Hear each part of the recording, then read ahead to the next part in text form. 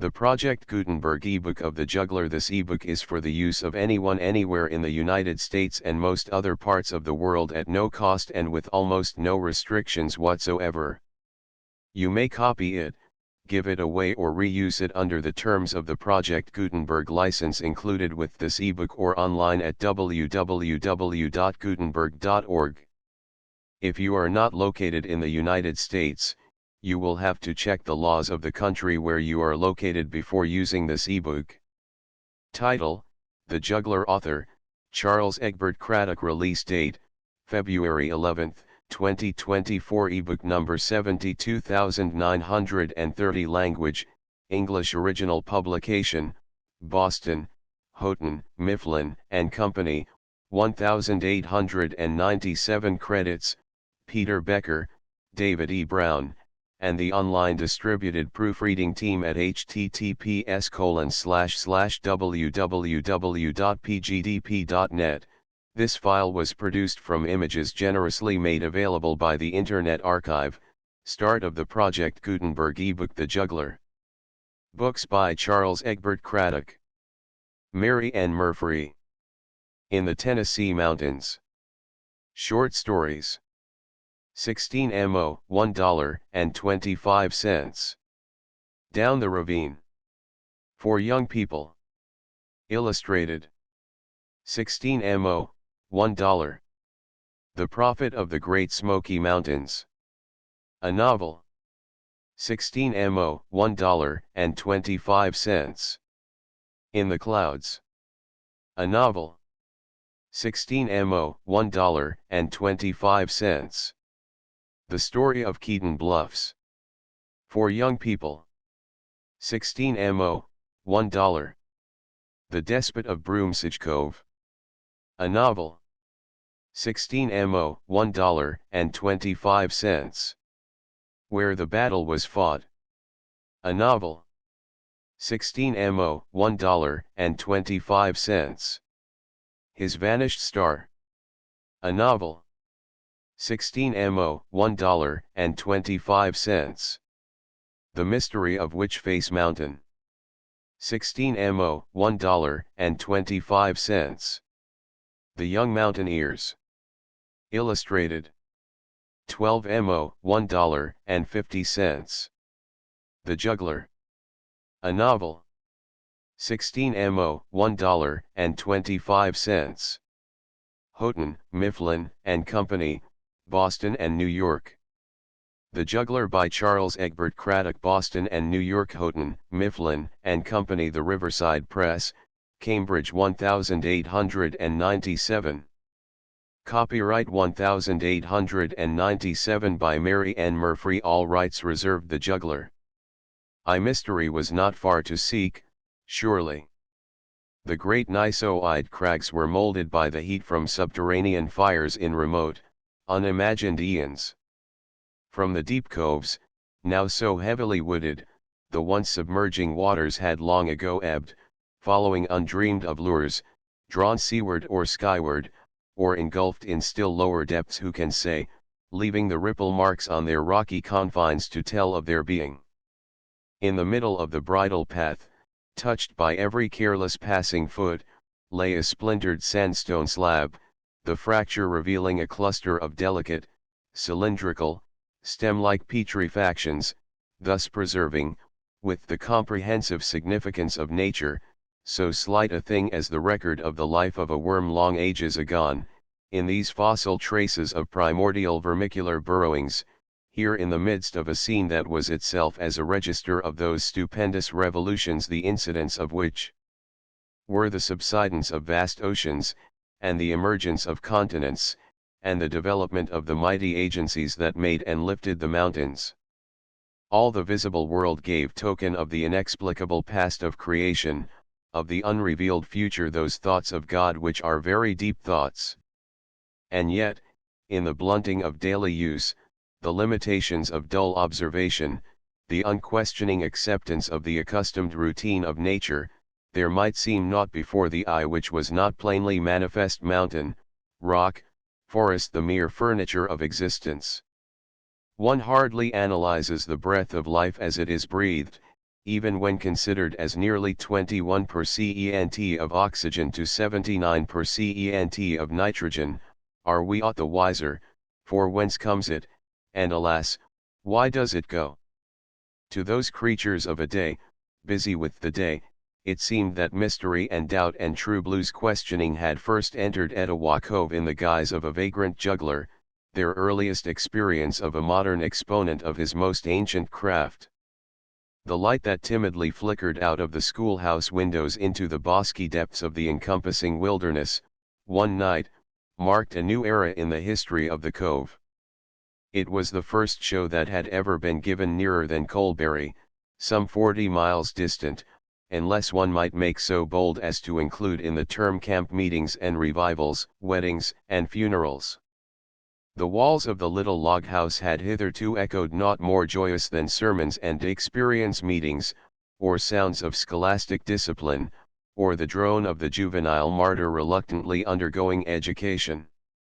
The place had long been closed to secular uses, for only at infrequent intervals was the school opened, and a drought of instruction still held sway. To the audience who had been roused from the dull routine of the fireside by the startling and unprecedented announcement that a stranger man, staying at old Tubal-Cain Sims's cabin, was going to give a show in the schoolhouse, the flutter of excitement, the unwonted nocturnal jaunt hither, the joyous anticipation, were almost tantamount to the delighted realization. The benches were arranged as for worship or learning, and were crowded with old and young, male and female, the reckless and barefoot, the neuralgic and shod. The men, unkempt and unshaven, steadily chewed their quids of tobacco, and now and then spat upon the floor and grinned at one another. The women conserved a certain graver go-to-meeting air, doubtless the influence of the locality, but were visibly fluttered. Occasionally a big sunbonnet turned toward another, and whispered gossip ensued, as before the first hymn is given out.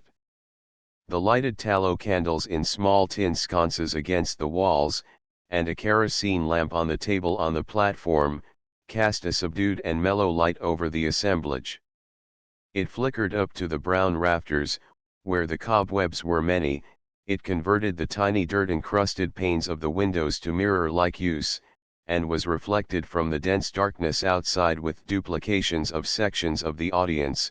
It shone full and bright on the tall, athletic figure of the juggler, appearing suddenly and swiftly from a side door, and bowing low in the center of the platform with an air of great deference and courtesy to his silent and spellbound audience.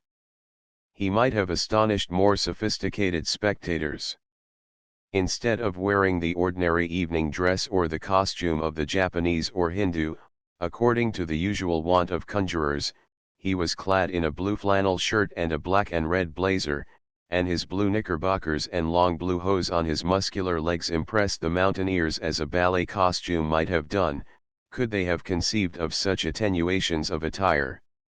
A russet leather belt was drawn tightly around his slender waist, and they gazed at him from the tip of his dark sleek red-brown hair, carefully parted in the middle, to the toes of his pointed russet shoes with an amazement which his best feet might fail to elicit. His air of deep respect reassured them in a measure, for they could not gauge the covert banter in his tone and the mockery in his eyes as his sonorous ladies and gentlemen rang forth in the little building. And there was something more in his eyes of reddish-brown tint like his hair that the mockery and banter could not hide, for these were transient, and the other a thought with a fang. It might have been anxiety, remorse, turmoil of mind, fear one might hardly say plainly to be seen, yet not discerned. Below his eyes, above his cheekbones, that showed their contour, for his face was thin, were deep blue circles, and that unmistakable look of one who has received some serious sudden shock. But the spirit of the occasion was paramount now, and he was as unconscious of the lack in his accoutrements in the estimation of the mountaineers as they were of how the bare feet of sundry of his spectators offended his prejudices in favor of Chow's Shore. Ladies and gentlemen, we are gathered here to witness some of those feats which are variously ascribed to charlatanry, to skill or sleight of hand, or to certain traffic with supernatural agencies. Those which I shall have the honor to exhibit to this select audience I shall not explain. In fact, with a twinkle of the eye, some of them are inexplicable, and so may they long continue. I have not thought best to avail myself of the services of an assistant, who is generally, I grieve to say, among most of those of my profession, a mere trickster and accomplice, and therefore you will have the evidence of your eyes to the fact that every feat which I perform this evening is absolutely genuine. His spirit of rhodomontade had reached its limit. Perhaps some of the more finely strung sensibilities in the audience appraised the ridicule in his intention, despite the masquerade of his manner, for a glance of resentment kindled here and there, but before the awed and open-mouthed majority had drawn a breath or relaxed a muscle he changed his tone. "I have selected a young man from amongst you," he said, quite naturally and pleasantly, "to aid me in finding properties, as it were, for my entertainment, for in apology be it spoken, I am not prepared in any respect for an exhibition of this sort. He has, at my request, borrowed for me this bayonet." He took from the table drawer the weapon, newly cleaned and glistening, and looked at it narrowly as he stood before them on the platform. "I should say it has seen service. Can this gentleman tell me whether it is from a Federal or a Confederate gun?" He stepped down suddenly from the platform and handed the bayonet to a strong-featured, stern-looking old mountaineer who had earlier regarded him with dawning disfavor. "It's from a rebel weapon," the veteran said succinctly. "It's off a Yankee Springfield," a voice came from the other side of the room. "Enfield," said the first speaker doggedly. "Springfield," contradicted his invisible antagonist tersely. Once more, "Enfield." And again out of the shadow, "Springfield." And the juggler became aware that he had waked up the political dog of the region. "They are equally digestible," he declared, resuming his place on the platform. "I believe I'll swallow it." And so he did.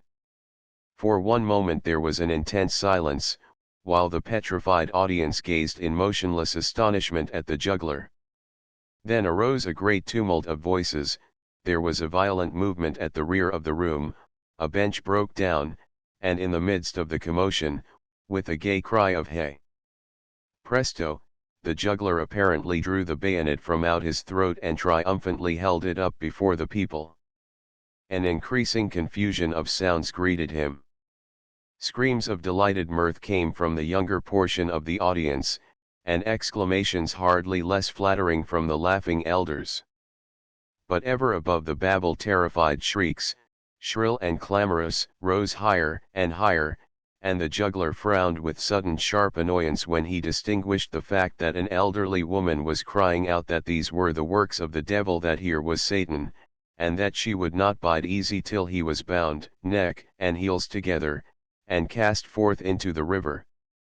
He was not usually devoid of humane sentiments, but he felt vastly relieved when she fell into strong hysterics, and was carried, still shrieking, out to the ox cart, whence, despite the closed doors and windows, over and over again those weird, unearthly cries were borne into the audience, as the yoking of the steers for the homeward journey was in progress. The juggler was out of countenance. "Ladies and gentlemen," he said, with indignation coloring his face to the roots of his hair, "these things are done for amusement. If they fail to amuse, they fail altogether. I will go on, or, if you desire, your money will be refunded at the door." "Laud, nah, bub," exclaimed a toothless old fellow, bent nearly double as he sat on a front bench, his clasped hands between his knees. "We uns want ter view all ya know how ter do, all ya know how ter do, son." Here and there reassuring voices confirmed the spokesman, and as the discomfited juggler turned to the table drawer, resolving on something less bloody-minded, he heard a vague titter from that portion of the building in which, being young, he had already observed that the greater number of personable maidens were seated. None so dread ridicule as the satirist. He whirled around, his heart swelling indignantly, his eyes flashing fire, to perceive, advancing down the aisle, a fat woman in a gigantic sunbonnet, which, however, hardly obscured her broad, creased, dimpled face, a brown calico dress wherein the waistline must ever be a matter of conjecture, and a little shoulder shawl of bright red and yellow plaid. She slowly approached him with something of steel glittering in her hands, and at his amazed and dumbfounded expression of countenance the girlish cachinnation which he so resented broke forth afresh. "Beg pardon," he said more than once, as from his elevation he sought to catch her request.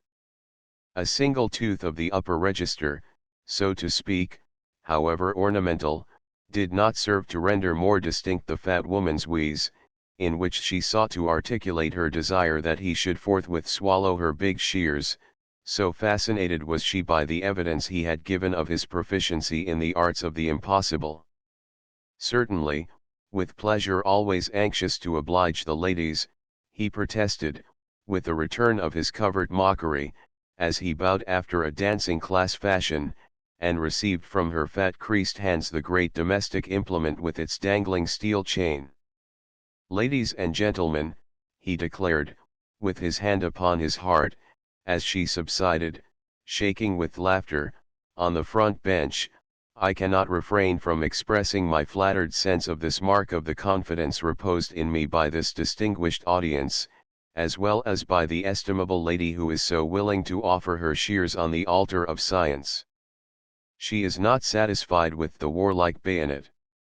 She desires to see the same experiment, mutatis mutandis, on a pair of shears, which are devoted to the tender-hearted and affable uses of the work-basket, filled with the love of home and gentle fireside associations, and other domestic scraps. The rivet is a trifle loose, and I hope I may not be forced to disgorge the blades separately." He was holding up the scissors as he spoke these words, so that all could see them. The next moment they had disappeared down his throat, as it were, and the astounded audience sat as if resolved into eyes, staring spellbound. When, a few minutes later, with his cabalistic phrase, "Hey! Presto!" he drew from his open red mouth the shears dangling at the end of the rattling steel chain, which the audience had just seen him swallow, the clamor of exclamations again arose, for the accepted methods of applause had not yet penetrated to the seclusions of Etowah Cove, but there was in this manifestation of surprise so definite a quaver of fear that certain lines of irritation and anxiety corrugated the smooth brow of the young prestidigitator. The tumultuous amazement of the spectators seemed as if it were too great to be realized all at once, and with the sight of the performance anew of the impossible feat, which should have served as reassurance, it degenerated into downright terror which held the possibilities of panic. The idea of panic suggested other possibilities. Albeit their unsophisticated state was highly favorable to the development of emotions of boundless astonishment and absolute credulity, he realized that it was not unattended by some personal danger. After the suggestion of being bound hand and foot and thrown into the river, the juggler was more than once unpleasantly reminded, for he was a man of some reading, of certain fellow craftsmen in the mists of centuries agone, whose wondrous skill in the powers of air, earth, and fire, though great enough to be deemed unlawful traffic with the devil, could not avail to prevent their own earthly elements from going up in smoke and flame, and thus contributing ethereally to the great reserves of material nature. He was here alone, far from help, among the most ignorant and lawless people he had ever seen, and if their dislocated ideas of necromancy and unlawful dealing with the devil should take a definite hold upon them, he might be summarily dealt with as an act of religion, and the world none the wiser. Such disaster had befallen better jugglers, sooth to say, in more civilized communities than Etowah Cove. He sought to put this thought from him, for his heart was sufficiently stout of fibre, but determined that he would not again be diverted from his intention of substituting less blood-curdling feats for the usual experiments with knives and swords. He preserved a calm face and debonair manner, as he carefully wiped the shears free from supposititious moisture on a folded white tablecloth that lay on the platform, and stepped down, and with an elaborate bow presented them to their chuckling and gratified owner. Jane and Sims wouldn't care if the old Nick hisself wore ter set up his staff in the cove, if he had some news ter tell or a joke ter crack, or some sorter game some new goin's on that she had never hearn tell on afore, whispered a lean, towering, limp sunbonnet to its starch and squatty neighbor. And she hard on ter 50-odd years old, said the squatty sunbonnet, malignantly accurate. As the juggler stepped back to the platform he took up the tablecloth and shook it out, that they might all be assured that there was nothing concealed in its folds. "Now, ladies and gentlemen," he said, taking heart of grace and his former manner of covered half-banter and mock politeness together, "we all know that it is by the action of the sun on the soil, and the dew and the rain, that the seeds of plants germinate and the green herb grows for the service of men. I propose to show you now a small agricultural experiment which I venture to hope will be of special interest to this assembly, as most of you are engaged in the noble pursuit of tilling the soil, when other diversions cannot by any means be had." As he clattered off his sentences, garnished now and then with trite bits of Latin, the solemn, stolid, uncomprehending faces ministered to a certain mocking humor which he had, and which was now becoming a trifle bitter with the reluctant realization of a lurking danger. "Will some gentleman come forward and tell me what kind of a seed this is?" He held the small object up between his finger and thumb for a moment, but no one approached. He perceived in a sort of helpless dismay that the dread of him was growing. He was fain to step down from the platform and hand the seed to the old man on the front bench, whose bleared eyes were glittering with delight in the greatest sensation that had ever fallen to his lot, for the juggler judged that of all the audience he was nearest the masculine counterpart of the progressive Jane and Sims. The old man, in his circle, was not a person of consideration nor accustomed to deference. He was all the more easily flattered to be thus singled out by the juggler, the conspicuous cynosure of all eyes, to give his judgment and pronounce upon the identity of the seed. The love of notoriety is a blasting passion, deadening all considerations of the conformable. Even in these secluded wilds, even in the presence of but a handful of his familiars, even in the lowly estate of a cumberer of the ground, lagging superfluous, it smote Josiah Cobbs.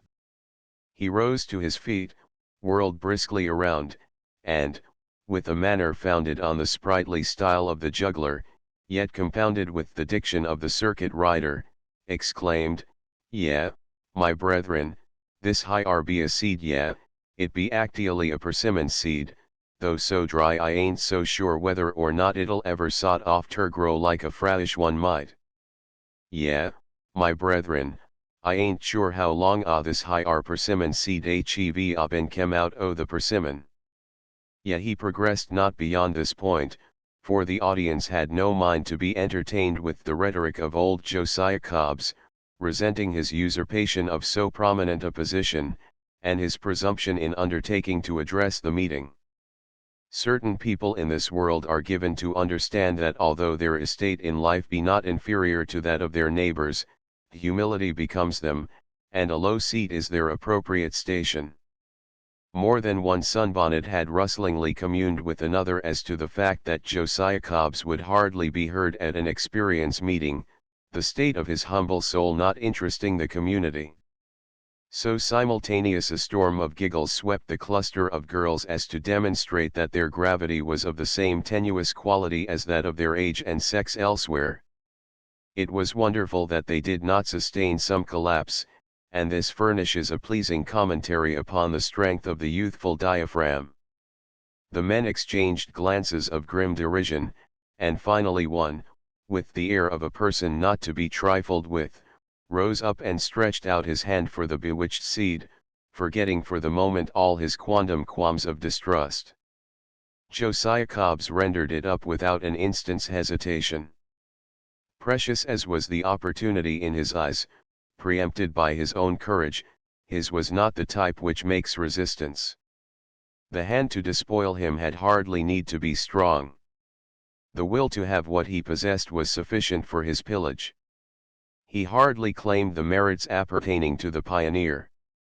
He stood meekly by as the seed was passed from one set of horny fingertips to another, and the dictum, "It's a persimmon seed, stranger," was repeated with a decision which implied no previous examination. "A persimmon seed, is it?" said the juggler airily, receiving it back. "Now, gentlemen, you see that there is nothing in this pail of earth but good pulverized soil." He passed his fingers through the surface, shaking them daintily free from the particles afterward, while the hands of the practical farmers went boldly grappling down to the bottom with no thought of dirt. "You see me plant this persimmon seed. There. Now I throw over the pail this empty cloth, let it stand up in a peak so as to give the seed air. Now I place the whole on the table, where you can all see it and assure yourselves that no one goes near it. While awaiting developments I shall try to entertain you by singing a song. It may be unknown to you yet why the suggestion in the presence of so much culture, that in the days of eld certain wandering troubadours came to be in some sort men of my profession. In the intervals of minstrelsy they entertained and astonished their audiences with feats of the miraculous strange exploits of legerdemain and such light pastimes, and were therefore termed jongleur. I shall seek to follow my distinguished Provençal predecessors in the gay science hauded passibus equus, and pipe up as best I may."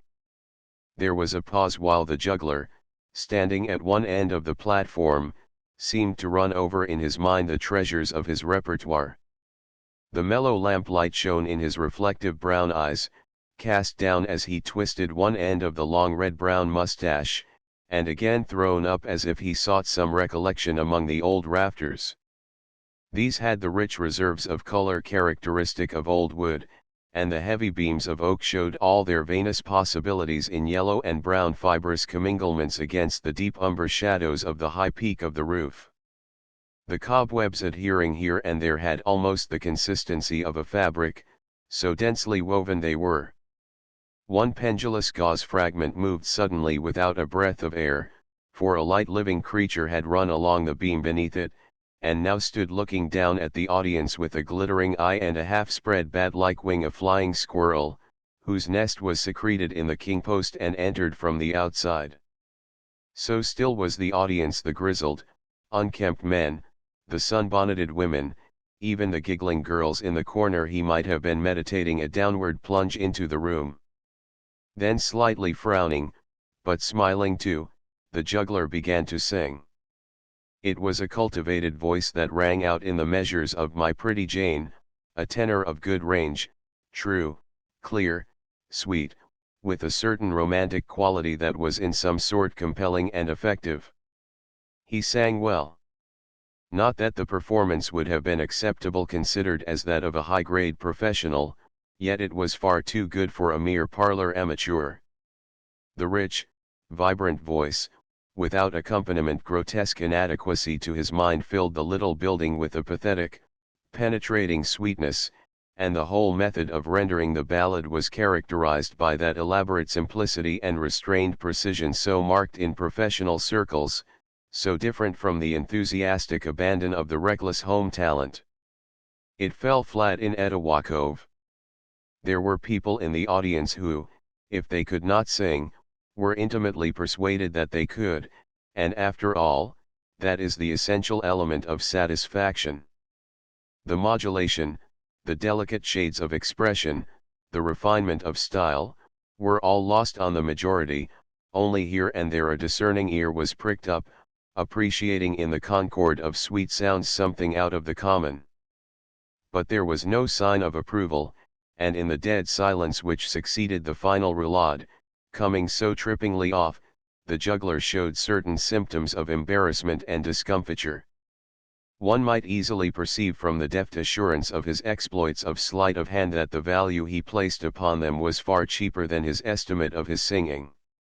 It was a susceptible sort of vanity that could be hurt by the withheld plaudits of Etowah, but vanity is a sensitive plant, and requires tender nurture.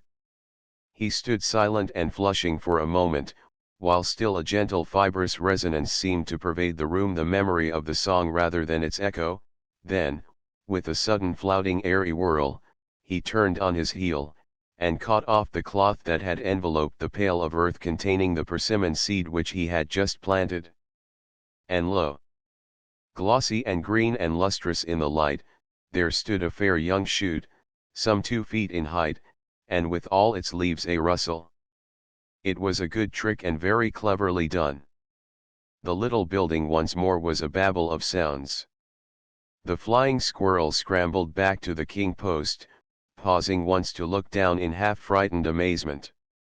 The window panes reflected a kaleidoscope of bright bits of color swiftly swaying, for the audience was in a turmoil. It was not, however, the artistic excellence of the feat which swayed the spectators, but its agricultural significance. This, the old farmers realized, was indeed necromancy. Their struggles with the tough and reluctant earth, which so grudgingly responds to toil, oft with such hard exacted usury, taking so much more than it gives, and which only the poet or the weed-loving botanist calls generous and fruitful, had served to teach them that this kind of growth must needs come only through the wiles of the deluding devil. Not even an agricultural paper had they known of such a sophistication could countenance such deceits.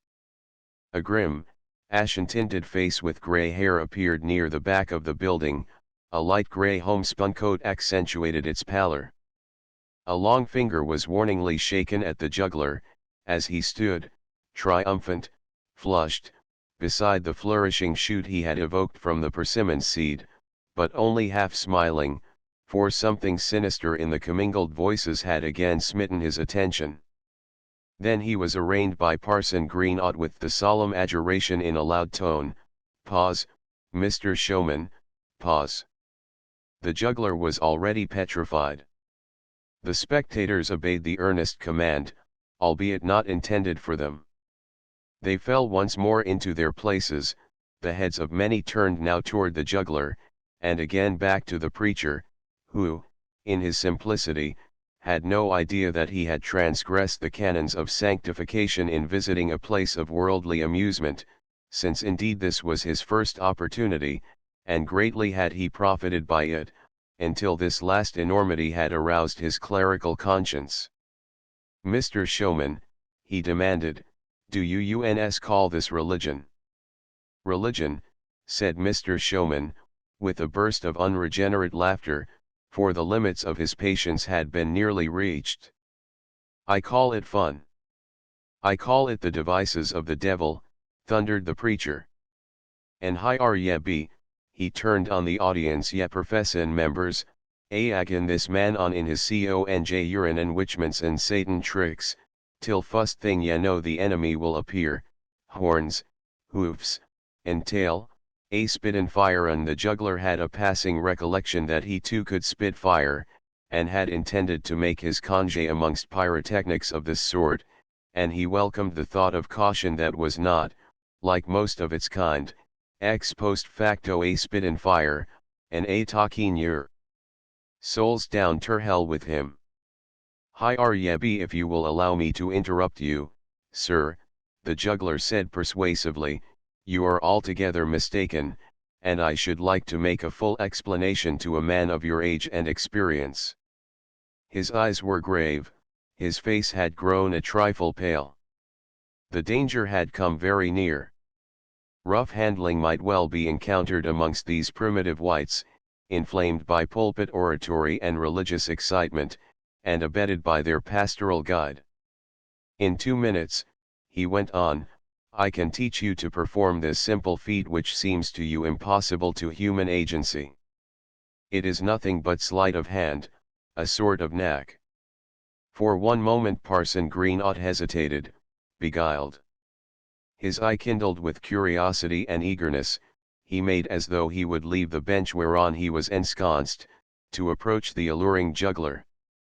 Unfortunately, it was at the moment that the young man's hands, grasping the persimmon shoot near the base, drew it forth from the earth with a wrench, so firmly was it planted, and showed to the discerning bucolic gaze the fully developed root with the earth adhering to its fibers, thus proving by the eyesight of the audience, beyond all power of gainsaying, that it had sprouted from the seed and grown 2 feet high, while this juggler, this limb of Satan, had sung his little song about his pretty Jane.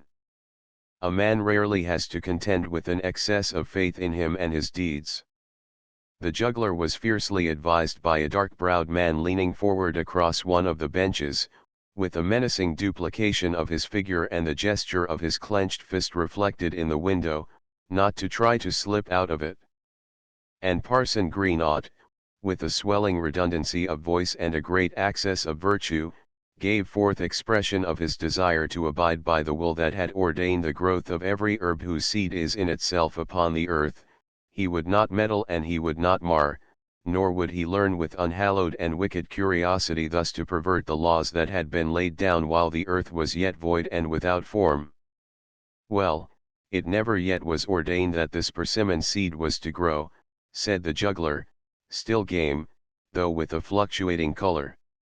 He fished the stone out from the earth, and, dusting it off with his fine white handkerchief, put it between his strong molar teeth and cracked it. He would not again invite attention to the reluctance of the audience to approach him, so he laid it down on the edge of the front bench with the remark, "You can see for yourselves the kernel is withered, that thing has no capacities for growth." One or two looked cautiously at the withered kernel within the riven pit, and then glanced significantly at each other. It was shrunken, old, worthless, as he had said, but then his black art was doubtless sufficient to have withered it with the mere wish. "I don't know a persimmon sprout from a dogwood, or a sumac, or anything else," declared the juggler. His face was hard and dogged.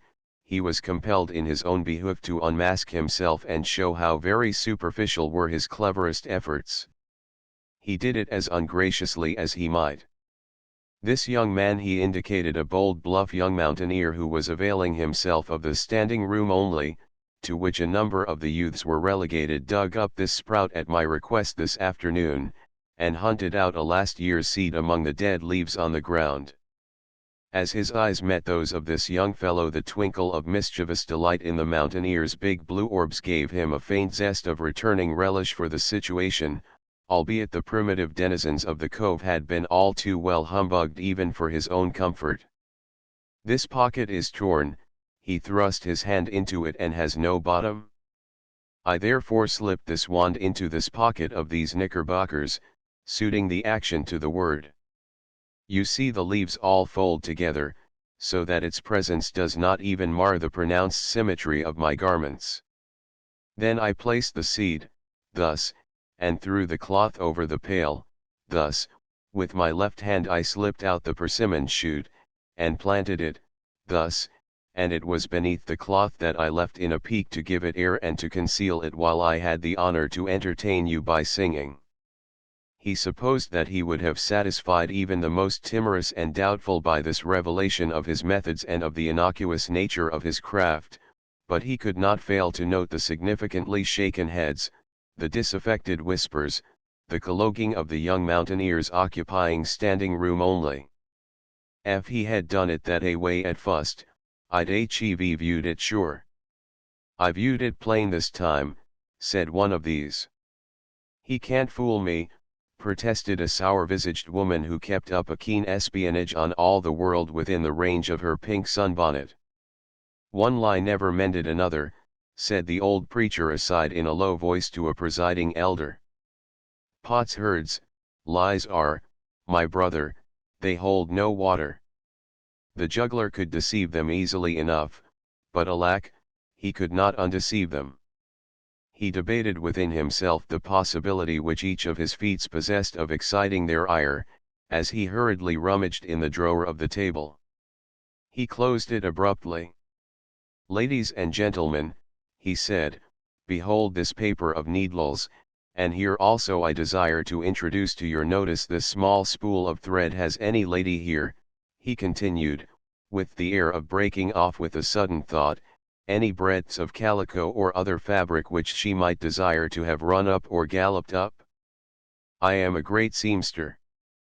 Of course, although some had brought their babies, and one or two their lunch to stop the mouths of the older children, many their snuff or their tobacco, no one had brought work on this memorable outing to the show in the cove. "What a pity," he cried. "Well, I can only show you how I thread needles. I swallow them all, thus, and down they went.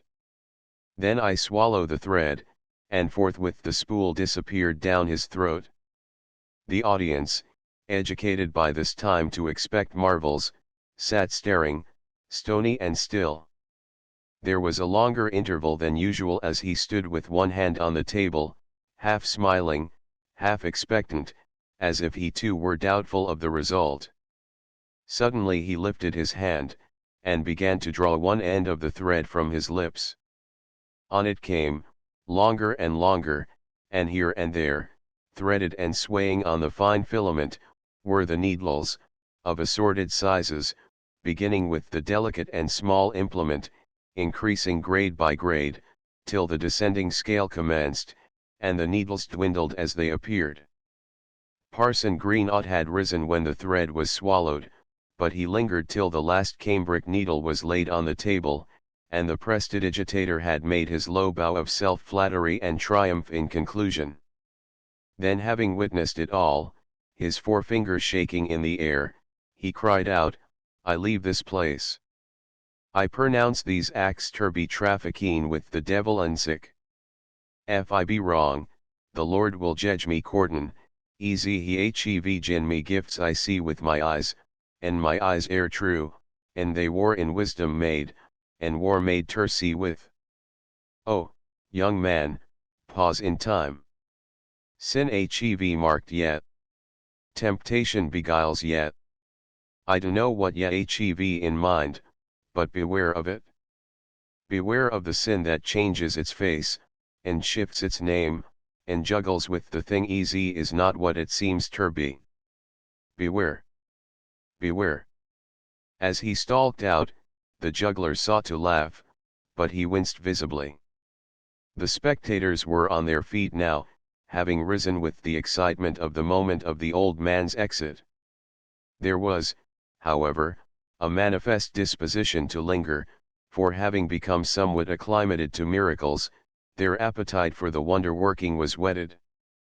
But the juggler, frowning heavily, had turned around, and was shaking the cloth out, and banging about in the drawer of the table, as if making his preparations for departure. The people began to move slowly to the door. It was not his intention to dismiss the audience thus summarily and unceremoniously, and as the situation struck his attention he advanced toward the front of the platform. "Ladies and gentlemen," he began, but his voice was lost in the clatter of heavy boots on the floor, the scraping of benches moved from their proper places to liberate groups in order to precede their turn in the procession, the sudden sleepy protest of a half-awakened infant, rising in a sharp crescendo and climaxing in a hearty bawl of unbridled rage. "Ladies and gentlemen," he cried vainly to the dusty atmosphere, and the haggard, disheveled aspect of the half-deserted room. "Oh, go along, then," he added, dropping his voice, "and the devil take you." His mountain acquaintance had come to the side of the platform, and stood waiting, one hand on the table, while he idly eyed the juggler, who had returned to rummaging the drawer. He was a tall strong young fellow, with straight black hair that grew on his forehead in the manner denominated a cowlick, and large contemplative blue eyes. His face showed some humor, for the lines broke readily into laughter. His long boots were drawn high over his brown jeans trousers, and his blue checked homespun shirt was open at the neck, and showed his strong throat that held his head very sturdily and straight.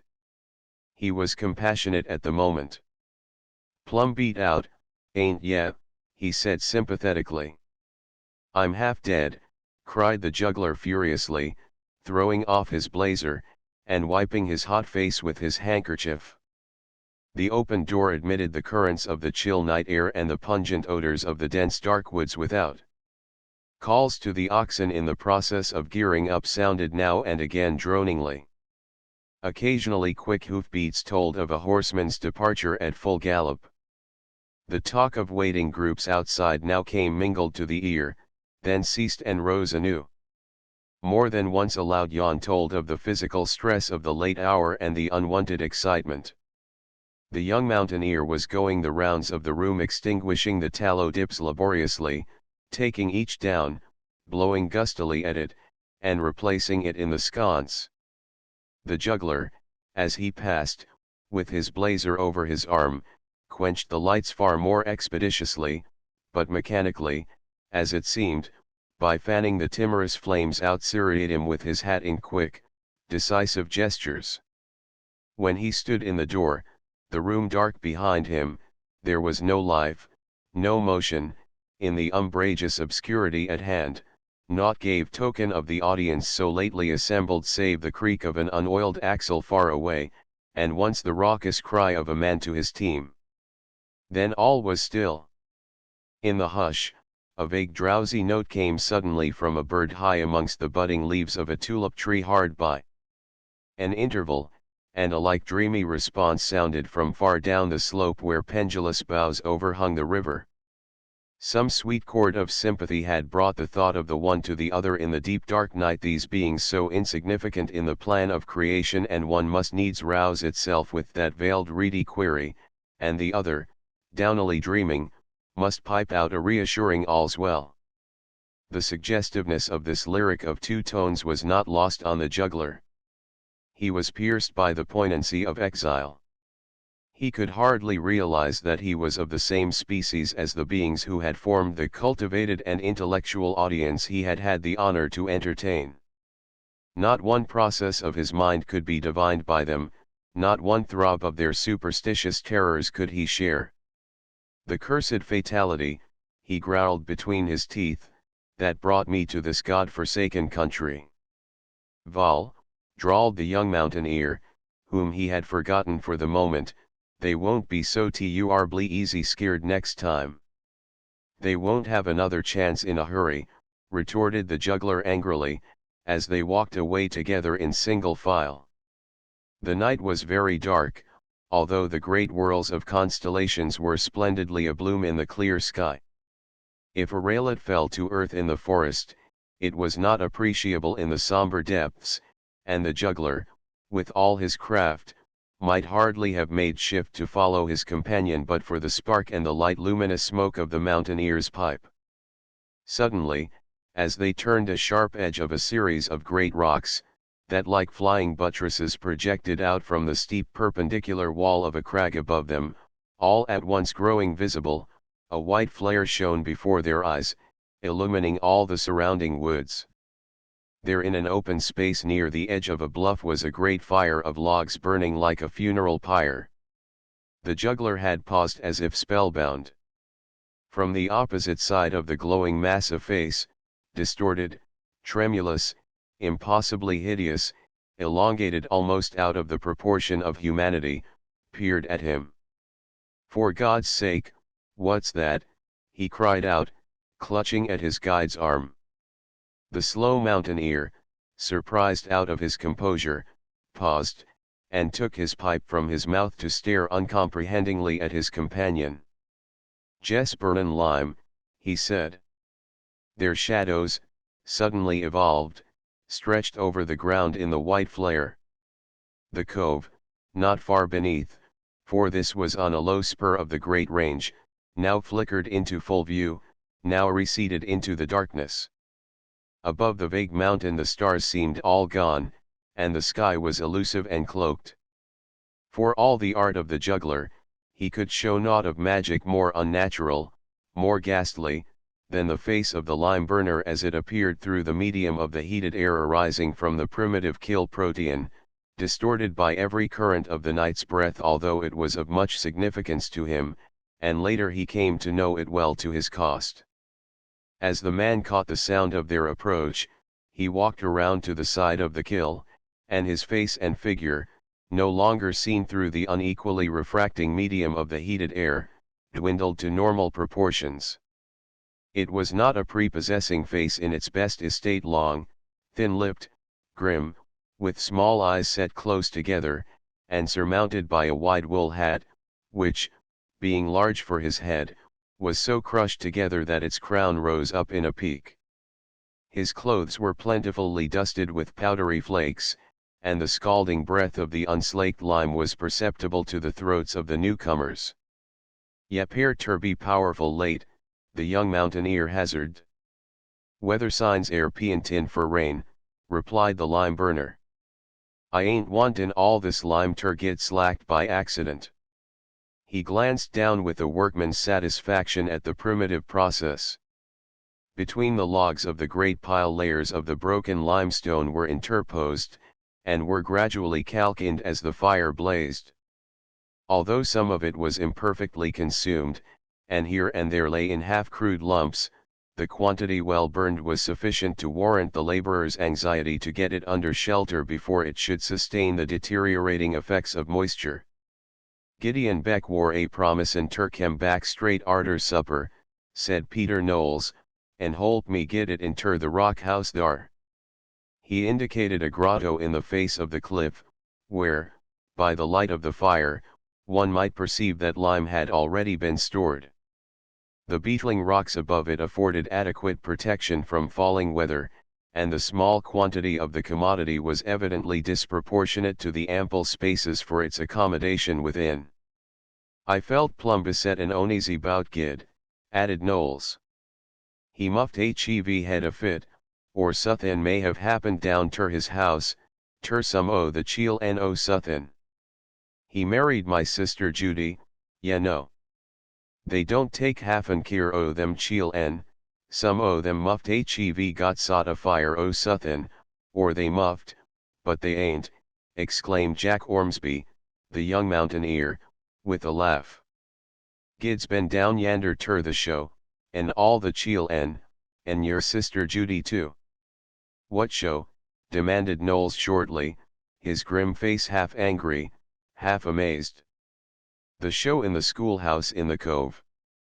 This high stranger man, he gin a show," Ormsby explained. "I viewed all thar, all the fambly." There was a momentary pause, and one might hear the wind astir in the darkness of the woods below, and feel the dank breath of the clouds that invisibly were gathering on the brink of the range above. One of the sudden mountain rains was at hand. "And I wish I had every one of higher now," exclaimed Peter Knowles in fury. "I'd kiver all up in that dar quick lime, that's what I'd do. And dar wouldn't be hide, Hans, or taller left of none of in the mornin'. Leave me higher with all this measure o' lime, and I never see none so stubborn in burnin', the timber bane so derned green and sappy, the dad burned critter promisin' ter kem back arter he got his supper and go ter a show, a damned show." "What sort and show wore it?" The juggler burst out laughing.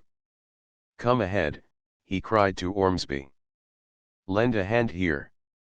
He had a strong sense of commercial values. To let a marketable commodity lie out and be ruined by the rain was repellent to all his convictions of economics. It might have been as much for the sake of the lime itself as from a sort of half-pity for the deserted lime burner, for Peter Knowles had not the cast of countenance or of soul that preempted a fellow feeling that he caught up a great shovel that lay at hand. "I'll undertake to learn the ropes in a trice," he declared, throwing his coat on the ground. Knowles only stared at him in surly amazement, but Ormsby, who had often seen the process, threw aside the half-burnt out logs and followed the lead of the juggler, who, tense, light, active, the white flare, terrible so close at hand, on his face and figure, began to shovel the lumps into the barrow or cart made to receive the lime.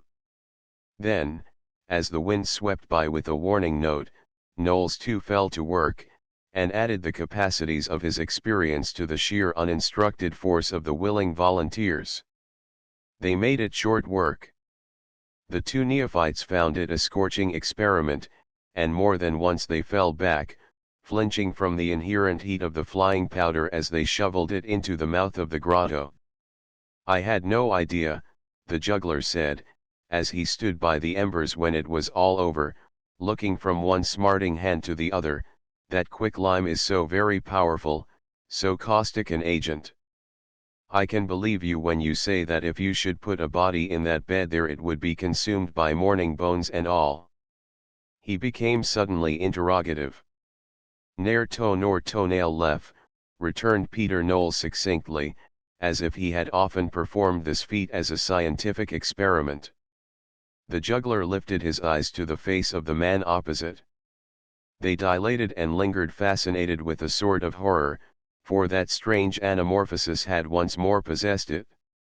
All at variance it was with its natural contours, as the heated air streamed up from the bed of half-calcined stone, trembling through this shimmering medium, yet preserving the semblance of humanity, like the face of some mythical being, demon, or ghoul. A dawning significance was on his own face, of which he was unconscious, but which the other noted. How might he utilize this property of air and heat and quicklime in some of those wonders of jugglery at which he was so expert?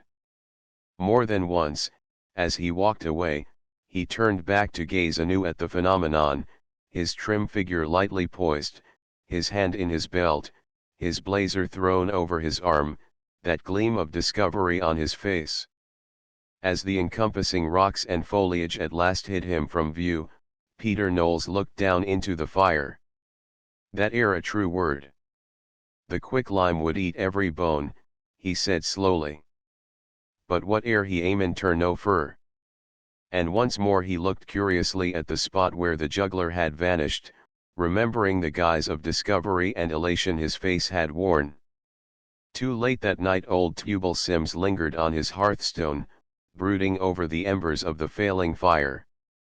As he reviewed the incidents of the evening, he chuckled with a sort of half-suppressed glee. His capacities for enjoyment were not blunted by the event itself, the very reminiscence afforded him a keen and acute pleasure. In all his 60 years he had never known such a vigil as this. He could not sleep for the crowding images with which his brain teemed. Each detail as it was enacted returned to him now with a freshened delight. The objections urged by the audience on the score of necromancy gave him peculiar joy, for he and his wife were of a progressive tendency of mind, and had that sly sense of mental superiority which is one of the pleasantest secrets to share with one's own consciousness. As he sat on a broken-backed chair, his shoulders bent forward and his hands hanging loosely over his knees, the hard palms rubbing themselves together from time to time, for the air was growing chilly, the light of the embers on his shock of grizzled hair, and wrinkled face with its long blunt nose and projecting chin, and small deep-set eyes twinkling under their overhanging brows, he now and again lifted his head to note any sudden stir about the house. So foreign to his habit was this long-lingering wakefulness that it told on his nerves in an added acuteness of all his senses. He marked the gnawing of a mouse in the roof-room, the sound of the rising wind far away, and the first stir of the elm tree above the clapboards. A cock crew from his roost hard by, and then with a yawn Tubal Sims pulled off one of his shoes and sat with it in his hand, looking at it absently, and laughing at the thought of old Parson Greenought and his interference to discourage Satan. "I wished I could hev knowed what the boy would hev done next, if so be he had been left alone." He made up his mind that he would ask the juggler the next day, and if possible induce a private repetition of some of the wonders for the appreciation of which, evidently, the public sentiment of Etowah Cove was not yet ripe. For the juggler was his guest, having reached his house a few evenings previous in the midst of a storm, and asking for shelter for the night, the wayfarer had found a hearty welcome, and was profiting by it. Sims could hear even now the bedcords creak as he tossed in uneasy slumber up in the roof-room, so still the house had grown. So still that when a deep groan and then an agonized gasping sigh came from the sleeper, the sounds were so incongruous with the trend of old Tubal Sims's happy reflections that he experienced a sudden revulsion of feeling that was like a shock. The rain began to fall on the roof. It seemed to come in fine lines on a fluctuating gust, for it was as if borne away on the wings of the wind, and the eaves vaguely dripped. "But oh," cried the sleeper, "the one who lives, what can I do, for whose life, his life, his life," and spoke no more. Yet the cabalistic words seemed to ring through the house in trumpet tones, they sounded again and again in every blast of the wind.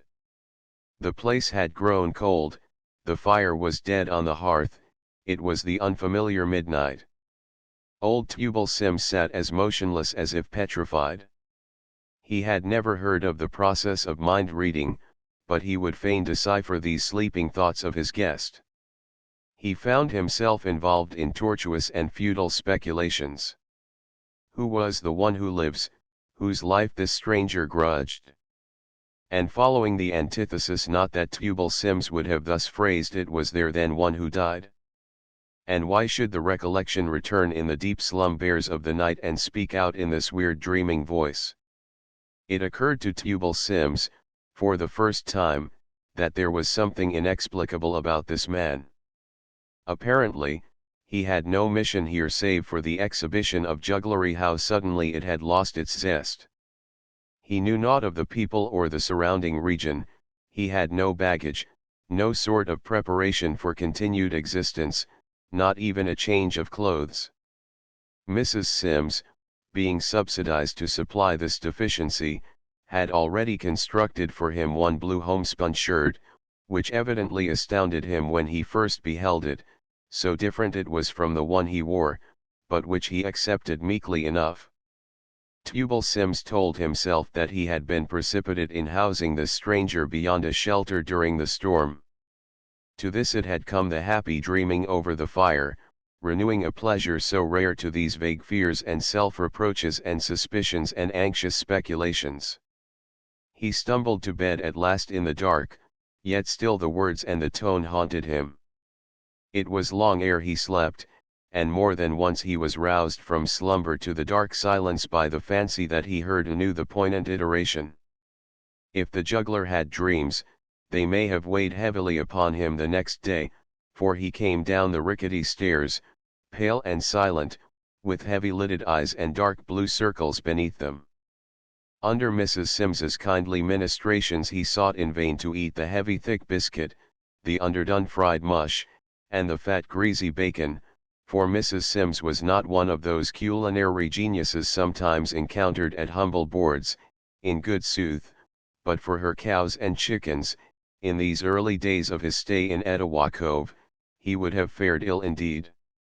"Ye make a better out at swallerin' needles en ye do swallerin' fried taters," she declared, with a reproachful glance, supplemented by her good-humored chuckle. He could make no sort of compact with the beverage she called coffee, and after the merest feint of breakfast he took his host's angling tackle and wended his way down to the river, observing that the fish would bite well today, since it was so cloudy. Cloudy it was, undoubtedly, somber and drear. Now and then drizzling showers fell, and when they ceased the mists that rose in the ravines and skulked in every depression were hardly less dank and chill. The river, in its deep channel between jagged rocky gray bluffs and shelving red clay banks of the most brilliant terracotta tones, was of the color of copper instead of the clear steel gray or the silvered blue it was wont to show, so much of the mud of its borders did it hold now in solution, brought down by the rains of the night. Here and there slender willows hung over it in lissom and graceful want, with such vivid vernal suggestions in the tender budding foliage as to cause the faint green tint to shine with definite luster, like the high lights in some artificial landscape of a canvas, amidst the dark dripping bronze-green pines of the cove, which from this point the young man could see stretching away in sad-hued verdure some 3 or 4 miles to the opposite mountain's base, the breadth of the restricted little basin. This was the only large outlook at his command, for behind the house he had quitted, the slopes of the wooded mountain rose abruptly, steep, rugged, soon lost among the clouds. He gazed absently at the little cabin, the usual structure of 2 rooms with an open passage, as he lay on the shelving rock high above the river, the fishing pole held by a heavy boulder fixed on it to secure it in its place, his hands clasped under his head, his hat tilted somewhat over his eyes, for despite the paucity of light in the atmosphere the mists had a certain white glaring quality.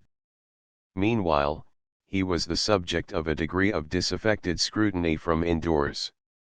"Jane Ann," said Tubal Sims, suddenly interrupting the loud throaty wheeze by which his helpmeet beguiled the tedium of washing the dishes, and which she construed as that act of devotion commonly known as singing a hymn, "that thar man ain't got no bait on his hook." Jane Ann set the plate in her hand down on the table, and turned her broad-creased face toward her husband as he sat smoking in the passage, just outside the door. "Then he ain't goin' ter ketch no fish," she replied logically, and lifting both the plate and her droning wheeze she resumed her occupation. Tubal Sims, like other men, fluctuated in his estimation of his wife's abilities according as they seemed to him convertible to his aid. Ordinarily, he was wont to commend Jane Ann Sims's logical common sense as powerful smartness, and had been known to lean on her judgment even in the matter of craps, in which, if anywhere, man is safe from the interference and even the ambition of woman. He rejoiced in her freedom from the various notions which appertain to her sex, and felt a certain pride that she too had withstood the panic which had so preyed upon the pleasures of the show. But now, when her lack of the subtler receptivities balked him of a possible approach to the key of the mystery which he sought to solve, he was irritated because of her density of perception, and disposed to underrate her capacities to deduce aught from that cabalistic phrase which he alone had heard uttered in the deep midnight, and from such slender premises to frame a just conclusion. And furthermore, with the rebuff he realized anew that Jane Ann Sims was a woman, incompetent of reason save in its most superficial processes, or she would have perceived that the significance of the unbaited hook lay in the strange mental perturbation which could involve the neglect of so essential a particular, not in the obvious fruitlessness of the labor. Jane Ann Sims was a woman. Let her wash the dishes. "Nah," he said aloud, half scornfully, "he'll catch no fish." Mrs. Sims ceased to wheeze, and her fat face relapsed from the pious distortions of her psalmody into its normal creases and dimples. "I be plumb fit ter fly inter the face o' Providence," she said, as she moved heavily about the table and slapped down a blue platter but half dried. "What fer?" demanded the lord of the house, whose sense of humor was too blunted by his speculations, and a haunting anxiety, and a true blues eagerness to discuss the question of his discovery, to perceive aught of the ludicrous in the lightsome metaphor with which his weighty spouse had characterized her disaffection with the ordering of events. "K's euphemy ain't higher, o' course. Yeah, pair ter be sorter dunder-headed this mornin'. Thus the weaker vessel." She wheezed one more line of her matutinal hymn in a dolorous cadence and with breathy interstices between the spondees, then suddenly and finally discarding the exercise, she began to speak with animation. "I always claimed and sought out ter be suthin of a prophet, yeah yours no easy I be more weatherwise en common. I be tolerably skilled in cow diseases, too, and I kin say forehand who be goin ter git lect ter office generali, though, by knowin who got money and holds his hand slack, and I kin tell what color hair a baby be goin ter whenst he ain't got so much easy a furs on the top o his bald pate, and whenst lo ya air strict sober of a Christmas time orsick, I kin tell ter a quart how much Applejack gone down your gullet," and he sacrificed his curiosity as to her other accomplishments as a seer, and hastily inquired, "What on the yearth sought yet off ter braggin this a way, Jane Ann? I never hearn the beat." "I ain't braggin'," expounded Mrs. Sims. I be just meditatin' on how forehand I be in viewin' facts in general, and yet, her voice rose in pathetic exasperation, the very day o' the evenin' this high stranger man got high I let Euphemy go over ter Piomingo Cove ter visit her granny's folks, and the chilly didn't want ter go much war afeard o' rain, bane dressed out powerful starched, and I, so forehand in sight, told her twarn't go in ter rain till evenin'. Vol, no more did it? Fimi wore under shelter 6 hours for it rained. Laude Massey, cried Mrs. Sims, at the end of her patience. What war the use o' creatin' man with sic a slow understandin'? I reckon the reason woman war made arterward war ter gin the critter somebody ter explain things ter him. Can't you uns sense she directly addressed her husband easy what I be a tryin' ter compass is why I could tell ter a minute when the storm war a comin', and yet couldn't tell the juggler war comin' with it? Tubal Sims, staring up from under his shaggy eyebrows, his arms folded on his knees, his cob pipe cocked between his teeth, could only ejaculate, I dunno. Nah, uns dunno, flouted Mrs. Sims, and uns dunno a heap besides that. He received this fling in humble silence. Then, after the manner of the henpecked, unable to keep out of trouble, albeit before his eyes, and flinching at the very moment from discipline, he must needs inquire, why, Jane Ann, what uns want the poor child high fur? Ye git on tolerably well with the cookin' thout her help. Let Fimi get her visit out ter her granny in Piomingo Cove, he concluded expostulatingly. There was not a dimple in Mrs. Sims's face. It was all solid, set, stern, fat. She sunk down into a chair and folded her arms as she gazed at him. Tubal Cain Sims, she admonished him solemnly, if I had no mo headstuffin' and uns, I'd get folks ter chain me up like that thar tame bar at Sayers Mill, so easy 'twould be knowed I warn't sponsible. Ya hev yer motions like him, and ya kin scratch yer head like him, too, but he can't talk sense, and ya can't nuther. She paused for a moment, then she condescended to explain, I want that child Euphemy high case she oughter had a chance ter view that show last night. His countenance changed. He too valued the show as a special privilege. He was woe for Euphemia's sake, away down yonder in the backwoods of Piomingo Cove. Mebbe he muff gin another show over yander ter the settlement, he hazarded. The folks over thar will be plumb sharp set fer sick doin' whence they hear 'bout it. The sophistications of polite society are not recognized by the medical faculty as amongst the epidemics which spread among mankind, but no contagious principle has so dispersive a quality in every feature of the malady. Given one show in Etowah Cove, and Tubal Cain Sims developed the acumen of a keen impresario. He saw the opportunity, counted the chances, evolved as an original idea for the existence of such a scheme had never reached his ears a successful starring tour around the coves and mountain settlements of the Great Smoky Range. The melancholy expressed in the slow shaking of Mrs. Sims's head aroused him from this project. Nah, she said, the fool way that the folks tuck on 'bout Satan they'd better hev the high strikes count o' thar sins and thar theatening since it will prevent him. He won't show agin. And I be plumb afeard, she cried out in renewed vexation, the man will get away from high thout viewin' Euphemy. I'll be bound he hev never seen the like of her, with a joyous note of maternal pride. The pipe turned around in Tubal Sims's mouth, and the charge of fire and ashes and tobacco fell unheeded on the floor. Like a voice in his ears the echo of that strange cry of the sleeper came to him out of the deep darkness of the stormy midnight, with the problem of its occult significance, with the terror of its possible meaning, and every other consideration slipped from his consciousness. The perception of the mental trouble expressed in the man's face, its confirmation even in the trifle of the unbaited hook, returned to Sims, with the determination that he must know more of him or get him out of the cove before Euphemia's return. The man's dad burned good lookin', he said to himself, perceiving the fact for the first time, since it had a personal application.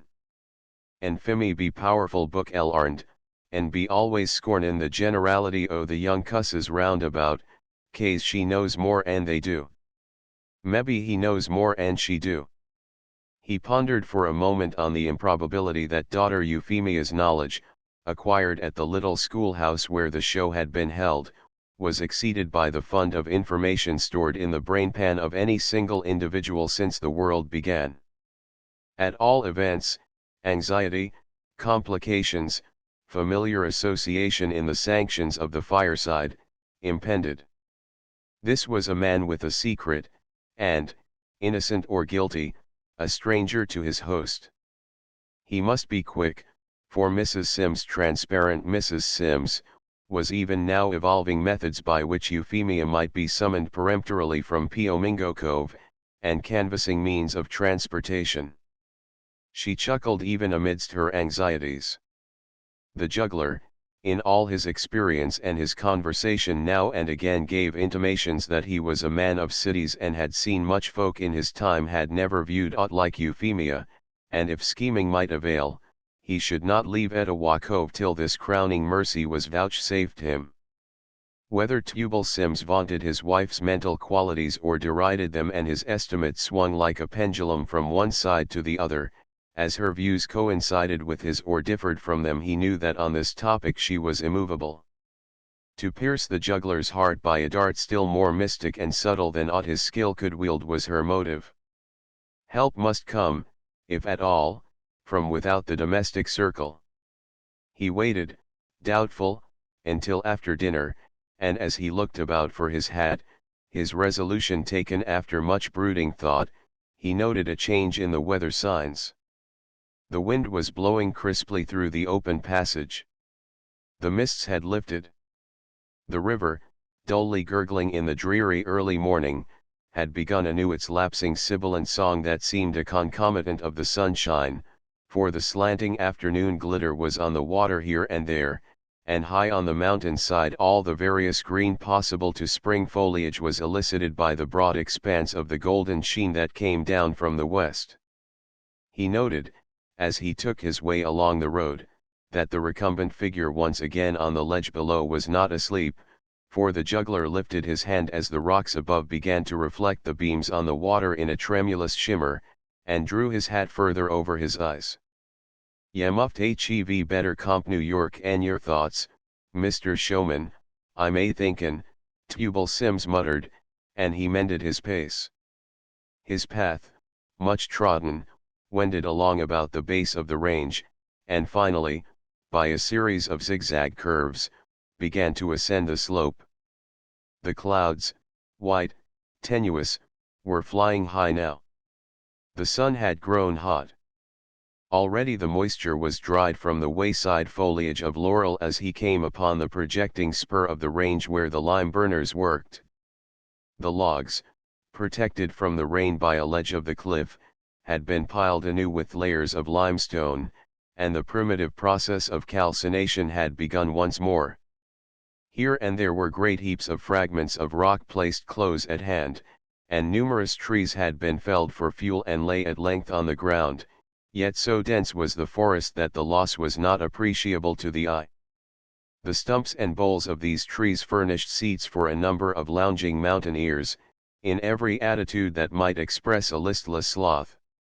Those who had come to work felt that they had earned a respite from labor, and those who had come to talk hastened to utilize the opportunity.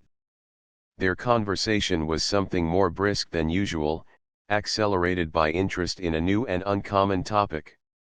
As Sims had foreseen, the events of the previous evening occupied every thought, and several of the group experienced a freshened joy in detailing them anew to Peter Knowles, who alone of all the neighborhood for a circuit of 20 miles had been absent. He had heard every incident repeatedly rehearsed without showing a sign of flagging interest.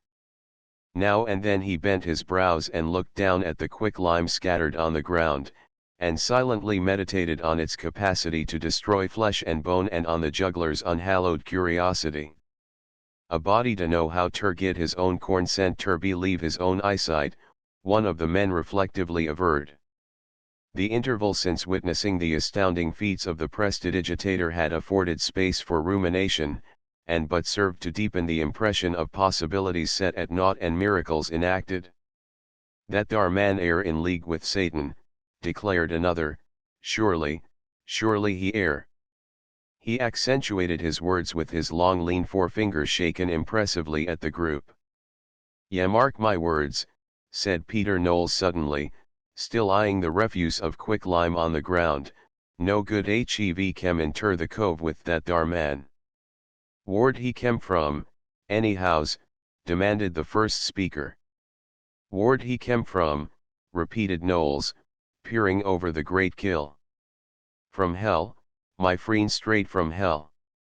He had the combined drone and whine which he esteemed appropriate to the clerical office, for although he had never experienced a call, he deemed himself singularly fitted for that vocation by virtue of a disposition to hold forth at great length to anyone who would listen to his views on religious themes, and in this region, where time is plenty and industry scanty, he seldom lacked listeners, a conscience ever sensitive to the sins of other people, and great freedom in the use of such scriptural terms as are debarred to persons not naturally profane or suffering under the stress of extreme rage. Vol, sir, exclaimed old man Cobbs, sitting on a stump and gently nursing his knee. He spoke with a voice of deep reprehension, and as simple an acceptance of the possibility of hailing from the place in question as if it were geographically extant. Ormsby, who had been standing leaning on an axe, silently listening, laughed slightly at this, an incredulous laugh. Folks easy get ter that country don't get back in a hurry, he drawled negligently, but with a manifest satisfaction in the circumstance, as if he knew of sundry departed whites whom he esteemed well placed. How do ye know they don't? Demanded Peter Knowles. Ain't ye never read the scriptures enough ter sense them lines? Satan was a walkin' up and down through the earth, ye blunderin' buzzard, and he fell from heaven. The young fellow's robust figure was clearly defined against the western sky.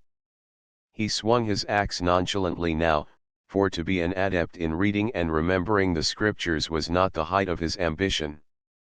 Nevertheless, the idea of the possibility of being in the orbit, as it were, of an earthly stroll of the Prince of Darkness roused him to argument and insistence on a less terrifying solution of the mystery. He tellied it ter me easy he kem from Happy Valley, he volunteered. The elders of the party stared at one another. The fire roared suddenly as a log broke, burned in twain, the limestone fragments, still crude, went rattling down into the crevices its fall had made. Peter Knowles's arm, with the free ministerial gesticulation which he was wont to copy, fixed the absurdity upon Ormsby even before he spoke. Don't ye know that thar Philistine ain't got six speech easy them easy lives in Happy Valley, nor thar clothes, nor thar raisin, nor thar manners, nor thar ways, nor thar nothin'? Don't you uns sense that? I load easy much ter him, replied Ormsby, a trifle browbeaten by the seniority of his interlocutor and the difficulty of the subject. I up ed and said, ye ain't nowise like folks easy live in Happy Valley. Ter look at ye, I'd set it down for true easy ye had never been in the shadder o' Chilhowie all yer days. And what did he say, bub? Demanded old man Cobbs gently, after a moment of waiting. Great gosh, yes, exclaimed Peter Knowles explosively. We uns ain't a wait in high ter hear you uns tell your talk, anybody could hev said that an mo. What did the man say? Ormsby turned doubtfully toward the descending sun and the reddening sky. We uns war a huntin', me and that juggler. I seen him yestiddy mornin'. I went down there ter Miss Sims and happened ter view him. And I loaned him my brother's gun. and whenst I said that 'bout his looks and sick, we wore a huntin', and he 'peared not ter know thar war any happy valley way over yander by Chilhowie. And I tuck him up high on the mounting war he could look over fur off and see the rich woods and happy valley, and then he paused. And what did he say? Inquired Knowles eagerly. Ormsby looked embarrassed. He jest say, he went on suddenly, as if with an effort, he jest say, "Oh, Dr. Johnson," and bust out a laughin'. I dunno what the critter meant. Once more Ormsby turned, swinging his axe in his strong right hand, and glanced absently over the landscape. The sun was gone. The mountains, darkly glooming, rose high above the cove on every side, seeming to touch the translucent amber sky that, despite the sunken sun, conserved an effect of illumination heightened by contrast with the fringes of hemlock and pine, that had assumed a somber purple hue, waving against its crystalline concave. In this suffusion of reflected color, rather than in the medium of daylight, he beheld the scanty fields below in the funnel-like basin, for this projecting spur near the base of the range gave an outlook over the lower levels at hand. Some cows, he could discern, were still wending homeward along an undulating red clay road, which rose and fell till the woods intervened. The woods were black. Night was afoot there amongst the shadowy boughs, for all the golden glow of the feigning sky. The evening mists were adrift along the ravines. Ever and anon the flames flickered out, red and yellow, from the heap of logs. Not a sound stirred the group as they pondered on this strange reply, till Ormsby said reflectively, "The juggler be tolerably good comp New York, though nothin' like the devil and sick, leastwise, so much easy I know 'bout Satan." He seemed to defer to the superior acquaintanceship of Knowles. "This high valley man talks powerful pleasant, and he kin sing jest set up and sing like a plum red-headed mock-in bird, that's what. Uns hearn him sing at the show." He turned from Knowles to appeal to the rest of the group. "Did he pair ter uns, whilst huntin', ter try any charms and spells on the wild critters?" asked Knowles. "They didn't work if he did," exclaimed Jack Ormsby, with a great gush of laughter that startled the echoes into weird unmirthful response. "He shot one yaller hammer arter travelin' nigh 10 mile ter git him. After a pause, I gin him the best chance at a deer I ever had. I never see a feller hev the buckhager so bad. He never witched that deer. He shot plumb 2 feet too high. She jest went a bouncin' by him down the mounting bouncin' yit, I reckon. But he kin shoot tolerably fair at a mark." The ready laughter again lighted his face. "He lows he likes a mark ter shoot at kase it stands still. He's plumb pleasant comp New York sure." "Vol, he ain't been sick powerful pleasant comp New York down ter my house," protested Tubal Sims. "Ain't got a word ter say, and 'pears like he ain't got the heart ter eat a mouthful o' vittles. Yander he hev been a lyin' flat on them wet rocks all ter day, with no mo cure o' the rheumatics nf he wore a bullfrog a fishin' in the river with a hook thout no bait on it." "What'd he catch?" demanded one of the men, with a quick glance of alarm. Miracles for the purpose of exhibition and cutting a dash they esteemed far less repellent to the moral sense than the use of uncommon powers to serve the ordinary purposes of daily life. "Pleurisy, he got his deserts," observed the disaffected host. "He caught nothin' with easy much sense easy as stickleback. 'Pears ter me he ain't well, no how. He groaned a power in his sleep last night, arter the show. And he felt he ventured on dangerous ground. He talked, too." There was a significant silence.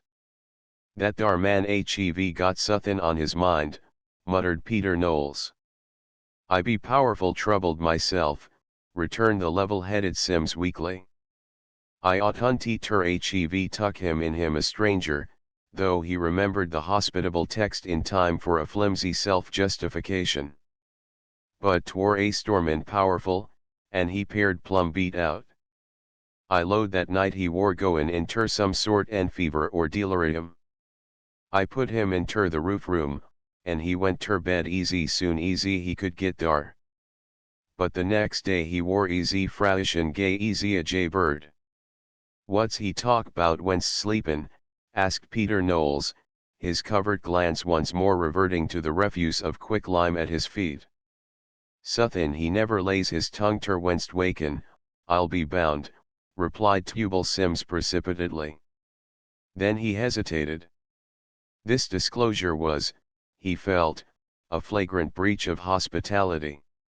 What right had he to listen to the disjointed exclamations of his guest in his helplessness as he slept, place his own interpretation upon them, and retail them to others for their still more inimical speculation? Jane Ann Sims, how he would have respected her judgment had she been a man, he was sure, would not have given the words a second thought. But then her habit of mind was incredulous. Parson Green often told her that he feared her faith was not sufficient to take her to heaven. I be dependin' on suthin' better and that, pa son, she would smilingly rejoin. I ain't lookin' ter my own poor mind and my own wicked heart for holp. And ye mark my words, I'll be the fust nangel ye shake hands with when ye get inside the golden door. And the parson, impaled on his own weapons, could only suggest that they should sing a hymn together, which they did, Jane Ann Sims much the louder of the two. Admirable woman! She had but a single weakness, and this Tubal Cain Sims was aware that he shared.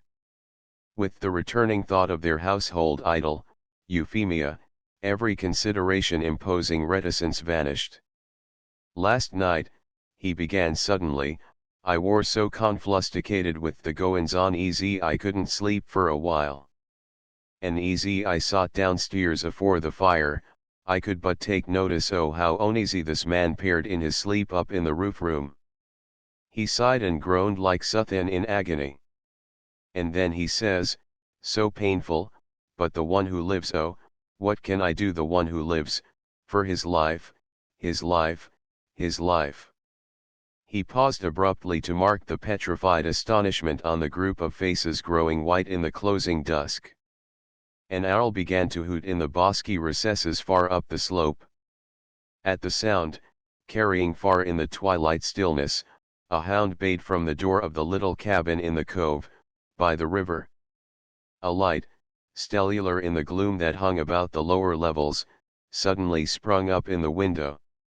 A tremulous elongated reflection shimmered in the shallows close under the bank where the juggler had been lying. Was he there yet? Sims wondered, quivering with the excitement of the moment. His anxiety was not quelled, but a great relief came upon him when Peter Knowles echoed his own thought, which seemed thus the natural sequence of the event, and not some far-fetched fantasy. That dar man hev killed somebody, easy sure easy ye live, exclaimed Peter Knowles. But the one who lives. And who is the one who died? Jess so, interpolated Sims, reassured to see his own mental process so definitely duplicated in the thoughts of a man held to be of experienced and just judgment, and much regarded in the community. He be a runnin' from justice, resumed Knowles. He ain't no juggler, easy he calls hisself. There was a general protest. Shucks, Pete, ye oughter seen him swaller a bayonet. And Miss Sims told him she'd risk her shears on it, she jest felt so reckless and plumb carried away. And he swallered them, too, and then tuck 'em out en his throat, sharp easy ever. And he swallered a paper o' needles and a spool o' thread, and brung 'em out en his mouth all threaded. There was a delighted laugh rippling round the circle. Look hyar, my friends, remonstrated Peter Knowles in a solemn, sepulchral voice, I never viewed none o' these doiness, but ye air all blige ter no easy they air unpossible, the devices o' the devil. And hyar ye be, professin' Christians, a laughin' at them whiles easy air laid ter delude the unwary.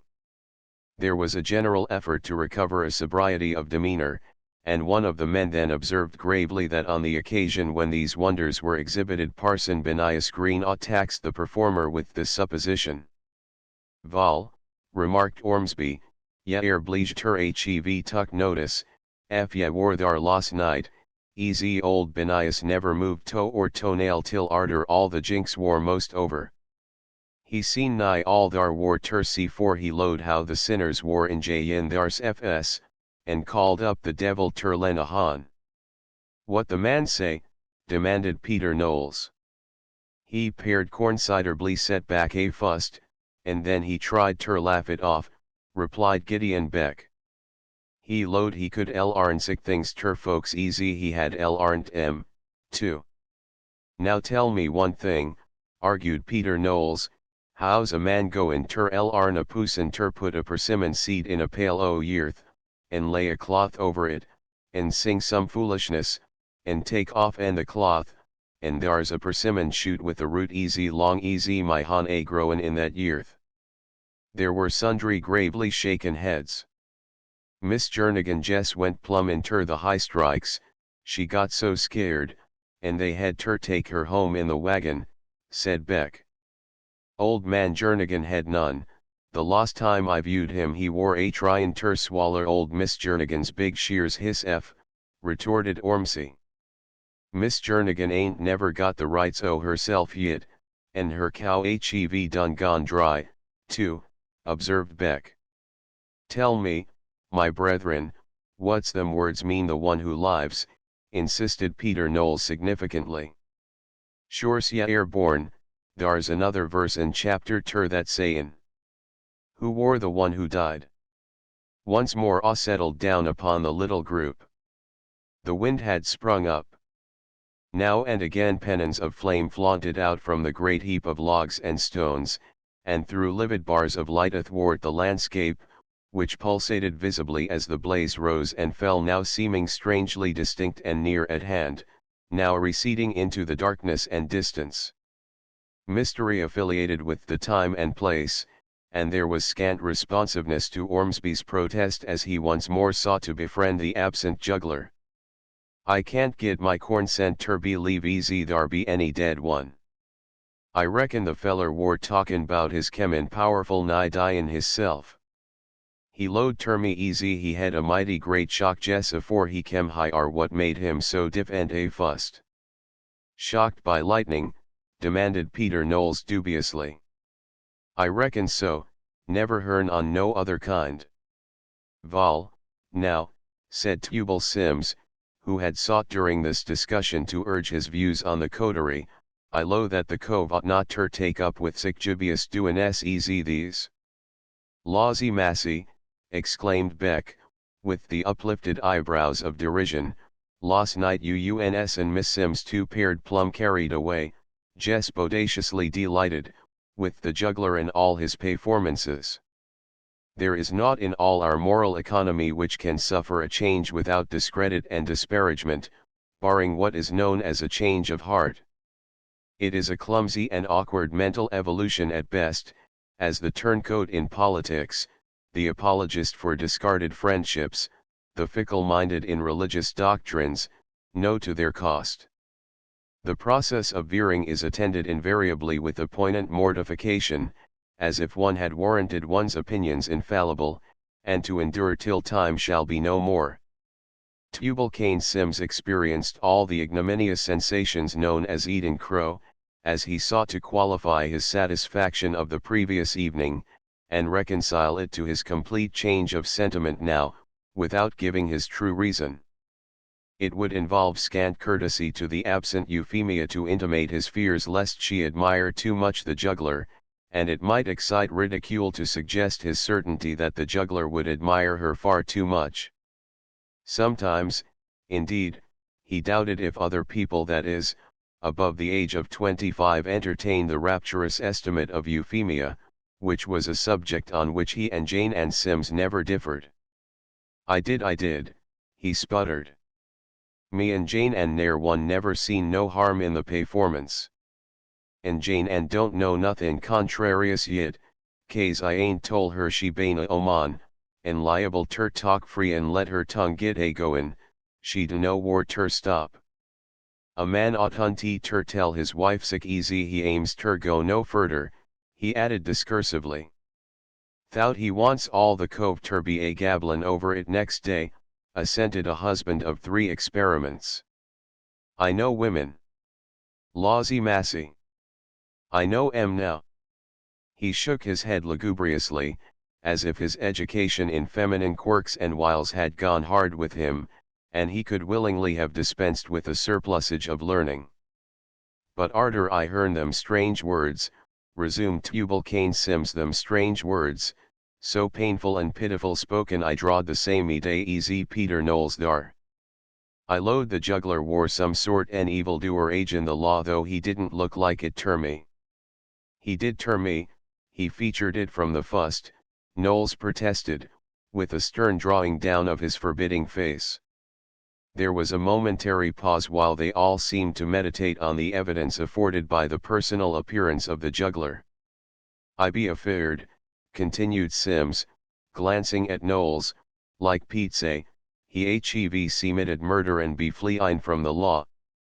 And I be a law-obedient citizen and he can't stay at my house. There was silence. No one was interested in the impeccability of Tubal Cain Sims's house. It was his castle. He was free to say who should come and who should go. His own responsibility was its guarantee. It is a pathetic circumstance in human affairs that the fact of how little one's personal difficulties and anxieties and turmoils of mind count to one's friends can only be definitely ascertained by the experiment made in the thick of these troubles. With a sudden return of his wonted perspicacity, Sims said, that thar man oughter be gin notice ter leave. I call on ye all live round bout the cove ter get him out en it. There was a half-articulate grumble of protest and surprise. It's your business ter make him go, ef yer don't want him in your house, said Peter Knowles, looking loweringly at Sims. I ain't got nothin' agin him, declared Sims excitedly, holding both empty palms upward. I can't say, get out, ye talk in your sleep, and ye don't talk ter suit me. But, fixing the logic upon them with weighty emphasis and a significant pause, you all believe easy he air in league with Satan, and his jinx air devil tries and sick. And so be, ye ought ter make him take hisself and his conjurins off from higher, for he witches the craps, or spirits away the lime, or tricks the mill, or he ought ter be gin hours ter clar out. Peter Knowles roused himself to argument. He had developed a vivid curiosity concerning the juggler.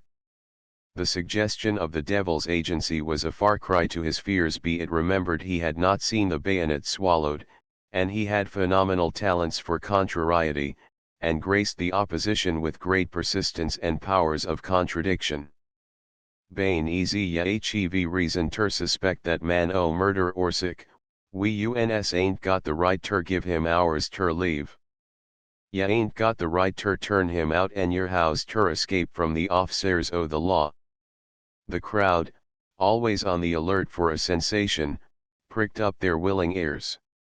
Nah, ye ain't, more than one asseverated.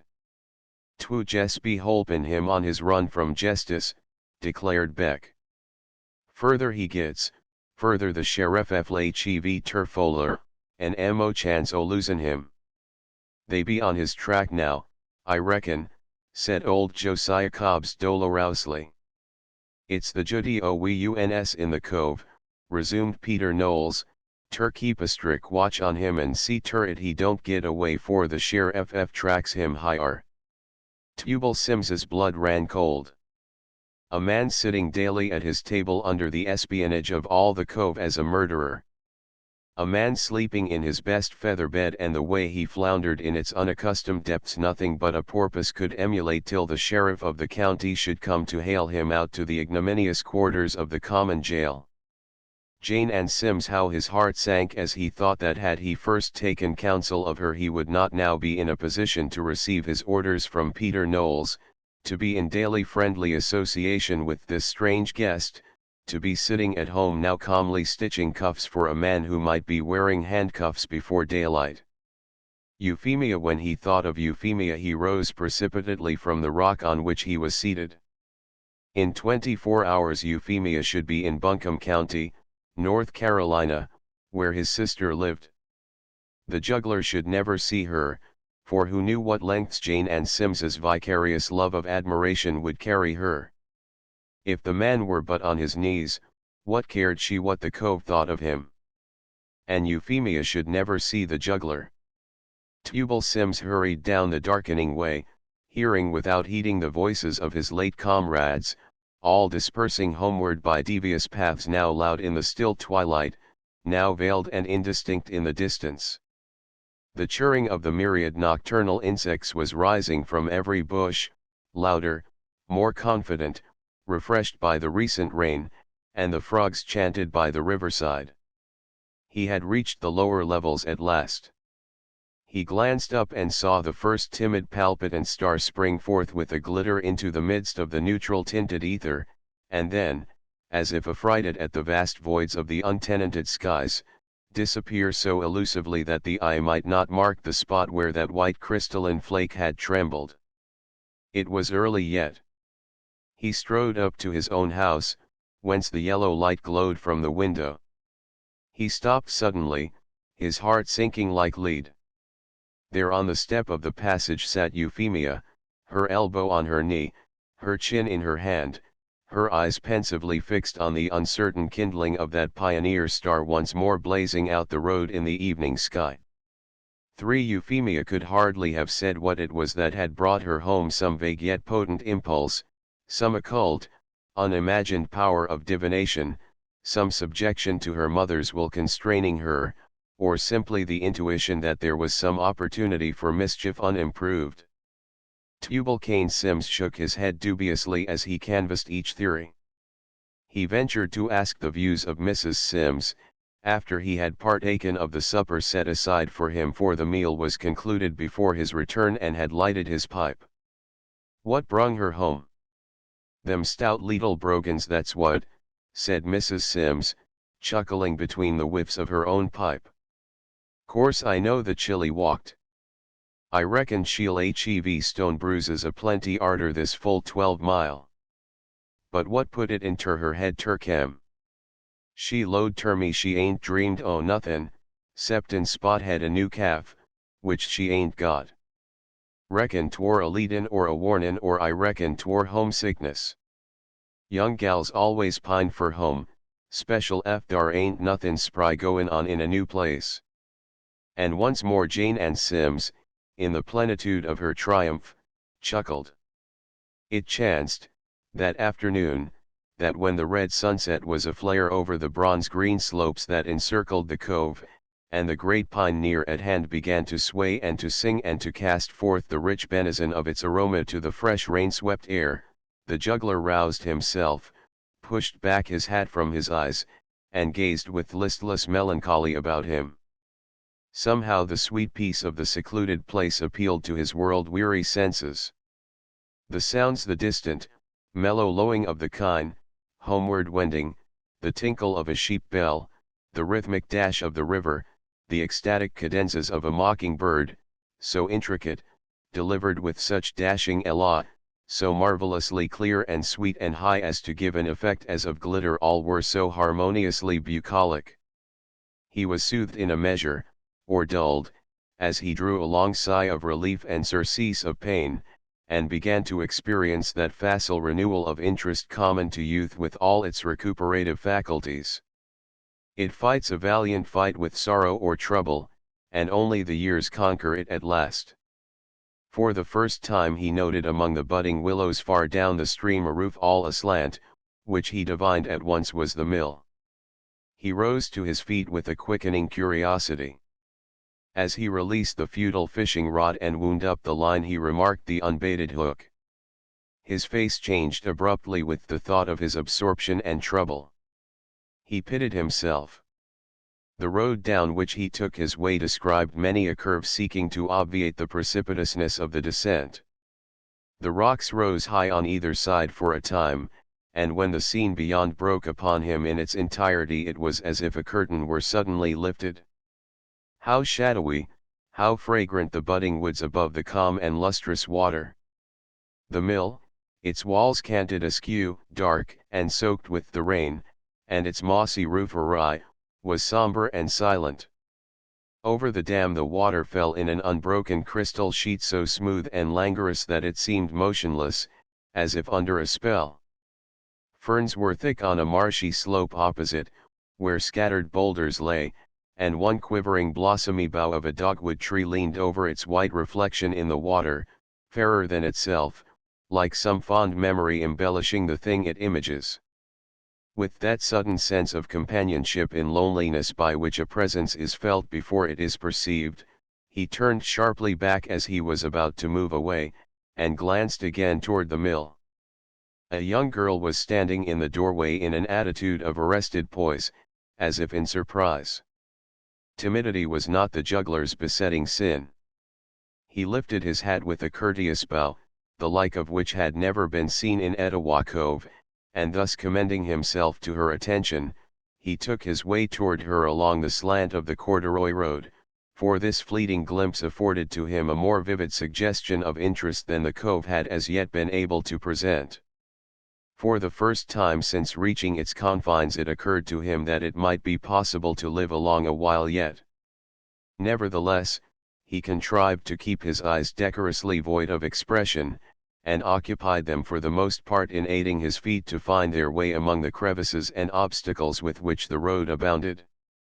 When he paused, he asked, suffering his eyes to rest inquiringly on the girl, "Beg pardon, but will you kindly inform me where is the miller?" The glimpse that had so attracted him was, he felt, all inadequate, as he stood and gazed, privileged by virtue of his simulated interest in the absent miller. He could not have seen from the distance how fair, how dainty, was her complexion, nor the crinkles and sparkles of gold in her fine brown hair. It waved upward from her low brow in a heavy undulation which he would have discriminated as à la Pompadour, but its contour was compassed by wearing far backward a round comb, the chief treasure of her possessions, the heavy masses of hair rising smoothly toward the front, and falling behind in long, loose ringlets about her shoulders. She had a delicate chin with a deep dimple which last reminded him unpleasantly of Mrs. Sims, for dimples were henceforth at a discount, a fine, thin, straight nose, two dark silken eyebrows, each describing a perfect arc, and surely there were never created for the beguilement of man two such large, lustrous grey-blue eyes, long-lashed, deep-set, as those which served Euphemia Sims for the comparatively unimportant function of vision. He had hardly been certain whether her attire was more or less grotesque than the costume of the other mountain women until she lifted these eyes and completed the charm of the unique apparition. She wore a calico bought by the yard at the store, and accounted but a flimsy fabric by the homespun weaving mountain women. It was of a pale green tint, and had once been sprinkled over with large dark green leaves. Lye soap and water had done their merciful work.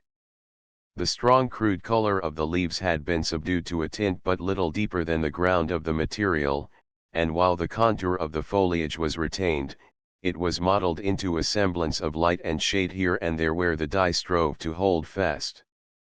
The figure which it draped was pliant and slender, the feet which the full skirt permitted to be half visible were small, and arrayed in brown hose and the stout little brogans which had brought her so nimbly from Piomingo Cove. Partly amused, partly contemptuous, partly admiring, the juggler remarked her hesitation and embarrassment, and relished it as of his own inspiring. "Val," she drawled at last, "I don't rightly know." She gazed at him doubtfully. Ye wantin' ter see him special." He had a momentary terror lest she should ask him for his grist and unmask his subterfuge. He sought refuge in candor. "Well, I was admiring the mill. This is a pretty spot, and I wished to ask the miller's name." There was a flash of laughter in her eyes, although her lips were grave.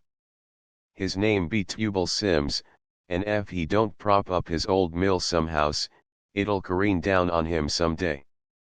She added, with asperity, I dunno what ye be admirin' it fur, thout it air terview what a esprise and pitch laziness kin kem ter.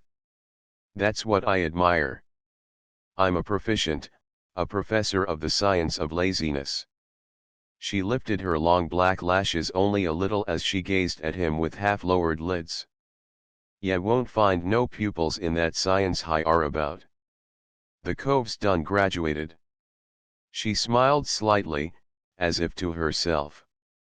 The imagery of her response, drawn from her slender experience at the schoolhouse, pleased her for the moment, but she had no disposition toward further conversational triumphs. There ensued a short silence, and then she looked at him in obvious surprise that he did not take himself off. It would seem that he had got what he had come for, the miller's name and the opportunity to admire the mill. He experienced in his turn a momentary embarrassment. He was so conscious of the superiority of his social status, knowledge of the world, and general attainments that her apparent lack of comprehension of his condescension in lingering to admire also the miller's daughter was subversive in some sort of his wonted aplomb. It rallied promptly, however, and he went on with a certain half-veiled mocking courtesy, of which the satire of the sentiment was only vaguely felt through the impervious words. I presume you are the miller's daughter. She looked at him in silent acquiescence. Then I am happy to make an acquaintance which kind fortune has been holding in store for me, for my stay in the cove is at the miller's hospitable home. He concluded with a smiling flourish. But her bewitching eyes gazed seriously at him. What be your name? She demanded succinctly. Leonard John Leonard, very much at your service, he replied, with an air half banter, half propitiation. Ye be the juggler that ma'am's been talkin' 'bout, she said as if to herself, completing his identification. I drawed the day from what ma'am said easy ye wore a old poosin at least considerably on in years. And so I am, he cried, with a sudden change of tone. If life is measured by what we feel and what we suffer, I am old. He paused with a sense of self-betrayal, some 400 or 500 at least, he added, relapsing into his wonted light tone. She shook her head sagely. "'Pears like termy easy it muft be measured by the sense folks gather easy they go. I hev knowed some mighty young fools at 60. The color showed in his face. Her unconscious intimation of his youth according to this method of estimate touched his vanity, even evoked a slight resentment. You are an ancient dame, on that theory. I bow to your wisdom, madam, quite the soberest party I have seen since I entered the paradisaical seclusion of Etowah Cove. She appreciated the belligerent note in his voice, although she scarcely apprehended the casus belli. There was, however, a responsive flash in her eye, which showed she was game in any quarrel. No tender solicitude animated her lest unintentionally she had wounded the feelings of this pilgrim and stranger.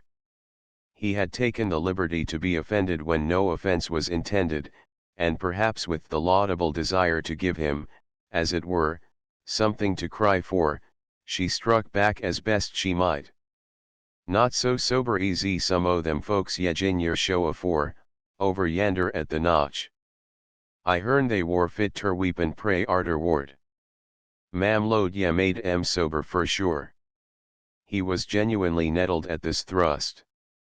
His feats of jugglery had resulted so contrary to his expectations, had roused so serious a danger, that he did not even in his own thoughts willingly revert to them. He turned away on one heel of the pointed russet shoes that had impressed the denizens of Etowah Cove hardly less unpleasantly than a cloven hoof, and looked casually down the long darkly lustrous vista of the river, for the mill so projected over the water that the point of view was as if it were anchored in midstream. The green boughs leaned far over the smooth shadowy current, here and there, where a half-submerged rock lifted its jagged summit above the surface, the water foamed preternaturally white in the sylvan glooms. He had a cursory impression of many features calculated to give pleasure to the eye, were his mind at ease to enjoy such trifles, and his sense alert to mark them, the moss on the logs, and the lichen, the tangle of the trumpet vines, all the budding tendrils blowing with the breeze, that clambered over the rickety structure, and hung down from the apex of the high roof, and swayed above the portal, even the swift motion of a black snake swimming sinuously in the clear water, and visible through the braiding of the currents as through corrugated glass. "No," he said, his teeth set together, his eyes still far down the stream, "I did my little best, but my entertainment was not a success, and if that fact makes you merry, I wish you joy of your mirth." His eyes returned to her expectantly. He was not altogether unused to sounding the cultivated feminine heart, trained to sensibility and susceptible to many a specious sophistry. Naught he had found more efficacious than an appeal for sympathy to those who have sympathy in bulk and on call. The attribution, also, of a motive trenching on cruelty, and unauthorized by fact, was usually wont to occasion a flutter of protest and contrition. Euphemia Sims met his gaze in calm silence. She had intended no mirth at his expense, and if he were minded to evolve it gratuitously he was welcome to his illusion. Aught that she had said had been to return or parry a blow.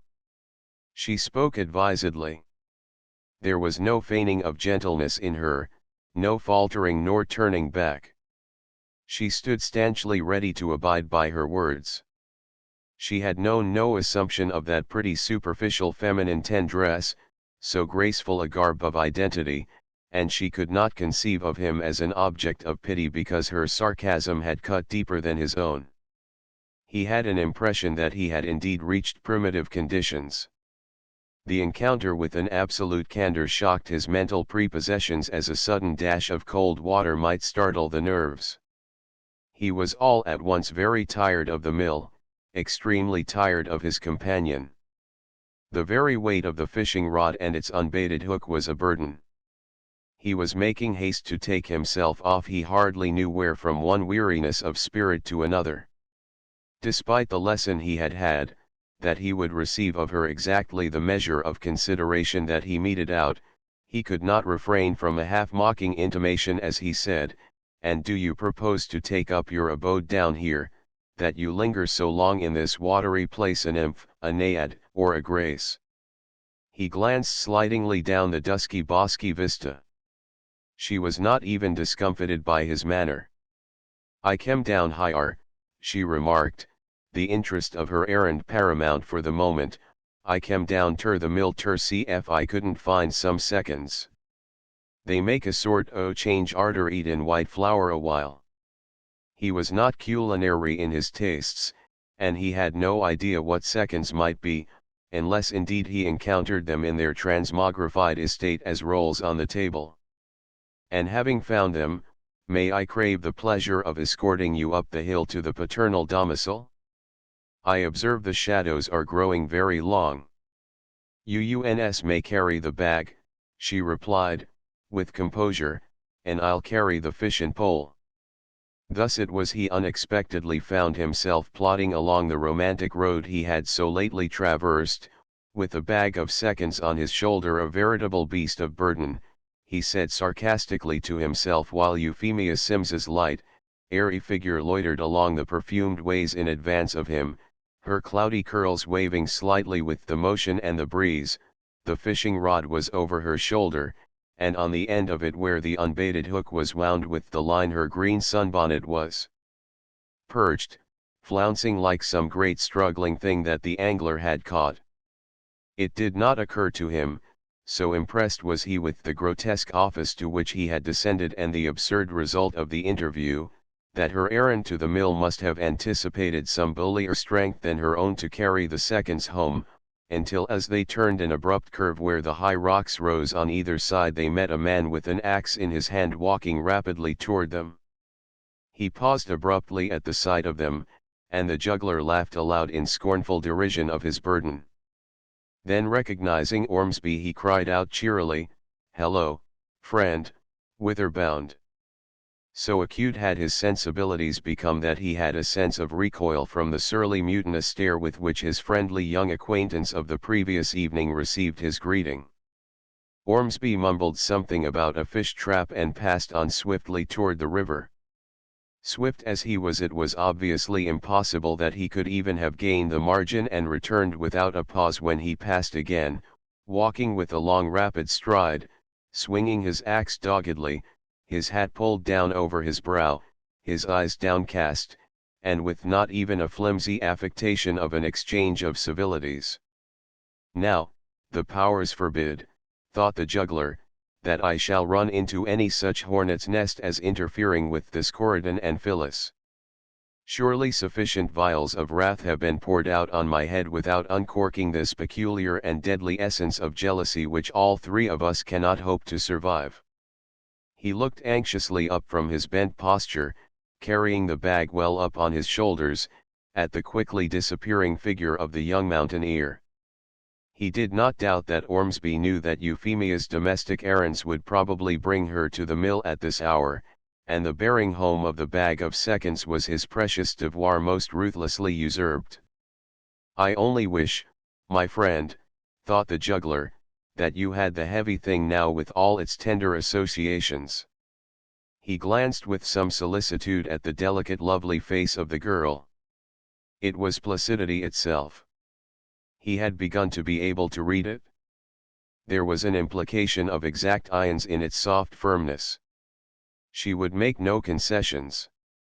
She would assume no blame not justly and fairly to be laid at her door. She would not rend her heart with those tender lies of false self-accusation common to loving women who find it less bitter to censure themselves than those they love, and sometimes indeed more politic. She would not bewail herself that she had not lingered, that Ormsby, who came daily to examine his fish traps, might have had the opportunity of a long talk with her which he coveted, and the precious privilege of going home like a mule with a flour bag on his back. It was his own fault that he was too late. She could not heft the bag. If he were angry, he was a fool. On every principle it is a bad thing to be a fool. If God Almighty has not seen fit to make a man a fool, it is an ill turn for a man to make one of himself. As the juggler divined her mental processes and the possible indifference of her sentiments toward the disappointed Ormsby, he realized that naught was to be hoped from her, but that probably Ormsby himself might be less obdurate. Doubtless he had had experience of the stern and unyielding quality of her convictions, and had learned that it was the part of wisdom to accommodate himself to them. Surely he would not indulge so futile an anger, for it would not move her. After an interval of solitary sulking in the dank cool woods, his resentment would wane, his jealousy would prompt a more zealous rivalry, and he would come to her father's house as the evening wore on with an incidental expression of countenance and a lamb-like manner. The juggler made haste because of this sanguine expectation to leave the field clear for the reconciliation of the parties in interest. He deprecated the loss of one of the very few friends, among the many enemies, he had made since his advent into Etowah Cove. The frank, bold, kindly young mountaineer had, in the absence of all other prepossessions, somewhat won the good opinion of the juggler. With that attraction which mere youth has for youth, he valued Ormsby above the other denizens of the cove. Jane Ann Sims was possessed of more sterling worth as a friend than a battalion of such as Ormsby. But the juggler was a man of prejudices. Mrs. Sims's unwieldy bulk offended his artistic views of proportion. The slow shuffle of her big feet on the floor as she went about irritated his nerves. The creases and dimples of her broad countenance obscured for him its expression of native astuteness and genuine goodwill. Therefore, despite her appreciation of the true intent of the feats of a prestidigitator, he was impatient of her presence and undervalued her hearty prepossessions in his favor. He heard with secret annoyance her voice vaguely wheezing a hymn, much off the key, as after supper she sat knitting a shapeless elephantine stocking beside the dying embers, for the night was chilly. Her husband now and again yawned loudly over his pipe, as much from perplexity as fatigue. Outside, Euphemia was sitting alone on the step of the passage. The juggler had no inclination to linger by her side. Except for a lively appreciation of the difference in personal appearance, she was not more attractive to him than was her mother. He passed stiffly by, with a sense of getting out of harm's way, and ascended to his room in the roof, where for a long time he lay in the floundering instabilities of the feather bed, which gave him now and again a sensation as of drowning in soft impalpable depths, a sensation especially revolting to his nerves. Nevertheless, it was but vaguely that he realized that Ormsby did not come, that he heard the movements downstairs as the doors were closed, and when he opened his eyes again it was morning, and the new day marked a change. If anything were needed to further his alienation from the beautiful daughter of the house, it might have been furnished by her own voice, the first sounds of which that reached his ears were loud and somewhat unfilial. "It's a plum sin not ter milk a cow reglar ter the minute every day," she averred dictatorially. "Show me the chapter and verse for that, if it's a sin, yet er book alarned," wheezed her mother, on the defensive. "I ain't lookin' in the Bible for cow alarnin'," retorted Euphemia. "There's nothin' in the Bible ter make a fool of saint or sinner. Dar's mo cows spoke of in the Bible an ever you see," persisted Mrs. Sims, glad of the diversion. "Jacob had thousands o' cattle, and Abraham thousands, and Laban thousands, not ter count Joseph's 10 lean kine and 10 fat kine, what I reckon war never viewed out en a dream, and muft be accounted visions. Vol, I ain't easy well provided with cattle easy them folks, neither sleepin' nor wakin'," said Euphemia. "I load yed milk poor spot reglar like I does, else I wouldn't hev gone away. I slept till nigh supper time," apologized Mrs. Sims unctuously, pricked in conscience at last, "else I'd hev done it. Want me ter go walkin' in my sleep, and milk the cow?"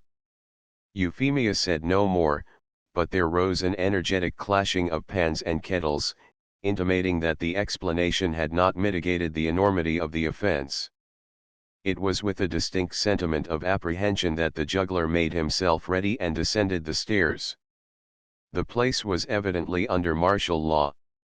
The slipshod, easy-going liberty which had characterized it was a thing of the past. He might hardly have recognized it, so different was the atmosphere, but for the fixtures. The perfumed air swept through and through the rooms that he had found so close, from open window to open door. The floors had been scrubbed white, and were still but half dry. The breakfast table was set in the passage, and the graceful vines which grew over the aperture at the rear showed the morning sunshine only in tiny interstices, as they waved back and forth with a fluctuating glimmer and an undertone of rustlings and murmurs. Through the drooping boughs of the elm at the opposite entrance might be caught glimpses of the silver river and the grey rocks and the purple mountains afar off. Here he found Euphemia and her parents. The irate flush was still red on the young girl's cheeks, and her eyes were bright with the stern elation of victory. But if submission entailed on Mrs. Sims no effort, she was not averse to subjugation. The juggler was pleased for once to perceive no diminution in the number and depth of her dimples as she welcomed him. "Yell hev ter put up with Fimmy's cookin', now. I don't believe in no old oman cookin' whenst she hev got a spry young darter ter do it for her. I reckon yell manage ter make out. She does tolerably well for her, bane inexperienced and sick, but I can't sense it into the gal how ter get some sure enough strong rich taste on ter the vittles." Old Sims's grizzled, stubbly, unshaven countenance expressed a rigid neutrality, as if he intended to abide by this impartiality or perish in the attempt.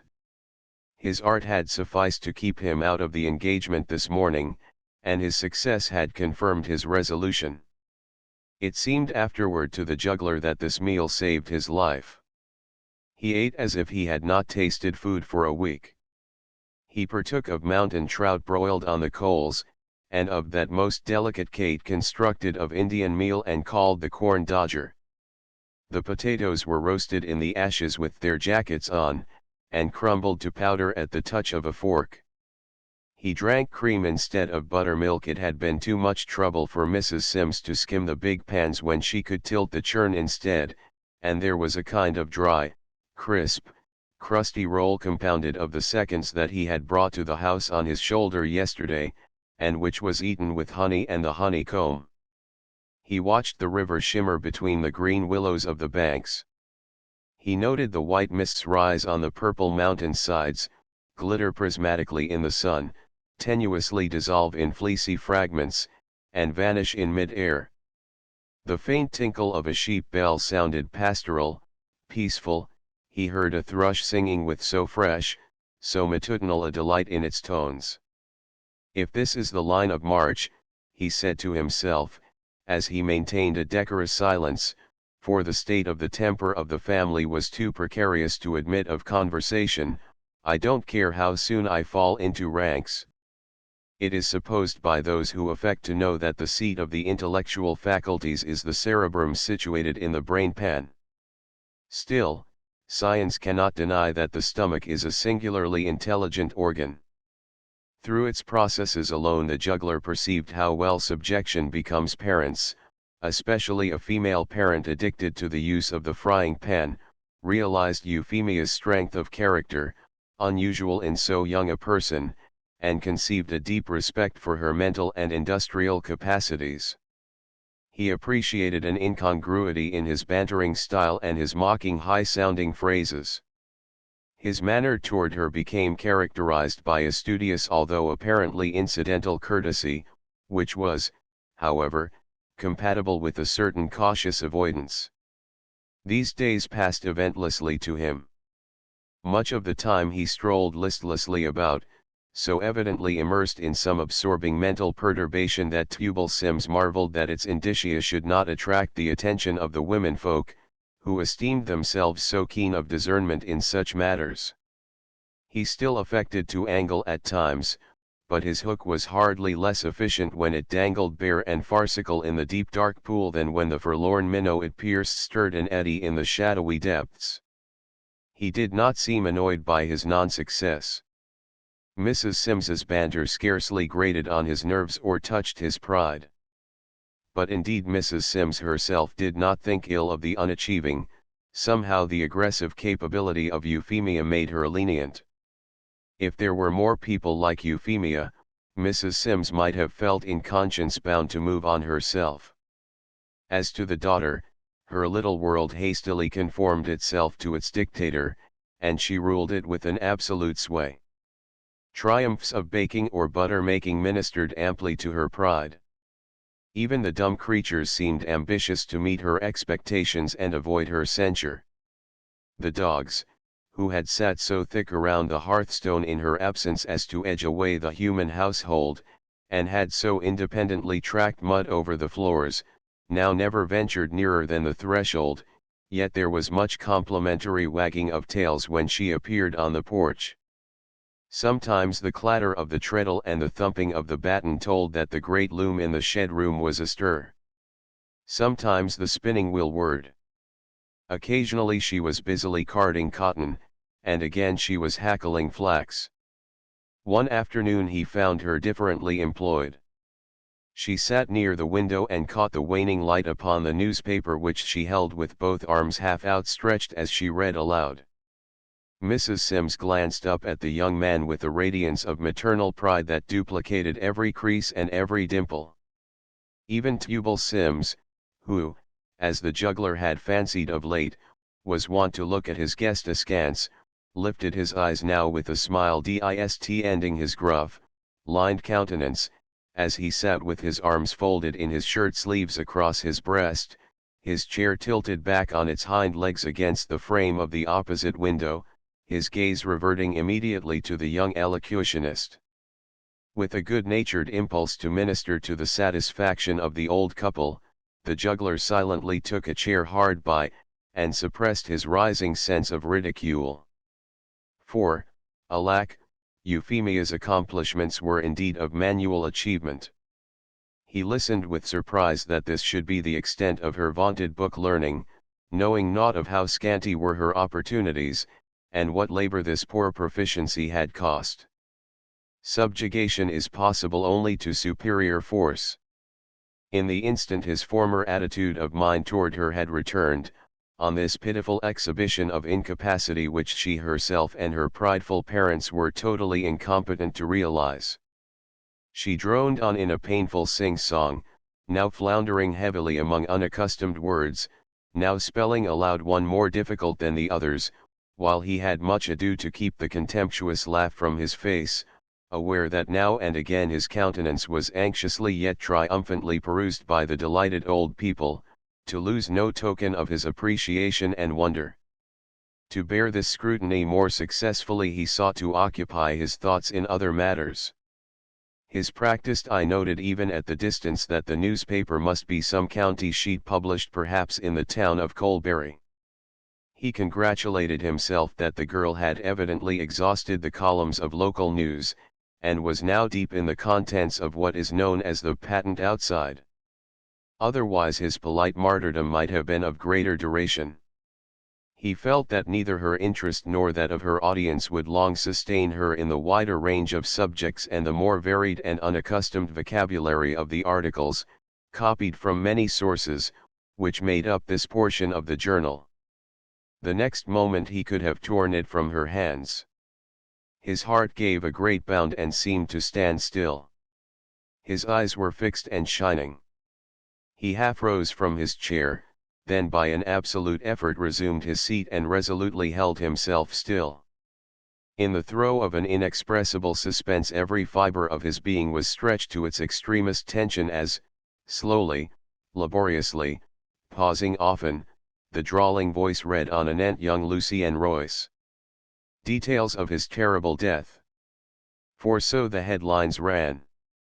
For the account which the newspaper made shift to give was but a bald, disjointed recital of the superficial aspect of events to one whose memory could so nearly reproduce the vivid fact, and where memory and experience failed him, his imagination, conversant with the status depicted, could paint the scene with all the tints of actuality.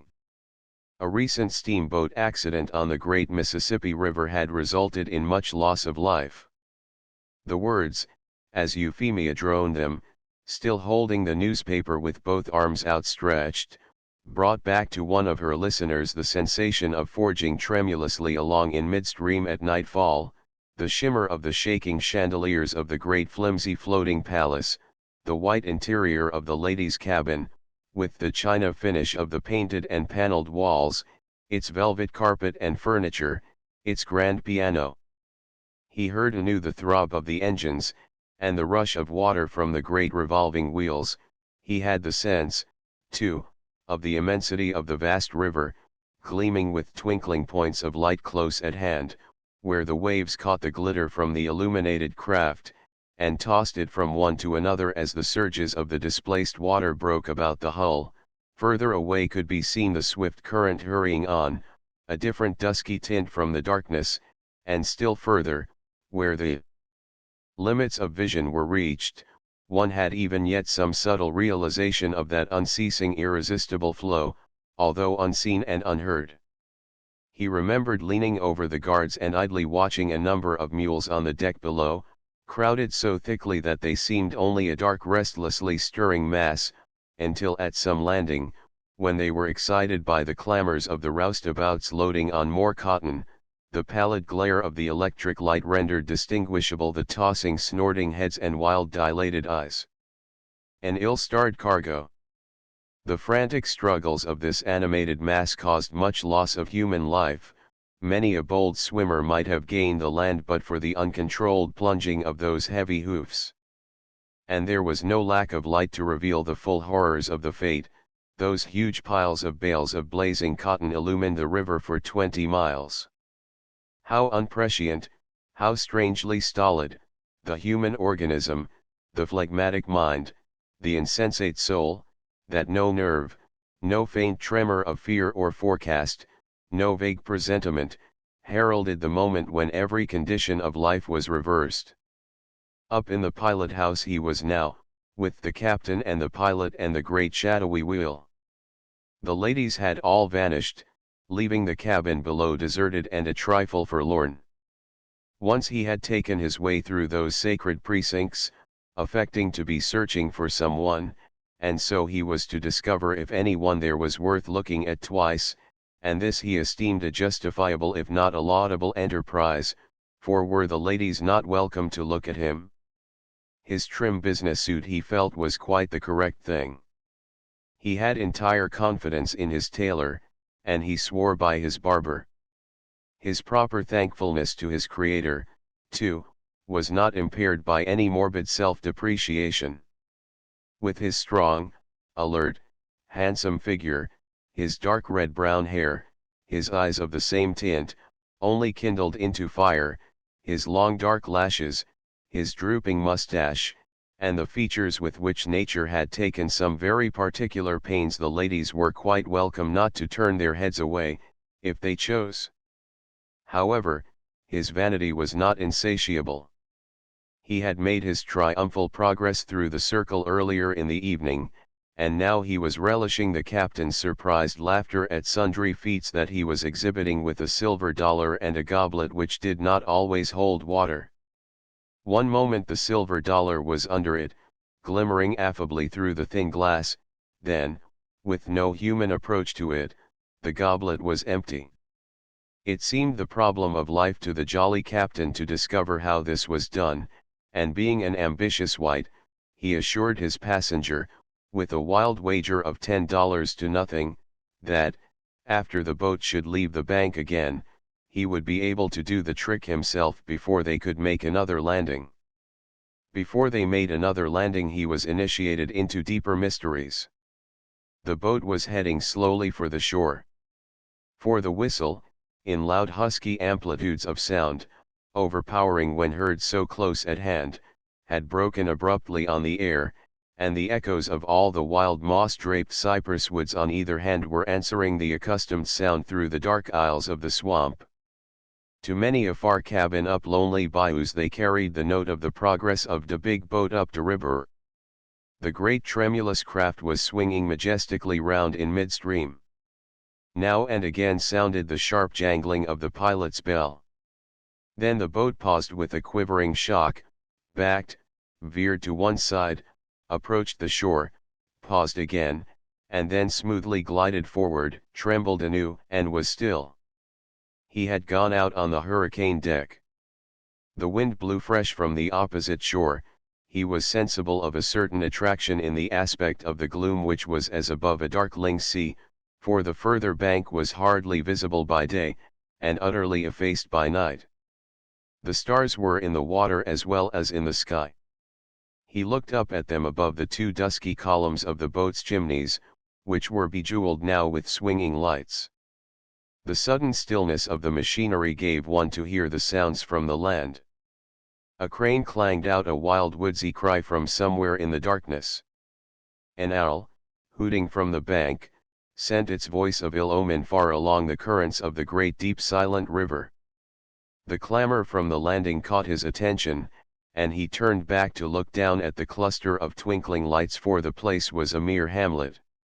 And but for the shifting of his attitude, oh, could he but have contented his gaze with the sad spring night by the riverside, the lonely woods, the waste of waters, the reflection of the stars in the depths and the stars themselves in the infinite heights of the dark sky, could this have sufficed, he said to himself as the girl read aloud the story of his fate, he might be living now. For alive as the man looked, he was dead.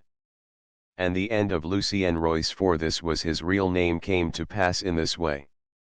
That night, as he shifted his position on the hurricane deck, a young fellow coming up the broad landing stage amongst the neighborhood loafers bound to take a drink at the bar of every passing steamboat, caught sight of him in the steady pervasive radiance of the electric searchlight now aflare on the boat, and lifted his voice in a friendly hail. This young fellow was very visible in the warm spring afternoon in the faraway mountains, where he had never been. The juggler inadvertently glanced down at the russet shoes on his feet, for this man had then stood in them. It was he who wore, that night, the long blue hose, the blue flannel shirt, the black and red blazer, the knickerbockers, and the tan-colored belt, which was drawn an eyelet or so tighter now, for the juggler was slighter of build. Notified by the whistle of the boat of its approach, he had come down to the landing on his bicycle, merely for the break in the monotony of a long visit at a relative's plantation. Royce remembered how this other fellow had looked in this toggery, grown so familiar, as they stood together at the bar, and he asked of the newcomer more than once what he would take. Very jolly they were together at the bar. It was hard to part. Lucy and Royce could scarcely resist the pressing insistence to return at an early day and visit this friend at his sister's place, a few miles back from the river, where he himself was a guest. But John Grayson was the prodigal son in an otherwise irreproachable family, and Royce preferred more responsible introduction to make his welcome good. With this hampering thought in mind, he was not apt at excuses. John Grayson, noting that he was ill at ease, instantly attributed it to commercial anxiety, and asked, with rude curiosity, how his firm was weathering the flurry. For this was a time of extreme financial stress. A general panic was in progress. Assignments were announced by the dozen daily. The banks were going down one upon another, like a row of falling bricks. With business much extended, with heavy margins to cover and notes for large amounts about to fall due, the cotton commission firm, Greenhalgh, Gould and Fife, of St. Louis, of which his late father had been a partner, and of which he was an employee, had made great efforts to collect all the money due them in the lower country, and Lucy and Royce had been sent south on this mission. He had succeeded beyond their expectations. Owing to the prevalent total lack of confidence in the banks, he had been instructed to transmit a considerable sum by express. This, however, was promptly attached in the express office at St. Louis to satisfy a claim against the firm, and although they were advised it could not be sustained in court, the proceeding greatly embarrassed them, being, in fact, designed at this crisis to force a compromise in order to release the surplus funds. To furnish security proved impossible under the circumstances, and the firm being thus balked, Royce telegraphed in cipher to them for authority to bring the remainder home on his person, that it might be in readiness to take up their paper. Although he was rarely troubled by the weight of the money belt which he thus wore, containing a large sum in bills and specie, he was very conscious of it now when Grayson, who with all the rest of St. Louis had heard of the attachment suit, abruptly demanded, with a knitting of his brow, "How in the world do you get your collections to them, if you can't send the money by express or draft?" Royce controlled his face, and replied evasively, "Oh, the financial situation is on the mend now. As to the firm, it will pull through all right, without a doubt." John Grayson listened, his auburn head cocked to one side. He winked a roguish dark eye. Then, with a sudden jocose lunge at his friend, he slipped his arm around his waist, feeling there the heavy roll of the belt, and burst into rollicking laughter. The scuffling demonstration for Royce had violently resisted was eyed with stately disapproval by an elderly planter of the old regime, who possessed now more manners than means, evidently contrasting the public horseplay, as he doubtless considered it, of these representatives of the present day with the superior deportment of the youth of the punctilious past. Lucy and Royce remembered that he had been secretly perturbed after this, for he knew that Grayson drank to excess and talked wildly in his cups, and although, in view of his own safety, he would hardly have cared to make public the character of his charge, he realized with positive dismay that it might be fatal to the interests of the firm should he encounter some legal process at the wharf in St. Louis, the result of this discovery. But he was simple-hearted, after all. He did not suspect John Grayson of aught dishonorable. To the world at large he seemed a fine young fellow, of excellent forbears, merely sowing his wild oats, a crop which many men have harvested in early years with scant profit, it is true, but without derogation to common honesty and repute. Royce subsequently sought to urge in compassion for his friend that the turpitude of the crime was in so much the less that it was not deliberate and premeditated. Certain it was that Grayson's cry of amazement and his plunge toward the guards were very like the precipitancy of dismay when he found that the huge boat was sheering off. She was turning as he dashed down the stair, and was headed once more on her course when he realized that in their conviviality he and his friend had failed to hear the sonorous panting of the engines again astir, the jangling of the bell, the heavy plashing of the buckets striking the water as the wheels revolved anew, and that the landing was now a mile down the river. The captain showed much polite concern when the two young men resorted hastily to the Texas and found him seated at a table, eyeing, with an air of great cunning and a robust intention to solve the mystery forthwith, a silver dollar which was securely invested under an inverted glass goblet, and which, so far as his powers were capable of extricating it thence, save by the rule of thumb, as it were, was the safest silver dollar ever known. He desisted from this occupation for the moment to master the new perplexity that confronted him, and to express his most affable and ceremonious regret, for his boat carried all the cotton shipped from the rich sister's plantation, and the dictates of policy aided his constitutionally kindly disposition. "Why, I wouldn't have kidnapped you this way," for his eye fell on the bit of silver shining through the goblet, "for $1, he concluded modestly. "I'll put you ashore in the yawl, if you like. I would turn downstream and land again," but he faced half round from the table, with the lightness characteristic of some portly men, and sat with one hand on the back of the chair, and the other on the goblet. "But the truth is I'm running pretty much on one wheel. There was an accident to the other before we were 100 miles from New Orleans, and with this wind blowing straight across the river it's mighty difficult getting out from the left bank. She can hardly climb against the current." John Grayson appeared for a moment to contemplate the suggestion of going ashore in the yawl.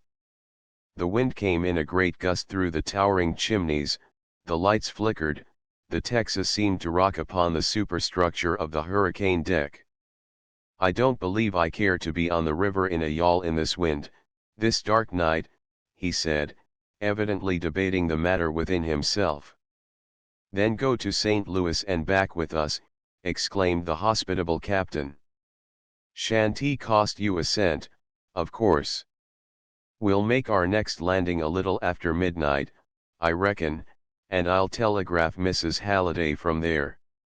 The jovial evening seemed to the juggler, as he listened to the girl reading aloud, and stared at her with eyes blank of expression and that introverted look which follows mental processes rather than material objects, like an experience in another planet, so far away it was, as if so long ago. He remembered that he scarcely dared to touch a glass, with the consciousness of the treasure he carried in the belt he wore and all its interdependent interests, but John Grayson drank blithely enough, and the generous liquor relaxed beyond all precedent his loosely hinged tongue.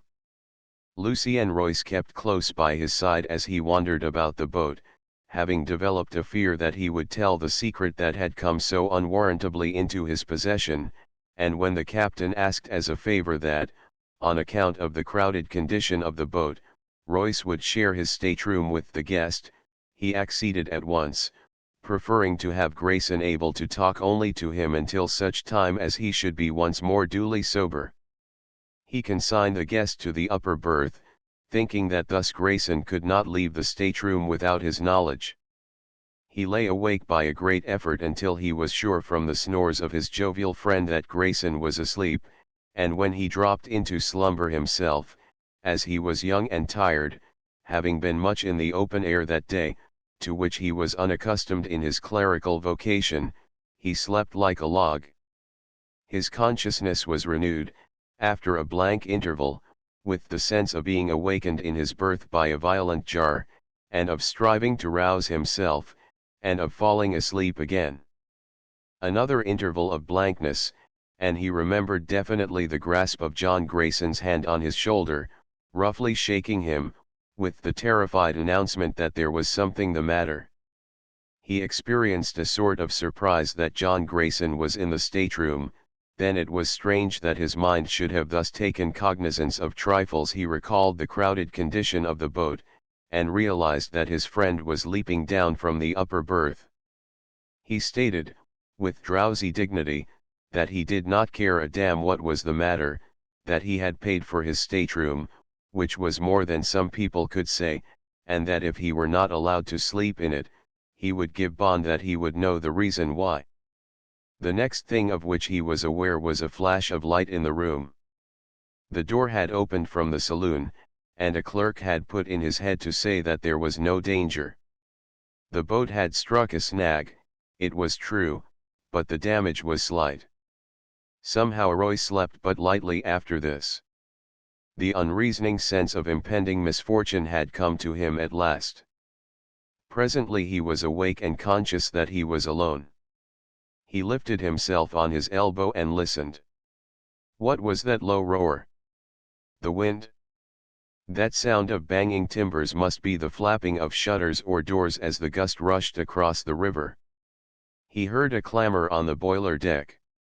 Voices, or was it the wind, screaming wildly as it went? And why did they run the engines at that furious rate? He could feel the strain of the machinery in the very floor under his feet.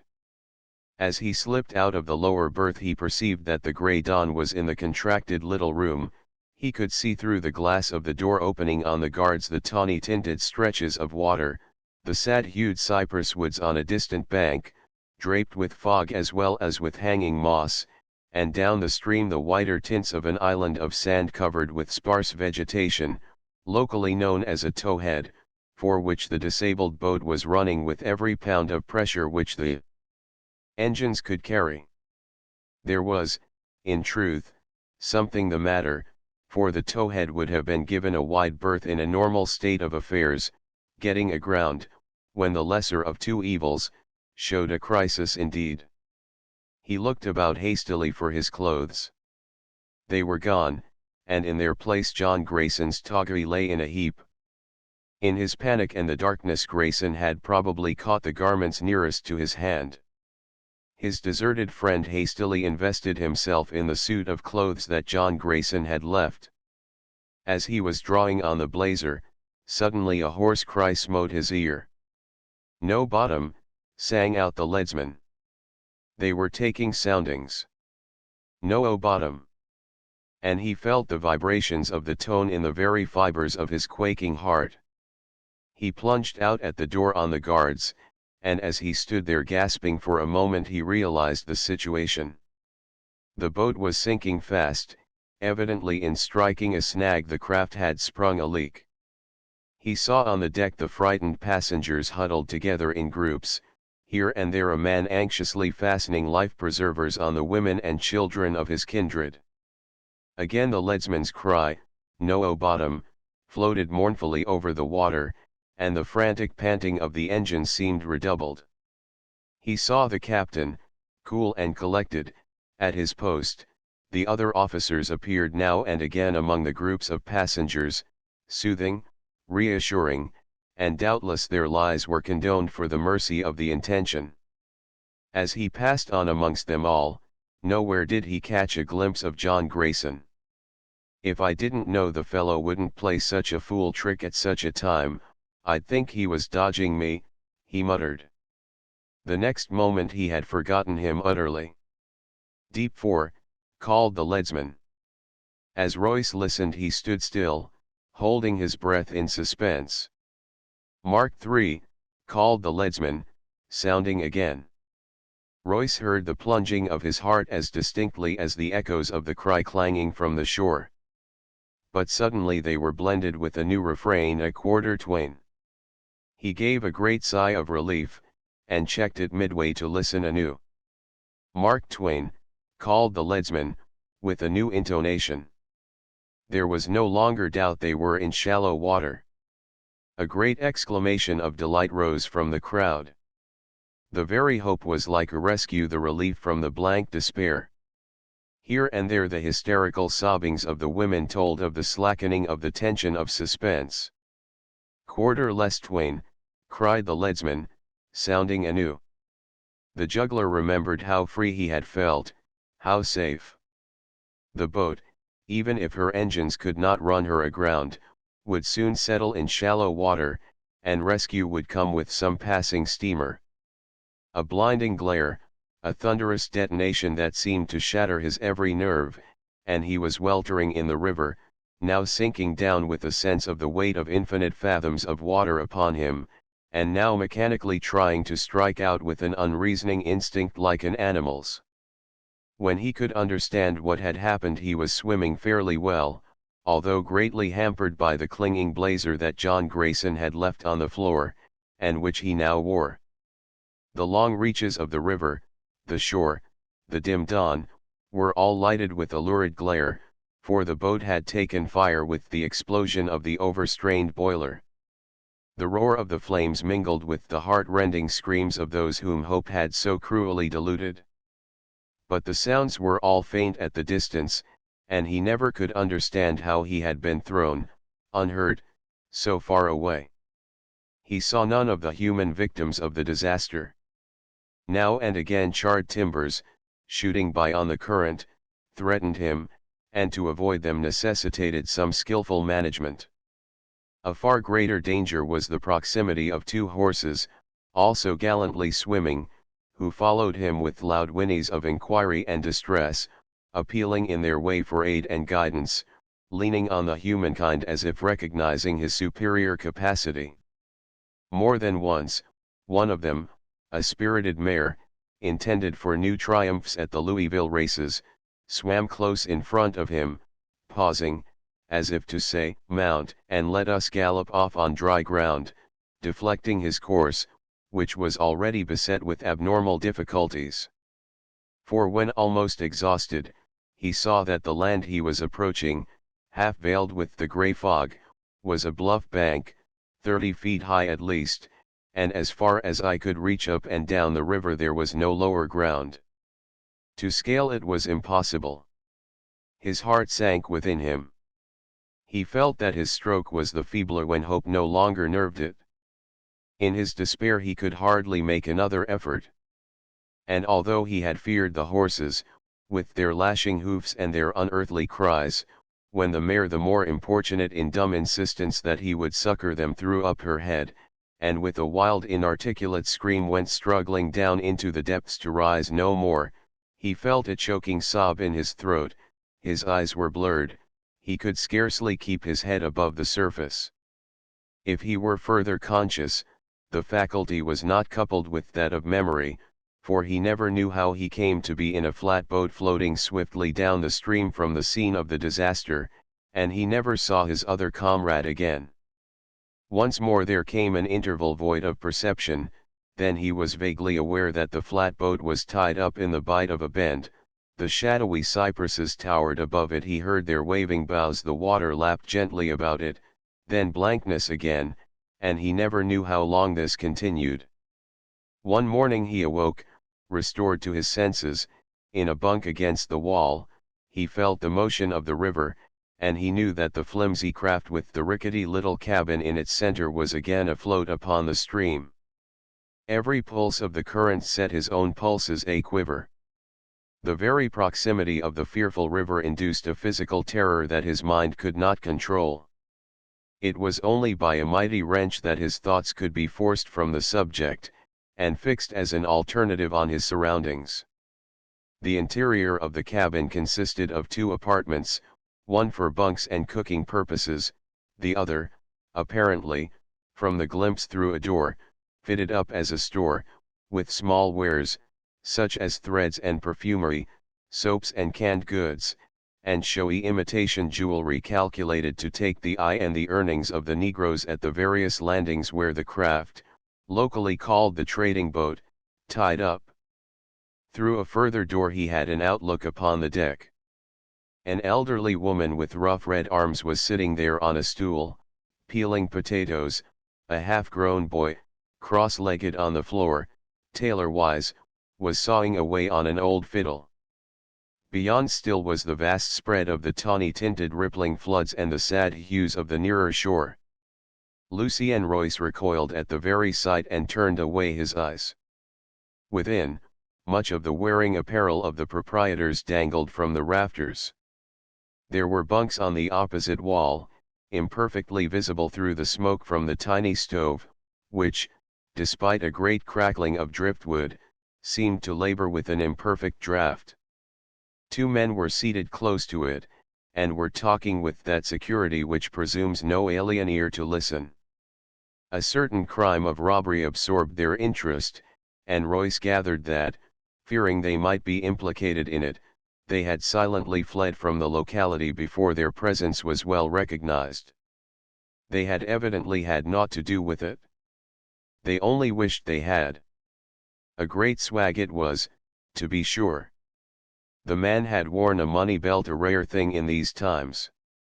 Heavy it must have been and drawn tight, for both hands had stiffened on its fastenings as if striving to tear it off.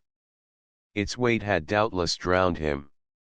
It was no joke to swim the Mississippi at high water, completely dressed and with a tight belt stuffed with money, gold or silver. And how much could the sum have been? Whenever this point was broached, a glitter of greed was in the eyes of each which made the grizzled bearded faces alike despite the variations of contour and feature. Always a long pause of silent speculation ensued, and whenever the supposititious sum total was mentioned, it had augmented in the interval. No one knew where the man went down, the body, the face beaten and bruised by floating timbers out of all semblance to humanity, had been swept upon a sandbar.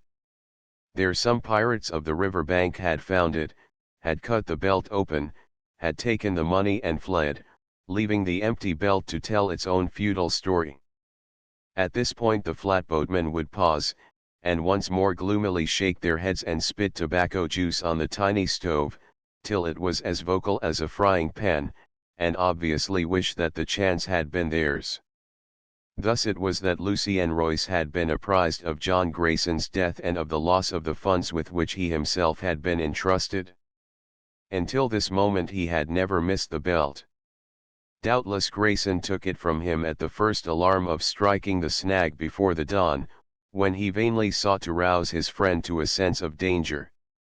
Was it possible, he marveled, that Grayson, leaving him to drown, as he supposed, had thought that the good money need not be wasted? Had its custodian been rescued, however, probably Grayson would have restored it, otherwise suspicion would have fallen upon him, since they had occupied the same stateroom. But if not, if Lucien Royce's body had gone to the bottom of the river, and no one the wiser that the money belt did not go with it, was it upon this chance, in that supreme moment of terror, that Grayson had had the forethought to act? He was not a man who made much account of the rights of others when his own comfort or his own pleasure was at stake. But his life did he risk the precious moment that might mean existence to save a sum of money for a St. Louis cotton commission firm of which he did not know a single member? Would he have jeopardized his chances in the water with this weight, with this fatally close-gripping python of a belt, for a mere commercial matter? It was needless to argue the question. Royce knew right well, both then and now, that in no event, had he not survived, did Grayson intend to restore the money. Evidently the idea had flashed upon him when, in seeking to rouse his companion, his hands came in contact with the belt and the opportunity was his own. And so Grayson had gone to his death, drowned by the weight and the pressure of the stolen money. It seemed a grim sort of justice that with the last movements of his hands in life, the last effort of his will, he sought to tear it off, to cast it from him, as he went down into the hopeless depths. Royce experienced hardly a regret for his false friend, not more than a physical pang of sympathy, an involuntary shudder, his very nerves instinct with the terror of the water. Had Grayson not tampered with a secret that was not his own, the belt would now be safe. Royce himself had had the strength to sustain its weight in the water.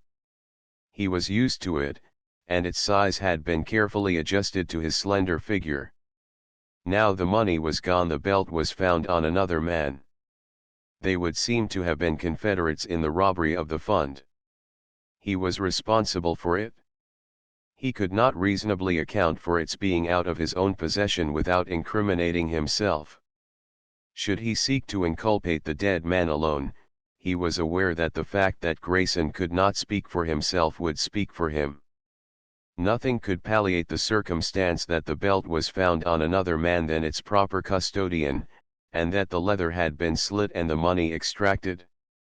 He would have to account for this, and improbable excuses would not go far with men smarting under a ruinous loss from the carelessness or the drunkenness or the cupidity of their employee. He could not go back. He could never face the firm. So light of heart he had always been, so light of heel, so light, so very light of head, that the anguish which pierced him at the idea of the loss of public esteem, of his commercial honor, of the confidence of the firm, involved in his seeming failure of probity, subacutely amazed him at its keen poignancy. He had hardly known how he valued these spiritual, immaterial assets. More than life, far, far more than life. He began to contemn the struggle he had made in the water. He had been wondering and calculating, with an early gleam of consciousness and an athlete's stalwart vanity, how far he had swum, how long he had sustained himself in the great flood, for what purpose, he thought now, what melancholy purpose, to save his life for the ignominy of an episode behind the bars for breach of trust, embezzlement, robbery. He hardly cared what might be the technical rank of the crime of which he would so certainly be accused. Every reflection brought confirmations of the popular suspicion which would be so false, and which could not, alas, be disproved. With a mechanical review, as of a life when it is closed, sundry gambling escapades of John Grayson's recurred to his mind, in which he had been nearly concerned and which had attained a certain degree of notoriety. On one occasion, indeed, when he was younger and more easily led by his friend, a gambling establishment had been raided by the police. The two had been among the captured players, and being arraigned, although under false names, were nevertheless recognized. The exploit was so well bruited abroad that the senior member of the firm, who had been a friend as well as a partner of his father's, had given him what the old gentleman was pleased to term a remonstrance, and what he himself denominated a blistering. "Mark my words," had been its conclusion, "that fellow Grayson will ruin you." Was it possible that this prophet of evil would fail to note the fulfillment of the prognostication? Would this event give no color to the supposition that he had been gambling with the money, that Grayson had won it, and then was drowned and robbed? Oh, why had he so struggled to save his wretched life? The terrors of the water no longer shook his nerves. As he noted the trembling of the little craft, the flimsiest thing, he thought, that he had ever seen afloat, he said to himself that it would be the luckiest chance that had ever befallen him should the flatboat suddenly disintegrate, timber from timber, on the swelling center of the tide, engulfing him never to rise again. "I would not move a hand to save my life.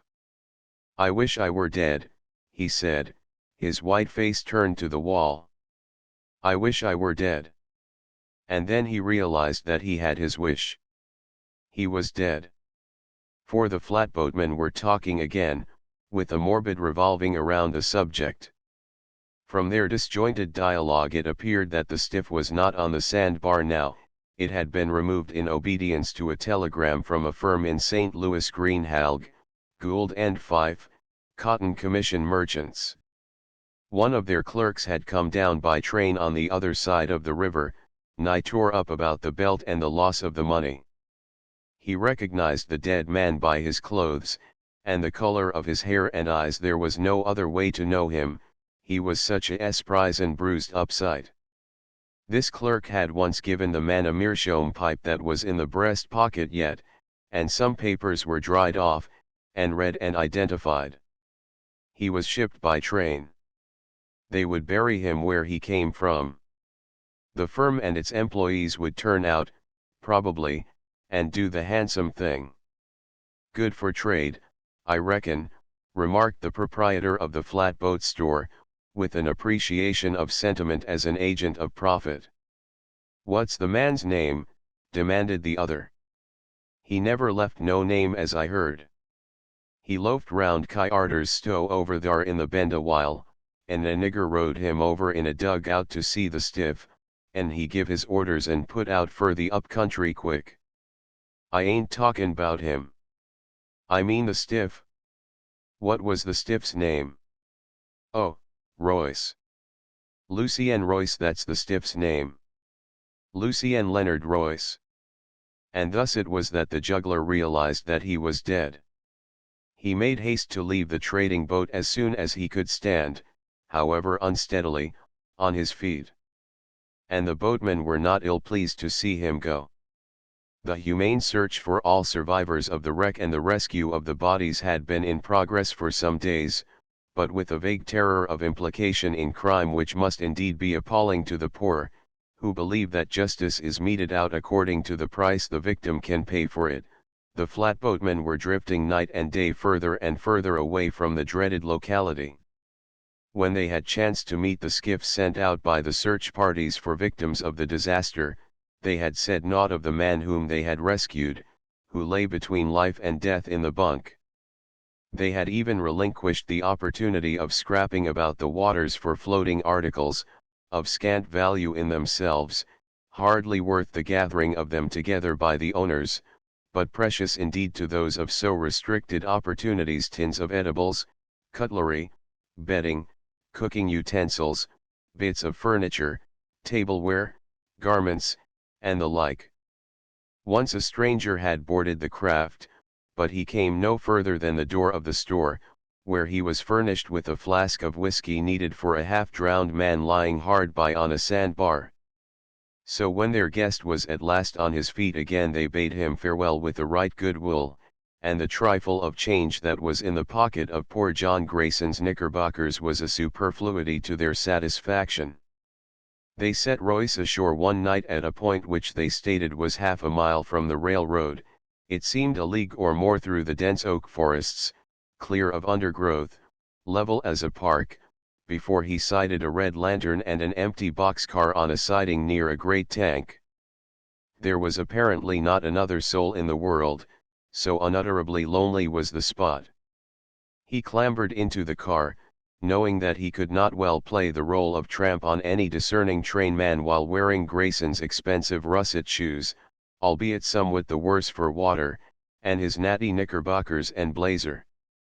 He would invent some story and beg a ride.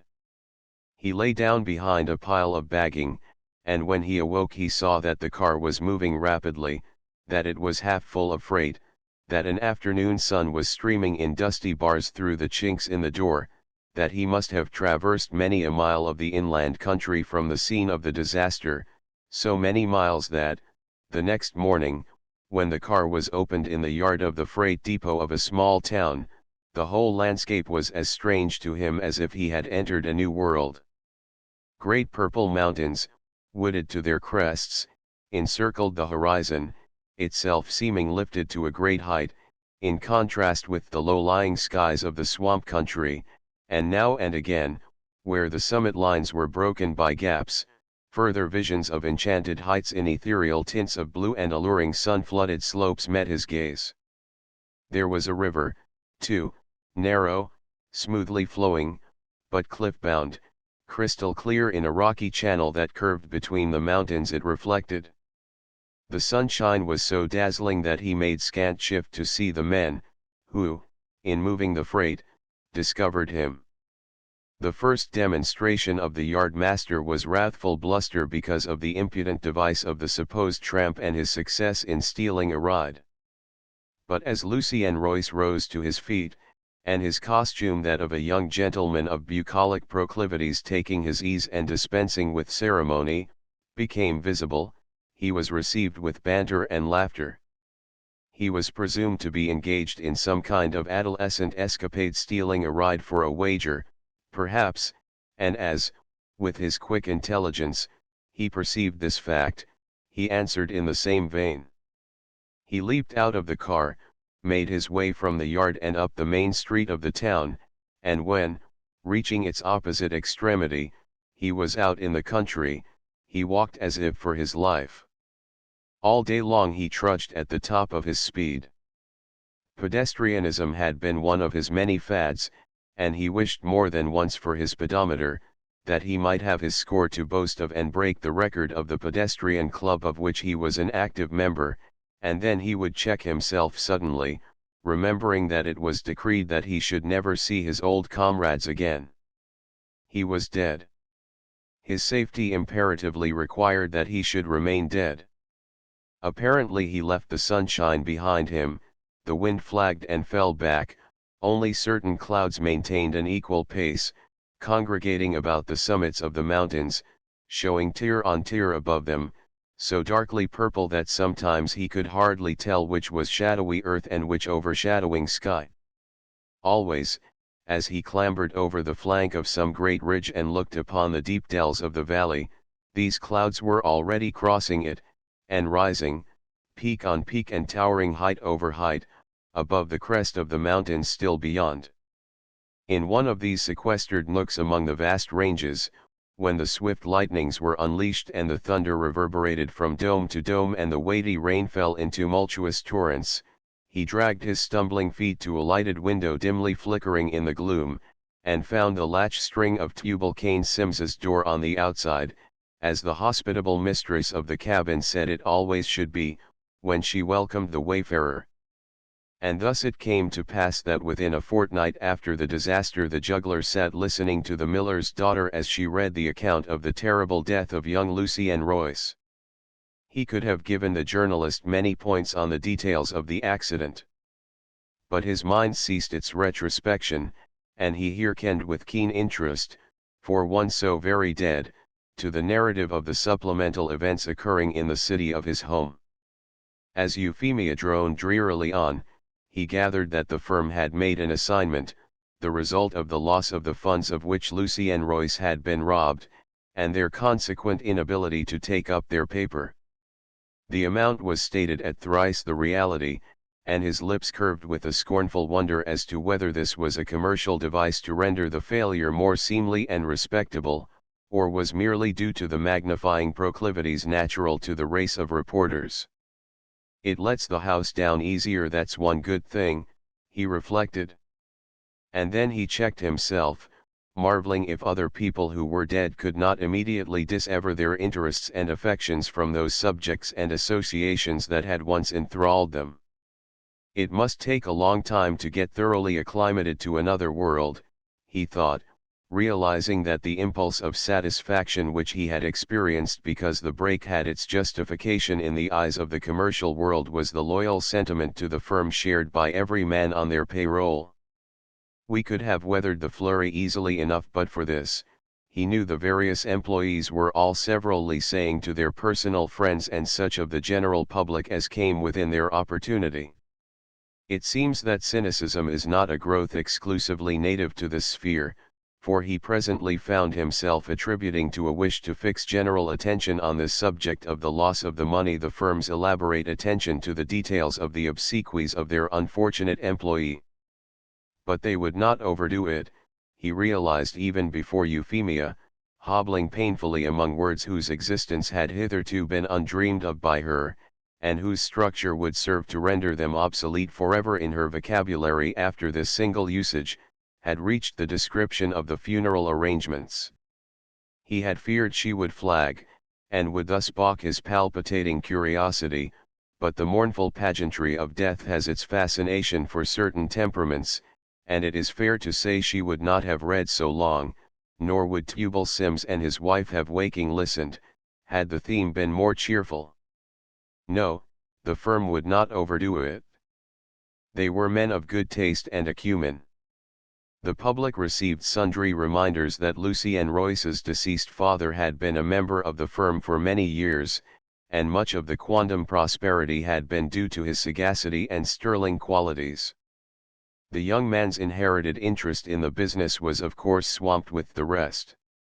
And all this made the presence of each of the partners and of all the employees, together with large and showy floral tributes at St. Church, the more appropriate and natural. As no simple interment could have done, however, it had also riveted attention on that especial feature, the loss of the money, which was in itself calculated to excite much sympathy and commiseration in the commercial heart, and to be of service in securing a composition with creditors and the possibility of continuance. They needn't have been so mighty particular, he said to himself a moment afterward, his eyes bright and shining, the color in his cheeks. I could have gotten up a big enough blowout all by myself. For that meed of popularity which many better men never achieve had been a gratuitous gift to Lucien Royce, who had never done aught to secure it or given it a thought in his life. His gay young friends were bereaved. All experiencing a sense of personal loss, all struck aghast with dismay and pity, those attended in a body who were of his many clubs and societies, and others singly if they happened to be merely friends outside the bonds of fraternities. The church was densely thronged, a wealth of flowers filled the chancel. The words of a popular hymn were sung by a member of the Echo Quartet, a singer of local renown, to an air composed by the late Lucien Royce so pathetic, with such sudden minor transitions, such dying falls, it had been a love song, and he had written the words as well as the music, that the congregation were in tears as they listened. "Aha, my fine first tenor," the juggler said to himself in prideful triumph at the praise of print. "And how about that final phrase of each refrain that you persisted ought to resolve itself into the major, and not the minor chord? Oh, oh. Mightily pleased to stand up before a big crowd and sing it now, for all its faulty harmony." But if he had already been gratified, he was shortly delighted. The account digressed to the personal qualities of the deceased, his exceptional popularity, the high esteem in which he was held by his business associates, the great affection which his personal friends entertained for him, the extraordinary versatility of his talents. He was a wonderful athlete for an amateur. The juggler listened with a critical jealous ear to the detail of certain feats of lifting, walking, and swimming. "I can break that record now," he muttered. He was a very acceptable amateur actor. He sang delightfully, and composed charming songs with words of considerable merit. In fact, he had a gift of light, easy versification. He was hospitable and joyous, and fond of entertaining his friends, to whom he was much attached the more as he was so alone in the world, having no near kindred since the death of his father. There was no bitterness in his mirth, he laughed with you rather than at you. "Don't be too sure of that," said the juggler, in his sleeve. He was wonderfully quick in learning, even quick in acquiring any mechanical art that struck his attention. He had really become a skillful prestidigitator. How the juggler blessed the six-pronged unpronounceable word as Euphemia struggled to take hold of it, and finally left it as incomprehensible, and this came about partly through his extraordinary quickness, and partly because no one could resist his fascinating bonhomie, and many a traveling artist in legerdemain had imparted his professional secrets to him from sheer goodwill and liking. He was the same to all classes. He had an easy capacity for adapting himself to the company he was in for the time being, as if it were his choice. Many a pleasant haunt of his friends would lack its relish after this, and it would be long before the name or face of Lucien Royce would be forgotten in St. Louis City. "Well," mused the juggler, with a sigh, as the reading concluded, "it's worth dying once in a while, to get a send-off like that." "Poor young man," ejaculated Mrs. Sims, looking up with a sigh too, the relief from the long tension, her big creased solemn face bereft of every dimple. The juggler caught himself hastily. "The paper doesn't say what Sabbath school he was a member of," he observed, with mock seriousness. "That's a FAC," returned Euphemia, unfolding the upper part of the journal to reperuse with a searching eye the portion relating to biographical detail. After an interval of vain scrutiny she remarked, "Nor it don't say nother whether he wore a member o' the Hard Shell Baptist or missionary or Methody. He muft be a sinner, and the paper don't like ter say it, him bane dead," wheezed Mrs. Sims lugubriously, intuitively seizing upon a salient point of polite modern journalism. The anxious speculation in her fat overclouded countenance was painful to see, for Mrs. Sims believed in a material hell with a plenitude of brimstone and blue blazes. "I dare say he was a sinner," exclaimed the juggler, with his manner of half-mocking banter. "Poor Lucien Royce! Only late that night, when all the house was still, and darkness was among the somber mountains, and the absolute negation of vision seemed to nullify all the world, did his mood change. He lay staring with unseeing eyes into the void gloom about him, yet beholding with a faculty more potent than sight the decorated chancel, the clergyman in his surplice, the crowds of sympathetic faces, the casket with the funeral wreaths covering it, the hideous mockery that it all was, the terrible hoax. The juggler was hardly disposed to felicitate himself upon this feat of simulation which had served to deceive the whole of his native city, and to bury a stranger, as it were, in his own grave. He began to pity the plight of the dead if they could so yearningly remember the life they had left. Return for him was impossible. Glimpses of the moon might shadow forth spirits revenant, but for him memory only must serve. He wondered that he could not accept conclusions so evidently final, for over and again, in the deep watches of the night, he would argue anew within himself the chances pro and con of transforming these immutable fictions into fact, of overcoming the appearance of crime by his previous high character, of relying on the good feeling of the firm, and the futility of the proceeding, to save him from prosecution. Then always, when he would reach this point, and his heart would begin to beat fast with the hope of restoration to life, it would stand still with a sudden paralysis and sink like lead, for there were interests other than those of revenge or justice, or preserving the public morals by enforcing penalties for the infringement of the law to be served by his incarceration in a good strong safe prison.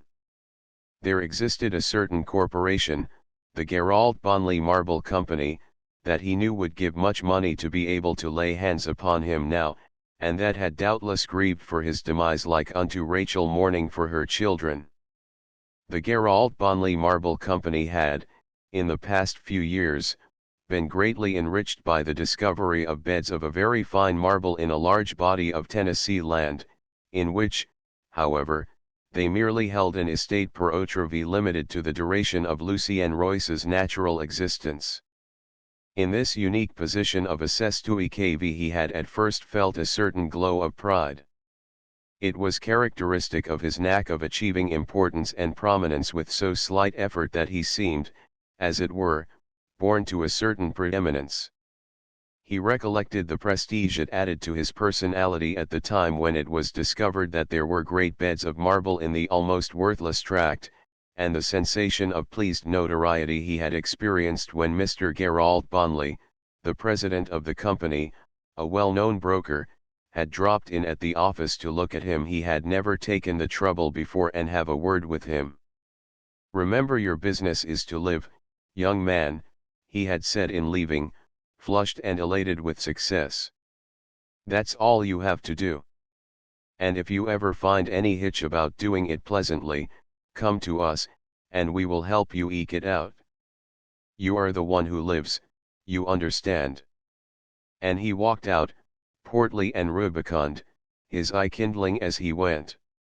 Lucien Royce had ridden uptown on the cable car one evening, a day or two afterward, and he had noticed with new interest a man, forlorn, shabby, chewing the end of a 5-cent cigar so hard between his teeth as he talked that he was unaware that its light had died out, who railed at life and his luck in unmeasured terms that astonished the passengers precariously perched on the platform of the rear car.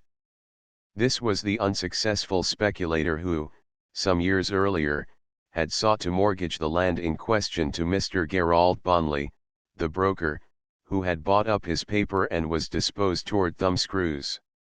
It was not a good day for mortgages, somehow, but, with the desperation of a man already pressed to the wall, about as badly broken as he was likely to be, the debtor would not consent to an absolute transfer of the title.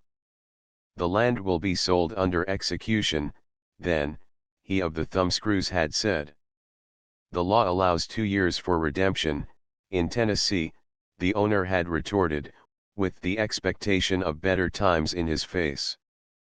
Perhaps because of the resistance, the broker always said he did not know why he had wanted the land, for although he was aware that a little marble quarry had once been worked there, it had been abandoned as not worth the labor. Still protesting that he could not avail himself of the property unless for a term of years, at least, he finally offered the bait of enough ready money to extricate the speculator, and give him another show amongst the bulls and bears, and the conveyance was made for the uncertain term of the life of another.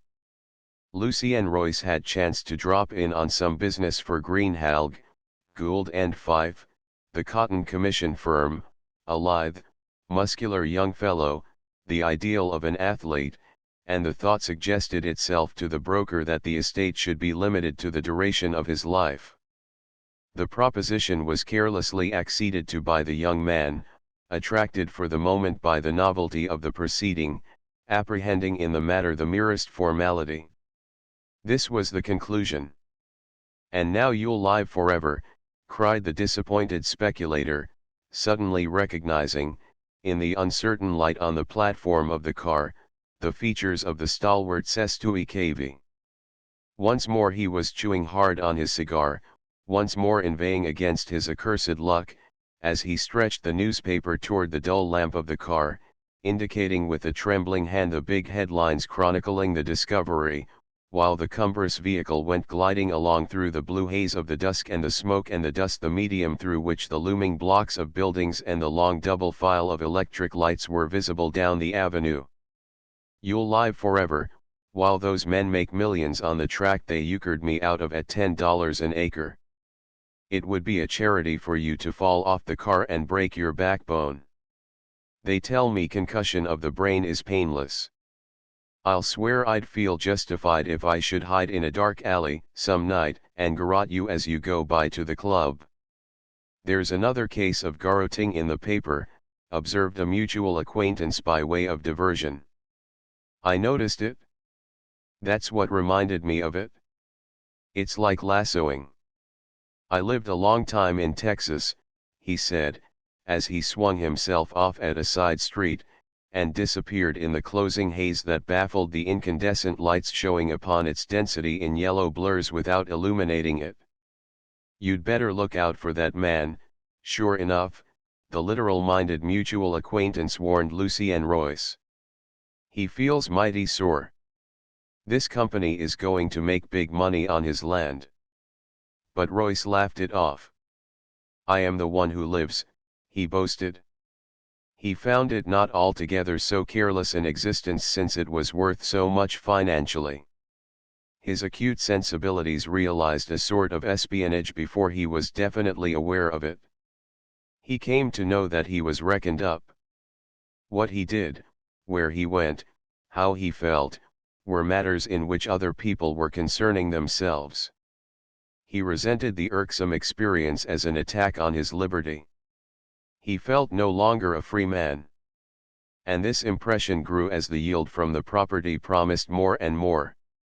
The Bonley Company had gone to heavy expenses. They had put in costly machinery. They had hired gangs and gangs of men. They had built miles of narrow-gauge railroad, to convey the stone by land as well as by water.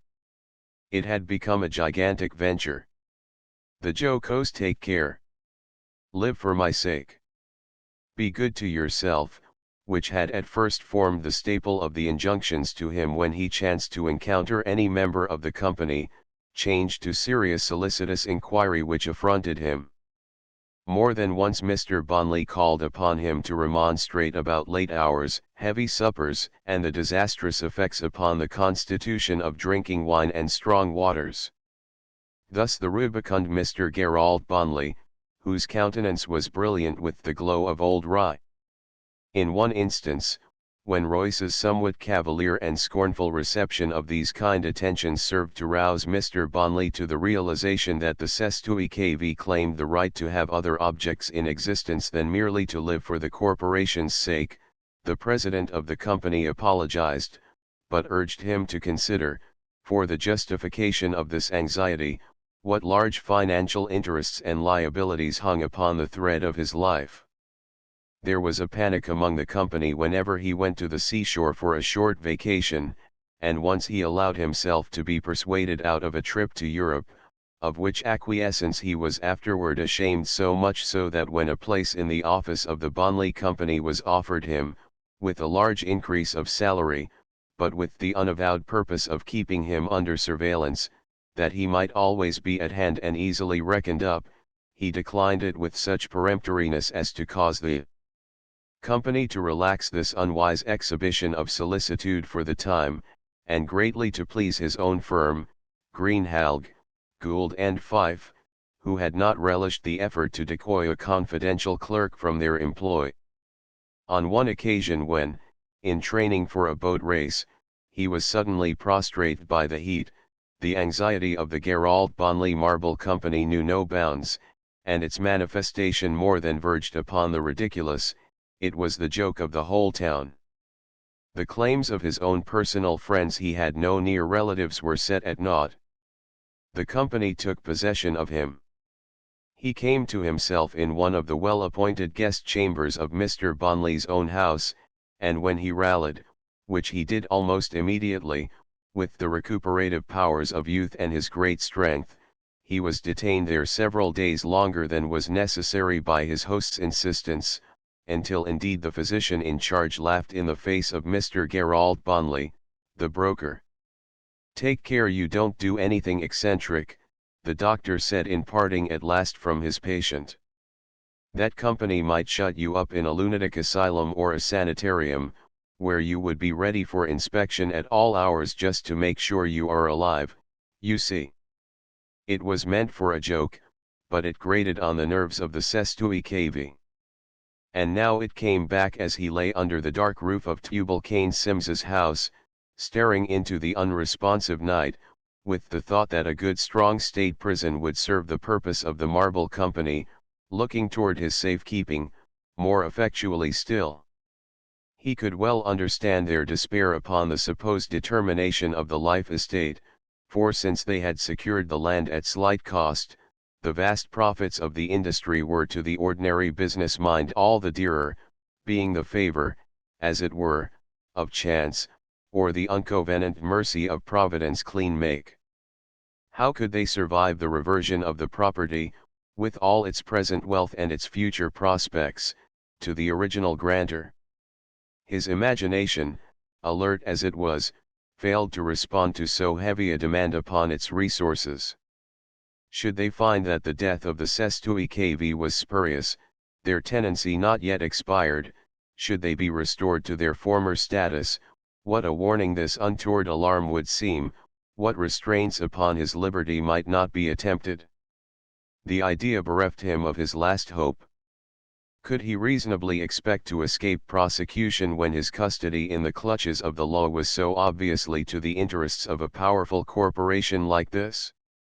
Even if his own firm of Greenhalgh, Gould and Fife should be averse to it to avenge their losses, what powerful influence would be brought to bear upon them by the Gerald Bonley Marble Company, what substantial values were to be dangled before the eyes of a broken firm in the friendship and backing of a strong financial association like this? The Marble Company would move heaven and earth to place him behind the bars.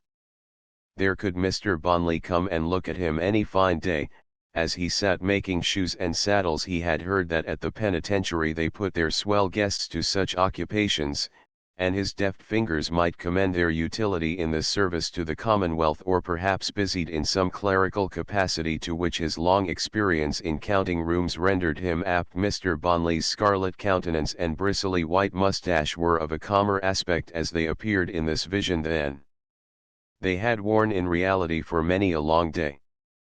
The menu would contain naught to destroy the digestion of the Sestui KV or affright the Marble Company in the way of midnight suppers and unlimited champagne. There would be no wild uproarious companions, no gambling escapades, no perilous activities on the horizontal bar. What war had Mr. Bonley waged against his attachment to the gymnasium? No swimming matches, no boat races, no encounters with gloves or foils. Truly Mr. Bonley's estate would be gracious indeed. No, Lucien Royce felt that his escape was a crowning mercy vouchsafed. His most imperative care should be to make it good, or he might well spend a decade of the best years of his life behind the bars for a crime he had not committed. His incarceration would easily be compassed, were his defense far more complete than perverse circumstance rendered possible, by the craft and persistence of men who had such large interests at stake on the life and well-being of a wild, adventurous, hair-brained boy. His supposititious death had saved his name, his commercial honor, which he held dear. John Grayson, with the theft of the belt and its treasure, had also taken his life, for he had no life left. He was dead.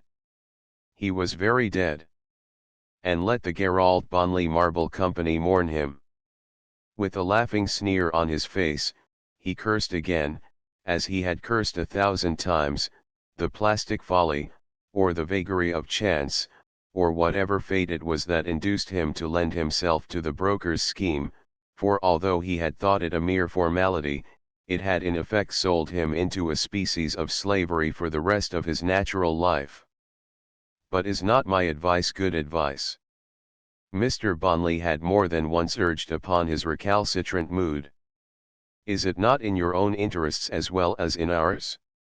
Is it not exactly the advice I would give to my own son? He needs it. Give it to him, the Sestui KV would reply in flippant despair. But Mr. Bonley's son was not worth so much money to the company, and he went his own ways with some celerity, all unchecked.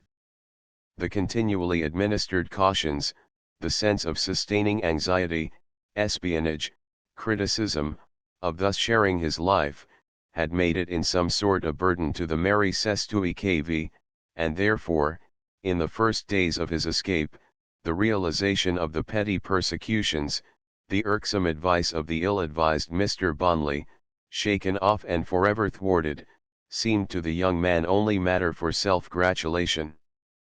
In the accumulation of these trifles in his thoughts, he had lost sight of the far-reaching significance of the event until he had reached the haven of Etowah Cove, and his bodily fatigue and distress of mind were somewhat allayed.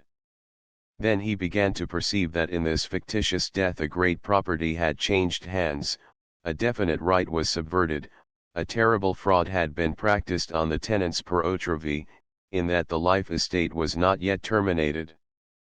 Mr. Gerald Bonley was mulcted of his prominence as a ludicrous, pertinacious, true blues bore, and the personality of the company was asserted as possessors of certain rights and large interests of which they were to be bereft through his agency. He was offered his choice to stay dead, or to go back and serve a term in the penitentiary for a crime he had never committed, to benefit the financial interests of Mr. Gerald Bonley and his associates. He sought now and again some solace in reflecting upon the hard bargain that Mr. Bonley had driven with the original owner, the poetic justice that his lands should revert to him in his lifetime, their value enhanced 1,000-fold by their own inherent natural wealth, which had been merely developed, not bestowed, by the Marble Company. I have made one poor soul happy, anyhow. It's just as well that he should get the land before they have sold and shipped all the rock in it. He would have nothing left except a hole in the ground but for this, he muttered to his pillow. For the Marble Company had been exempted by the terms of the grant from any impeachment of waste, and had successfully defended a suit brought by the reversioner, who sought to restrain their operations by showing that not even the surface of his tract would be left to him upon the determination of the estate per otrovy. He never seemed to have any grudge against me, and I can't say I blame him for being glad I am dead, said Royce, seeking to gauge the sentiments of the joyful reversioner. Nevertheless, all his commercial instincts revolted. They would not support this arbitrary dispensing of justice. The Gerald Bonley Marble Company's right was definite and infeasible, and unlawfully he had divested them of it. The idea was abhorrent to his commercial conscience. All the depth of character which he possessed lay in this endowment. He had no religious convictions, no spiritual estimate of the abstractions of right and wrong. To him the thought of religion was like a capitulation. It had never occurred to him as a thing to live by. It seemed of the nature of mortuaries, akin to last wills and testaments, of the very essence of finality. His moral structure was the creation of correct commercial principles sound enough, but limited. It was an impenetrable external shell, at once an asset, a protection, and a virtue, but it had no intimate inner tissues. His soul languished inert within it. As far as his financial integrity was concerned, there had been no leanings to the wrong, no struggles against temptation, not even temptation. He was proof against it. His integrity diminished even his capacity for repentance. He had never felt himself a sinner. On the contrary, he thought he had done mighty well. He had been for years in touch with the markets at home and abroad, but he could quote no spiritual values. For the first time in his life, he groped for a knowledge of the right, he strove with the definite sense of wrongdoing. His supposed death had all the taint of dishonor, it affected him as a false entry might have done. The indirect good that it wrought, the natural justice that it meted out, appealed to him no more than the success of speculating with the funds of the firm that employed him might serve to commend the speculation to his incorruptible commercial honor. He fared better when he sought to protest an irresponsibility. It was the Marble Company's affair to disprove his death if they could, to maintain themselves in continual assurance of his life. I've seen old Bonley perform so long like a hen with one chicken that I imitate him instinctively. I assume a sort of guardianship of the Gerald Bonley Marble Company as they assumed it of me, and one is as absurd as the other. The company's counsel ought to be equal to the situation. I have nothing to do with them. Their property is held for a term of years, which happens to be the duration of my life. I take on as if a Sestui KV was a salaried officer of the Bonley Company as if I were paid for drawing the breath of life. It is no part of my duty to report continually for observation. I forfeit no pledge. I violate no trust. And self-preservation is the first law of nature.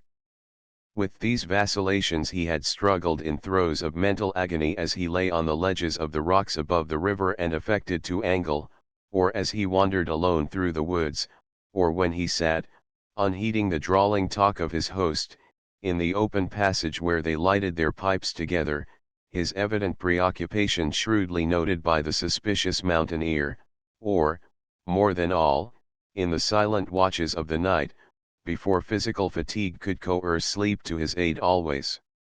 Arguing the wrong that his silence and absence wrought to others, yet the false suspicion on the part of Greenhalgh, Gould and Fife, and the consequent terrible fate that his return would bring upon himself, the intrinsic justice in the restoration to the reversioner of his plundered lands, and yet the positive legal rights which the Gerald Bonley Marble Company held in their unexpired tenancy per otrovy, the lies that thus conspired in their masquerade as truth, yet the fact that the truth unmasked would prove the falsest of them all. He had never in all the exercitations of his various problems seemed so near a definite and final decision as now. Never had he reverted so often to one basis of action. He determined that he would not return to the certainty of an ignominious imprisonment on a false suspicion for the sole benefit of a strong corporation of financial sharks, who, on the pretext of a tenancy per otrovy, were tearing the estate of their grantor from off the face of the earth. The reversioner would have nothing left but literally a hole in the ground. This awful sacrificial surrender would serve no moral right, but one of those legalized robberies which arise from a fault of the law through its constitutional deficiencies, being at last only of human device. And if, he argued, it was not his function to remodel the laws, and administer them according to the moral basis of evident right, it was in this instance his privilege to dispense even-handed justice. But when he fell asleep, and his will lay dormant, and his reasoning faculties were blunted, and only his conscience vaguely throbbed with an unassuaged wound, the sense of the commercial wrong that he did, the realization of the definite legal right that he extinguished, the weight of responsibility with which his mere breathing the breath of life had burdened him, all were reasserted without the connivance of volition, and over again that poignant cry, "But the one who lives, the one for whose life is life, his life is life," rang through the house with all the pent-up agony of his days of doubt and strivings and distress in its tone. It was a silent house. No wind stirred. Not a leaf rustled. One might hear the ash crumble covering the embers on the hearth. A vague monotone came from the river. Outside, the still radiance of a late-risen moon lay pallid and lonely on the newly plowed fields. Here and there crevices in the chinking between the logs of the walls made shift to admit a ray, sending its slight shaft through the brown gloom of the interior, visible itself and luminous in its filar tenuity, yet dispensing no light. One of these rays glimmered through the clapboards of the roof on the face of the sleeper, which showed in the dusk, with all its wan trouble on it, with the distinctness of some sharply cut cameo, to Tubal Cain Sims, who, half-dressed and with shock head and bare feet, had climbed the stair, and lurked there listening, that perchance he might hear more to convey to the sharp-set curiosity of the magisterial lime-burner. This involuntary lapse of his resolution left no trace on the juggler's consciousness when he awoke the next morning. He was not aware that he had dreamed, that in sleeping he had swerved from his intention, far less that he had cried out in his unrealized mental anguish. He took comfort from his stanch mental poise. The fact that he held fast to his conclusion seemed to confirm the validity of his judgment. Here he was to begin life anew, and it behooved him to make the most and the best of it. For one moment the recollection of the world he had left almost overcame him, the contrast it bore to his sorry future. Even its workaday aspect, the office, his high desk by the window, the thunder of the cotton-laden wagons in the streets and the clamor of voices impinging so slightly on his absorption in his work as to be ignored, even this wrung a pang from him now.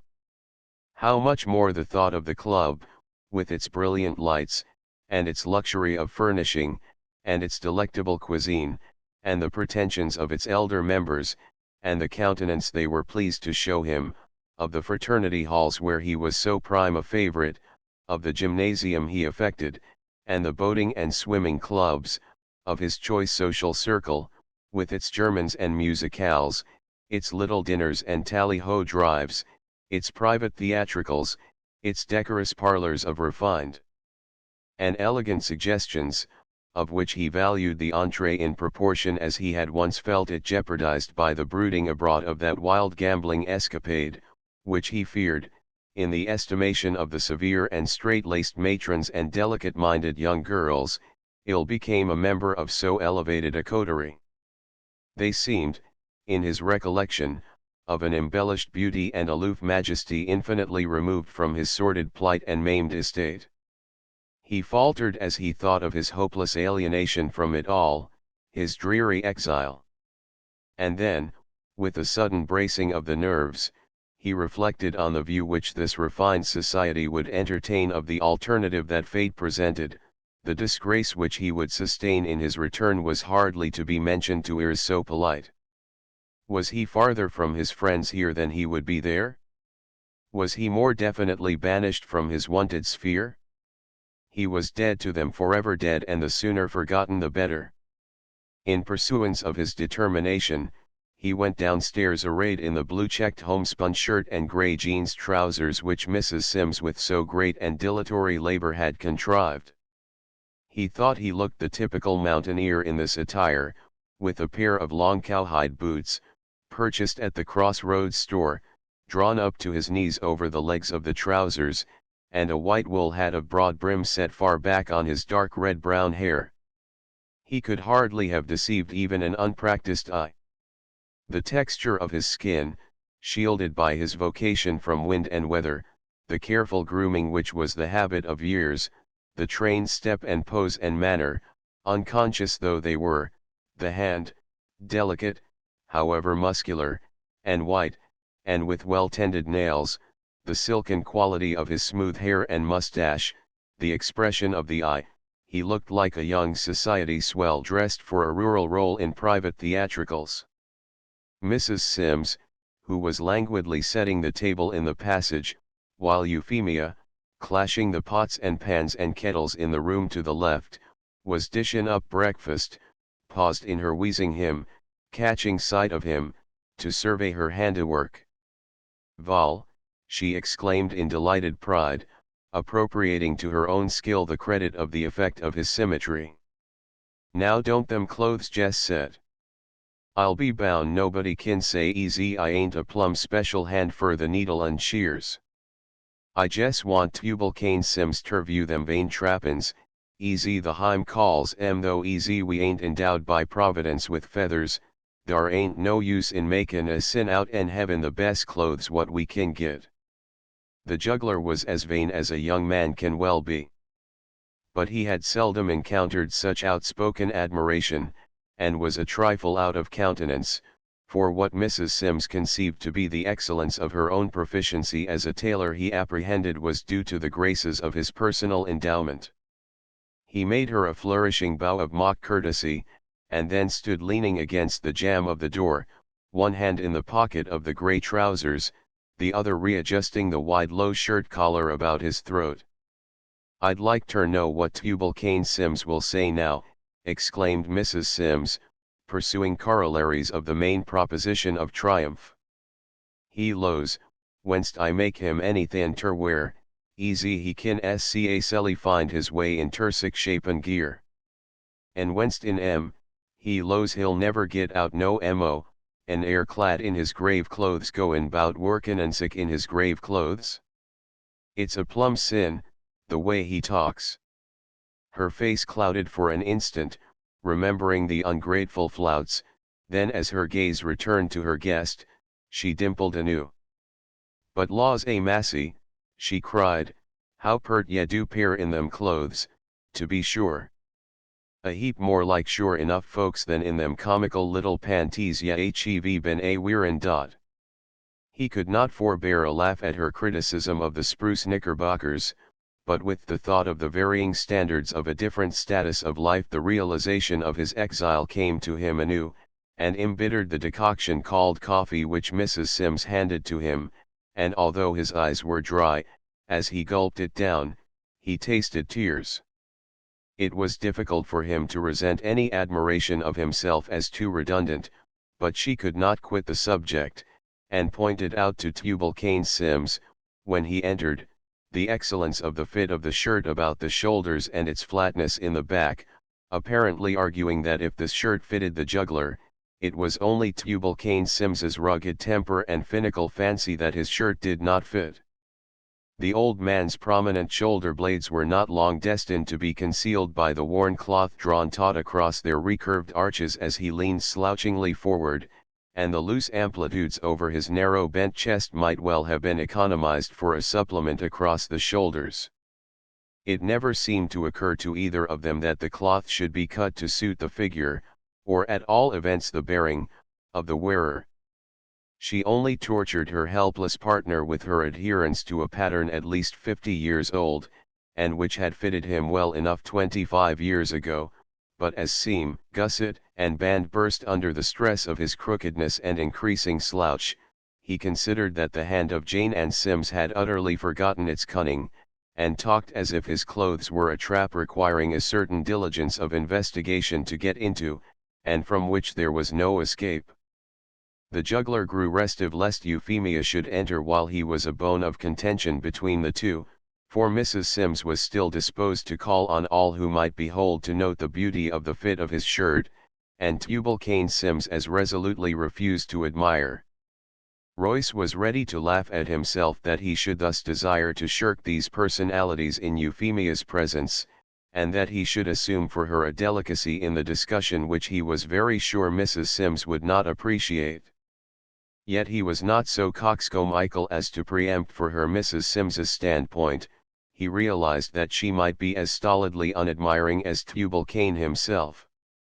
He finished his breakfast with a hasty swallow or two, and was about to take himself off with his fishing rod down to the river, hearing Mrs. Sims remarking after him, "Ye oughter thank the Lord on your bended knees, young man, for the fit o' them clothes," and Tubal-Cain Sims's growl of objurgation that folks oughter have better manners and sense and ter be thankin' the Lord for the set o' thar clothes on the blessed Sabbath day.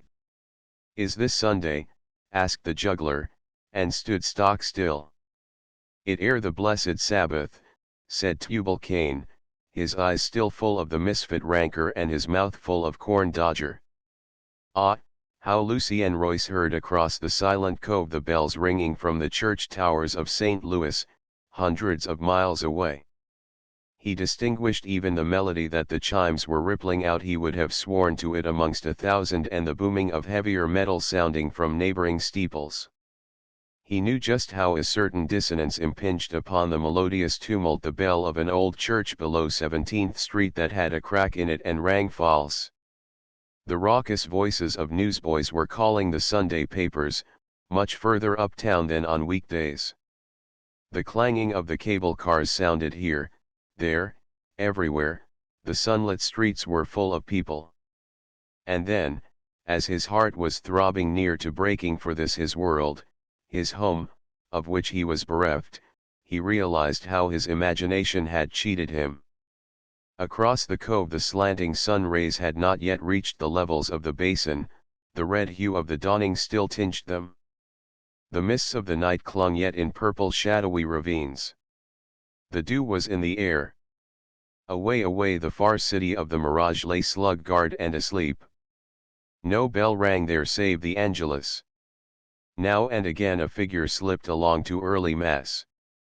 The rumbling wheels of a baker's wagon or the tinkle of a milkman's bell might sound a phase of the town, an hour of the day he did not know and for which he did not care.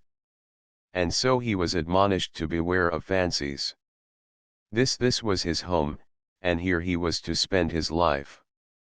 He hardly knew how he might contrive to spend the day, he said, as he flung himself down on a ledge of the rock overlooking the river. He appreciated how he would value the rest, had a week of hard work preceded it. He was no Sabbatarian on religious principles, but adhered to the theory as physically economical.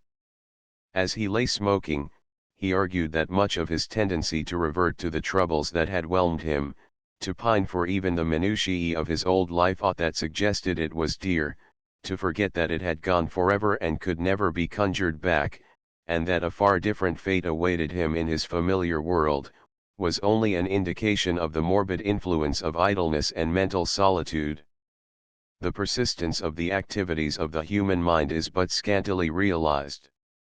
Given adequate subjects to work upon, to engross it a stent, so to speak, and its powers seem rarely greater than its task, but remove the objective point of occupation, and the complications of the engine, its normal strength yet its perilous fragility, its inherent tendencies to dislocation, its perpetual uncontrollable subjection to any idea, evolved at haphazard, clutched with the tenacity as of the muscles of a galvanized grasp, result in a chaos of disaster, the mere contemplation of which is wonderfully conducive to energy and the embellishment of toil.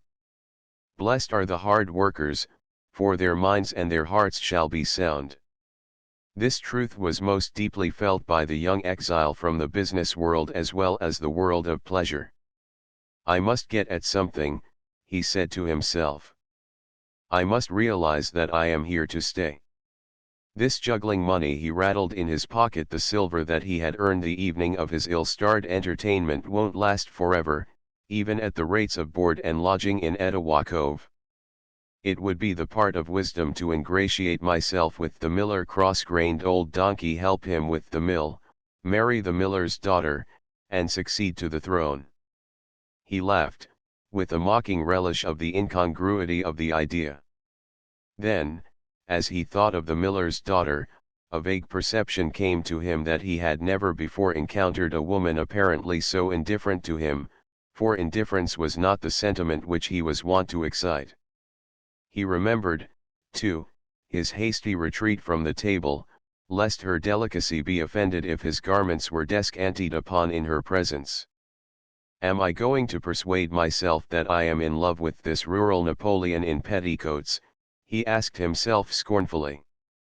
Then he argued that it was merely because he was not used to such critical scrutiny of his vestments except by his tailor. All the same, I got out of there before the Lady Euphemia appeared.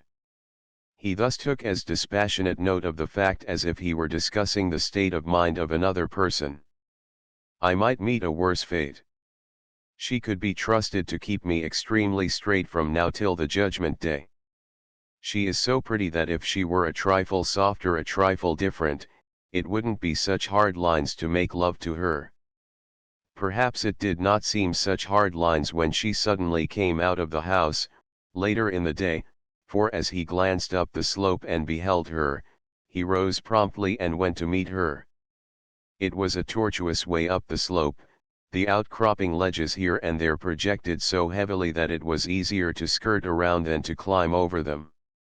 Brambles grew in shaggy patches, trees intervened, more than once, gnarled roots, struck but half in the ground, the bole rising at a sharp angle with the incline, threw him out of the line of a direct approach. He saw, in drawing near, that he was as yet unperceived, as she made her way slowly along the road. Her wonderful eyes were fixed meditatively, softly, upon the blue mountains beyond the cove, showing through the gap of the nearer purple ranges. Her lips had a drooping curve. The golden glimmers of her brown hair, rising in dense fairness above her white brow, had never seemed to him so distinct. She carried her pink sunbonnet in her hand, the large loose curls floated on the shoulders of her calico dress. It was of a sleazy texture, and the skirt fell in starchless folds from a short waist to the tops of her low-cut shoes. The color was a rose pink, and on it was scattered a pattern of great roses of the darkest red hue, and she looked as fantastic as if she were attired for a fancy dress ball. Somehow, this accorded better with his humor than the somber homespun attire which the mountain women as a rule affected. Her costume, regarded as a fad, did not so diminish her beauty. He could judge better of it, as he paused, still unperceived because of the intervening brambles, hardly 10 feet from her. She looked like some old picture, as, swinging the bonnet by one string, she stood still for a moment, with an intent expression in her lovely eyes. "If he speaks so agin," she said slowly, "if he speaks so agin afore them all, I dunno how I kin abide it." There was a look of pain on her face which, however, did not promise tears. He realized that tears were scarce with her and came hard. It was the look of one whose heart is pierced, and whose pride is bent, and whose endurance flags. Then, with an access of resolution visible in her soft face, she suddenly moved onward, and the swaying sprays of the brambles painted the picture out. He had hardly time to take stock of his impressions, or note his own surprise, or marvel of what or of whom she spoke, when Mrs. Sims issued, waddling, from the house. She perceived him readily enough, having him in mind, perhaps, and called to him to hurry up, For we uns ere all go intermeeten over yander at the church house, war yejin that show o yourn, displaying a fat dimply smile too jolly for the occasion, and all unmeet to companion the Sabbath day expression on the sour visage of old Tubal Cain Sims, who was shuffling out with high shoulders and hollow chest and bent knees to join the family procession. Lucy and Royce welcomed the summons with the half-bewildered delight of one unexpectedly rescued from the extremest griefs of ennui. His first instinct was to run and dress. Then remembering that he wore the best clothes he had, he composed himself with the reflection that he was in the fashion as it prevailed here.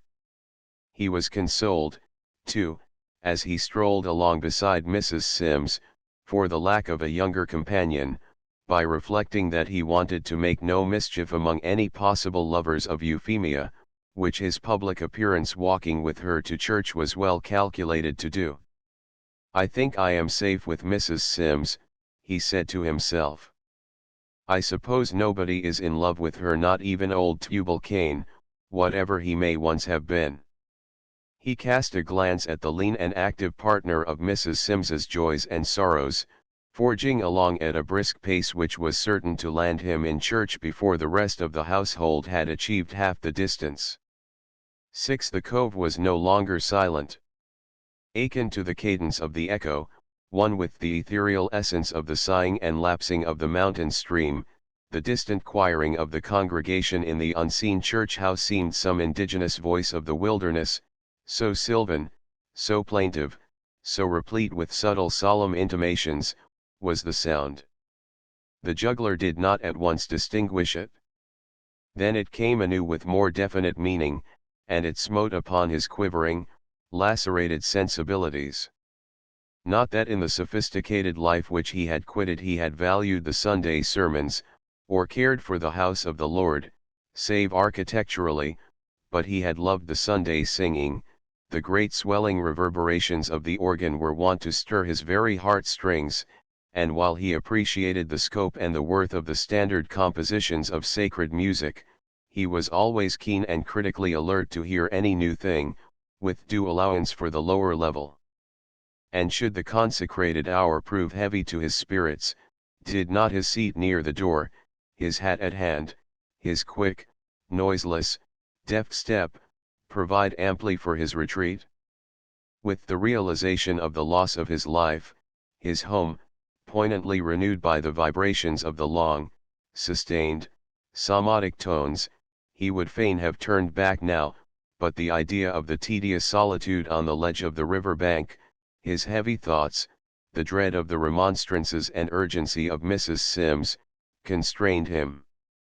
So he listened to the solemn rise and fall of the hymning in the cove, rising and falling with the wind, with a new sense of aghast trouble fixed upon him, as if some spectral thing had revealed itself in the wilderness as he walked unwary.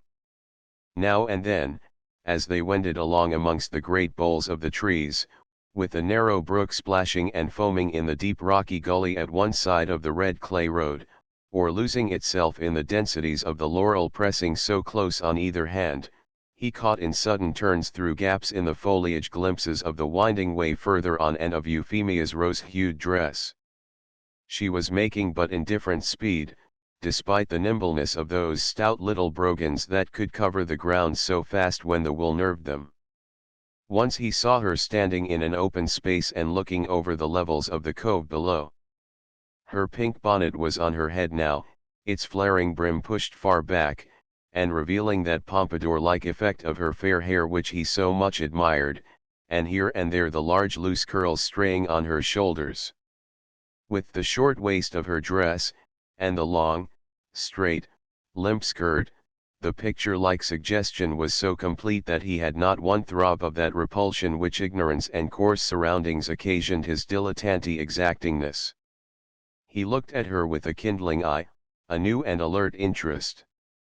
He began to seek to divine her mental processes. Why was she so reluctant? Why did she hesitate? It could not be that the prospect of the dull droning of the preacher affrighted her.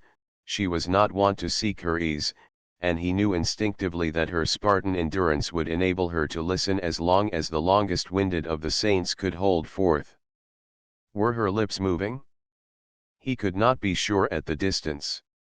Was she saying once more, "If he speaks so agin afore 'em all, I do know how I kin abide it"? He wondered who he could be, not Jack Ormsby, he was very sure. He wondered how Euphemia should have mustered the feeling to care. She seemed to him not complex, like other women. Her character was built of two elements, kindred and of the nature of complement one to the other: pride and the love of power, the desire to rule. He had thought her possessed of as much coquetry at 18 as her grandmother might have at 85. And who was this he who brought that look of sweet solicitude, almost a quiver, to her lips? "I should like to knock him down," he said to himself, humoring the theory of his pretended infatuation. She turned suddenly, holding up her head with a look of determination, and went on as before. Far afield might pride seem, to be sure, in the humble ways of these few settlers in the wilderness, yet here he was in full panoply, to walk, almost visibly, alongside the simple mountain maiden, to enter even the church with her, and to take his seat beside her on one of the rude benches, already crowded. Her mother and the juggler were later still.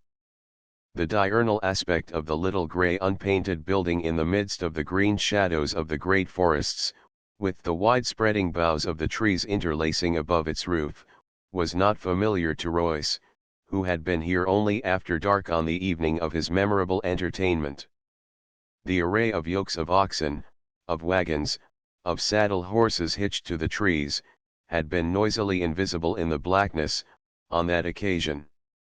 The group of youths hanging about the sacred edifice outside had a prototype in the Sunday curbstone gatherings everywhere, and he at once identified the species.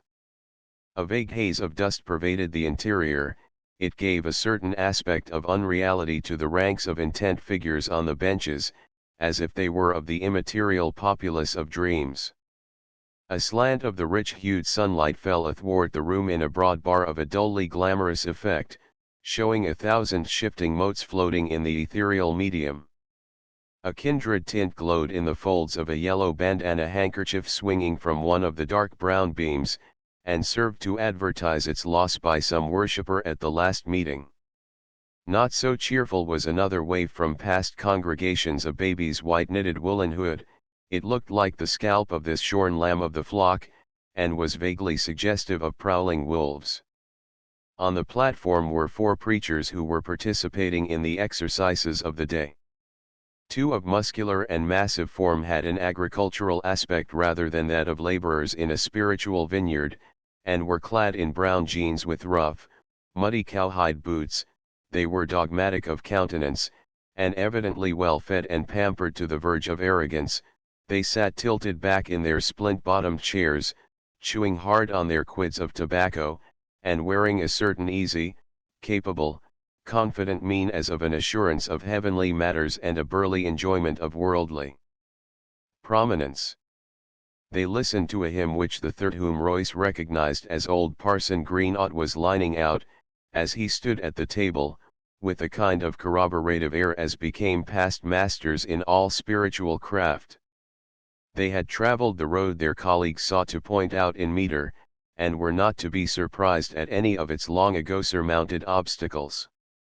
At the end of every couplet, each of them, while still seated, burst into song with such patent disregard of the pitch of the other, the whole congregation blaring after, that the juggler quaked and winced as he sat among the men, the women being carefully segregated on the other side of the church, and had much ado to set his teeth and avoid wry faces. The 4th minister was not singing. He sat with his head bowed in his hand, his elbow supported by the arm of his chair, as if lost in silent prayer. The juggler watched his every motion as for deliverance from the surging waves of sound, permeated with that rancorous independence of unison, which floated around him, for he divined that this was the orator of the day. This young man lifted his face expectantly after a time: a keen, thin, pale face, with black hair and dark grey eyes, and an absorbed ascetic expression.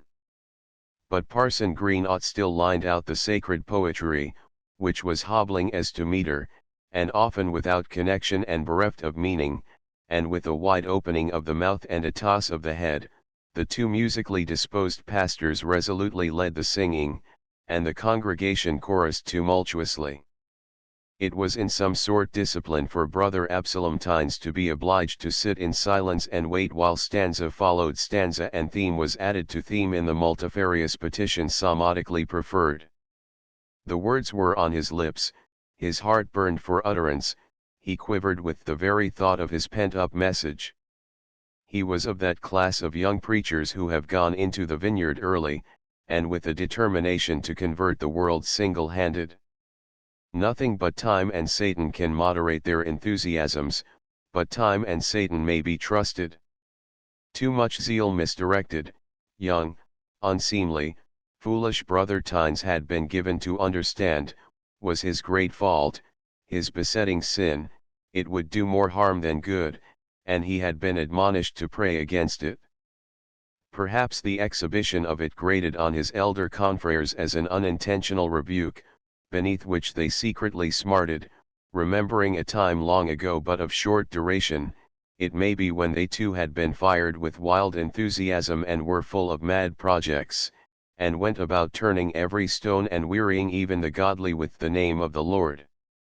So, to use the phrase of the politicians, they paired off with Satan, as it were, forgetting that zeal is like gunpowder, once damped, forever damaged, and that their own had caught no spark from any chance contiguous fire this many a long day. That singing praises to the Lord should be a means of putting down Brother Tynes' savours of the incongruous, but few human motives are less complex than those which animated Parson Greenough as he combined the edification of the congregation, the melody of worship, and the reduction of the pride of the pulpit orator, whose fame already extended beyond Etowah, and even to Tanglefoot Cove. The science of putting down any available subject is capable of utilizing and amalgamating unpromising elements, and as Parson Greenough cast up his eyes while he sang, and preserved a certain sanctimonious swaying of the body to and fro with the rhythm of the hymn he lined out, the triumph of simulating these several discordant mental processes cost him no conscious effort and scarcely a realized impulse. The juggler looked about him with a sort of averse curiosity. The traits of ignorant people appealed in no respect to his somewhat finical prepossessions. Among his various knacks and talents was no pictorial facility, nor the perception of the picturesque as a mental attitude. He resented the assumption of special piety in the postures and facial expression here and there noticeable in the congregation. He could have singled out those religionists whom he fancied thus vying with one another. One broad-shouldered and stalwart young man was given to particularly conspicuous demonstrations of godliness, exemplified chiefly in sudden startling amen sonorously interpolated into the reading, a breathy, raucous blare of song as he lifted up his voice inexpressibly off the key and a sanctimonious awkward pose of the head with half-shut eyes.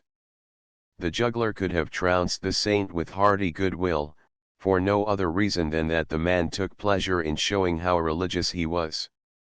Only Mrs. Sims exhibited no outward token of her happy estate as a professor, but her salvation was considered a very doubtful matter, and even that she had found peace problematical, since she did not believe in special judgments alighting on the mistaken or the unconverted, and had surmised that the Lord would find out a way to excuse them that had sat on the mourner's bench in vain. Fuhev Jess started out, she would say to those unfortunate whites whom the members were allowed to persecute with advice and exhortation as they cowered before the throne of grace, "Don't you be feared. The Lord will meet ye more 'n halfway. Ef ye don't see him, 'tain't he because he ain't dar. Jess start out. That's all." But Parson Greenough had warned her to forbear these promissory pledges of so easy a salvation. For he wanted sinners all to gaze on that lake of brimstone and fire which none but him could so successfully navigate, and now and again he had his triumph when some wretch in agonies of terror would screech out that he or she was so happy, since to be happy by main force, so to speak, was the alternative he offered to the prospect of weltering there forever. So Jane Ann Sims held her peace, and preserved a fat and placid solemnity of countenance, and sang aloud in such wheezy audacity that the juggler could hear her breathe across the church. Only one countenance was doubtful, wistful, its muscles not adjusted to the discerning gaze of the congregation. Euphemia Sims sat near a window, the tempered light on the soft contours of her face. The flaring pink sunbonnet framed the rising mass of fair hair. She gazed absently down at the floor, her delicate young shoulders were outlined upon the masses of green leaves fluttering above the sill hard by. Her look so riveted Royce's attention that he sought to decipher it. What did she fear? There was a suggestion of wounded pride, most appealing in its incongruity with her normal calm, or hardness, or unresponsiveness, or whatever he might choose to call the nullity of that habitual untranslated expression. Why was she so grave, so sad? The sudden lifting of her long lashes and the intent fixing of her eyes directed his attention to the pulpit, and there he perceived that Brother Tynes was standing at last, beginning to elucidate his text. The juggler, relieved of the torture of the singing, braced his nerves for the torture of the sermon. Here he might have had a recourse in his facility of abstracting his mind. He had sat through many a sermon in this unreceptive state. He had cast up accounts, preserving a duality of identity in the secular activity of his mental faculties and the sabbatical decorum of his face and listening attitude. Between firstly and secondly he had once chased down 3 vagrant cents an error which had cost him 15 hours of labor out of regular working time without which he could not balance his accounts.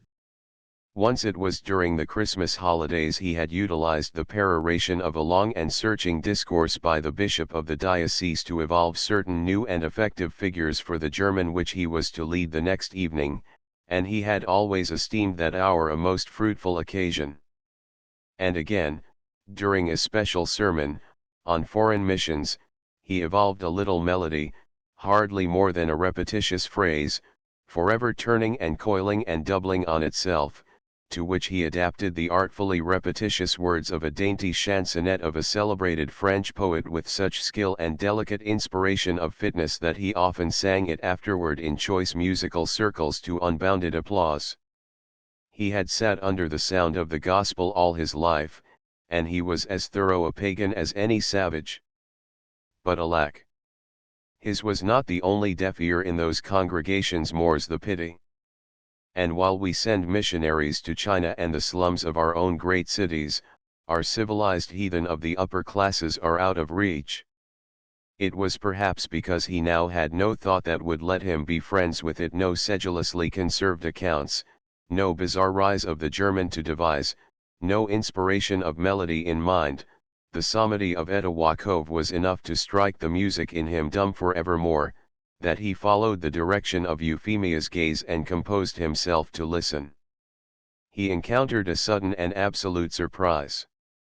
The sermon was one of those examples of a fiery natural eloquence which sometimes serve to show to the postulant of culture how endowment may begin at the point where training leaves off. The rapt silence of Brother Tynes's audience and their kindling faces attested the reciprocal fervors of his enthusiasms. He was awkward and unlettered, with uncouth gestures and an uncultivated voice, but there burned like a white fire in his pale, thin face of faith, an adoration, an exaltation, which transfigured it. He had a fine and lofty ideal in the midst of the contortions of his ignorance, which he called doctrines, and presently he spoke only and in Protean wise of the mystery and the mercy of redeeming love. The idea of reward, of punishment, of the hope of heaven and the fear of hell, did not seem to enter into his scheme of salvation. He sought to grasp the realization of an infinite sacrificial love, and he adjured his people to fall on their faces, with their faces in the dust, before the sacred marvel of the atonement. The text "He first loved us" rang out again and again like a clarion call. Its simple cogency seemed to need no argument. How could the politic and mercenary motives of securing exemption from pain or the purchase of pleasure enter herein? That phase of striking a fair bargain, so controlling to sordid human nature, was for the moment preposterous. Many a one of his simple hearers knew the joy of unrequited labor for love's sweet sake, of self-denial, of being hungry or tired or cold, in sacrificial content. More than one mother could hardly have given a practical reason why the crippled child or the ailing one should be the dearest, when its nurture could rouse no expectation that it might live to work for her sake.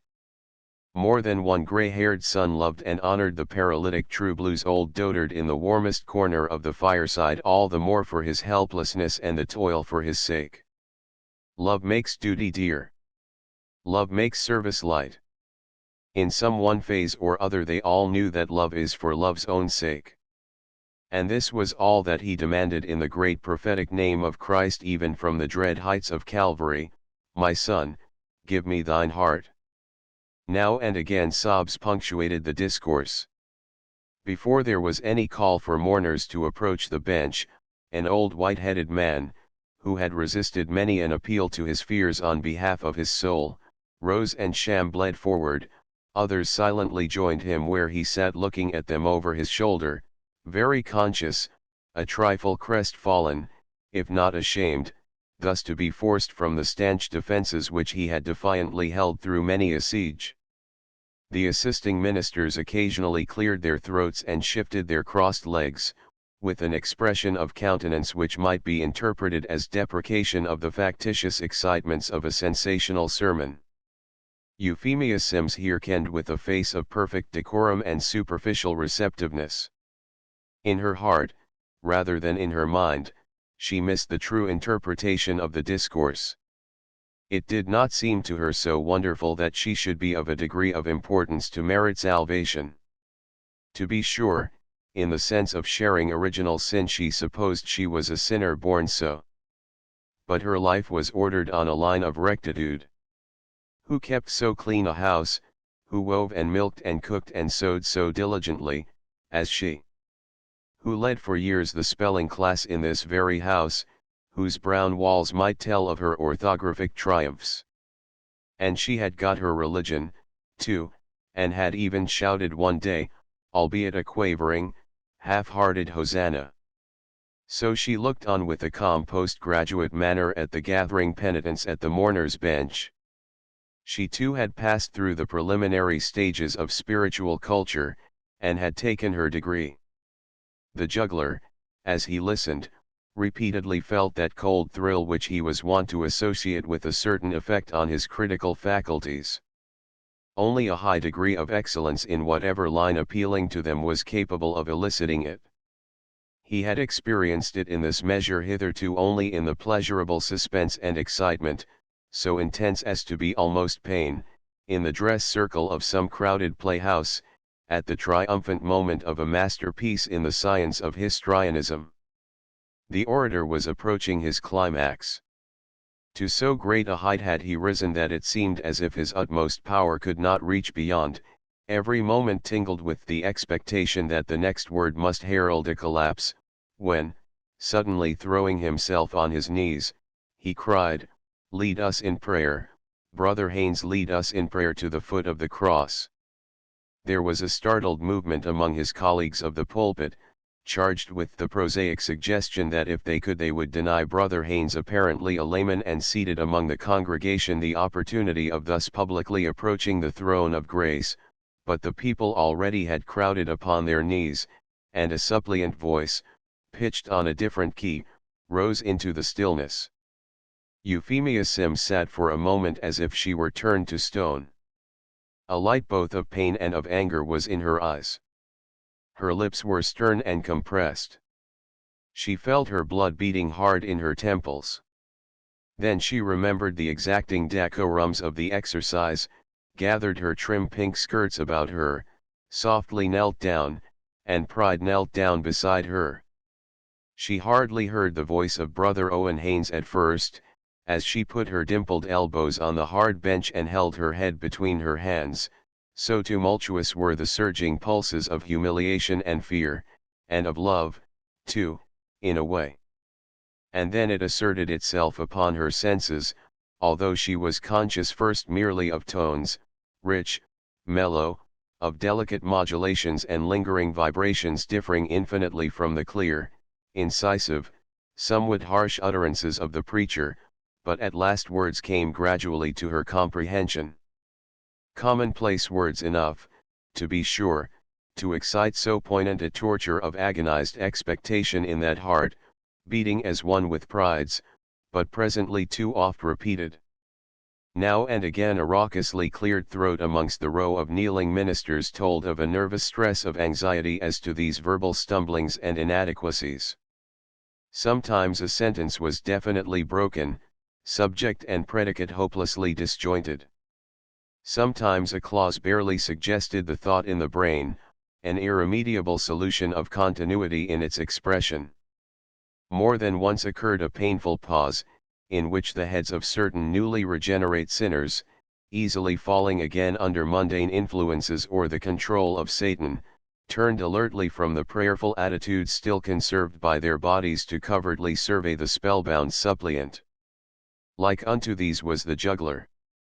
He had, on the first summons to prayer, decorously assumed that half-crouching posture common to devotionally disposed men, which intimates to the surrounding spectators the fact of a certain polite subduement of mind and body to divine worship. Then, remembering suddenly the character of mountaineer which he designed to assimilate, he plumped down on his knees for the first time in many a long day like the rest. And if in the ensuing excitements his mind did not match his lowly attitude, the juggler is not the only man who has ever been upon his knees with no prayer in his heart. Taking license from the stir near at hand, he too shifted his posture that his furtive glance might command a view of the man thus deputed to pray. The suppliant was among the congregation, but his face, as he knelt in an open space near the pulpit, was irradiated by the slant of the sunset glow. Beheld above the benches and the kneeling congregation, it had a singularly detached effect. It was like the painting of a head, all else was cancelled. For a moment, the juggler, his eyes growing intent and grave as he gazed, could not account for a sense of familiarity with it, of having seen it often before.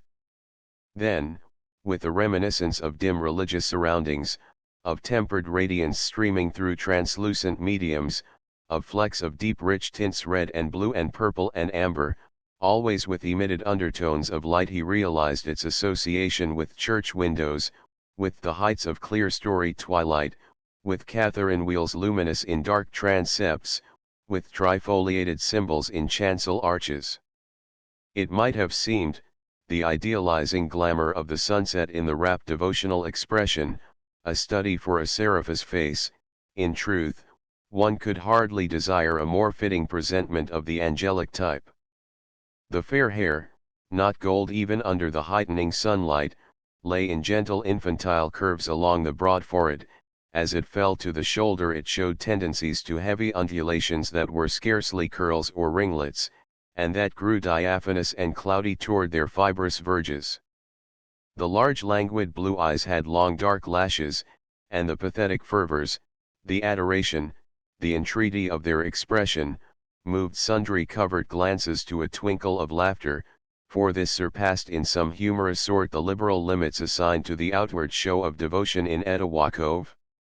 None of its other denizens ever looked like that, saint or sinner. It was a subtle and complex expression, and, being incomprehensible, it struck most of the observers as simply funny.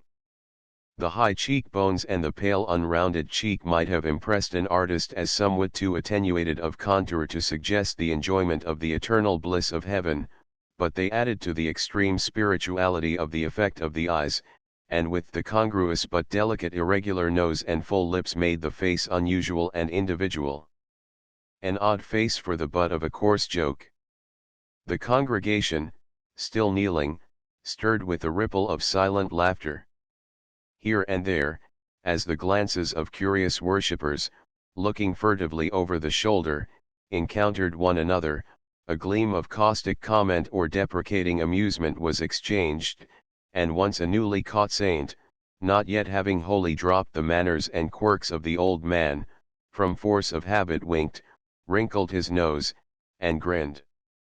For the halting supplication, still offered in that melting melody of intonation, had passed from its disconnected plea for mercy, for the conversion of sinners, for the guidance of the congregation, for the spiritual profit of the meeting, and had boldly entered on a personal and unique petition, a prayer for the power to preach the gospel. The day of miracles, the learned say, is past. Even the illiterate congregation in Etowah Cove expected none to be wrought in its midst.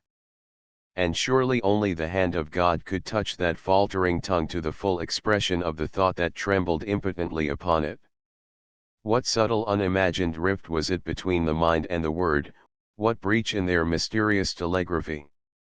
Elsewhere the phenomenon exists, the silent poet, whose meter beats in certain dumb fervors of the pulse, the painter, whose picture glows only upon the retina of the mind's eye, or those, unhappily not quiescent, who blurt and blunder as did Owen Haynes in his incoherent monologue to Almighty God. But he was the single example in the experience of Etowah Cove, and to the literal-minded saints the spectacle of a man bent upon preaching the gospel, and yet so ill-fitted for the task that he could scarce put half a dozen words into a faltering sentence, moved them now to mirth and now to wrath, according to the preponderance of merry or ascetic religionists in the assembly. Again and again, whenever an opportunity was vouchsafed, Owen Haynes, with his illumined face and passionate appealing voice, publicly besought of God in the congregations of worshippers, where he felt prayer must most surely prevail, with the pulse and the heart and the word of all his world to bear him company to the throne of grace, the power to preach the gospel in such phrase, such few repetitious disjointed words, disject a member of supplication, with so flagrant a display of hopeless incapacity, that it became almost the scandal of the meetings, and there had been a tacit agreement among the ministers who were to conduct the revival that he should not be called upon to pray. The exhibition of his eloquent burning face and his halting words, his faith, and its open reiterated denial, was not deemed edifying, and indeed it had latterly begun to affect the gravity of certain members of the congregation of whose conversion the leaders had had great hopes. "Hev got turfight that thar question out alone," said old man Greenought in indignation. "I won't jin him ne'er nother amen. He and his tomfool wantin' ter preach the gospel whenst he can't pray a spectable prayer is a puffick blemish on the divine service, it's fairly makin' game o' serious things his prayin' fer the power and I dunno what the Lord is a goin' ter do about it, but I ain't a goin' ter lend my ear ne'er nother time." It was this choleric gentleman who at last half rose from his knees, and with a peremptory jerk of his thumb toward the failing sunlight brought Haynes's aspiring spirit back to earth. He had gone far on the wings of those poor words, he had flown high.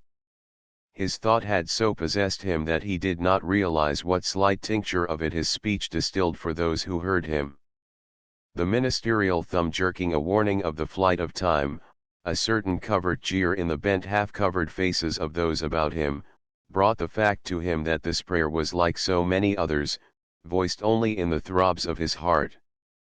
The light was dying out of his eyes, the sunset glow had quitted him, no fine illumined countenance now he bore, as of one who looks on some transcendent vision, only a conscious disciplined face, quiet and humbled and so patient.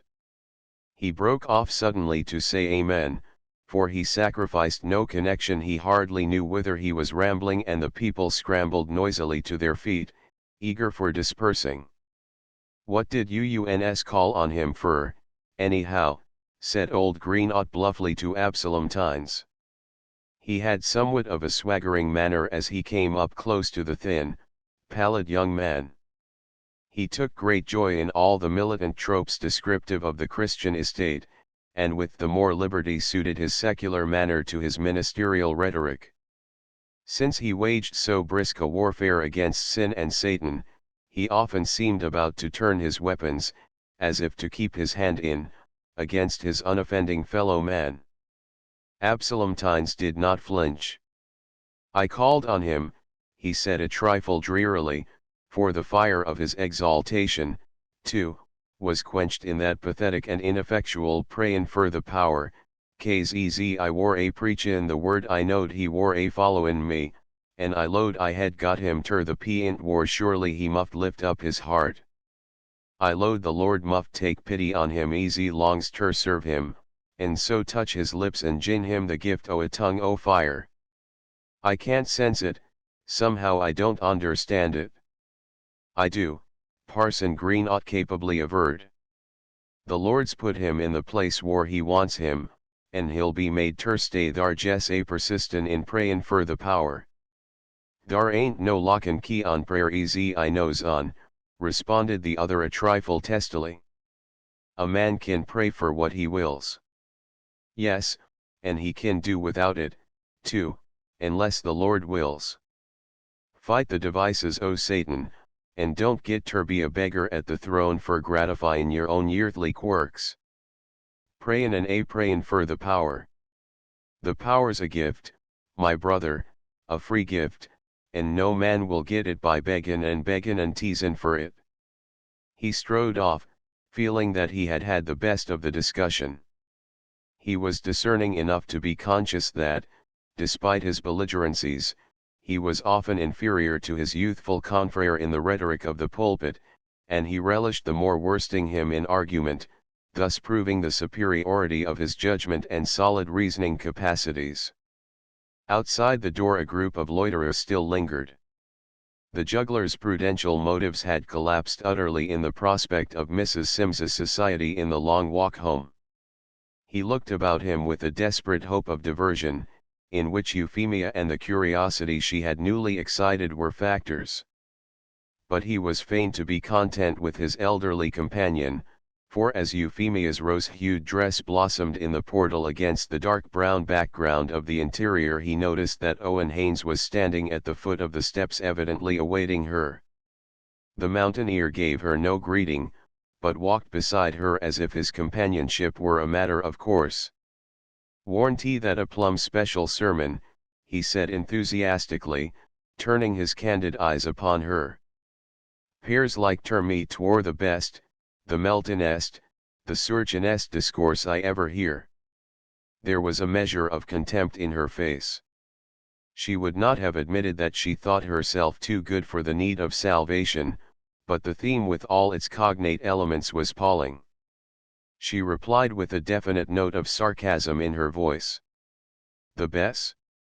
Val, I hev hearn ye say that time and time agin. The sermons air all the best, cordin' ter uns."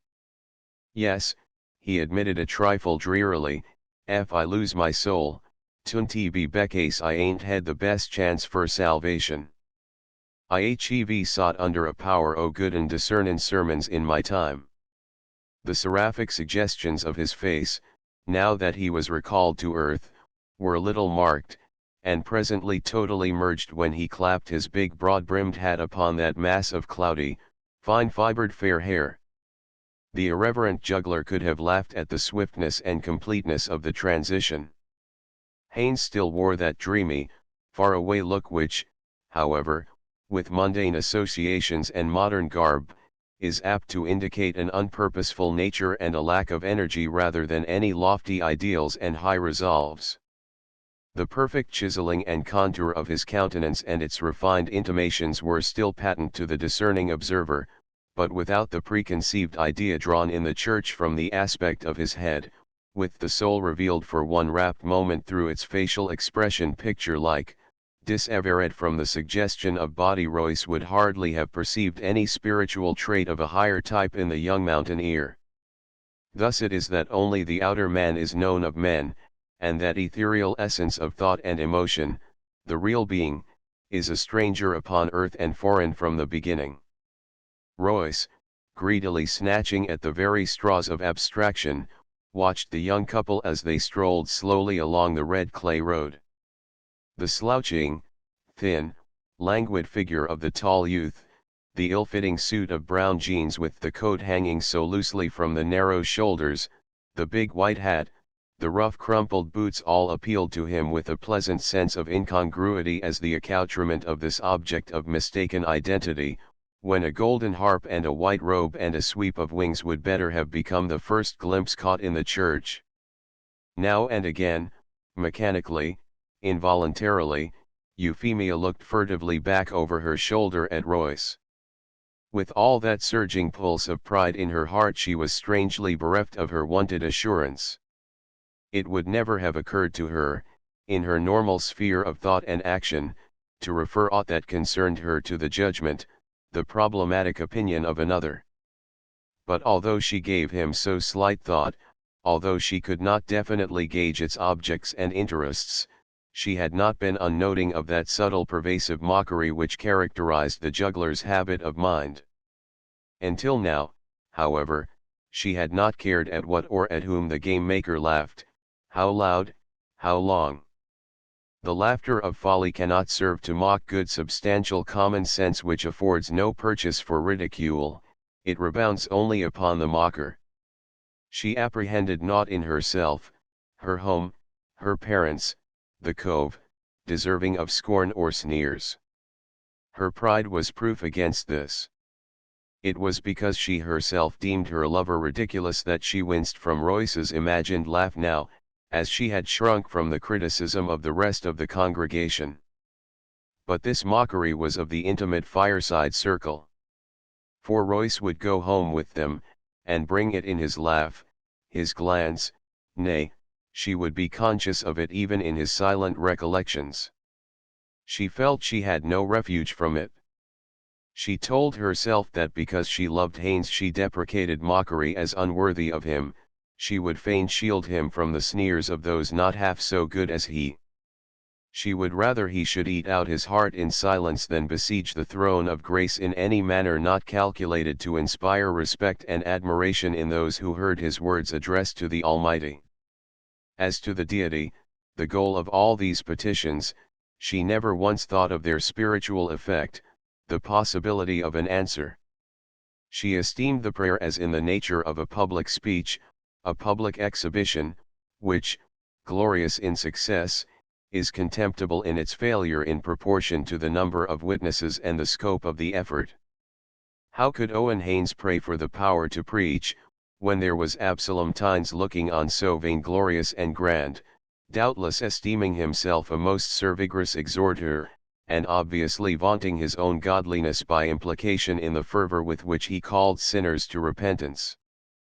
How could Owen Haynes seek so openly, so painfully, so terribly insistently, as a privilege, a boon, as an answer to all his prayers, as a sign from the heavens, as a token of salvation, as the price of his life, that capacity which was possessed so conspicuously, without a word of prayer, without a moment of spiritual wrestling, without a conscious effort, by Absalom Tynes? "I'd content myself with the power ter plough," she said to herself. Then, as he fell into retrospective thought, she said aloud, her voice not ringing true as was its wont, but with a tremulous uncertain vibration, "Pears like terme, easy ye hind te benjin the power arter sickasite o prayer, 'twould be better ter stop beggin' and pesterin' the Lord 'bout en it." There was a moment's silence, during which the little roadside rill flung out on the air the rudiments of a song, a high crystalline tremor, a whispering undertone, a comprehensive surging splash as of all its miniature currents resolved into one chord con tuta forza, and so to whispering and tentative tinklings again. He had turned his clear long-lashed blue eyes upon her, and she saw the reproach in them. That courage in the feminine heart which dares wreak cruelty on its own tender fibers urged her. "I hev told ye that afore," she added sternly. He was still silent. So sacred was that disregarded petition of his that, despite the publicity of its preferment, its free unrestrained fervors, he could hardly discuss it, even with her. "Ye hind te had no advices from the Lord," she argued. Ya hev been prayin' for the power constant, ever since ya got religion, and the Lord don't take no notice o' yet. A shadow was on his face, pain in his eyes. Anyone more merciful than the proud woman who loved him, and who would fain conserve his pride, might have pitied the sudden revulsion from the enthusiastic pleasure in the sacred themes of the sermon so late upon his lip and firing his eye, which she accounted merely the triumphs of Absalomtines, to this abasement and sorrow and prescient despair. "I can wait on his will," he said humbly. "Val, ye better wait in silence," Euphemia declared, near to the brink of tears, angry and wounded and scornful tears. "Ask and ye shall receive, seek and ye shall find," he quoted pertinently, with that upbraiding look in his eyes which hurt her for his sake, and which she resented for her own. How long, she cried impetuously. "Will ye spend your life a skin for what's denied ye, seekin' for what's hidden from ye? The Lord's got nothin' for ye, Owen, and by this time ye oughter hev sensed that. Then I kin pray for the grace ter take denial from his hands like a rich gift," he declared, his face kindling with an illumined, uplifted look. "Oh, you're prayin' and prayin'. I'm plumb wore out with it," she cried, stopping still in the road, then realizing the advance of the others she walked on hastily, and with the affectation of a careless gesture she took off her bonnet and swung it debonairly by the string, lest any emotional crisis be inferred from her abrupt halt. "Owen Haynes," she said, with sudden inspiration, "ye air deceived by Satan. Ye ain't wantin' the power ter preach the gospel ter advance the kingdom. Ye want the power ter prance easy prideful easy a peacock in the pulpit, like Absalomtines and them other men what air cuttin' sic a dash afore the yearth easy keeps em from keerin' much how the nangels in heaven air weepin' over em."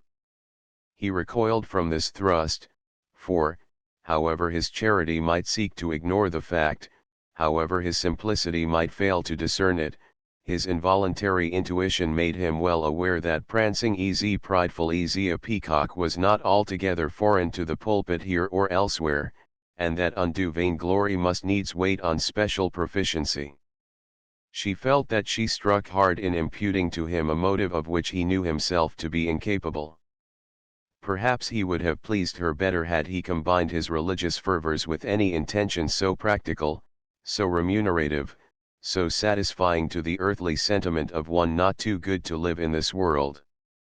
It was eminently in keeping with that phase of his character which she most contemned that he should, with his cheek still flushed, with his eyes wincing and narrowing as from a blow, begin a vehement defense, not of himself and his motives, but of Absalomtines.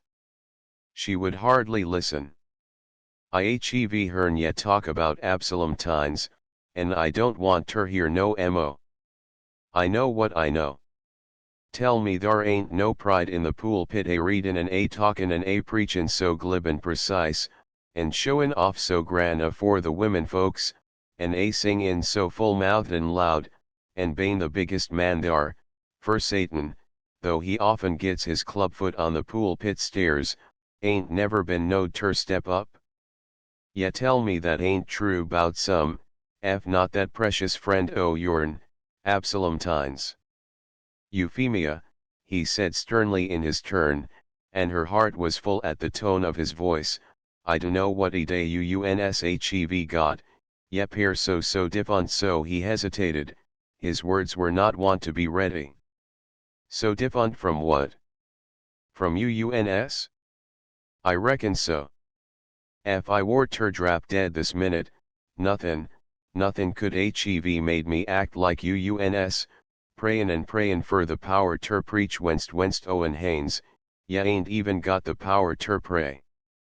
The Lord denies ye that even the power ter act so easy ter be fittin' fer folks ter hear. The Lord kin hear, Euphemie, he reads the secret thoughts." "Let yourn be secret, then," cried Euphemia. "Fer the folks air listenin' to ter the thoughts which the Lord kin hear 'thout the need o' words listenin' an, Owen Haynes, laughin'."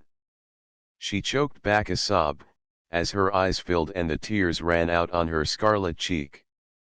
With a stealthy gesture she wiped them away with the curtain of her pink sunbonnet, carrying herself very stiffly lest some unconsidered turn of the head betray her rush of emotion to the other churchgoers loitering behind. When she lifted her eyes, the flow of tears all stanched, her sobs curbed, she beheld his eyes fixed sorrowfully upon her. "Yellow, I do know that, Euphemie," he said, his voice trembling. "Yellow, I don't see and hear too when I'm nigh the amen." Her tears burst out anew when she remembered that the amen was often said for him by the presiding minister, with such final significance of intonation, ostentatiously rising the while from the kneeling posture, as to fix perforce a period to this prolix incoherency of prayin' for the power. "Ya don't feel it," she protested, very cautiously sobbing, for since her grief would not be denied, she indulged it under strict guard. "Ya don't feel it. But me, it cuts me like a knife." "Why, Fimmy," he said softly, walking closer to her side, noticing which she moved nearer the verge of the stream, that she might keep the distance between them exactly the same as before, not that she wished to repel him, but that the demonstration might escape the notice of those who followed. "'Pears ter me like ye ought hunty Turk here for the laughin' and mockin', for mebbe I'll be visited with the outpourin' o' the Sperrit, and be load ter work for my Lord like I want ter do." She turned and looked at him. They had reached the top of a sort of promontory that jutted out over a leafy sea of the budding forests on the levels of the cove below. The whole world of the spring was blooming. Even the tulip trees, with their splendid dignity of height and imposing girth, seeming well able to spare garlands, wore to their topmost sprays myriads of red and yellow bells swaying in the breeze. The azaleas were all ablow, and a flowering vine, the merest groundling, but decked with delicate white corymbs, lay across the path. The view of the sinking sun was intercepted by a great purple range, heavy and lowering of shadow and somber of hue, but through the gap toward the west, as if glimpsed through some massive gate, was visible a splendid irradiation overspreading the yellow-green valley and the blue mountains beyond. So vividly azure was this tint that the color seemed to share the vernal impulse and glowed with unparalleled radiance, like some embellishment of the spring which the grosser seasons of the year might not compass. From below, where the beetling rock overhung a wilderness of rhododendron, voices came up on the soft air. The others of the party had taken the short cut. She heard her mother's wheeze, the juggler's low mellow voice, her father's irritable raucous response, and she realized that she might speak without interruption. "The Lord's got nothin' for ye," she averred vehemently. "He don't need your preachin' and he don't listen ter your prayers. Ye hev come ter be the laughin' stock o' the meetin' and the jye o' the game makers o' the cove. And ff ye don't gin it up, I yell hev ter gin me up one or t'other me or that." Haynes was not slow now. He understood her in a flash. The covert grin, the scornful titter, the zestful wink, she cared more for these small demonstrations of the unthinkingly merry or the censorious scoffer than for him or the problematic work that his master might send him the grace to do. Nevertheless, he steadied himself to put this into words that he might make sure beyond peradventure. He had taken off his hat. The wind was blowing back the masses of his fine curling fair hair from his broad low brow. His cheeks were flushed, his eyes alight and intense. He held his head slightly forward. "I must gin you up, or gin up prayin' for the power ter preach. Prayin' in public for the folks, I mean, in the church house or at camp meetin'. Oh, I can't marry a man gin over tersic prayin' afore the congregations. But ye can go off yander alone in the woods or on the mountings, and pray, if so minded, till the skies fall, for all I'm keereen. Ye mind case people laugh," he said slowly. "Ef people laugh at me case I be foolish, I mind it. Ef people laugh at me case they air fools, they air welcome ter thar laughin' and thar folly too. This discrimination was plain. But as he still looked dreamy and dazed, she made the application for him. "Ya can't preach, ya can't pray, ya make a idiot o' yourself tryin'.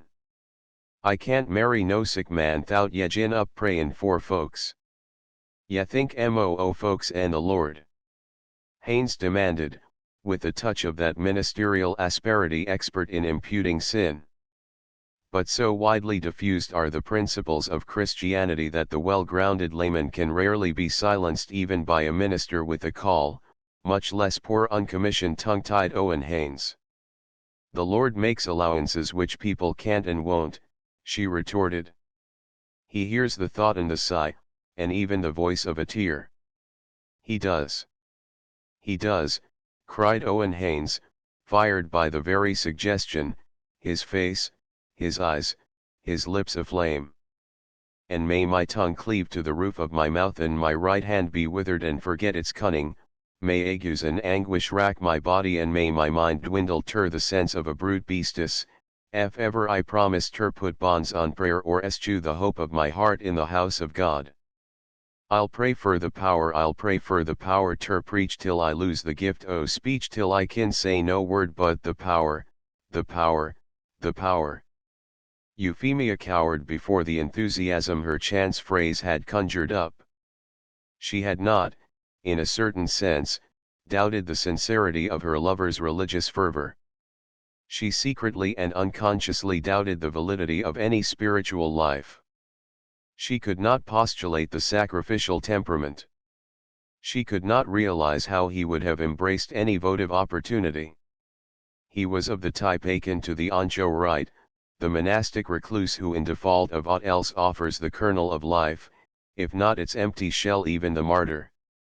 For he had within him that fiery exaltation which might have held him stanch at the stake, and lifted his voice in triumphant psalmody above the roar of the flames. But although he had had his spiritual sufferings of denial, and floutings, and painful patience, and hope that played the juggler with despair, he had anticipated no ordeal like this. He looked in her eyes for some token of relenting, his own full of tears above the hardly quenched brightness of his fervor of faith, a quiver on his lips. Her face was set and stern. With a realization how deeply the fantasy had struck roots in his nature, she perceived that she must needs share it or flee it. She was hardly aware of what she did mechanically, but as she painstakingly tied the pink strings of her bonnet under her dimpled chin it was with an air of finality, of taking leave. She was not unconscious of a certain pathetic appeal in his life, seemingly unnoted by God, yet for God's service, and rejected by love. But she thought that if he pitied himself without avail she need not reproach herself that she did not pity him more. And truly she had scant pity to spare. And so he stood there and said farewell as in a dream, and as in a dream she left him. 7. It created something of a sensation, one morning, when the juggler for the mountaineers as solemnly distinguished him by the name he had given them of his queer vocation as if it were the serious profession of law appeared among the lime burners on the slope of the mountain. With his sensitive perceptions, he could not fail to notice their paucity of courtesy, the look askance, the interchanged glances. Singularly obtuse, however, he must have seemed, for he presently ensconced himself, with a great show of consideration for his own comfort, as if for a stay of length, in the sheltered recess where the lime burners were seated at some distance from the fire, for the heat was searching and oppressive. The heavy shadow of the cliff protected them from the sun. Below, the valley was spread out like a map. If one would have dreams, a sylvan ditty that an unseen stream, in a deep ravine hard by, was rippling out like a chime of silver bells swaying in the wayward wind came now to the ear, and now was silent, and somehow invited the fantasies of drowsing. Everything that grew betokened the spring. Even the great pines which knew no devastation of winter bore testimony to the vernal impulse, and stood bedecked with fair young shoots as with 1,000 waxen tapers. The juggler, lying at full length on the moss, his hands clasped under his head, watched their serried ranks all adown the slope, broken here and there by the high-tinted verdure of the deciduous trees. He conserved a silence that seemed unintentional and accidental, perhaps because of his unconstrained attitude and of his casual expression of countenance, since he apparently took no note of the cessation of conversation among the lime-burners which had supervened on his arrival. Talk was soon resumed, however, curiosity becoming a factor. "Who's tendin' the protracted meetin' down yander, from Sims's?" demanded Peter Knowles, looking at Royce to intimate whom he addressed. "Only the head of the house," responded the juggler, Tubal Cain, the man of might, himself. Peter Knowles still gazed at him with frowning fixity. "That thar Jane and Sims ain't got no emo religion and a Dominicky hen," he observed. Well, the juggler was fain to contend in a sentiment of loyalty to the roof that sheltered him, "she is busy, she has her household duties to look after." "Shucks, ya young buzzard, ya can't fool me," exclaimed Tipperthers, in half-jocular triumph.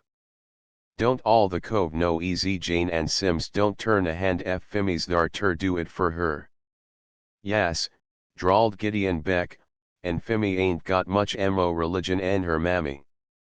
Jess voonst hev she been tendin' on the meetin' this air Thursday, and the mourners constant, and a great awakenin'. Fimmy Sims would set the Nangel Gabriel down ter wait in the passage whilst she wore a polishin' of her milk crocks, ef he had been sent ter fetch her ter heaven, and she worn tea through her dairy worship. If Mrs. Sims doesn't turn her hand, there's obliged to be somebody there to turn one. We don't have any rations of manna served out these days," argued the juggler. "It's well that somebody stays at home. Tubal Cain and I are enough churchgoers for one house." "Air you a mourner?" demanded Beck, with a sudden accession of interest. "No," answered the juggler, "though I've lots and cords to mourn over." He shifted his position with a sigh. Rithers and Knowles exchanged a significant glance which Beck did not observe. With a distinct bridling he said, "I be a perfessor. I hev been a perfessor for the past 10 year." "It must be a great satisfaction," responded the juggler. It was something, however, which he did not envy, and this fact was so patent that it roused the rancor of Beck. One of the dearest delights of possession is often the impotent grudging of him who hath not. The juggler, despite his assured demeanor, had reverted to that sense of discomfort which had earlier beset him when he went abroad in the cove. In the church he had marked a certain agitated curiosity as members of the congregation who had been at the show recognized the man who was deemed so indisputably in league with Satan. But this was merged in the fast accumulating interest of the meetings, and upon a second attendance, barring that he was here and there covertly pointed out to wide-eyed newcomers, denizens of further heights and more retired dells, his entrance scarcely made a ripple of excitement. This he accounted eminently satisfactory. It had been his intention to accustom the mountaineers to the sight of him, to have his accomplishments as a prestidigitator grow stale as a story that is told, to be looked upon as a familiar and a member of the Sims household. All this favored his disguise and his escape from notoriety and question. He had been prepared for the surprise and curiosity which the presence of a stranger in so secluded a region naturally excites. Since learning somewhat of the superstitions and distorted religious ideas which prevailed among so ignorant and sequestered a people, he could even understand their fear of his simple feats of legerdemain, and the referring of the capacity to work these seeming miracles to collusion with the devil. But altogether different, mysterious, threatening, unnerving, was the keen inimical vigilance which he discerned in Peter Knowles's eye, the sense of some withheld thought, some unimagined expectation, which might be apprehended yet not divined, roused afresh the terror of detection which had begun to slumber in the security of this haven with its new life and absolute death to the old world. As the juggler lay on his back, with his eyes fixed on that deep blue sky of May, fringed about with the fibrous pines above his head, he tried to elucidate the problem. Something alien, something dangerous, something removed it was from the fantasies of the ignorant mountaineers. But for all his keenness and his long training in the haunts of men, for all his close observation and his habit of just deduction, that thin-lipped, narrow, ascetic visage gave him no inkling what this withheld thought might be, how it could be elicited, met, thwarted. Only one gleam of significance from the eye he interpreted, a distinct note of interrogation. Whatever the expectation might be, to whatever it might be leading, it was not devoid of uncertainty and of involuntary inquiry. He attempted to reassure himself. He tried to argue that it was only his consciousness surcharged with its weighty secret which made him flinch when any questioning eye was turned upon him. What could this mountaineer, ignorant and inexperienced as the rest, divine or suspect? How could he dream of the truth? And yet, so much was at stake, his liberty, his name, his honor, nay, the sheerest commercial honesty. And so far all had gone well. He clung now to his fictitious death as if the prospect of this existence in the cove had not well nigh made it real, so had his heart sunk within him at the thought of the future. He said to himself sharply that he would not be brought to bay by this clumsy schemer. Surely he could meet craft with craft. The old habit of transacting business had no doubt sufficed to keep his countenance impassive, and he would set himself to add to the little they knew circumstances of which they did not dream, well calculated to baffle preconceived theories. "No, I'm not a mourner," he replied to Beck's sanctimonious gaze, "not much. The kind of sinner I am goes to meeting to see the girls." A momentary silence ensued. Not that this pernicious motive for seeking the house of worship was unheard of in Etowah Cove. There as elsewhere it was a very usual symptom of original sin. Few saints, however, indurated by holiness against such perversion of the obvious uses of the sanctuary, but could remember certain soft and callow days when the theme of salvation held forth no greater reward than the occupancy of crowded back benches and the unrestricted gaze of round young eyes. It was, nevertheless, a motive so contrary to the suspicion which Knowles and Sims himself had entertained of the juggler's sojourn here, and had grafted on the credulity of their cronies a lightsome motive, so incompatible with the grisly suggestions of murder, and flight from justice, and the expectation of capture and condign punishment, that it could not be at first assimilated with his supposed identity as a fugitive and criminal.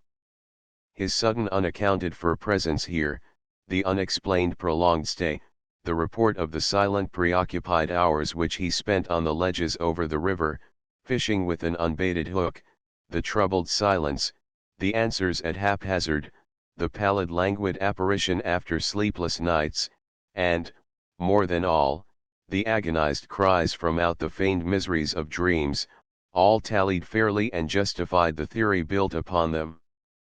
But this new element interjected so abruptly had a disintegrating subversive effect. "Vol, ain't all the gals in the kentry mighty nigh down yander at the meetin' now?" demanded Beck. He spoke mechanically, for he had lost sight of his effort to induce the juggler to attend upon the means of grace, if ever he had seriously entertained it, and he would not, on sober reflection, have offered this frivolous inducement as a lodestone to draw the reluctant heavenward. Let perdition seize him first. "Plenty there, no doubt," said the juggler uncommunicatively, as if having taken counsel within himself. Old Josiah Cobbs chuckled knowingly, as he sat on the stump of the tree which he most affected and nursed his knee. "The right one ain't dar, that's the hitch. All the gals but one, and that one with all the rest, hey." He chuckled once more, thinking he was peculiarly keen-wit to spy out the secret of the juggler's indifference to prayer and praise.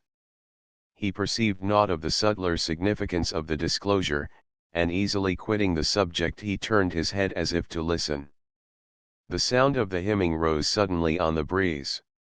From far away it was, if one must mete out the distance by the windings of the red clay road and the miles of fragrant springtide woods that intervened.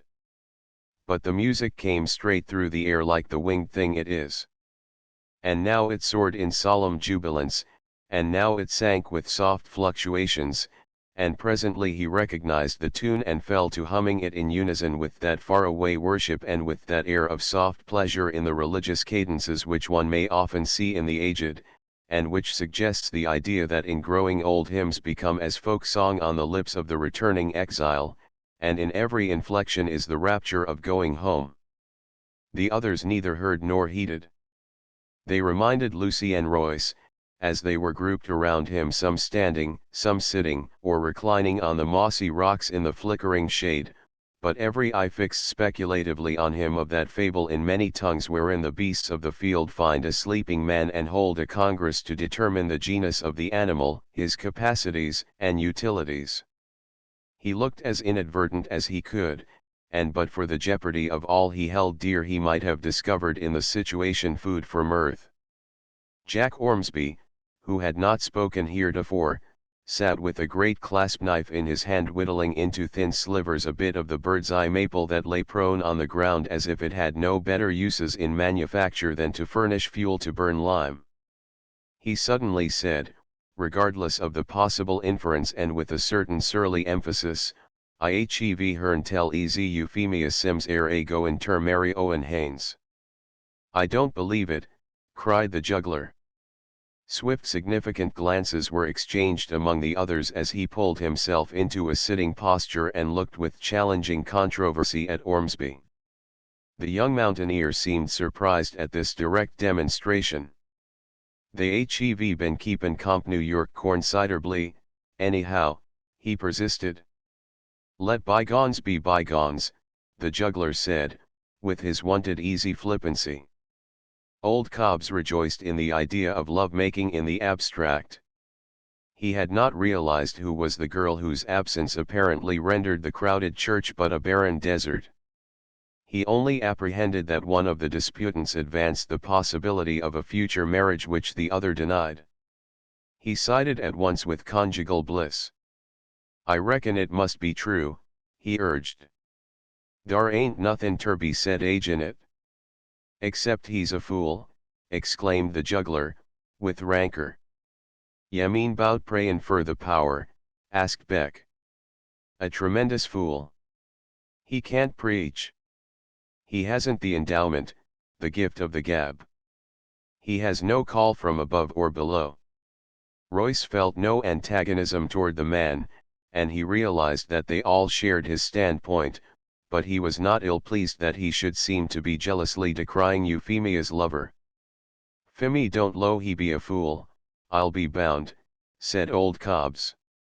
"I hev viewed a many a man counted a pufficagit, mighty nigh, at the stow in the blacksmith shop, yet at home mongst his women folks he be a mo splendigus pussin and the President o' the United States." "I reckon Jack's right," remarked Beck. "I reckon they'll marry." This stroke, he reflected with satisfaction, cut not only the juggler, but Ormsby also, notwithstanding the fact that it was the theory advanced by the young mountaineer himself. "I'll bet my hat they don't," declared the juggler eagerly. This suggestion of superior knowledge, of certainty, on the part of a stranger angered Jack Ormsby, who vibrated between his red-hot jealousy of the juggler on one side and of Owen Haynes on the other. "We uns know Phemie Sims better and ye do," he said, as if this were an argument despite the chameleon-hued changes of the feminine mind. "Ye never seen her till ye kem ter Etowah Cove." "How do you know I didn't?" retorted the juggler warily. He sat leaning forward, his hat in his hand, his hair, grown longer than its wont, was crumpled on his forehead. He looked at Ormsby with a glitter of triumph in his red-brown eyes. "Ward ye kem from Jess afore ye got hyar?"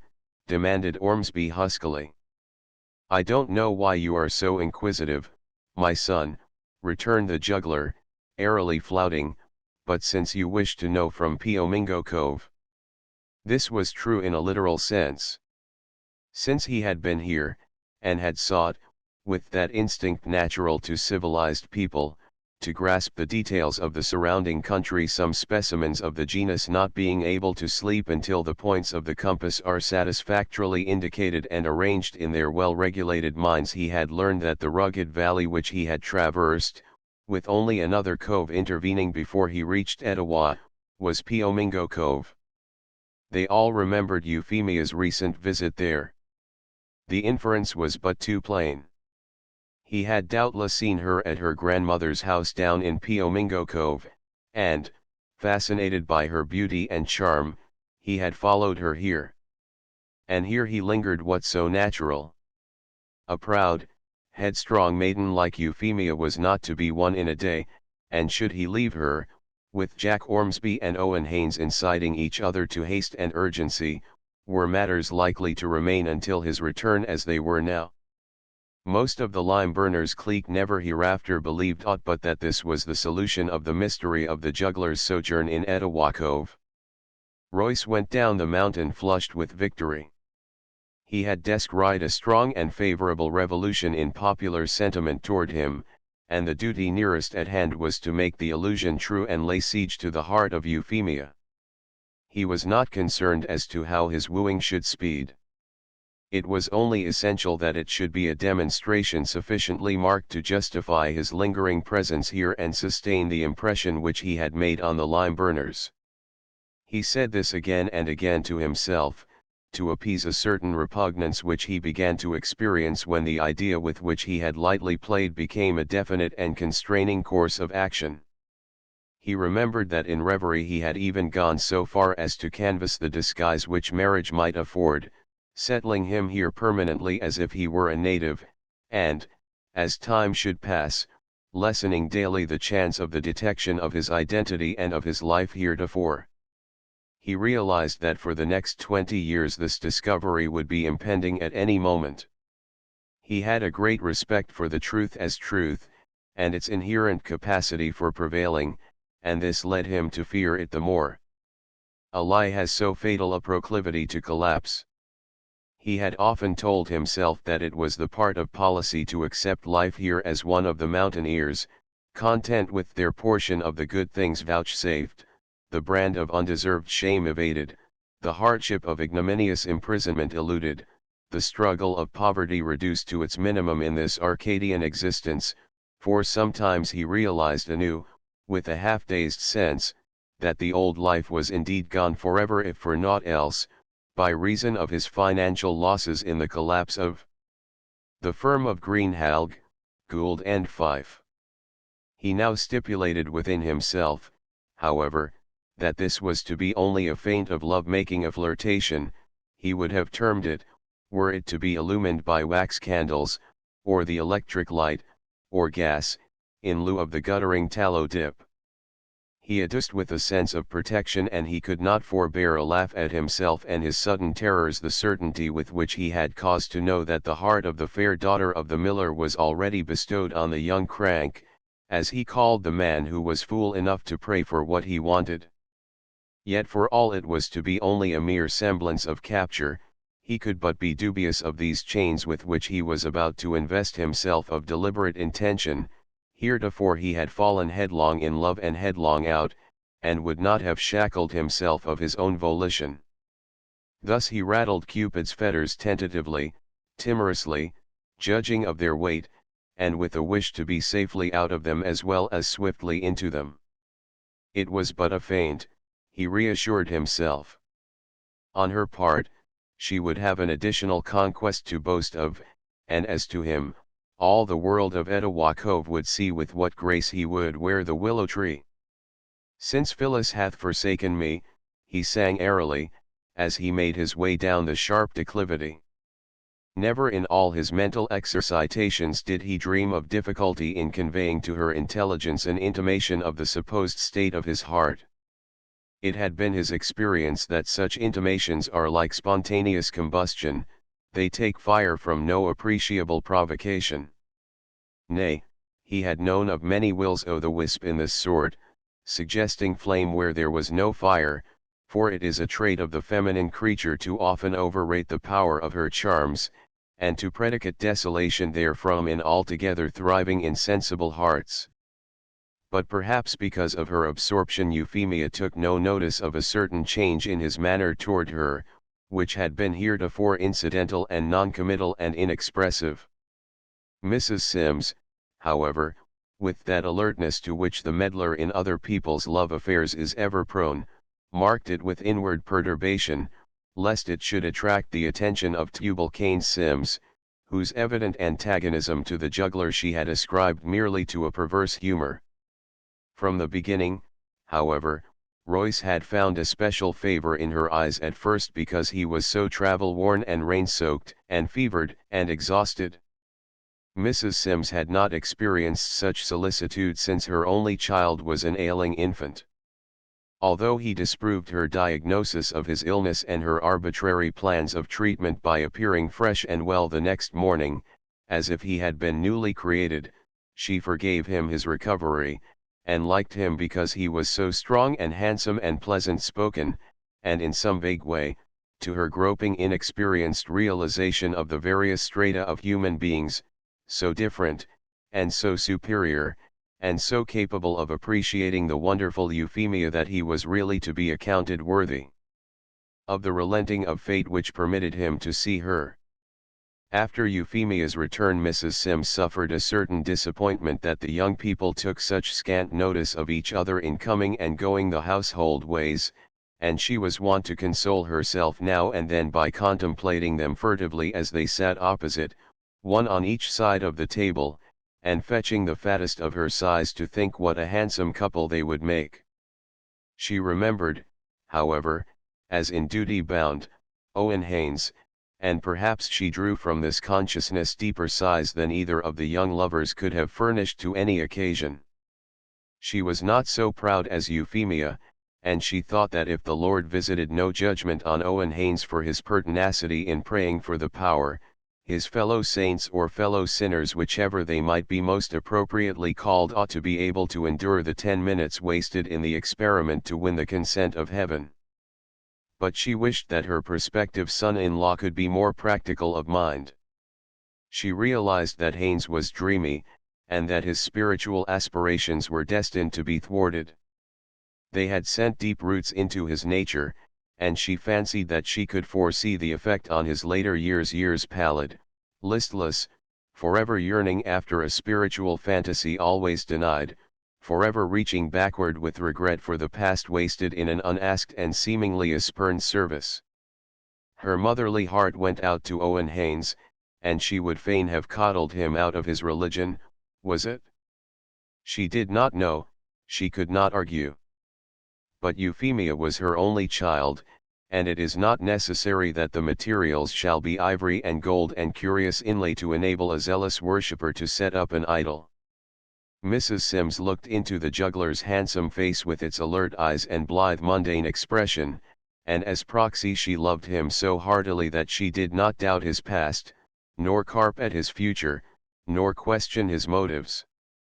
The fact of his lingering here so long, for he had asked only a night's lodging, and afterward had taken board by the week, occurred to her more than once as a symptom of a sentimental interest in Euphemia, for otherwise why did he not betake himself about his affairs? This theory had languished recently, since naught developed to support it. Now when she began to suspect that this vicarious sentiment of hers on Euphemia's account was about to meet a return, Mrs. Sims's heart was all a-flutter with anxiety and pity and secret exultation. One moment she trembled lest Euphemia should mark the thoughtful silent scrutiny of which she was the subject, but when she chanced to lift her long-lashed eyes, the juggler reddened suddenly, averted his own, and drank his coffee scalding hot. Euphemia evidently was oblivious of him, and Mrs. Sims became wroth within her amiable seeming mask, and said to herself that she would as soon have a doe child, since one could take notice easy pert easy fimmy. Perhaps because of Mrs. Sims's superabundant flesh, which rendered her of a quiescent appearance, however active her interest, and perhaps because she did not appeal in any manner to the ungrateful juggler's hypercritical and finical prepossessions, He had no subtle intimations that she was cognizant in a degree of his mental processes, and had noted the fact of the frequent serious dwelling of his eyes, and manifestly his thoughts, upon Euphemia. The girl had never been so beautiful as now. In these later days, that saddened pride which at once subdued and sustained her added a dignity to her expression of which earlier it would have been incapable. It spiritualized her exquisite eyes, so often downcast they were and so slowly lifted that the length of the thick dark lashes affected the observer as a hitherto unnoted element of beauty. Her eyes always had a certain look of expectation, now star-like as with the radiance of renewing hope, now pathetic and full of shadows. It seemed to the juggler, unconsciously sympathetic, that those incomparable eyes might have conjured the man bodily into the road where they looked so wistfully to see him, so vainly. "Confound the fellow," he said to himself. "Why doesn't he come? I'd like to hail him here by the long hair of that towhead of his if she wants to see him." And his heart glowed with resentment against poor Owen Haynes, who thought in his folly that a woman's no is to be classed among the recognized forms of negation, and was realizing on far Chilhowie all the bitterness of rejected love and denied prayers. After a while Royce despaired of drawing her attention to himself, he who had been in his own circle the cynosure of all youthful eyes. "There's nothing in the world so stupid as a girl in love," he moralized, irritated at last. This state of unwilling obscurity developed in him a degree of perversity. He was prepared to assume an attitude of lowly admiration, of humble subservience, the kiss the hem of your robe save for the foolishness of it sort of look which might impress her and the rest of the Sims family and all admiring spectators with the fact of how stuck full of Cupid's arrows he had now become. But no man can play the role of lover, however lamely, when the lady of his adoration notices him no more than a piece of furniture. As he went through the passage one day, she happened to be there alone, tilted back in her chair against the wall, her small feet upon one of the rungs, her curls stirring in the breeze, droning laboriously aloud from the third reader, the pride and limit of her achievement. "Here," he said cavalierly, reaching out and taking the book quickly from her hand, "let me show you how I read that." Now elocution had been one of the versatile juggler's chief accomplishments.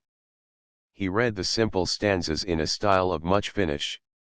His voice was of a quality smooth as velvet, and his power of enunciation had been trained to that degree that its cultivation was apparent only in the results, and might have seemed a natural endowment, so scantily was the idea of effort suggested. His special and individual capacity lay in the subtle inflections of tone, which elicited from the verses meanings hitherto undreamed of by her. It was as if a stone had been flung into still water. Above these suddenly interjected new interpretations the circles of thought widened from one elastic remove to another, and Euphemia sat dazed in the contemplation of these diverse whirls and concentric convolutions of the obvious idea. She said nothing as he handed back the book with an elaborate ballroom bow, but gazed up at him with an absorbed, serious face, all softened and gently appealing like a bewildered child's, and then fixed her eyes intently upon the page, as if seeking to find and hold those transient illusions of fickle fancy that had glimmered so alluringly through the plain, manifest text. He left her thus as he put on his hat and stepped out upon the path leading down the slope.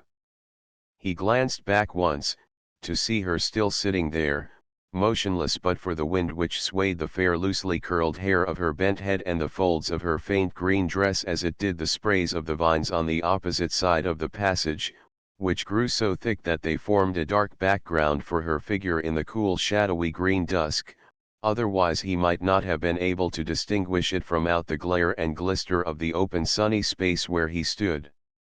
He gazed unobserved for a moment, then he turned and went on in much dissatisfaction of spirit. It was no way, he argued within himself, to assume the character of a lovesick swain by demonstrating his superiority to the fair maiden to flout her poor and painful efforts by the exhibition of his glib accomplishment. I must needs always have an audience, be always exhibiting my various feats and knacks. I was born a juggler, he said ruefully. But that evening when they sat at supper much later than usual, since the favorite spot had wandered far into the forest, and did not return till she was sought and found and driven reluctantly home, with many pauses by the way, the furtive glances across the table did not emigrate from his side of it. The meal was served in the main room of the cabin, to avoid the cloud of moths which the light outside in the passage would attract. In the white, languid, dispirited glow of the tallow dip the furnishings of the apartment were but dimly visible. Now and again the flicker of the wind set astir the pendant strings of pepper and bunches of dried herbs and various indiscriminate gear that swung from the beams. The red embers where the supper had been cooked were spread apart on the hearth that the heat might be lessened, and here and there through the white efflorescence of the ash only a tinge of the vermilion hues of the coals could be discerned. Despite its subdued red glare, the failing fire had little irradiating effect, and added scantily to the cheer of the apartment. The battened shutter flapped back and forth with a wooden clamor, the wind had brought clouds and rain impended, and Tubal-Cain Sims's corn was not yet all planted, and the ground would probably be too wet to plough for a week or more.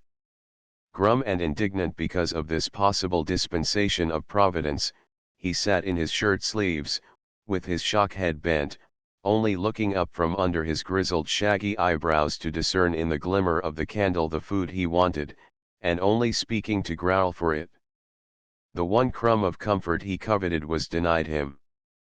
A certain Johnny cake had burnt up bodaciously on its board as it baked before the fire, and it would seem that Tubal-Cain Sims, from his youth up, had subsisted solely on the hope of this most dainty of rural cates. So surlily did he receive the news, and so solemnly did he demand to be told how in the name of Moses a cake that never was put near the fire, but baked by the heat thrown on the hearth, could be reduced to cinders.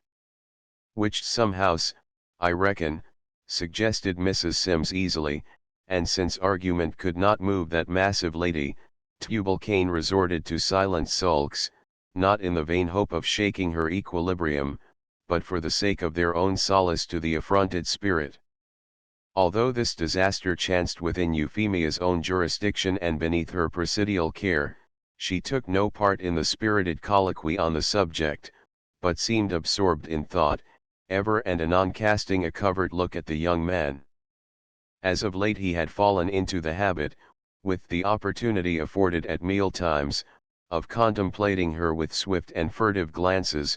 More than once their eyes met, to the visible embarrassment of both, the juggler, to his astonishment, coloring furiously as might any country boy, and a touch of surprise and almost inquiry becoming visible in the eyes of Euphemia.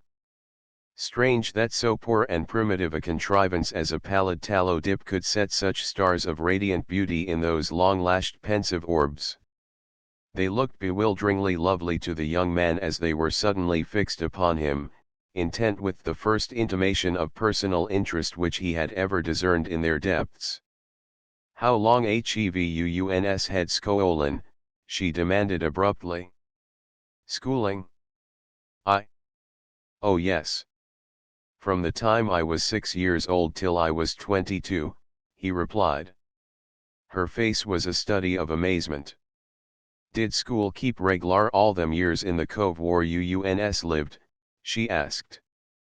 "Oh yes, school kept as regular as taxes."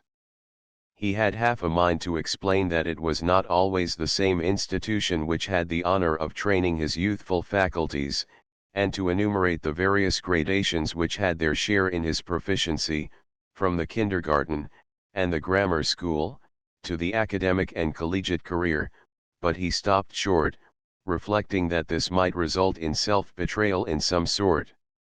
Her mind was at work. Her eyes and face were troubled. "We UNSHEV had school in the cove 2 years considerably time ago," she remarked. "They low the money air short, somehows." "That ain't no differ ter we UNS," said Mrs. Sims cheerily. "Fimmy L arned all thar is ter know. Even old Tubal-Cain threw off dull care for a moment and vouchsafed a prideful refrain, I load the chilly would put out her eyes studyin' and readin' so constant, but she hev got her eyesight and her elarnin too. But Phimmy's face was flushed with a sudden painful glow.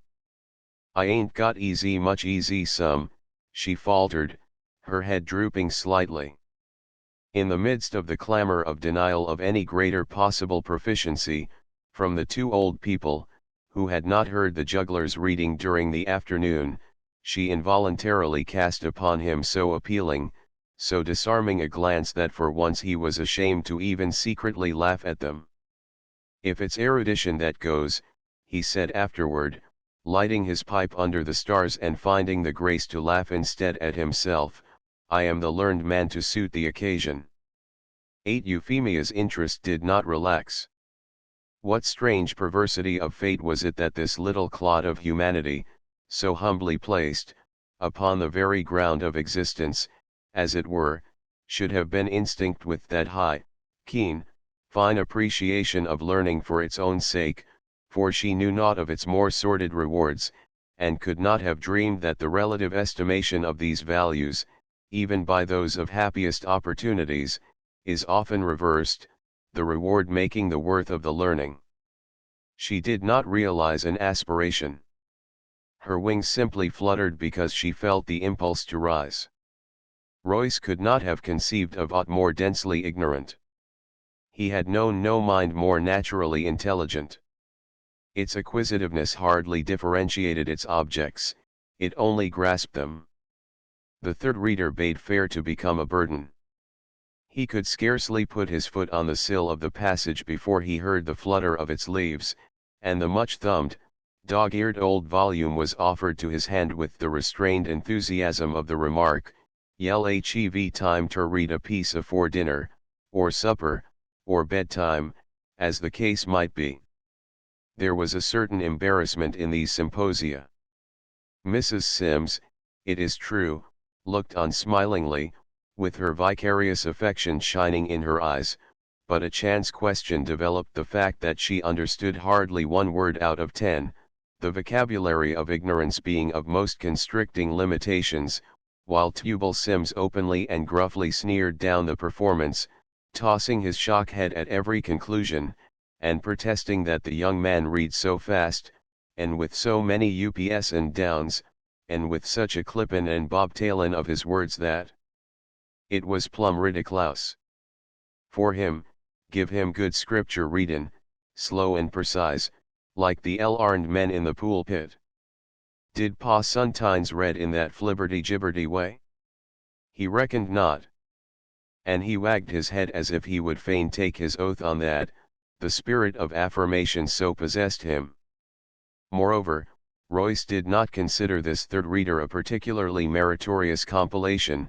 He often flung its pages back and forth in vain search of a satisfactory selection, and doubtless would have declined to waste the merits of his rendering on the least vapid had it not been for the submissive, expectant face of Euphemia, as she sat waiting in her chair, bolt upright, school-wise, with her hands clasped in her lap, the subdued radiance of her eyes capable of making a much wiser man do a more foolish thing.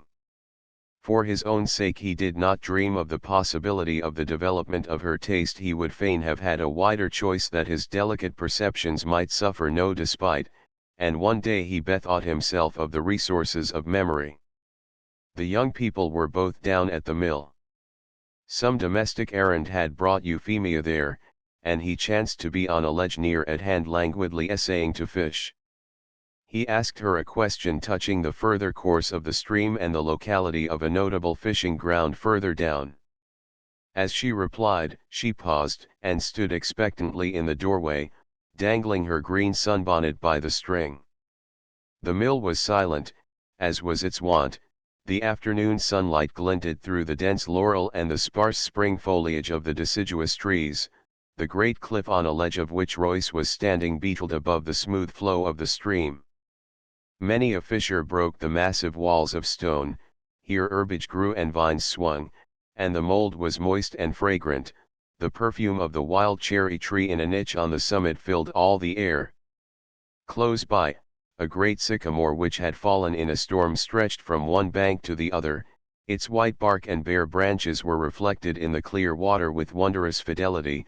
Even a redbird with his tufted crest, as he fluttered and strutted up and down the white boughs, now and again uttering sharp cries of alarm, and even a nest in a crotch, and his sober-hued little brown-feathered mate with her head, devoid of any decoration in the way of unnecessary and vainglorious tufts, stretched far out in anxiety and trembling.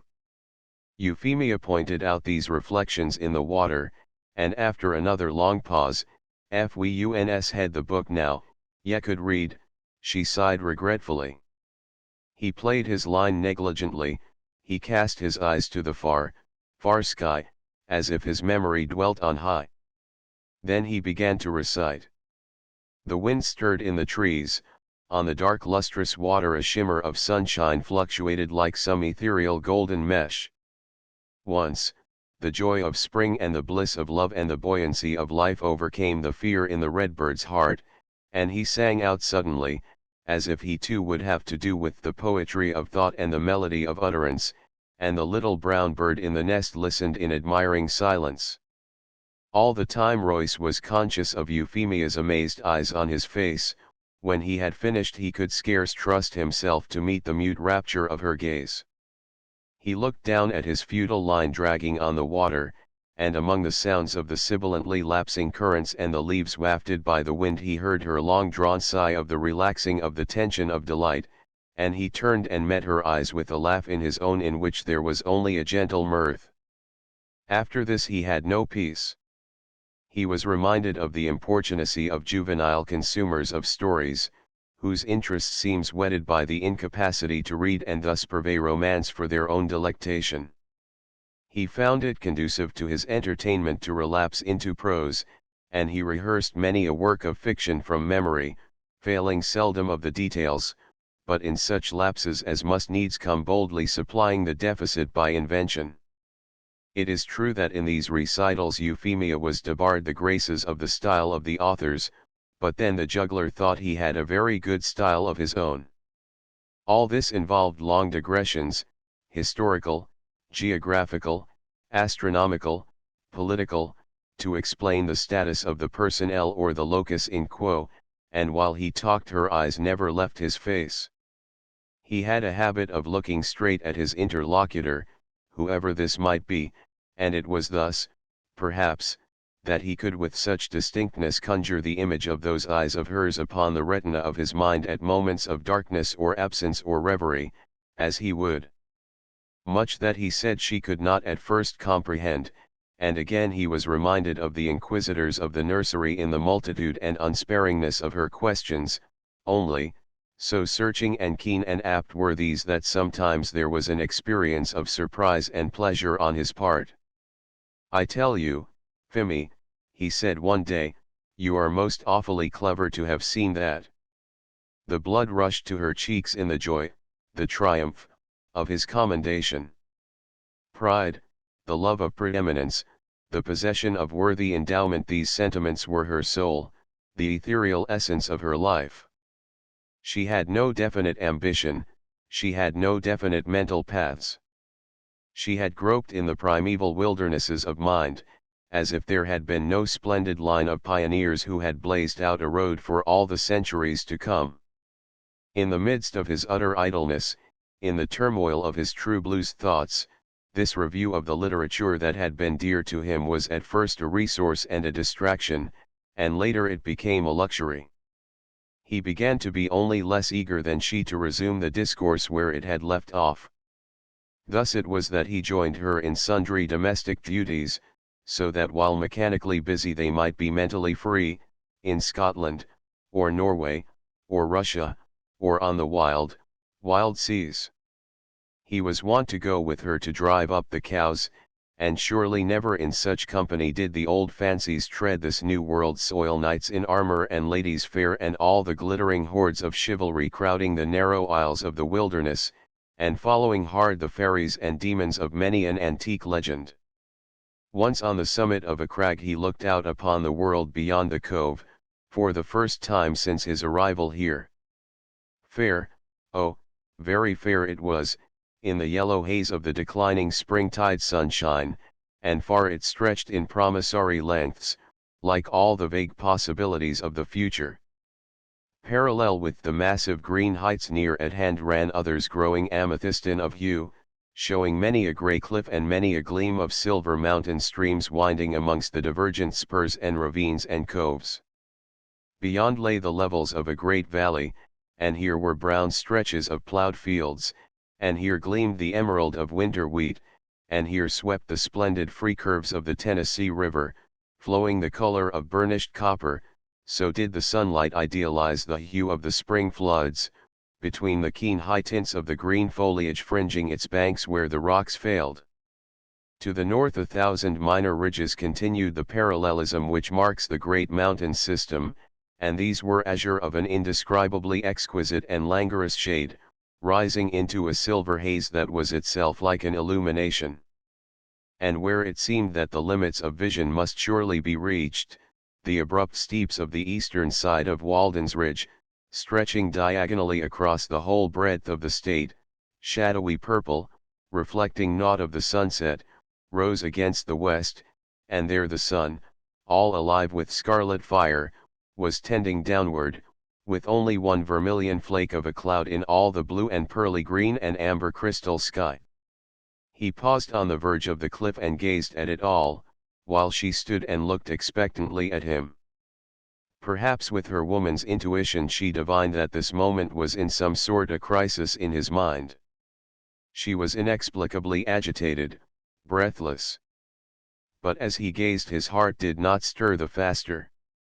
Here and there he marked a brilliant slant of glitter where a steeple caught the sun, now to the north and again to the southwest, beyond a space a hand might seem to cover, but which he knew measured 50 or 100 miles.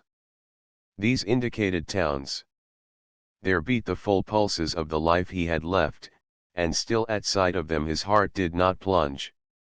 He looked down at her with an expression in his eyes all new to them and which she could not interpret. Nevertheless it set her happy heart a-flutter. Nothing was said of the view, and with one accord they sat down on the verge of the cliff. His boots dangled over the sheer spaces 1,000 feet below, but he could not repress a shiver at her attitude as she leaned over the brink of the precipice. "I wish you would move farther back from the edge," he said, with a corrugated brow. "I am afraid you may slip over, you are so little, and that would put an end to the readings mighty quick," she said, as she still leaned over to peer down at the tops of the trees in the valley, and he turned sick and dizzy at her very gesture. He hardly dared to speak lest an unconsidered word might flutter her nerves and cause her to lose her hold. She had no intention of thus teasing his vicarious fright, but drew back presently to a safe distance. "Wouldn't it?" she asked, recurring to her remark as she executed this maneuver. "You mean if you should slip over into this dreadful abyss? I should never have the heart to read another word as long as I should live," he protested. He caught the look of exultant joy in her surprised and widely opened eyes for one moment, and then she turned them discreetly on the splendid vastness of that great landscape in its happiest mood. He realized that she had no difficulty in comprehending the obvious inference. Her experience as a rural beauty and belle heretofore had doubtless served to acquaint her with the hyperbole of a lover's language. There were Haynes and Ormsby within his own knowledge, and he could not guess how many suitors hitherto confound them all. He muttered as he thought of them. He had not intended to win her heart. In view of her feeling for Owen Haynes he had not deemed it possible. With the suspicion, which he would fain call realization, for it had all the importunacy of hope, he experienced a rush of elation, of soft delight, which amazed him, while it almost swept him off his feet. Had not he too fallen in love during his readings, for thus they both called his recitals? He knew that he had only to look into her eyes to make his heart flutter, but then it was a susceptible heart and easily stirred. She had grown dear to him in many ways, and he had learned this even when he did not dream of other result of their companionship than the broadcast impression that he lingered here for her sake. He began to strive to separate his ideal of womanhood from those merely arbitrary values which fashion and artificial life bestow. Is it a French man milliner only who establishes the criterion of beauty? He had but to glance at the face and form beside him. She was beautiful, she was good, she was of a singularly strong and individual character, her natural mind was quick and retentive and discerning, and of a remarkable aptness. She was so endowed with a keen perception of real excellence that knowledge had but to open its doors to her, for she possessed as a gift the capacity of worthy choice. She loved with spontaneous affection those things which other people are trained to love, she seized on the best of her own devout accord, unaware of aught of significance save her own preference. She could easily acquire all he could teach her. With her quick grasp and greed of learning there would soon be little disparity. He began to meditate on the arbitrary methods of appraisement in the world. How sadly do we richly rate, not our own preference, but that which is valued by others, hence the vyings, the heart-burnings, the ignoble strife, the false pride, of many mundane miseries. He knew her real identity. Her nature would befit any station. Her beauty, even the reference to the immutable standards of his own world, could avail no detraction here, it was preeminent. Having lived his life in one sphere, why should he, being dead to it forever, let its rigid conventionalities follow him into his new world? As to the coming years and the monotony of rounding out a long life in this narrow circuit, let the coming years take thought for themselves. For a moment the words pressed to his lips. Then he realized that this was no ordinary self-committal. To pledge himself to marry a woman of her degree in life, an ignorant mountain girl of an inexpressible rusticity and lack of sophistication, as far removed from a comprehension of the conventions in which he had been reared and the cultivated ideals still dear to him as if she were a denizen of a different planet, was a serious step indeed. He winced, and was silent. This day marked a change. When they reached home the sky was red, and a white star was alight in the zenith. Spot stood lowing at the bars, and Mrs. Simms's dimples deeply indented her plumpness as she addressed the young people in pretended reproof. I sent you arter Spot. From now on I be a goin' ter send Spot arter you. Summoned by the sound of her chuckle, out came briskly Tubal Cain, venomous with fault finding and repining. Hi are ye be, Euphemie Sims, he said, more harshly than he had ever before spoken to her, a foolin' away your time huntin' for a cow what war standin' at the bars since long 'fore sundown, easy sensible easy grown folks, and pa sometimes a settin' high are waitin' ter see yet. Euphemia answered with an affronted coolness, pa sometimes. And what do I care ter see pa sometimes fur? Pa sometimes care ter see uns, Phemie, that's what makes your dad hop roon like a pea on a hot shovel, said Mrs. Sims. Royce began to have an illuminating sense that Daddy Sims was flattered to have so distinguished a guest as Pa Sometimes, with his widespread oratorical fame, awaiting by the hour Euphemia's return, and that he could hardly forgive his idol that these precious moments had been wasted in the juggler's society. Royce perceived the farcical antithesis of the theory which he had been arguing all the afternoon, and realized that there are arbitrary gradations in less sophisticated society than that on which he had predicated the proposition. He felt very small indeed, being thus called upon to look up to Pa Sometimes. I dunno what he be wantin' ter see me fur, said Euphemia, still with the resentment of being esteemed dilatory, and evidently apprehending a purpose in the call other than the enjoyment of her conversation. Me nuther, chuckled Mrs. Sims, uns bane seen a outdacious ugly gal easy all the menfolks be compelled ter shade thar eyes whenst ye kem about. Mrs. Sims's vicarious coquetry was unblushingly fickle. She did not wait for Euphemia to be quit of the old love before she was on with the new. Nay, in the very presence of the superseded swain she prospectively and speculatively flirted with his problematic successor. A plague on all fat old women, thought the juggler, ill at ease and out of countenance. "I hev got my religion," said Euphemia stiffly, her pride revolting at the idea that perchance Pa Suntines had presumed her to be still unconverted, and that his call was pastoral. "I dunno what he kin be a comin' pestarin' round about me fur." "Vol," said her mother, still chuckling, "he be a comin' agin ter more ter cuns. He axed me special ter keep ye home ter view him. No, that wasn't the way. He knows thar's better things ter be viewed in this world en a lantern-jawed, tallow-faced preacher man, though from thar own account thar'll be a power o' angels featured like that in heaven. He axed me special ter keep ye home till he could view uns."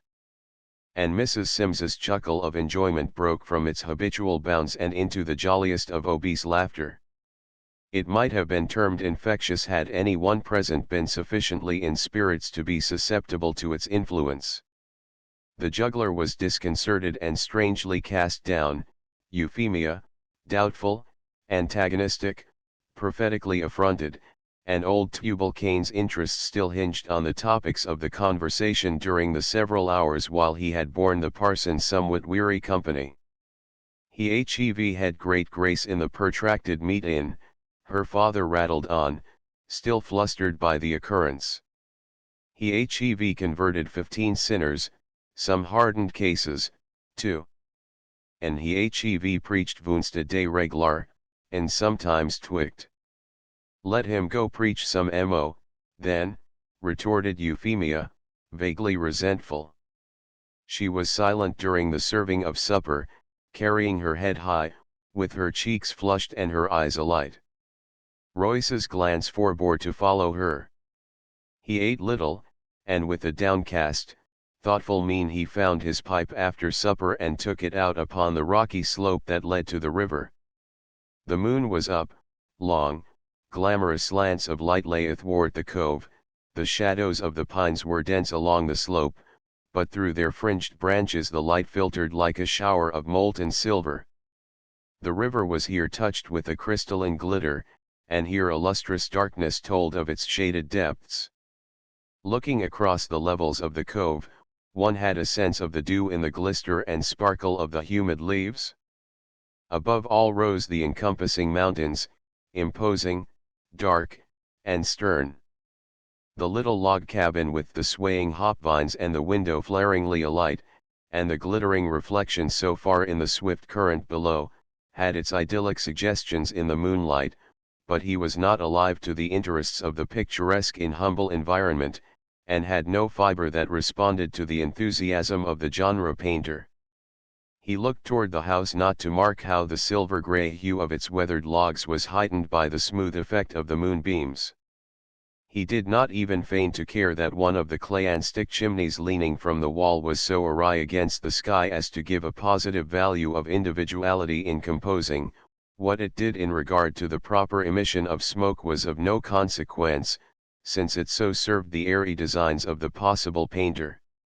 He approved of the cant of the roof no more than if he had been an architectural precision. He looked with all his eyes for what he presently saw. A shadowy figure stole out and sat down on the step of the passage and gazed disconsolately, as he fancied, up at the moon. "Euphemia, come down here," he called in a low voice. She started, stared out into the mingled shadow and sheen with dilated eyes, then, as he advanced she rose and went down toward him. As they stood there together, the girl looked out from the shadow of the tree above them at the blended dew and glimmer, and he looked imperiously down at her. "See here, Phemie, why is that man coming to see you tomorrow?"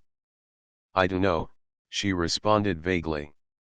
"Ah, but you guess," he caught both her hands. "Tell me why you think he is coming." She lifted her eyes to his, which had a constraining quality for her. He became inter see me bout Owen Haynes him easy prayed for the power I reckon. They be mighty close friends. He gave a short laugh of ridicule. She could not join in his mirth. Only so short a time ago its cause had been the tragedy of the world to her. She could hardly bring herself to admit even to herself that now, scarcely 3 weeks later, she cared as little for it as if it had never been. But her world had changed. How it had developed. There were new countries, strange peoples had been discovered, a marvelous scope of emotion had been evolved. Romance had unfolded its wondrous page. She had seen poetry trim its pinions and wing its flight. She had lived a new life, she was a changeling. Where was her old self? Her fancied love for the young religionist, her wounded pride for his sake, her scorching, fiery compassion for her own all had fled. She remembered herself in these emotions as if she were another being. She could hardly pity Owen Haynes. If he did not care for the fleer of ridicule, why should she? For since she had lived an enchanted life. "What will he want of you?" demanded Royce gravely. She faltered. She feared Tynes and his powers of argument. She dreaded, not being convinced, but the rigors of the contest. And if Owen Haynes should, as a sacrifice to love, agree to relinquish his praying for the power, she dreaded the renewal of their old status of keep and comp New York. "He will want me ter take Owen Haynes back." "But you wouldn't, Fimmy, you wouldn't," urged Royce breathlessly. "He muffed gin up prayin' fer the power. I turned him off fer that." She hesitated. Royce's scheme was complete. All the cove and the mountain regarded him as a dangler after Euphemia Sims. He could feign a hopeless jealousy. He could hold aloof for a time, and the old status would doubtless readjust itself with the ease and security imparted by habit. He had gone as far as he had ever planned. Now he could leave the rest to chance.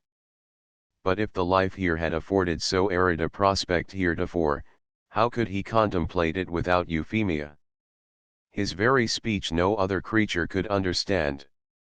He felt that he would be as isolated as if he were on a desert island, and he had a fiery impatience of time. The years that were coming seemed such long years.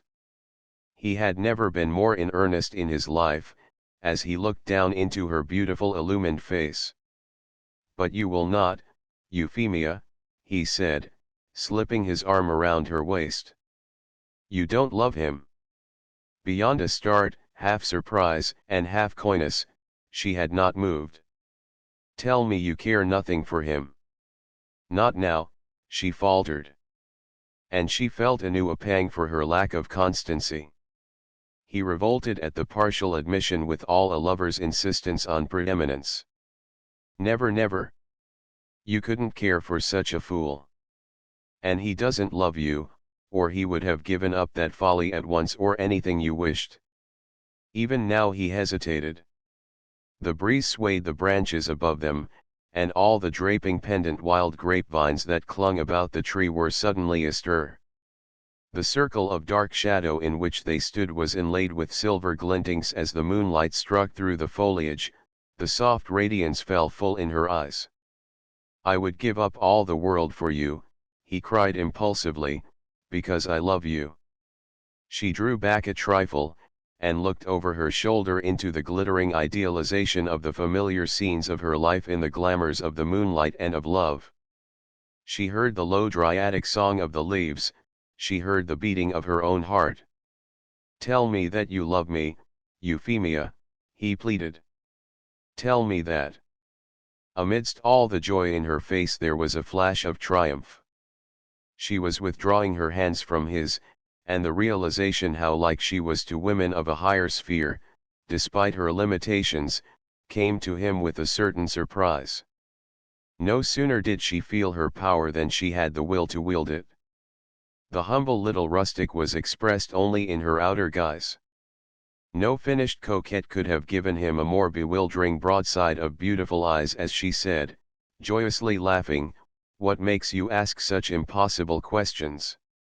The phrase was borrowed of him, in his frequent despair of elucidating the whole scheme of civilization to her ignorance, in their readings.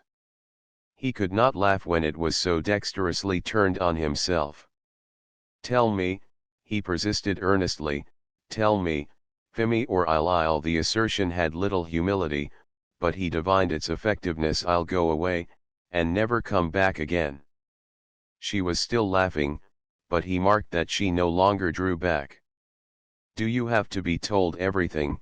she quoted anew from his remonstrances because of her catechistic insistence. "Can't you see through anything without having it point blank?" with his own impatient intonation. He allowed himself to be decoyed into a hasty smile. "And you'll send that fellow to the right about tomorrow?" he urged gravely. "Oh, I'll be glad enough to get rid of him," she cried, in the extremity of her relief. He realized with a momentary qualm that the new situation must be avowed openly to justify the position which Euphemia would sustain in case Owen Haynes should offer to relinquish, as a sacrifice to love, the pernicious practice of praying for the power in public. He recognized this step as a certain riveting of his chains, yet had he not been eager but a moment ago to assume them? And even now, as he looked down into her face, radiant with that joyous sense of supremacy in his heart, and seeming to him the most beautiful he had ever seen, the most tender, as it responsively looked up to his, he wondered that his untoward fate had so relented as to bestow upon him, in his forlorn exile, this creature, so delicately endowed, so choicely gifted, that even his alien estimate of values wrought no discord in the simple happiness that had come to him. And it was he who revealed to Jane and Sims the altered state of things when the two went presently back to the little cabin on the slope. There she sat in bulky oblivion of the things of this world, and especially the dishpan. Her spectacles were awry on her nodding head. The dish towel was limp in her nerveless hand. The tallow dip was guttering in the center of the table, and about it the moths circled in fond delusions, regardless of the winged cinders that lay, now still, and now with a quiver of departing life, on the cloth. She made a spasmodic offer to resign the dish towel to Euphemia, waving it mechanically at her with a fat, dimpled hand and a gesture of renunciation, but the girl, all unallured, passed without a word into the shed room beyond, and the juggler sat down on the opposite side of the table with one elbow on it as he looked steadily across at Mrs. Sims's face, which was all lined with the creases of fat that were usually dimples. She had roused into that half-dazed condition characteristic of the sudden and unwelcome termination of the sleep of fatigue, and the tallow dip swayed reduplicated before her eyes like a chandelier. Mentally she seemed no clearer of perception. Royce had realized her maternal fondness for him, ungratefully requited, and he could not altogether reconcile this with the agitated and alarmed mien with which she received his disclosure. "Marry Fimi," she exclaimed in a sort of drowsy affright, as if her mental capacities had not yet laid hold on something that had roused her more alert apprehensions. He was irritated for a moment. He knew in his secret soul that he forswore much, overlooked much, bestowed much, in this mad resolution, and this knowledge, quiescent under the immediate influence of the girl's beauty and charm and his loneliness, became tumultuously assertive in the society of Mrs. Sims. "Why not? I love her, and I want to marry her. Is there anything so astonishing in that?" "Laws a massy, no, honey." Mrs. Sims sputtered, her eyelids faltering before the myriad flame tallow dip. She apprehended his rising wrath, and, somnambulistically waving her hand, seemed to seek to appease it. "Mighty nigh every young fool easy ever seen her sets up the same chin. Tainty astonishin', but honey," she looked at him with sleepy admonition, still waving her hand, "don't talk 'bout sick so brazen and loud. Then sinking her voice to a husky whisper that could have been heard in South America, "Shit, that thar door ain't yet. Tubal Cain be asleep in thar." Her gesture, indicating the door, was accompanied by a premonitory jerk of her body which usually preceded rising. "Don't disturb yourself, I beg," said Royce, still nettled. He leaned back in his chair, and catching the door by the latch brought it to with a brisk bang. Mrs. Sims pursed up her mouth with a warning hiss, imposing silence to preserve the gentle slumbers of old Tubal Cain, and neither noticed that the latch had failed to catch, and that the door, although apparently closed, stood slightly ajar. "Fimmy says at least she gives me to understand that my affection is returned," Royce went on, in better humor. "I hope she ain't tellin' no lies 'bout Enid this time, anyhow," said Mrs. Sims waggishly, and it seemed to Royce that he was capable of singular temerity when he had risked the perils of seriously falling in love by simulating the tender passion in any instance in which Mrs. Sims was to be considered, however remotely. To be good-natured in ridicule by no means implies good nature in being ridiculed. "You have a right to say anything you like, I suppose, about your own daughter," he rejoined angrily. "She doesn't look like a liar. For my part, I believe her." "Shucks. Shucks." Mrs. Sims shook a mildly admonitory head at him. "I'm jes' funnin'. And yit I kin 'member tellin' Tubal Cain things considerbly short o' the truth whenst I wore a young gal like Euphemy, and he wore a sparkin' round." The young man looked uneasily out of the window. Could time really work such metamorphoses as these? Had she ever been young and lissom and soft-eyed and fair, and was Euphemia to grow old thus? Perhaps it was well for the broken snatch of love's young dream that there against the darkness he suddenly saw the bending boughs of an elder bush all whitely abloom, and among them, the fairest blossom of all, Euphemia's face, half touched with the moonlight, yet distinct in the radiance that came from the candle within, smiling upon him as she played the eavesdropper, her dimpled elbows on the window-sill and her fair hair blown back in the wind.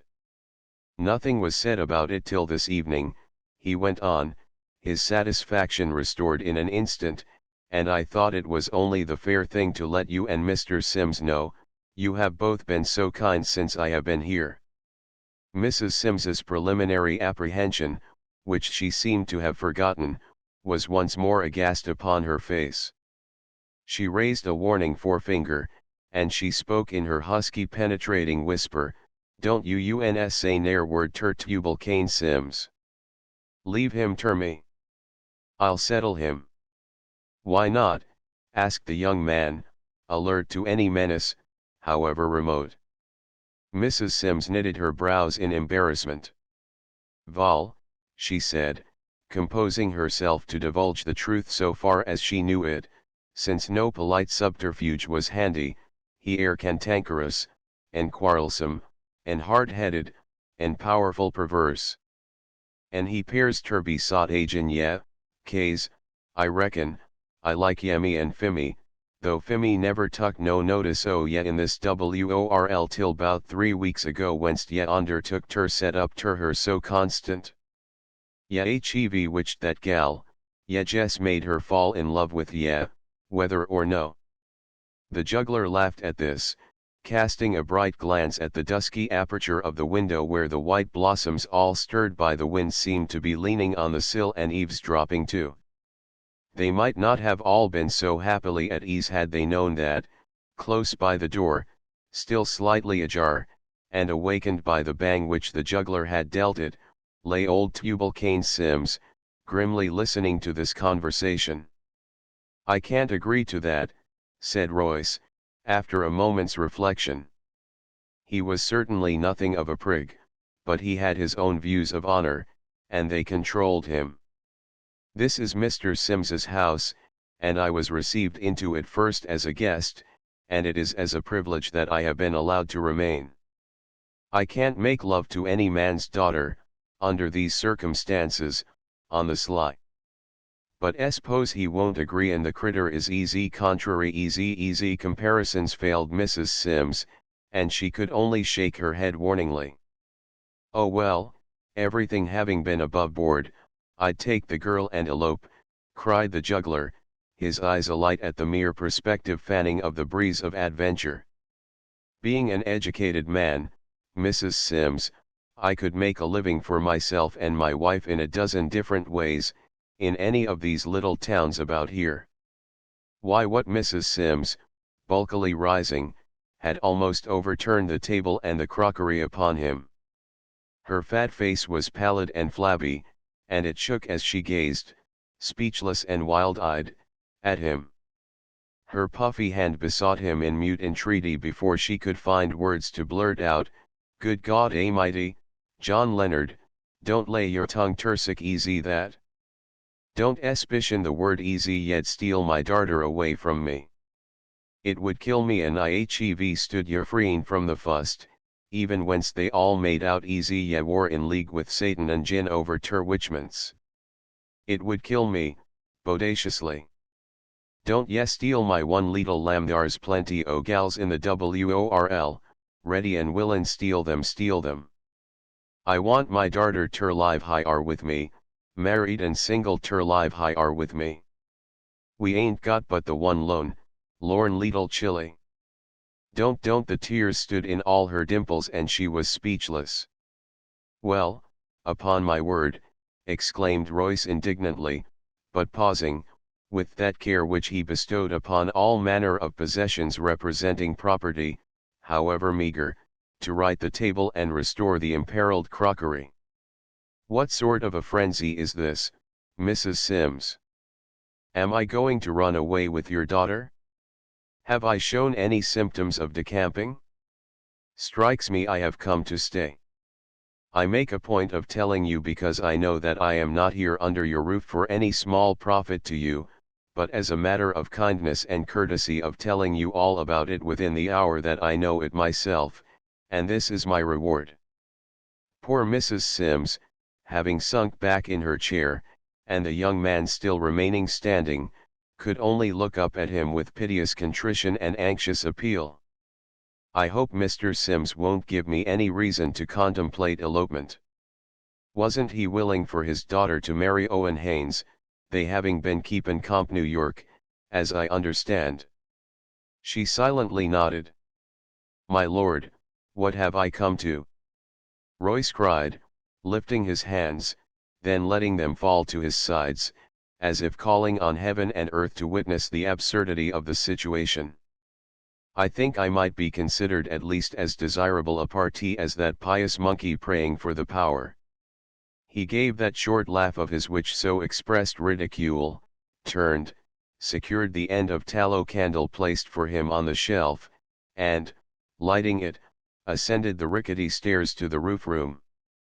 The suggestion of an elopement was not altogether unacceptable to him. If there should be any objection urged against him, and he could hardly restrain his mirth at the idea, an elopement into some other retired cove in these regions of nowhere would result not infelicitously, affording still further disguise and an adequate reason for both him and his wife to be strangers in a strange land. A runaway match would account for everything, so bring on your veto and welcome, he said to himself. Next morning, however, he found his disclosure to Tubal Cain Sims postponed. His host had left the house before dawn, and although he did not return for any of the 3 meals, Mrs. Sims felt no uneasiness, it being a practice of Tubal Cain Sims's, in order to assert his independence of petticoat government, to deal much in small mysteries about his affairs. All day her equanimity restored by the half-jocular, half-affectionate raillery of Royce, who had roused himself to the realization that it was well to continue friends with her, she canvassed her husband's errand, and guessed at the time of his probable return, and speculated upon his reasons for secrecy. Night did not bring him, and Royce, who had been now laughing at Mrs. Sims's various theories, and now wearying of their futile inconsistencies, began to share her curiosity. It was the merest curiosity. He did not dream that he was the chief factor in his host's schemes and absence. 9. Tubal-Cain Sims still continued to harbor the theory that the juggler's unexplained and lingering stay in Etowah Cove betokened that he sought immunity here from the consequences of crime, and that he was a fugitive from justice. In no other way could he interpret those strange words, but the one who lives for his life, his life, his life, cried out from troubled dreams in the silence of the dark midnight. Although this view had been shared by the lime burners when first he had sought to enlist their prejudice, for he would fain rid his house of this ill-flavored association, of late their antagonism had flagged. Only Peter Knowles seemed to abide by their earlier impression, but Peter Knowles was now absorbed heart and soul in burning lime, as the time for its use was drawing near. Sims began to understand the lukewarmness of the others when he noted the interest of the young man in his beautiful daughter. They deemed him now merely a lover. This discovery had come but lately to Sims, for he was of a slow and plodding intelligence, and hard upon it followed the revelations he had overheard through the open door the previous evening. It was evidently an occasion for haste. While he loitered, this stranger, encouraged by the vicarious coquetry of Jane and Sims, might marry Euphemia, and when the juggler should be haled to the bar of justice for his crimes, the Cove would probably perceive in the dispensation only a judgment upon her parents for having made an idol of their own flesh and blood. He realized, as many another man has done, that in extreme crises, involving risk, quondam friendships are but as broken reeds, and he was leaning stoutly only upon his own fealty to his own best interests, as he jogged along on his old brown mare, with her frisky colt at her heels, down the red clay roads of the Cove, and through rugged mountain passes into still other coves, on his way to Colbury, the county town. His heart burned hot within him against Jane and Sims when he recalled her advice to the man to say nothing to him, the head of the house and the father of the girl. She'd settle him. Would she, indeed? And he relished with a grim zest, as a sort of reparation, the fright she had suffered at the bare possibility of an elopement.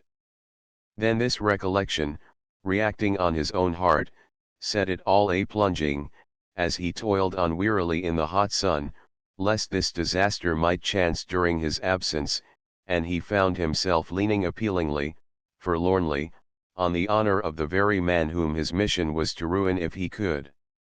It was he who had refused to dispense with the father's consent could it be obtained, and the perfidious Jane and Sims had counseled otherwise, he who had taken note of hospitality and courtesy, much of which, in truth, had been mere seeming. More than once it almost gave Sims pause to reflect to whom he was indebted for any show of consideration. He had, however, but one daughter. This plea, he felt, might serve to excuse unfounded suspicion, and make righteous a breach of hospitality, and even justify cruelty. One daughter, he often said to himself as he went along, all unaware that if he had had 6 his cares, his solicitude, his paternal affection, would have been meted out 6-fold, so elastic is the heart to the strain upon its resources. For this cause, despite his softened judgment toward the juggler, he did not flinch when he reached Colbury, and made his way across the square, where every eye seemed to his anxious consciousness fixed upon him, as if attributing to him some nefarious designs on the liberty of an innocent man. But in reality the town folks of Colbury were far too sophisticated in their own esteem to accord the slightest note to an old codger from the mountains, a region as remote to the majority, save now and then for a glimpse of an awe-stricken visitor from the backwoods, as the mythical island of Atlantis. For such explorations into the world at large as the ambitious citizens of Colbury adventured led them not into the scorned rural wilds comprehensively known to them as way up in the Cove. Tubal-Cain Sims had been here but twice before, once when there was a political rally early after the war, and later as a witness for the defense in a case of murder. The crowded, confused, Jostling political experience still thronged unintelligibly the retina of his mind's eye, but order and quiet distinguished the glimpse vouchsafed him of the workings of justice. He had evolved a great respect for judicial methods, and he felt something like a glow of pride to see the courthouse still standing so spacious and stately, as it seemed to him, within its enclosures, the surrounding grass green and new, and the oak boughs clustering above the columns of the porch. He was not aware how long he stood and gazed at it, his eyes alight, his cheek flushed. If the question had been raised, he would have known, of course, that the juggernaut car of justice had held steadily on its inexorable way through all the years that had since intervened, and that his individual lack of a use for it had not banished it from the earth, but Tubal-Cain was not a man of speculation, and it smote him with a sort of gratified surprise to see the courthouse on its stanch stone foundations as it was in the days when he and it conserved so intimate a relation. There were 2 or 3 lawyers on the steps or passing in at the gate, but he eyed these members of the tribe askance. The value which he placed on counsel was such confidence as he might repose in a shooting iron with a muzzle at both ends as liable to go off in one direction as in the other, and thus it was that, with a hitch of the reins, he reminded himself anew of his errand, and took his way down the declivity of a straggling little street, where presently the houses grew few and small, dwindling first to shabby tumble-down old cottages, then to sundry dilapidated blacksmith shops, beyond which stretched a rocky untenanted space, as if all habitation shrunk from neighboring the little jail which stood alone between the outer confines of the town and the creek. Here also he came to a halt, looking at the surly building with recognizing eyes. And to it too these years had not been vacant.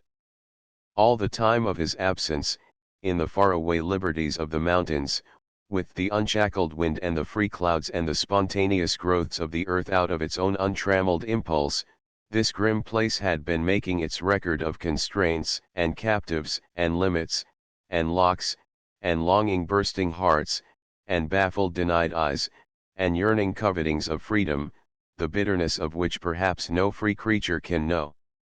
Surely, these darkening elements of the moral atmosphere had turned the bricks to their dingy hue.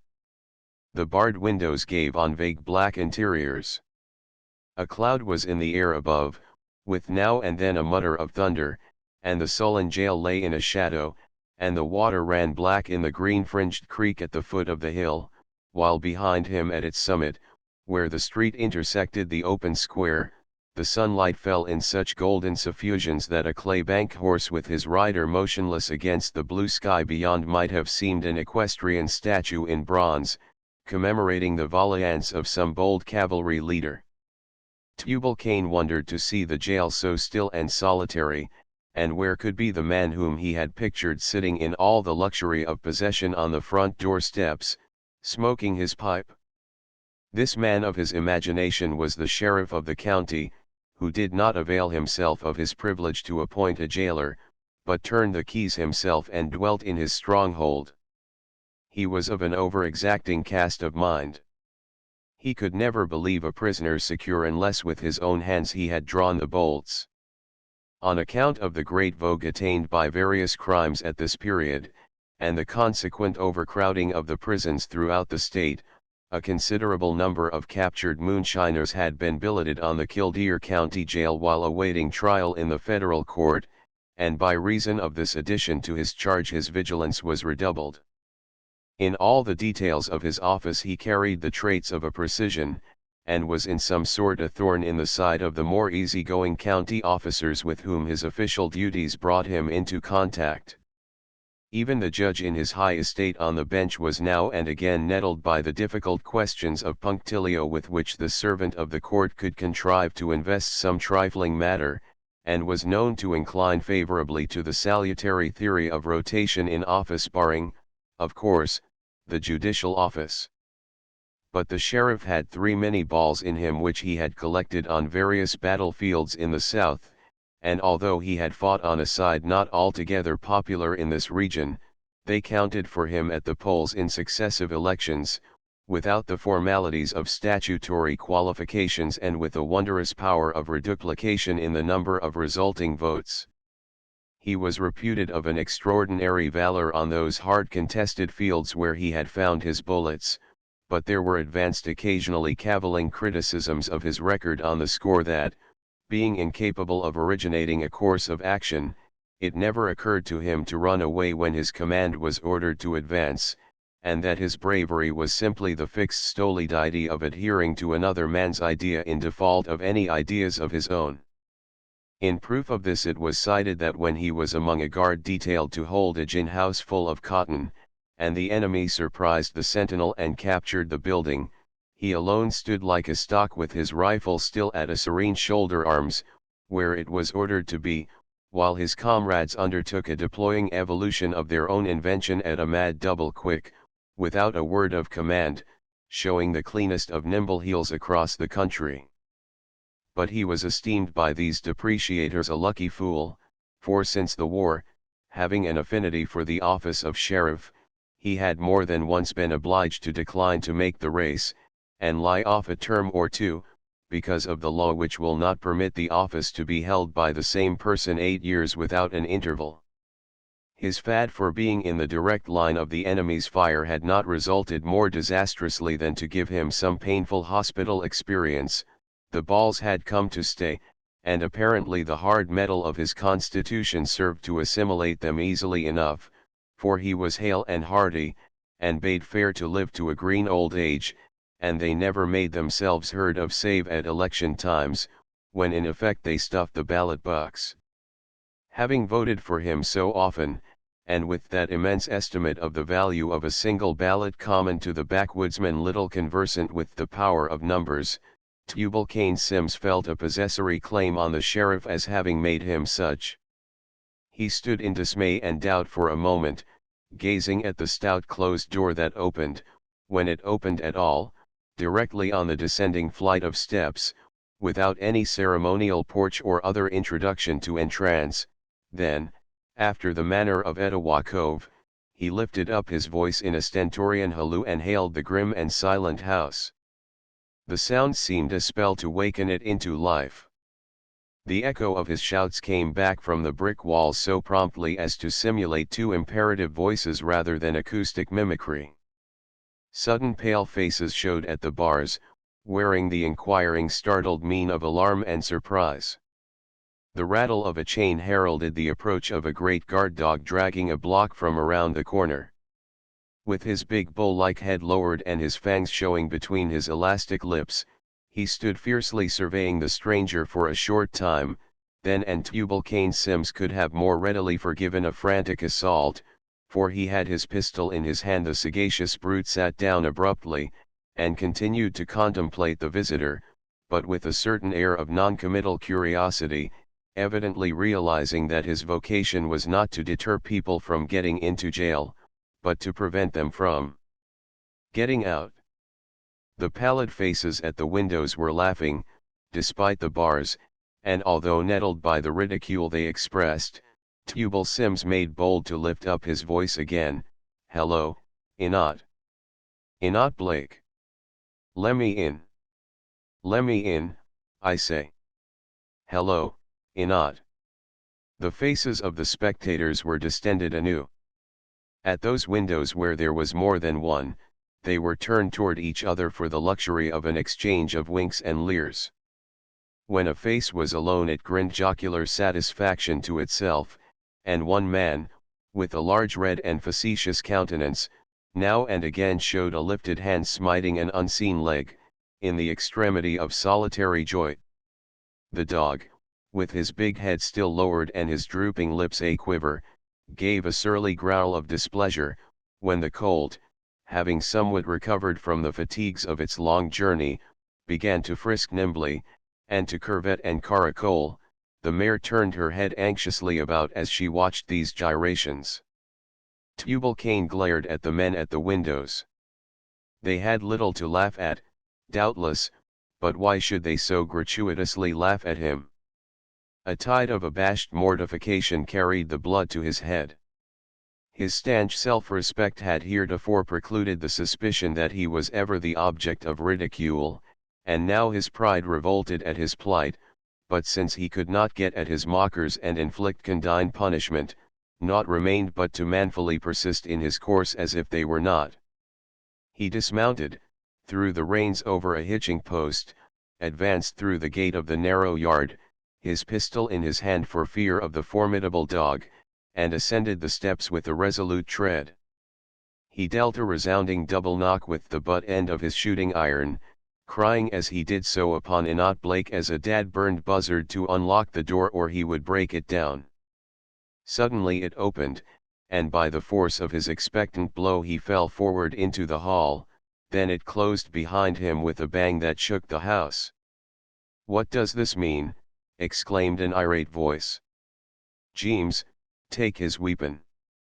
And albeit Tubal Sims stoutly held onto it, a scientific crack on the knuckles administered by a dapper light-haired young man caused the stiff old fingers to relax and yield the pistol to the custody of the law. Tubal Sims confronted a tall, spare, vigorous man about 55 years of age, with iron-gray hair worn with a certain straight lank effect and parted far on the side, a florid complexion, and a bright yellowish-gray eye which delivered the kind of glance popularly held to resemble an eagle's. His look was very intent as he gazed in the twilight of the grimy hall at Tubal Cain Sims, who began to feel a quiver at the lack of recognition it expressed. To be sure, Tubal Sims knew that he had no acquaintance with the man, but somehow he had not counted on this total unresponsiveness to his claim upon the officer. "IHEV voted for UNS for Sheriff FF 9 time out and 10, he said, with the rancor of reproach for benefits conferred unworthily. He stood with a very large majority of the enlightened citizens of the county. Enoch Blake had been but recently re-elected, but if his canvass were to be made anew it is barely possible that he would have fancied he might have weathered it without the support of this ancient adherent. His office was of the sort which is not compatible with any show of personal favor, and he resented the reminder of political services as an imputation. Well, ye have got a sheriff that knows what attempted housebreaking is," he said severely. "And unless ye can show a good reason for tryin' to break into that door, ye'll find ye have got a sheriff that will take a power o' pains ye don't break out again soon." Tubal Cain's face, all wind-blown and red with the sun, and rugged with hard-grooved wrinkles, and nervous with the untoward complications of achieving an audience with the man he had ridden so far to see, was shattered from the congruity of his gravity into a sort of fragmentary laughter out of keeping with the light of anxiety in his eyes. "Did ye ever hear of a man tryin' ter break inter a jail?" he demanded. "I caught you doin' it to the best of your ability," returned the literal-minded sheriff. Tubal Cain would have felt as if he were dreaming had it not been for sundry recollections of stories of the matter-of-fact tendencies of the officer which were far from reassuring. He felt that he could hardly have faced the situation had not the dapper round-visaged young deputy, whose blonde hair curled like a baby's in tendrils on his red, freckled forehead, glanced up at him with a jocose wink as he proceeded to draw the cartridges from the mountaineer's shooting iron. The triumph of capture was still in his eye, while he lounged carelessly over the banisters of the staircase to evade the responsibility and labor of standing upright. "Own up, Daddy," he cavalierly admonished the elder. "Tell what you were aimin' to do." "To rescue prisoners," his superior snorted at the very word, "or rob us of our valley bless." The sheriff turned upon the deputy with a stare of inquiry as if wondering what these might be, then, vaguely apprehending the banter, said severely, "Cut-in jokes about your business, Jeems, so constant, makes me feared it's a leetle bit too confinin' for such a gay bird as you. Barkeepin' in a saloon would fit your build better, and the sort o' barkeepin' we do here, I'm thinkin'. Enoch Blake might be laughed at on occasion, but he had a trick of making other men as serious as himself when he sought to play upon their foibles. The blonde deputy's countenance showed that it had another and deeper tinge of red in its capacity. He came to the perpendicular suddenly as, Without lifting his eyes, he continued to revolve the cylinder of the pistol and to draw the cartridges seriatim. He was but newly appointed, and zealous of the favor of his superior. "I dunno how I could bear up, though," he said, with apology in the cadence of his voice, "if I didn't crack a joke voonst in a while, considering I'm just broke into harness." "That's a fact," admitted the martial elder, visibly and solemnly placated. "Do you know what we were doin' while you yelled, and capered, and cut up them monkey shines in front of the jail?" he demanded sternly, turning to Tubal Cain Sims. "We were cuttin' a man down that tried to hang himself." "Suicidin'," put in the deputy, as if making a nice distinction between this voluntary suspension and the legal execution. "And we were bringin' the man to himself agin." "He's crazy as a loon," interpolated the deputy in a mutter, pulling the trigger and snapping the hammer of the empty weapon, and sighting it unpleasantly down the hall, aiming alternately at the sheriff and at Tubal Cain Sims, who could scarcely repress an admonition, but for awe's sake desisted. "Or more likely, simulatin' insanity," said the sheriff. "It's plumb epidemic nowadays 'mongst the crim'nals." "Well, he come mighty nigh lightin' out for a country where no vain pretenses avail," remarked the loquacious deputy, one eye closed, and drawing a very fine line from the bridge of old Sims's nose with the empty pistol. "This is a country where they don't avail, either," retorted the sheriff, "not with any reasonable jury. And 12 men, though liable to be fools, ain't fools o' the same pattern. That's the main thing, impanel a variety o' fools, and the verdict is generally horse sense. Now, sir," turning on Tubal Cain Sims, who could feel his hat rising up on his hair, "what do you want, anyhow?" "Ter get out, that's all, ter get out o' hire," exclaimed Tubal Sims, sickened with a ghastly horror of the presentment of the scene they had left, the walls that harbored it, the roof that sheltered it. "Oh, for the free pure mountain air, the wild untrodden lengths of the mountain wilderness, fresh with the sun and the dew, and the vigor of natural growths, and the sweet scent of woodland ways." As he cast up his eyes to the high window above the staircase, he could have cried out aloud to see the bars, and he gazed at the door in a desperation that started the drops on his brow and brought the blood to his face, as if the intensity of his emotion had been some strong physical effort. "What did you get in here for, then?" demanded the sheriff. "Most folks have to be fetched." Tubal Cain Sims' heart failed him. Could it be possible that he had ever designed a fate like this for the man who had slept under his roof, who had eaten his bread, who had refused to maintain secrecy against him, who considered him and his claims, when his own, his very own, passed them by? He could not realize it. He refused to credit his cherished scheme. He felt that if once away from the paralyzing sight of the place, invention would rouse itself anew. Some other device would serve to rid the cove of the man, and to frustrate his elopement with Euphemia. Tubal Sims was sure he could compass a new plan if once more he were free in the clear and open air. The eagle eye of the sheriff marked the alert turning of Sims's head toward the door. "What did you come here for, then?" he again demanded. With hot eyes glancing hither and thither like a wild thing's in a trap, Tubal Sims replied, with the inspiration of the moment, "I wanted ter view the man I hev voted for so often and so constant." Now, the sheriff, like many other great men in their several places, had his vanity, and it is not hard to convince one who has been before the public eye that he fills that orb to the exclusion of any less worthy object. That Tubal Cain Sims should have journeyed fully 35 miles from the mountains to contemplate the resplendent dignity of the sheriff in his oft-resumed incumbency seemed possibly no disproportionate tribute to Enoch Blake's estimate of his own merits.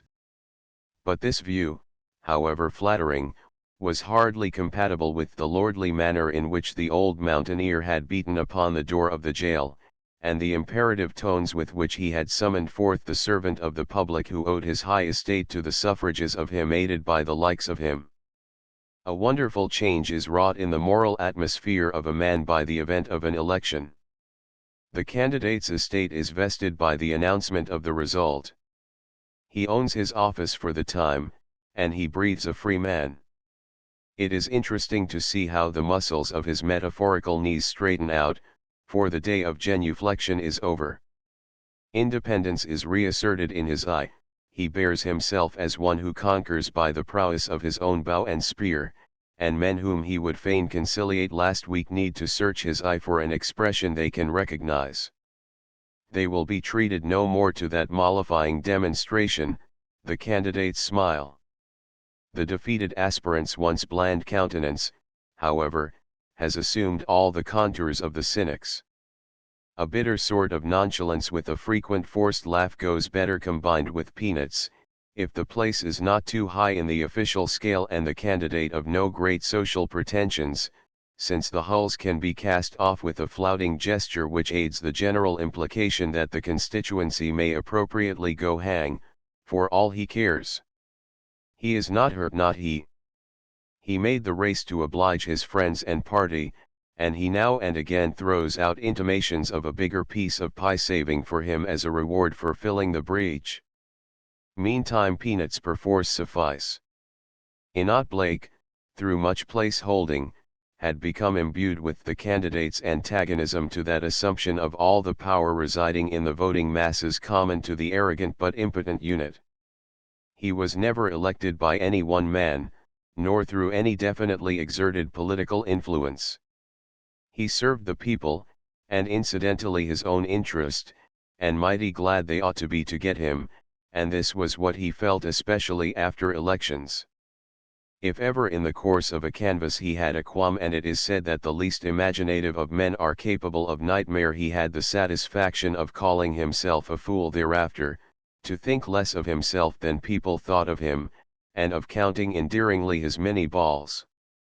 He was a rare instance of a great personal popularity, and he had no mind to abate his pretensions before the preposterous patronage of this old mountaineer who possibly had not paid poll tax for 20 years.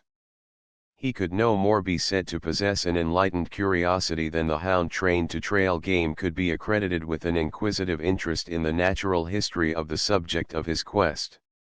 It was only with a similar rudimentary instinct of the pursuit of prey that he felt stirring an intention to wring from the intruder the real reason for this strange entrance. "No, no, my friend," he said, with a kindling of his keen eye which expressed a degree of ferocity, "you can't come it that way on me.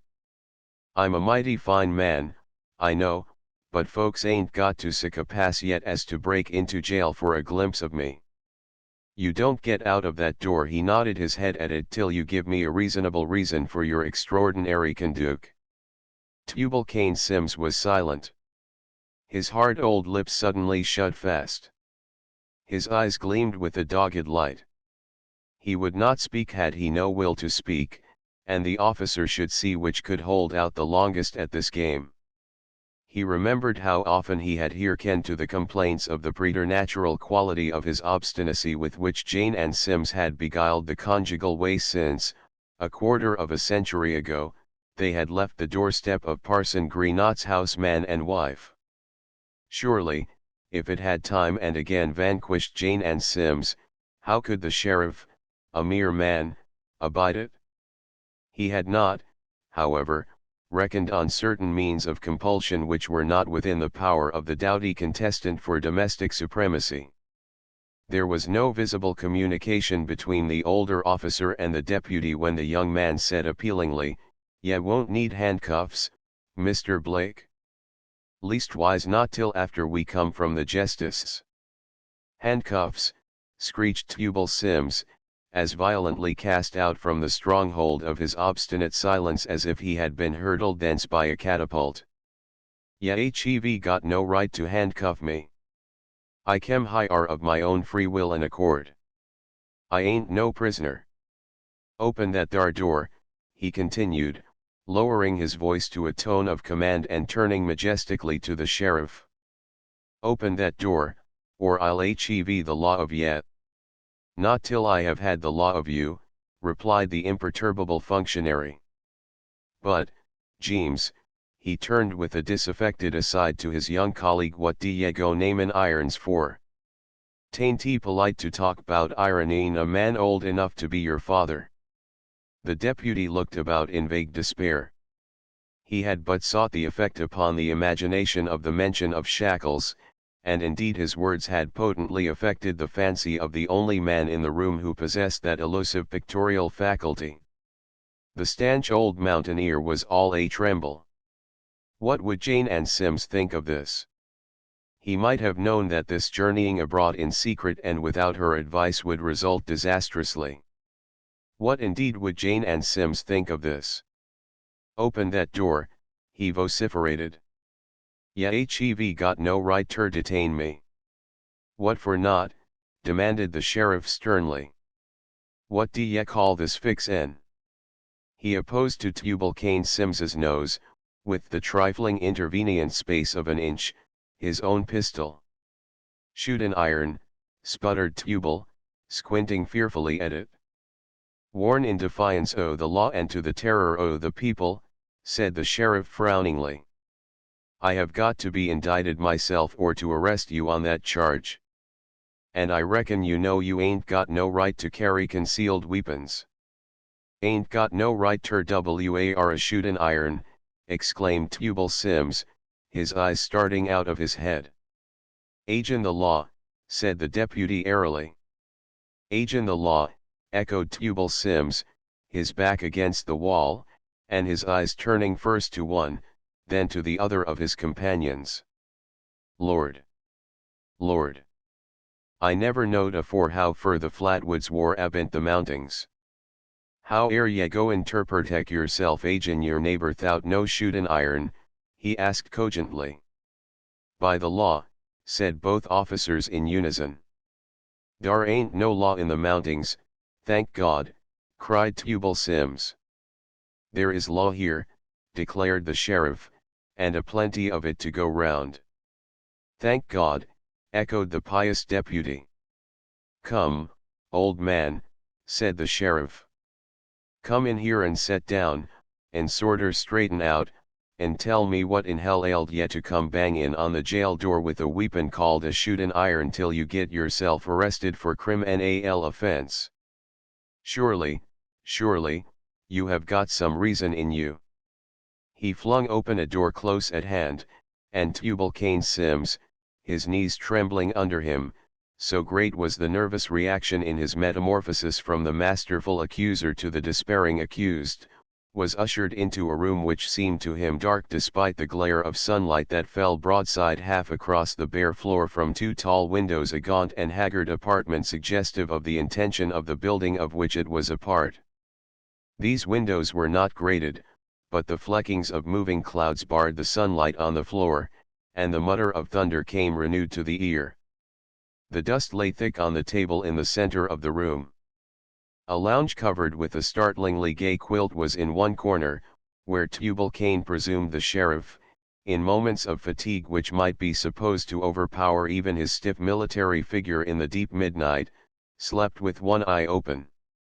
A desk in the jamb by the fireplace held several bulky books, a large inkstand, a bag of fine-cut tobacco, a coarse glass tumbler which had nothing in it but a rank smell of a strong grade of corn whiskey, and a pipe half full of dead ashes, which the sheriff had hastily laid aside when summoned to the scene of the horrors perpetrated by a forlorn human being in the desperation of the fear of still greater horrors to come. Tubal Cain Sims's mind, unaccustomed to morbid influences, could not detach itself from the idea. Despite his absorptions on his own account, he followed as an independent train of thought futile speculations as to where in the building this man might be close at hand, and he felt a nervous thrill at the possible propinquity, or in some remote cell and out of hearing. What had he guiltily done, or was he falsely accused?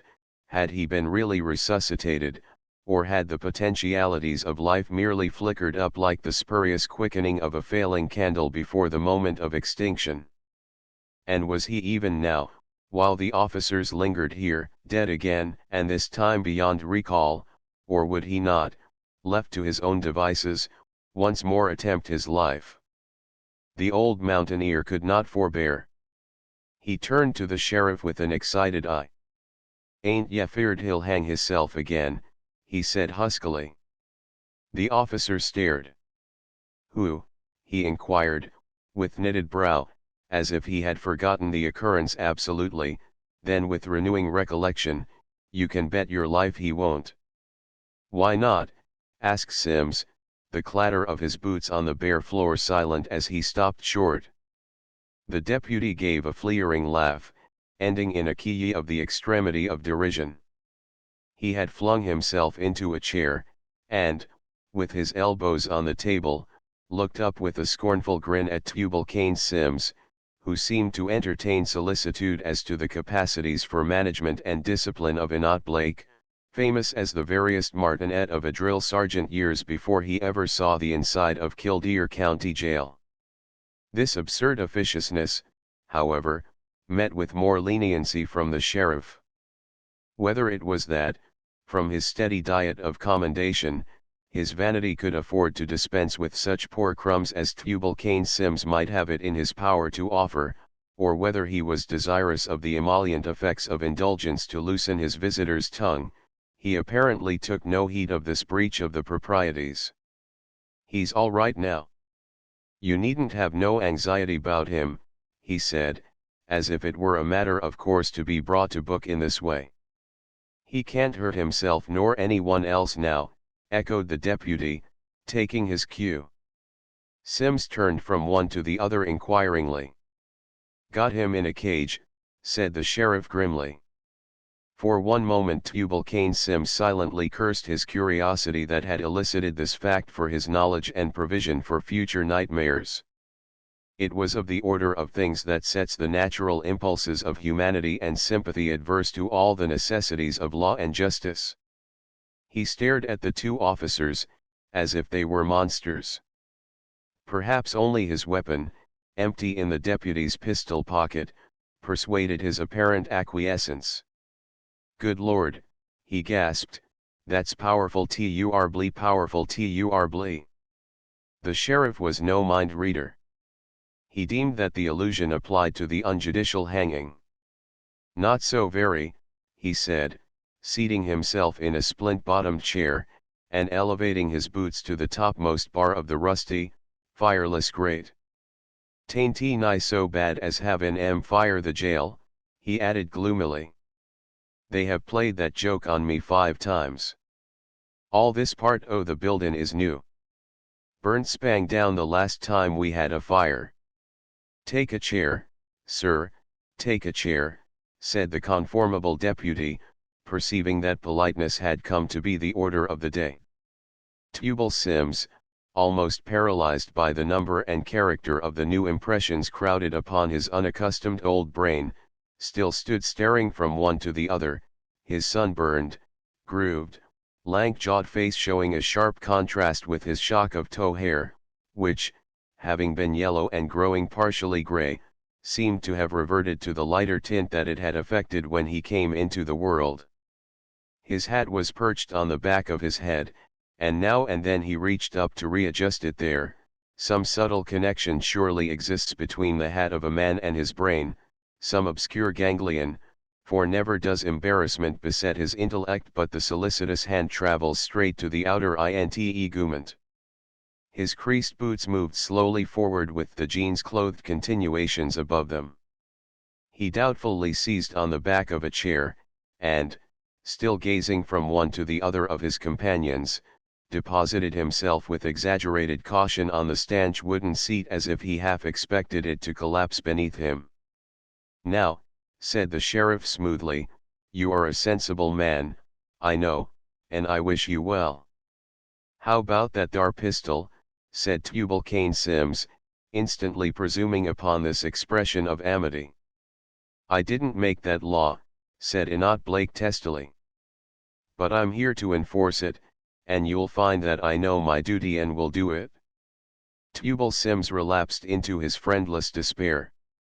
and once more the deputy essayed a new device.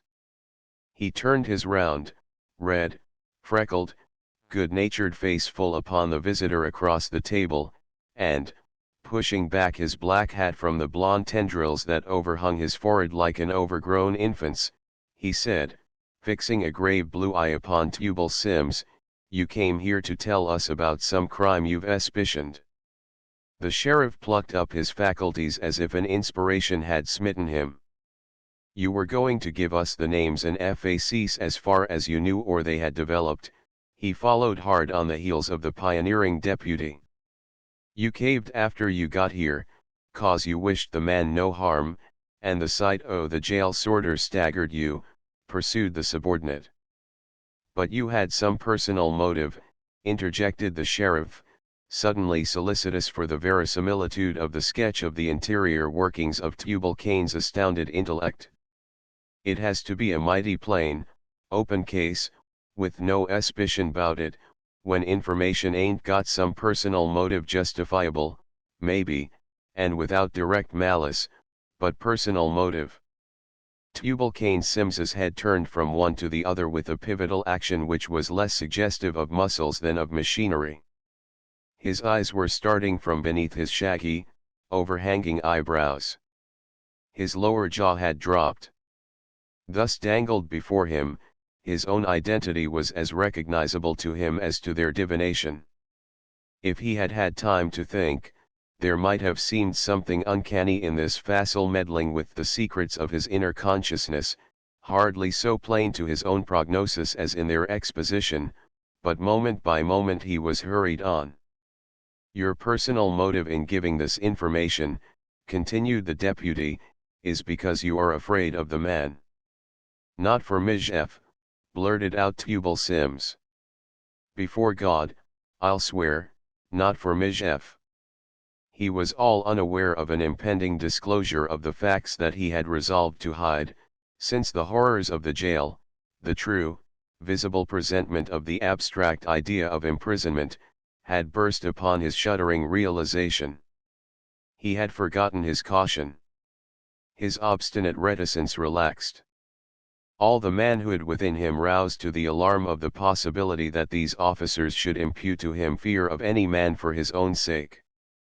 He lifted a trembling, stiffened old hand with a deprecatory gesture.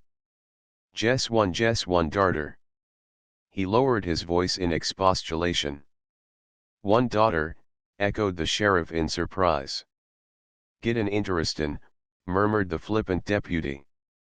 "And this high-ar man wants ter marry her, and she is willin' ter marry him, and then he spoke of runnin' away." Tubal Cain Sims brought this enormity out with a sudden dilation of the eyes irresistible to the impudent deputy. Powerful, painful to the survivors, he snorted in a choking chuckle, "But not even a misdemeanor age in the law o' the land." The sheriff's countenance changed.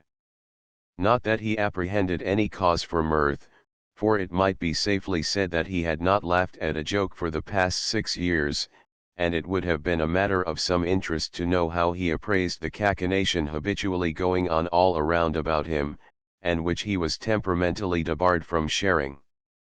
His face merely took on a perplexed and keenly inquisitive expression as he bent his brow as to a worthy mystery. "You know a man can't be arrested for runnin' away with a young woman and marryin' her," he expostulated. "You ain't such a fool as to think you can take the law to him to prevent that. There are few people in this world who do not arrogate to themselves special mental supremacy. Folly is like unto the jewel in the forehead of the toad in that the creature thus endowed is unaware of its possession." Tubal Cain Sims had perceived subacutely the acumen of both the officers, and was emulous of demonstrating his own intellectual gifts.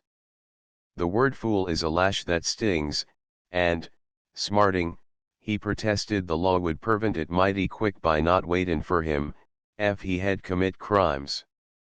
"What'd he ever do?" demanded the sheriff incredulously. And the deputy sat very still and silent. Now, the peculiarity of being literal-minded has special reference to exoteric phenomena introduced for mental contemplation, but is easily coexistent with the evolution of an esoteric train of ideas, the complication of which is nullified by familiarity incident to their production. The sheriff was a plain man, a serious-minded man, who could not see a joke when it was before his nose, so literal-minded a man that because he never perceived the latent scheme of another, he himself was never suspected of scheming. What'd he ever do, he repeated, and it did not occur to Tubal-Cain Sims that he had not yet mentioned the juggler's name, nor so much as suggested his own or the locality whence he came. "I ain't keerin' ter know what he done," he asseverated, led on by the non-compliant look of the other. "I know he done somewhat, and Fimi ain't goin' ter be load ter marry no evildoer and criminal agent the law." The pause that ensued was unbroken, while the thunder rolled anew, and the dashing of the water of the surly Black Creek at the foot of the hill came to their ears. The sunshine on the floor faded out suddenly and all at once, and the murky gray light was devoid of any lingering shimmer. If the deputy breathed, he did not hear the heaving of his own chest, so still he was. The sheriff, having allowed in vain a goodly margin for continuance, went on abruptly, "That's the way you fellows, with no sense of the obligations of the law, carry on. You have got no information to give. You have got some personal motive, and that's the way to get an officer into trouble. False arrests and charges of stirrin' up of strife and such like, and it's personal motive always. I'll bet this man o' yourn ain't committed no crime," and he turned his calm grey eyes on Tubal-Cain Sims, seated in the midst of his consciousness of a fool errand to the great county town. Mortified pride surged to his face in a scarlet flood, and vehement argument rose to his lips. "Why can't he sleep quiet nights in his bed, then?" he retorted. "Why do he holler out so pitiful, fit ter split your heart, in his sleep? What can I do for his life, his life, his life? Oh, what can I do for his life, his life, his life?" The wind came surging against the windows with a sudden burst of fury, and the sashes rattled. As the gust passed to the different angles of the house, the sound of other shaking casements came from the rooms above and across the hall, dulled with the distance, till a single remote vibration of glass and wood told that even in the furthest cells the inmates of this drear place might share the gloomy influences of the storm, though fair weather meant little to them, and naught the sweet o' the year. A yellow flash, swift and sinister, illumined the dull, grey room, that reverted instantly into gloom, and, as if the lightning were resolved into rain, the windows received a fusillade of hurtling drops, and then their dusty, cobwebbed panes were streaked with coursing rivulets mingling together here and there as they ran. The sheriff sat silently awaiting further disclosures, his eyes on the window, his guarded thoughts elsewhere. "The same words every night?" he asked at last. "The same words every night," repeated Tubal-Cain reluctantly, as if making an admission. "Oh, you can't arrest a man for talking in his sleep," put in the deputy, with the air of flouting the whole revelation as a triviality, and he yawned with much verisimilitude, showing a very red mouth inside and 2 rows of stanch white teeth. "I ain't sick a fool easy that, Mr. Dep. snarled Tubal Sims raucously, "but puttin' sick easy that tergether with a pale face and blue circles round the eyes, in the mornin', oh the strongs, finest built, heartiest young rooster I ever seen in my life, he could fling you or the sheriff from high ar clean across that creek and layin' on the river bank day arter day fishin' with no bait on his hook." "What'd he catch?" queried the deputy, affecting anxious eagerness. "All he expected, I reckon," retorted Sims. "A layin' there, with his hat over his eyes, day arter day, and his eyes looked easy tormented, easy a dear I shot voonst easy couldn't get up ter run and couldn't hurry up and die in time, and Jess laid dar and watched me and the dogs come up. And this man's eyes looked Jess like that deer's, and I never let the dogs worry him, but Jess whipped out my knife and cut his throat. The deputy's eyes widened with pretended horror. He snatched a pair of handcuffs from the drawer at the side of the table, and, rising, exclaimed dramatically, "You say, in cold blood, you whipped out your knife and cut the man's throat. Ya think ya air powerful smart, Mr. Dep. Sneered Sims, out of countenance, nevertheless. But thar ain't much credit in baitin' and tormentin' a man old enough ter be your father," remembering the sheriff's rebuke on this score, and imputing to him a veneration for the aged. "Yes, stop that monkeying, Jeems," Blake solemnly admonished his junior. Then, after silently eyeing the rain still turbulently dashing against the windows, he said reflectively, "Don't ye think, Mr. I disremember your name." "Sims Tubal Cain Sims," replied the owner of that appellation. "Oh yes, Mr. Sims. Don't you think the fellow's just a leetle lazy? There's no law against laziness, though it needs legislation, being a deal more like the taproot of evil than what money is, though I don't set up my views against the good book. 'Pears like 'twarn't laziness, which may be a sin, but makes men fat, and long easy the pot holds out ter bile, happy. This man warn't happy nor fat, and he looked like the devil's head thar home with him. Where did he come from, and what's his name? He lowed, one day, from Happy Valley, but he didn't know where Happy Valley war. And he talks like a town man, and reads a power, and tells tales easy fimmy say air out o' books, and he gin a show, the sheriff interrupted. A juggling show, pursued Tubal Sims, in higher feather since they no longer dissimulated their absorption in these details. He calls hisself a juggler, though his name is John Leonard. What's he live on? Demanded the sheriff. The money he made at his show. He lowed ter gin more shows, but the church folks gin it out easy he war in league with Satan, and threatened ter dump him in the river, so he quit jugglin'. The deputy with difficulty repressed a guffaw, but asked, with a keen curiosity, was it a pretty good show? "Ya never seen nothin' like it in your life." "He jes' what sort of lookin' man is he?"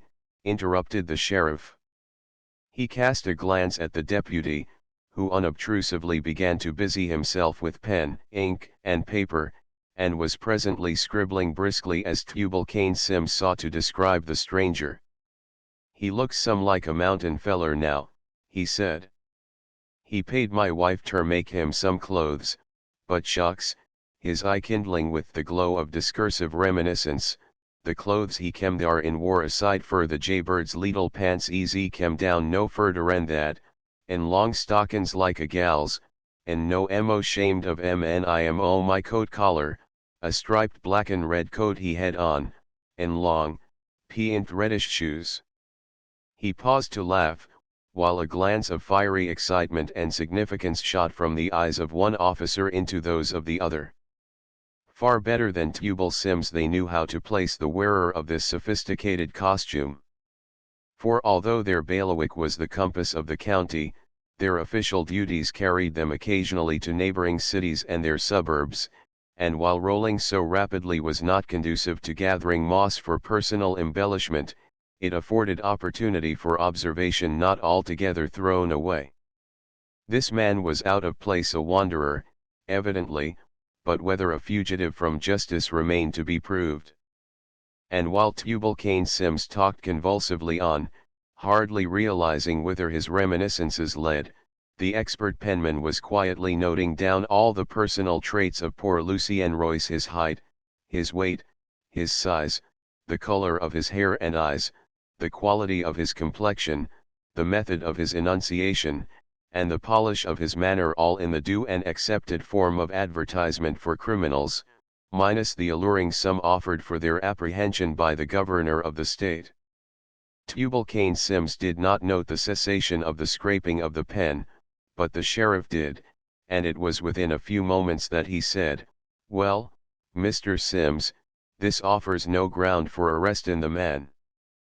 But I'll give you a piece of advice: don't let him know of your errand here, or he'll take French leave of you and take the girl with him. I can't arrest him for you. Cordon's the inalienable right of man, and, in leap year, of woman too, sputtered the deputy, with his pen in his mouth and his laugh crowding it. But, continued the sheriff, as I have some business up that way, I may come over soon and look after him, myself.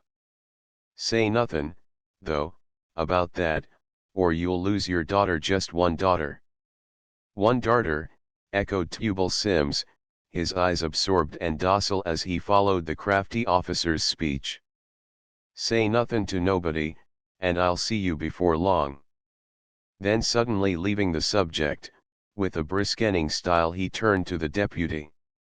Jeems, take Mr. Sims before a magistrate. Squire Purdy, I'd recommend on a charge of carrying weapons with the intent o' goin' armed. Let him know, though, Mr. Sims, 'twas in ignorance of the law, and a travellin'. Remind him that the code says the statute is to be liberally construed. And remember that Jeems can't swear that old army pistol was concealed on no account. I don't believe Jeems can make out a case agin yet. Squire Purdy is mighty lenient. Ain't you uns goin', quavered Mr. Sims, distrusting the tender mercies of the facetious Jeems. No, sir, replied the sheriff, now far away in the contemplation of other matters. Jeems, go to the telephone and ring up the captain in Knoxville. I want to speak to him. It only seemed a great babbling of a little bell in the grim twilight of the hall of the jail as the deputy piloted Tubal Cain Sims out of the door which had so obdurately closed on him. And how should his ignorance conceive that within 3 minutes the chief of police in Knoxville was listening to the description of poor Lucien Royce, given by the sheriff of Kildare County, and trying for his life to reconcile its dissimilarities with the physical traits of various missing malefactors sadly wanted by the police in divers localities. It was with a mild countenance and a chastened heart that Tubal Sims rode up to his own door the next evening, and slowly dismounted, his old brains, stiff with the limited uses of a narrow routine, dazed and racked by the brisk pace which they had been fain to conserve in the wide circuits which they had travelled in his absence.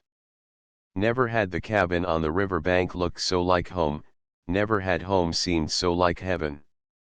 For Tubal Cain Sims, in his secret soul, cared little for the bedizenments of crowns, and the superfluities of harps, and the extravagance of streets paved with gold, and the like celestial scenery of his primitive hymnology.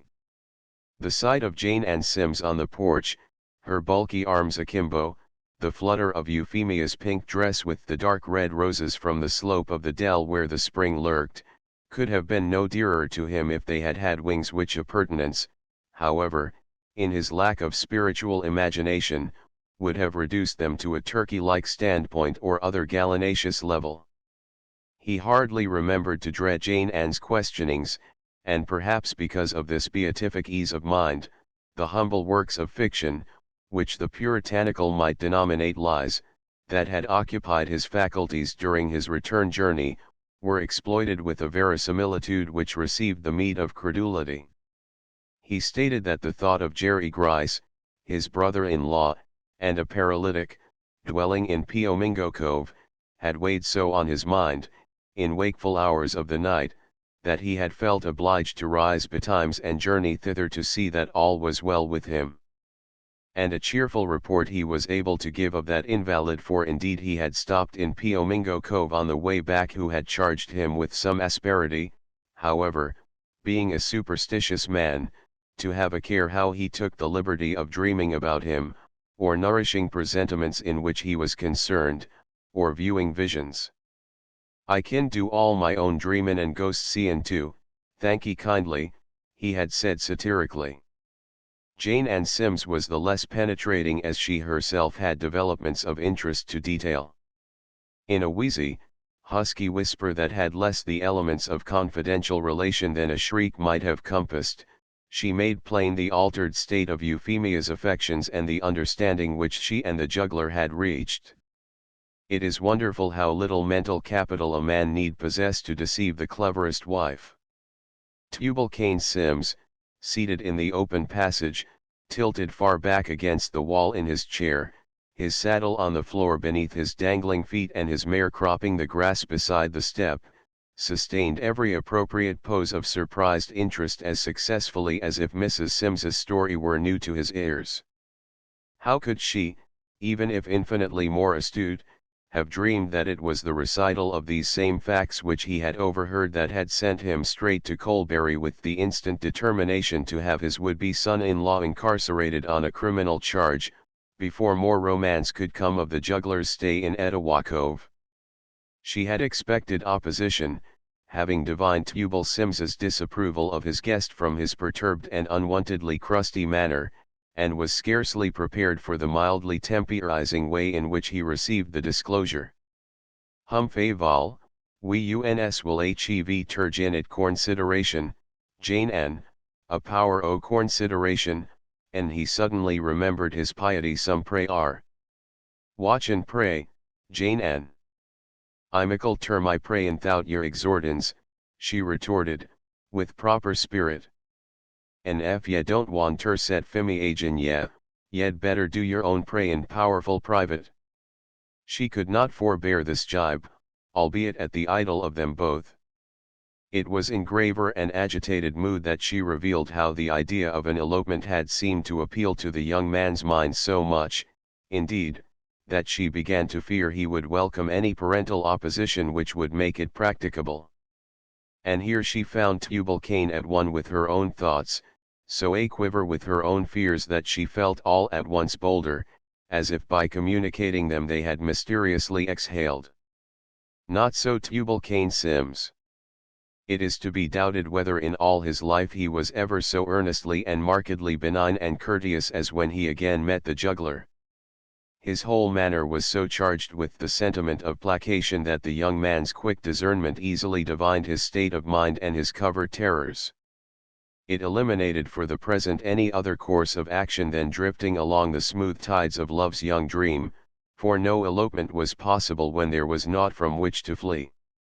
What wonderful days they were, as the full, strong pulses of June began to beat with the fervors of July. The long, ripe hours from early dawn to the late lingering twilight held all the choicest flavors of the year. Never was the sunset so gorgeously triumphal, never was the dawn so dank with dew, so fresh of scent, so winged with zephyrs. The wilderness rang to the song of the thrush and of the mocking-bird, not less vocal now than with the impulse of spring. The brimming river yet ran deep in its rocky channel, and the voice of the cascade below the mill in the full-leaved joyous woods could be heard for miles on a still night. And how still were these nights of silent splendor, with the stars so whitely a-glitter in the deep blue spaces above, and a romantic mystery on the mute purple mountains below, and the great bespangled gossamer galaxy, as if veiling some sanctity of heaven, scintillating through all the darkness. Not till so late that no one was awake to heed or behold a yellow waning moon with a weird glamour would glide over the eastern summits, and in its precarious hour before the flush of early dawn illumine the world with some sad forecast, with slow true blue's augury of change and decline and darkness. Flowers in myriads budded at night to blow in the morning. Everywhere the strong, rich, vigorous growths unfolded to the sun. The leaves were thick in the woods, the shadows were dark and cool, and rivulets glanced in the midst of them like live leaping crystal. Anywhere down deep ravines, did one look long enough, were to be seen all the creatures of woodland poesy, evoked from the glamours of the June hamadryads at their bosky ease, and oreads among the craggy misty heights, and naiads dabbling at the margin of sheltered springs, and elves listening alert with pointed ears to the piping of the wind in the reeds. These June days seemed to Royce as if he held them in perpetuity, as if there could be no change save for the slow enhancement of all the charms of nature, bespeaking further perfections. The past was so bitter, the present was so sweet, and he thought no more of the future. He was content. He had developed a certain adaptability to the uncouth conditions of the simple life here, or love had limited his observation and had concentrated it. All the artificialities of his wonted standards had fallen from him, and he was happy in the simplest way. He wondered that he should ever have thought the girl beautiful and charming hitherto, so embellished was her loveliness now, as if she too shared the ineffable radiance and grace of the June, with the fair and faintly tinted roses known as the maiden's blush that grew just outside the door. He had told her that they were like her, and when he learned the old-fashioned name he wore one always stuck in the clumsy, ill-worked buttonhole of his blue-checked cotton shirt. So pervasive was the sentiment of happiness in the house that it suffused even the consciousness of the two old people, Jane Ann accepting it willingly and with vicarious joy, and Tubal-Cain yielding after many a qualm of doubt and tremor of fear, and still experiencing strong twinges of remorse. He had been led to believe, by the crafty sheriff's show of indifference to his disclosure, and repeated rejection as not the significant points of the suspicion he had entertained, that he had been wrong from the first in his conclusion. He had begun to argue from the officer's standpoint, and he was amazed and somewhat dismayed to perceive how slight were the grounds on which any reasonable charge could be based. As this conviction grew more decided, he anticipated, with an ever-increasing terror, the possible visit of which the sheriff had casually spoken. Although he was sure now that, officially considered, it could but be a flash in the pan, still it would reveal to the juggler his host's hideous suspicions and flagrant breach of hospitality, and from this Tubal Sims winced as from corporeal pain. He thought that the sheriff already considered him a preposterous fool, and albeit that judgment from so great a man for Tubal-Cain Sims's self-conceit had been much abetted by his trip to Colbury was humiliating to his pride, it would be far more poignant, multiplied by the number of inhabitants in the cove, when published abroad and entertained by every man who dwelt in its vicinity. Moreover, the disclosure of his mission to Colbury would deliver the graceless informer, bound hand and foot as it were, into the power of Jane and Sims, and it might well alienate the juggler from them all and thus wreck Euphemia's happiness and prospects in life, and he had begun of late to value these. Whenever he was not mulishly resistant, he fell much under the influence of Jane and Sims, and her views of the preeminent qualities of the juggler's mind and manners and morals affected his estimate. She laid great stress on the fact of the young man's elaborate education, and was wont to toss her large head with a vertigo-provoking lightness as she averred, "Fimi warn't a spellin' year in and year out ter marry one o' these high cove boys easy to know be from Bullfoot."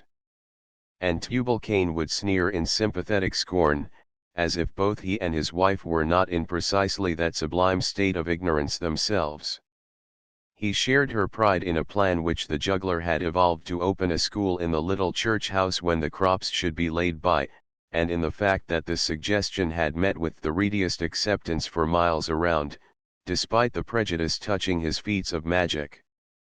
One night, Jane and Sims, with the dishcloth in her hand, was alternately wiping the supper dishes in the shed room and cheerfully wheezing breathless snatches of a most lugubrious hymn, while Royce and Euphemia sat on the steps of the passage, where the moon, now in her first quarter, drew outlines of the vines on the floor with here the similitude of a nest, whence now a wakeful, watching head protruded, and now a lifted wing, and now a downy, ball-like bulk, and here, with indistinct verges, a cluster of quivering trumpet flowers, all dusky and blurring, like the smudging black and white study of some impressionist artist. Tubal-Cain Sims, seeking company, was aware, as he entered his domicile, that he would find no welcome here, so he betook himself, with his pipe in hand, to the leisurely scene of his helpmeet's labors. Their triumph awaited him, for Jane and Sims left the table and the dishes to the tallow dip and the candle flies, to sink down in a chair and detail the fact that while he was gone to the blacksmith's shop to get his team shod a wonderful event had happened. Parson Tynes had been here again. Tubal Cain Sims's lower jaw dropped. Parson Tynes figured in his mind only as the true blues advocate of a dead and gone love, and he thought it a breach of the peace, in effect, to seek to disinter and resuscitate this ill-starred attachment. He growled adversely, but he did not reach the point of articulate remonstrance, for Jane Ann Sims majestically waved her limp dishcloth at him as a signal to desist, and opened her mouth very wide to emit the cause of her prideful satisfaction in a loud and wheezy whisper which discreet demonstration came sibilantly to the ears of the young people outside, the only other human creatures within a mile, and occasioned them much unfilial merriment. Parson Tynes no longer dwelt on marrying and giving in marriage. Ambition had been his theme. It seemed that once, not long ago, being in Colbury when a great revival, a union meeting of various denominations was held, he had had the opportunity to preach there through some wild rumor of his celebrity as a mountain orator, and afterward a certain visiting elderly minister had taken him aside and urged him to study and to cultivate his gifts, and above all to acquire a delivery. The visiting city minister, being a man who appreciated the Great Smoky Mountains as a large and impressive element of scenery, and having never seen them except gracing the horizon, did not realize that in all their commodiousness they had scant accommodations for learning. On his part, Tynes did not appreciate any especial superiority in the delivery of the men he had heard. His slow drawl and his mispronunciations were, of course, unperceived by him, and, speaking from a worldly point of view, he was chiefly refreshed at the meeting by the consciousness that there were many more ideas in his sermon than in that of the visiting city minister. He wondered satirically how the good man would have received the converse of this charge, had he dared to exhort him in turn to cultivate thought and acquire ideas. The meeting had done Tynes no good. It had only hurt his pride, and roused a certain animosity toward the larger world outside his life and the round of his work, and caused him to contemn as spurious the pretensions of the luckier clergy. He did not accord the advice he had received a single thought, so much more important it seemed to him what a preacher says than how he says it. But Jane Ann Sims had talked much and pridefully to her cronies in the cove about the juggler's readings, and their fame had reached the parson's ears. Shortly after, he chanced to encounter Royce at the mill, and for the first time was impressed by the charm of a cultured enunciation in a naturally beautiful voice. "I'd like powerful well ter speak like that, now," he said to himself, with a sudden discrimination of superiority. And this afternoon he had come to say that he had heard of the projected school, and that he would like to know whether the juggler had ever been taught elocution and was qualified to impart his knowledge. Royce had read for him, or rather, had recited from memory, and Tynes had been surprised and delighted, and had averred that he read better, and all the men at the union meeting shook up in a bag together, the city minister at the bottom. "But ye would hev been prized, Tubal," said Mrs. Sims, her fat face clouding and her dimples turning to creases, "ter hev viewed the gamesome and jokified way easy John Leonard conducted hisself, ter the pa'son plum scandalous made a puffick laughin' match o' the whole consarn, though arter a while the pa'son seemed some less serious, too. But he and John Leonard air a go in ter meet every day, beginnin' day arter ter morrer, in the schoolhouse, ter take lessons in readin'. And the pa'son pays him for it. Jes think o' that." Her hand with the limp dishcloth in it extended itself impressively. "Teachin' the pa'son, mind yet ter read." Tubal Cain Sims sat electrified by the honor. Now and again his stiff old visage relaxed with a broad smile, but this some grave thought suddenly puckered up. In the midst of his satisfaction and his appropriation of the honor that had descended upon his house, ever and anon a secret thought of his earlier distrust of the juggler intruded with a vaguely haunting fear of the promised visit from the sheriff. This he had latterly put from him, for the long silence and the passage of time warranted him in the conclusion that it had been merely a device of the officer to satisfy a meddlesome old fool, and was from the beginning devoid of intention. He hardly dared to wonder what Jane and Sims would have thought of his suspicion, as he remembered that from the moment of the juggler's entrance on that stormy evening she had rated the young guest as highly as now. But then, it had never been her chance to hear those strange, mysterious utterances from the turmoils of midnight dreams. "Jane Ann," Tubal Sims said, with quavering solemnity, "I know this high young man be powerful pert, and thar's nobody in the country turricle him, not even Pa Suntines, but what would you uns think if ye war ter hear him call out, like I hev done, in the night way late, 'bout the darkest hour, but the one who lives, for whose life, for his life, what can I do, for his life, it must be, his life." As he mimicked the cabalistic phrases that had so strongly laid hold upon his imagination, the very inflections of the agonized voice were duplicated. The sentiment of mystery, of awe, with which the air was wont to vibrate was imparted anew. The despair, the remorse of the tones, sent a responsive thrill like a fang into the listener's heart. Jane and Sims, her face blank and white, sat staring dumbly as she hearkened. The leaves darkly rustled close to the window. Dim moonlight flecked the ground on the slope beyond with shadow and a dull suffusive sheen. The wind, rushing gustily past, bowed the flame of the guttering tallow dip, feebly flaring, in the center of the table. As she put out her hand mechanically to shield it from extinction, the motion and the trifling care seemed to restore her mental equilibrium. "That sounds powerful cur'us, Tubal," she said gravely, and his heart sank in disappointment with the words and tone.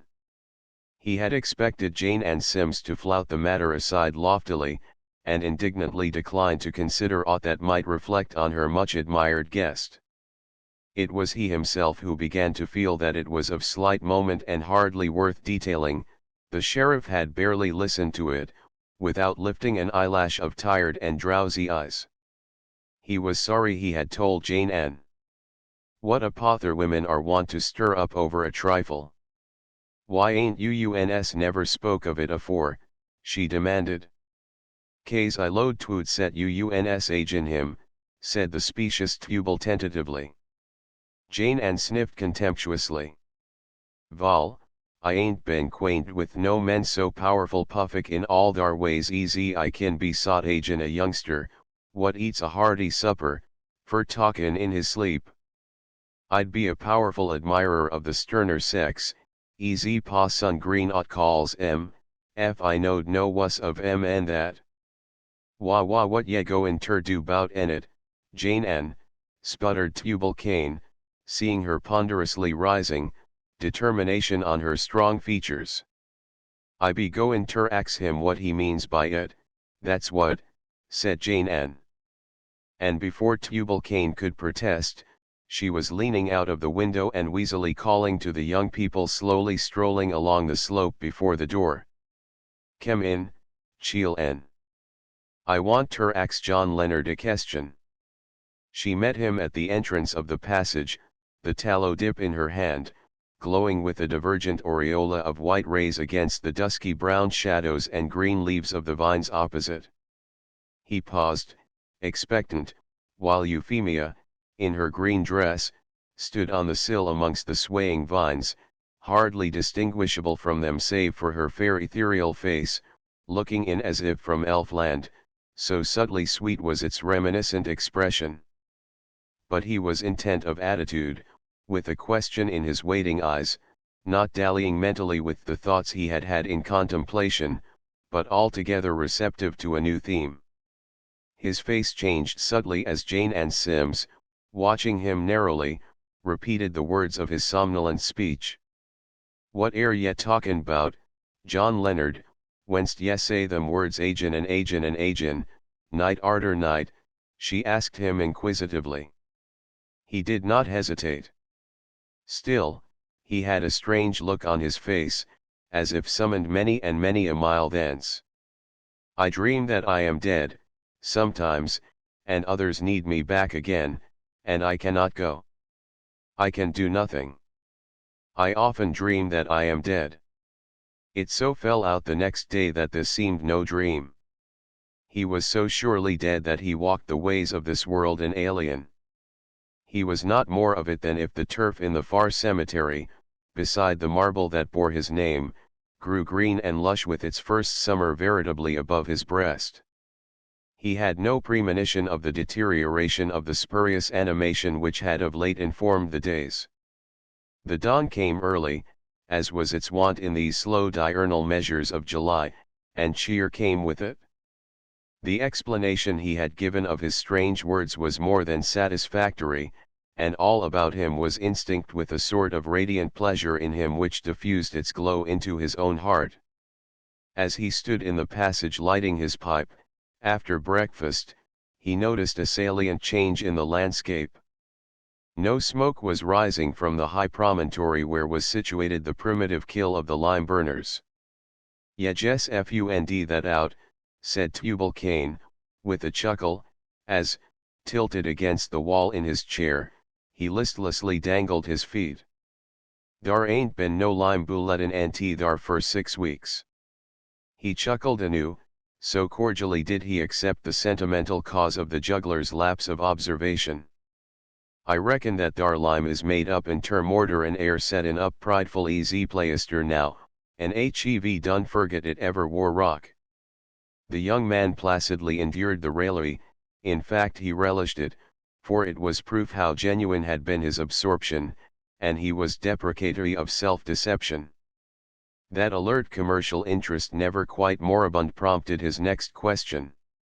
"I don't see that lime is used in the cove," he said, reflecting on the stick and clay chimneys, and the clay daubing in the chinking between the logs of the walls of the houses. "What was the purpose of that extensive burning of lime, Mr. Sims?" "Ain't you uns hearn?" demanded the host, with another cheerful grin expanding his corrugated leathern-textured countenance. "Pete Knowles wouldn't tell a fust, he got the job somehows." "Afraid of underbidding?" The juggler nodded comprehension of the motive. "So he bulletin ante, and bulletin ante, and bulletin ante, and the limid piled up in heaps in that dar dry rock house what minds me powerful o' the sepulters o' the Bible. But it air 6 weeks since they barlet it up and wagoned it off 'bout 10 mile or mo. What did they want it for, and who are they?" inquired Royce, still interested. "They is them hotel men over yander at New Helvshire Springs, and they wanted the lime ter playester the old hotel what hev had ter be repaired and nigh made over. They load twar cheaper ter git the lime bulletin ante at the nearest limestone rocks and ter buy it barlet and haul it 50 mile from a railroad." This was a proposition of a kind that might well secure the juggler's business-like consideration. But his eyes were fixed with a sudden untranslated thought. His pipe had turned unheeded in his hand, fire, tobacco, and ashes falling from it into the dewy weeds below the step, as he stood on the verge of the passage. His expressive face had altered. It was smitten with some prophetic thought, and had grown set and rigid. New Helvetia Springs. Summer resort, of course. "I didn't know there was anything of the sort in the vicinity," he said at last. "What kind of place is it?" "I dunno," exclaimed Sims, dangling his feet briskly back and forth in an accession of contempt. "I never tuck the trouble ter ride over thar in my life, though I hev knowed the hotel ter be a runnin', easy they call it, fer 40 year and more." Royce stood in silence for a time, moodily leaning his shoulder against the wall of the house, one hand thrust in his leather belt, the other holding the pipe at an angle and a poise which would seem to precede an immediate return of the stem to his mouth. But he did not smoke. Presently he put the pipe into his pocket, drew his hat over his eyes, and wandered down the road, then climbing a fence or two, he was off in the woods, as safe from interruption as if in the midst of a trackless ocean. He walked far and fast with the constraint of nervous energy, but hardly realizing the instinct of flight which informed his muscles. When at last he flung himself down at the foot of great rocks that stood high above a shelving slope in wood so dense that he could not see farther than a yard or two in any direction, for the flutter of the multitudinous leaves and the shimmer of the interfulgent sunshine, he was saying to himself that he was well quit of all the associations of his old world, that he had found safety here, a measure of content, a means of livelihood, and the prospect of a certain degree of simple happiness. When he should be married to a girl whom he had learned to love and who loved him, a beautiful girl of innate refinement, who had mind enough to understand him and to acquire an education. He would do well to still resolutely that sudden plunging of the heart which had beset him upon the knowledge that his old world was so near at hand, with all those endearing glamours as for the thing that is native. What avail for him to hover around them, to court the fate of the moth? He remembered with a sort of terror the pangs of nostalgia which at first had so preyed upon him, and should he deliberately risk the renewal of these poignant throes, now possibly spent forever? Regret, danger, despair, lay in the way thither. Why should he long to look in upon scenes that were now as reminiscences, so well could he predicate them on experiences elsewhere? He wondered, fretfully, however, and with a rising doubt of himself, that when he and Euphemia had climbed the mountain and looked down at the shimmer of the small towns in the furthest valley, and he had felt no stir of wistfulness, he should have interpreted his tranquility as a willing renunciation of the life he had left, as if the treadmill limitations and deprivations and mental stagnation of a village were the life he had left. And suddenly, although he had chosen this spot because it shut him in, because naught could be seen to deflect his errant mind, in order that he might realize and earnestly grapple with this wild and true blues lure, the illusions of a sophistry glimmered even in these scant spaces. He was definitely reconciled, he told himself, to his destiny. It was only his imagination that vaguely yearned for the status he had left. With a touch of reality, the prismatic charms of this bubble of fancy would collapse, or the glimpse of conditions native to him, the sound of familiar speech as of his mother tongue, the sight of men and women as compatriots in this long exile as of a foreign land, would prove a refreshment, a tonic, an elixir, renewing his strength to endure. He was a coward to deprive himself for fear of discontent of something to enjoy in the present, to remember, and to look forward to, in recurrent years. He had not thought to notice the dwindling shadows that betokenned noon and the waiting dinner which Euphemia had made ready with many a remembrance of his preferences. The sun was westering apace when, as if impelled by a force beyond his control, he found himself in the country road, forging ahead with that long swift stride, the envy of his comrades of the pedestrian club of his urban days. His heart seemed to divine the way, for he scarcely paused to debate which fork to pursue when the road diverged. He gave no heed to the laurel jungles on either hand, or, further on, to the shady vistas under the towering trees. He only perceived at last that the density of the woods had diminished. Soon peaked and turreted roofs appeared among the thinning boughs, and as he crossed an elaborately rustic footbridge, coquettishly picturesque, flung across a chasm where deep in the brown damp shadows a silver rill trickled, he recognized this as an outpost of artificiality. A burst of music from a band thrilled his unaccustomed ears, a vast panorama of purple and azure mountains, a vermilion sun, a flaring amber sky, great looming grey crags, and the bronze-green sunlit woods beyond were asserted in an unfolding landscape. He heard the laughter cadenced to express the tempered mirth of polite society, and the stir of talk. The verandas of the two-storied hotel were full of well-dressed people. His swiftly glancing eye marked the dowagers. Their very costumes were familiar black grenadines or silks with a subdued inclination toward a touch of lavender decoration, and some expert softening of the ravages of time by the sparing use of white chiffon or lace, with always something choice in the selection of dainty shawls on the back of a chair near at hand.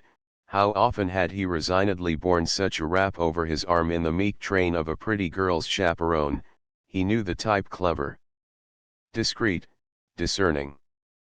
On the lawn 2 games of tennis were in progress, the white of the flannel suits of the men enhanced in the sun against the green grass.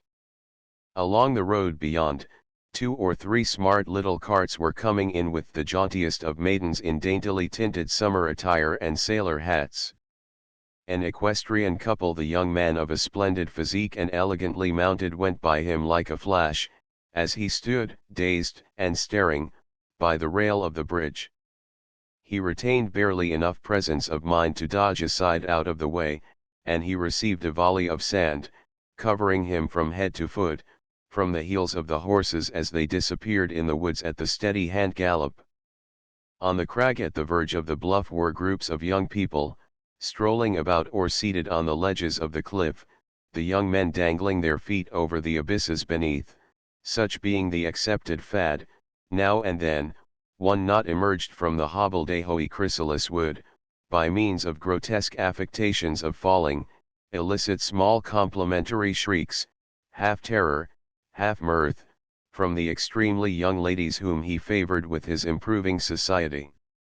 At one side there was a meeting of fir boughs, a dank and cool dark vista, a great piling of fractured and splintered rocks, a sudden descent, and down this bosky way was so constant a going and coming that Lucien Royce divined that it led to the hidden spring.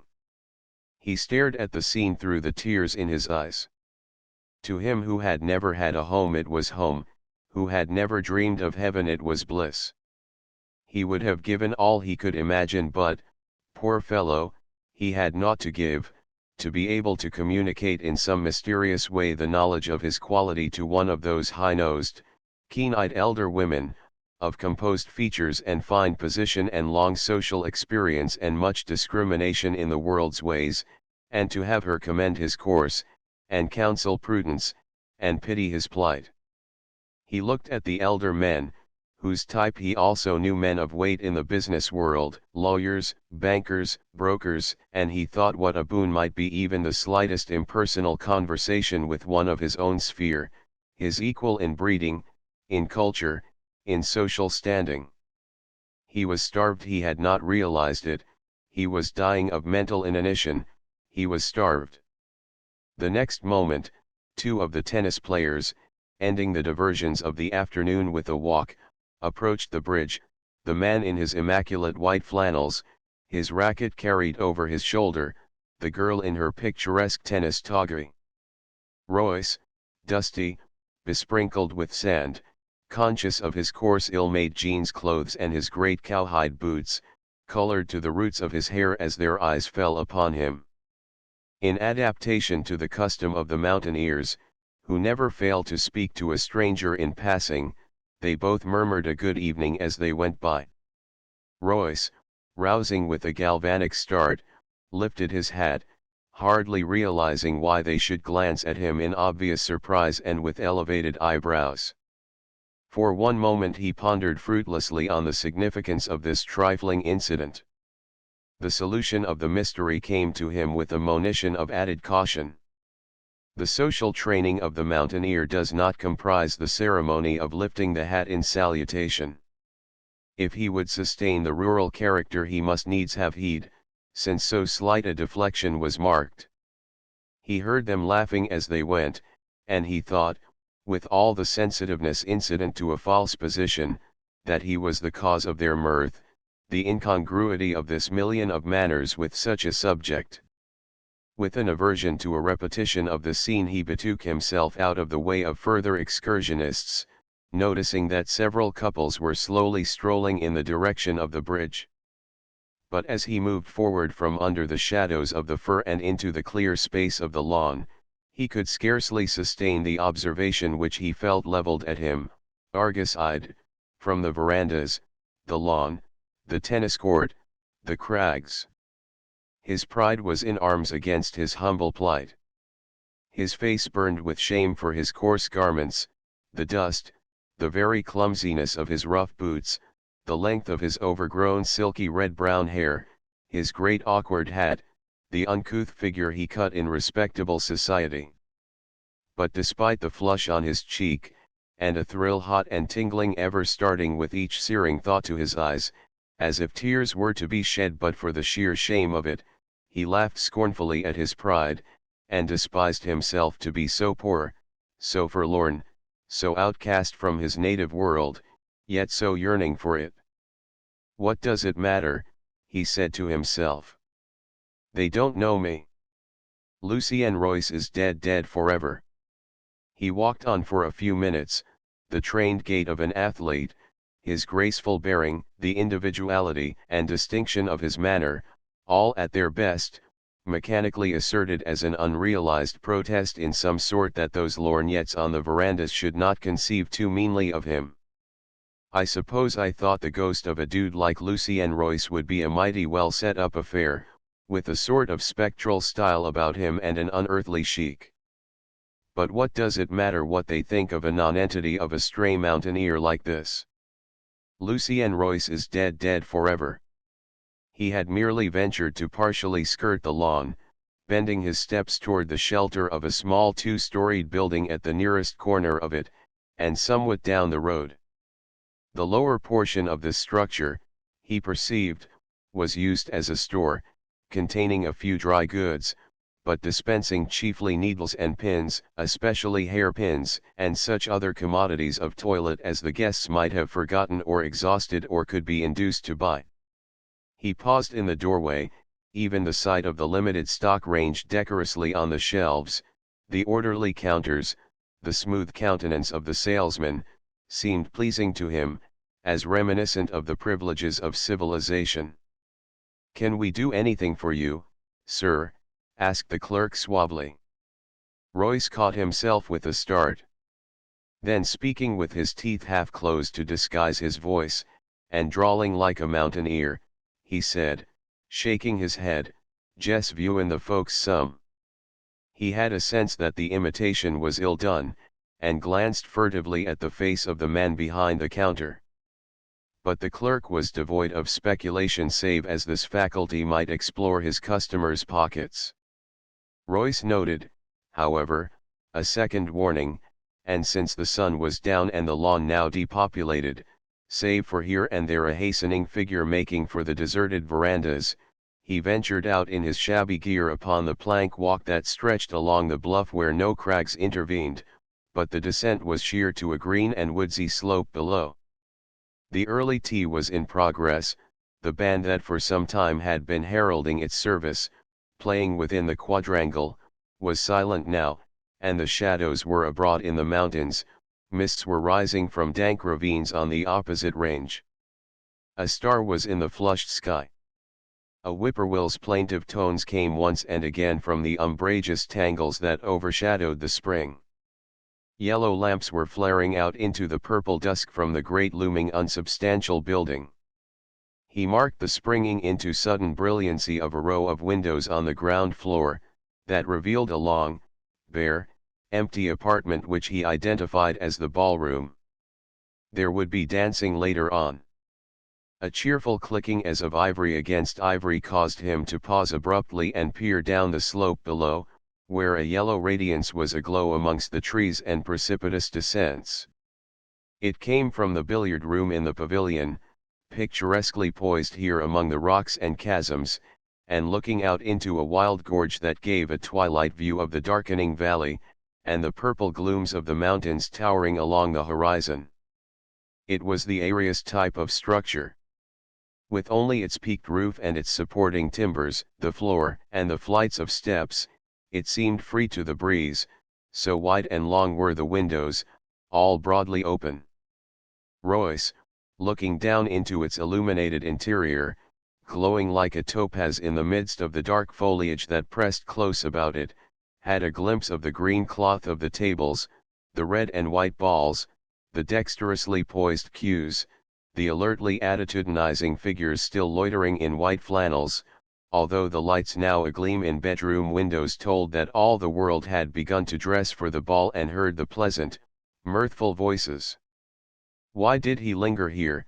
he asked himself, as he repressed the natural mundane interest which almost spoke out his criticism as he watched the game with the eye of a connoisseur.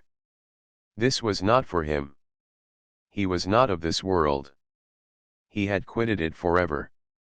And if he were mortified to fill a place in a sphere so infinitely removed from that to which he was born and entitled, would it better matters to emerge from his decent obscurity and his promised opportunities, his honest repute and his simple happiness, to the conspicuous position as the cynosure of all eyes in a criminal trial, and to the permanent seclusion of a felon's cell?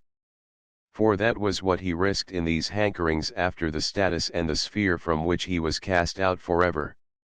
He was in the darkening road and plodding homeward before this admonition to his own rebellious heart was concluded, so did the terrors of that possible ignominious fate dominate his pride, and scorch his sensibility, and lay his honest self-respect in the dust.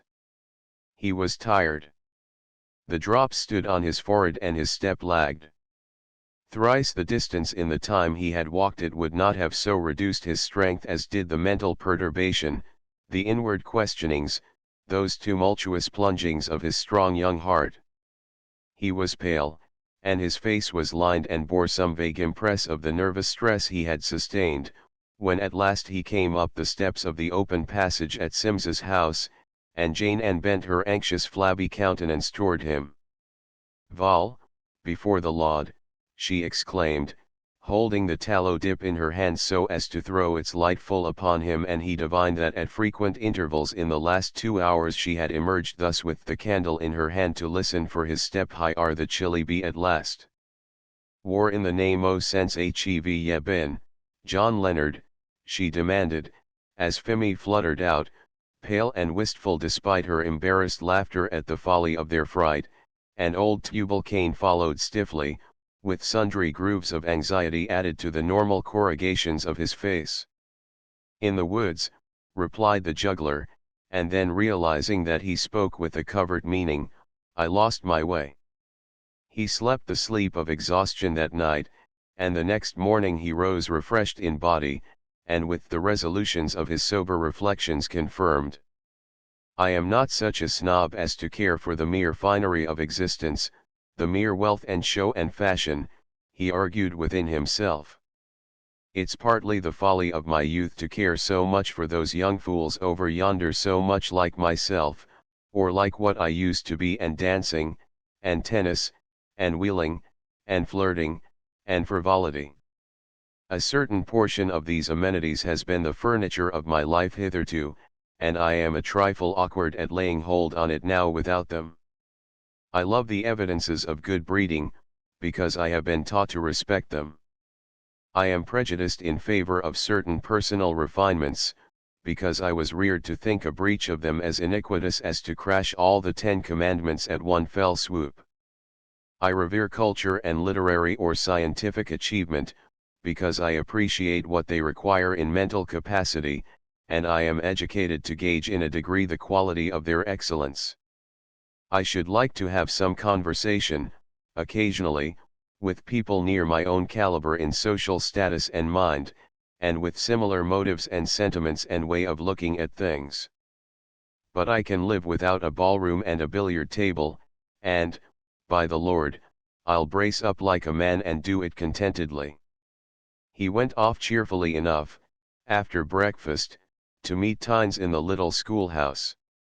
There he recited, in forgetfulness of his troubles, poems that he loved, and bits of ornate prose that he recalled, for he had a good memory, and he delivered sundry sound dicta touching the correct method of opening the mouth and of the pose of the body, and a dissertation on the physical structure of the vocal organs, illustrated by diagrams which he drew on the fly-leaf of the reading book, and which mightily astonished Absalom Tynes, who learned for the first time that such things be.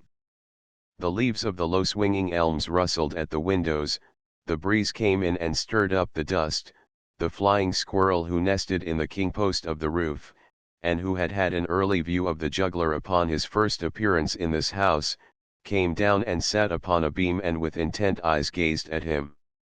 Tynes, in an unaccustomed station among the benches used by the congregation, watched and listened with unqualified commendation as Roy stood upon the platform and made the little house ring with his strong, melodious young voice. Abdicating the vantage ground of spiritual preeminence, Tynes subordinated his own views, and when he read in his turn sundry of the secular bits of verse embalmed in the reader, he seemed to think there were no books in the world but school books and the Bible. He accepted corrections with the mildest docility, and preserved a slavish imitation of the spirited delivery of his preceptor.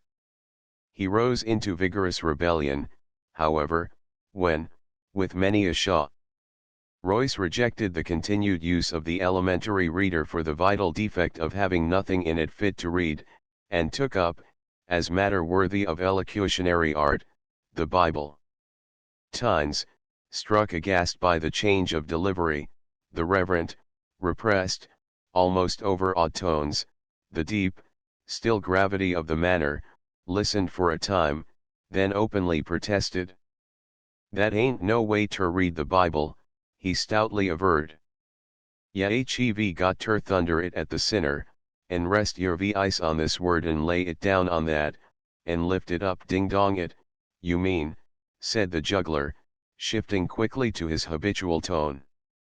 "The sinner ain't ter be kept listenin' ter sick easy that. Jes let your vice beat age in his ear till he can't keep the gospel out thout he be deef," Tynes contended.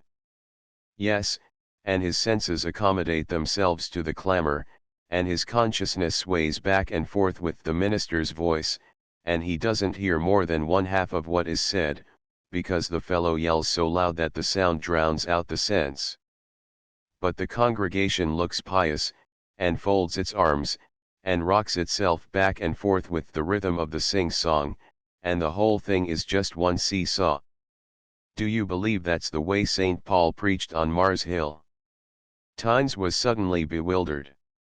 His manner assumed a sort of bridling offense. It seemed somewhat profane to speculate on the character of St. Paul's delivery. "Your way ain't the way the men read at the Colbury Revival, anyhow," he urged, for the Union meeting, despite his wounded pride, had become a sort of standard.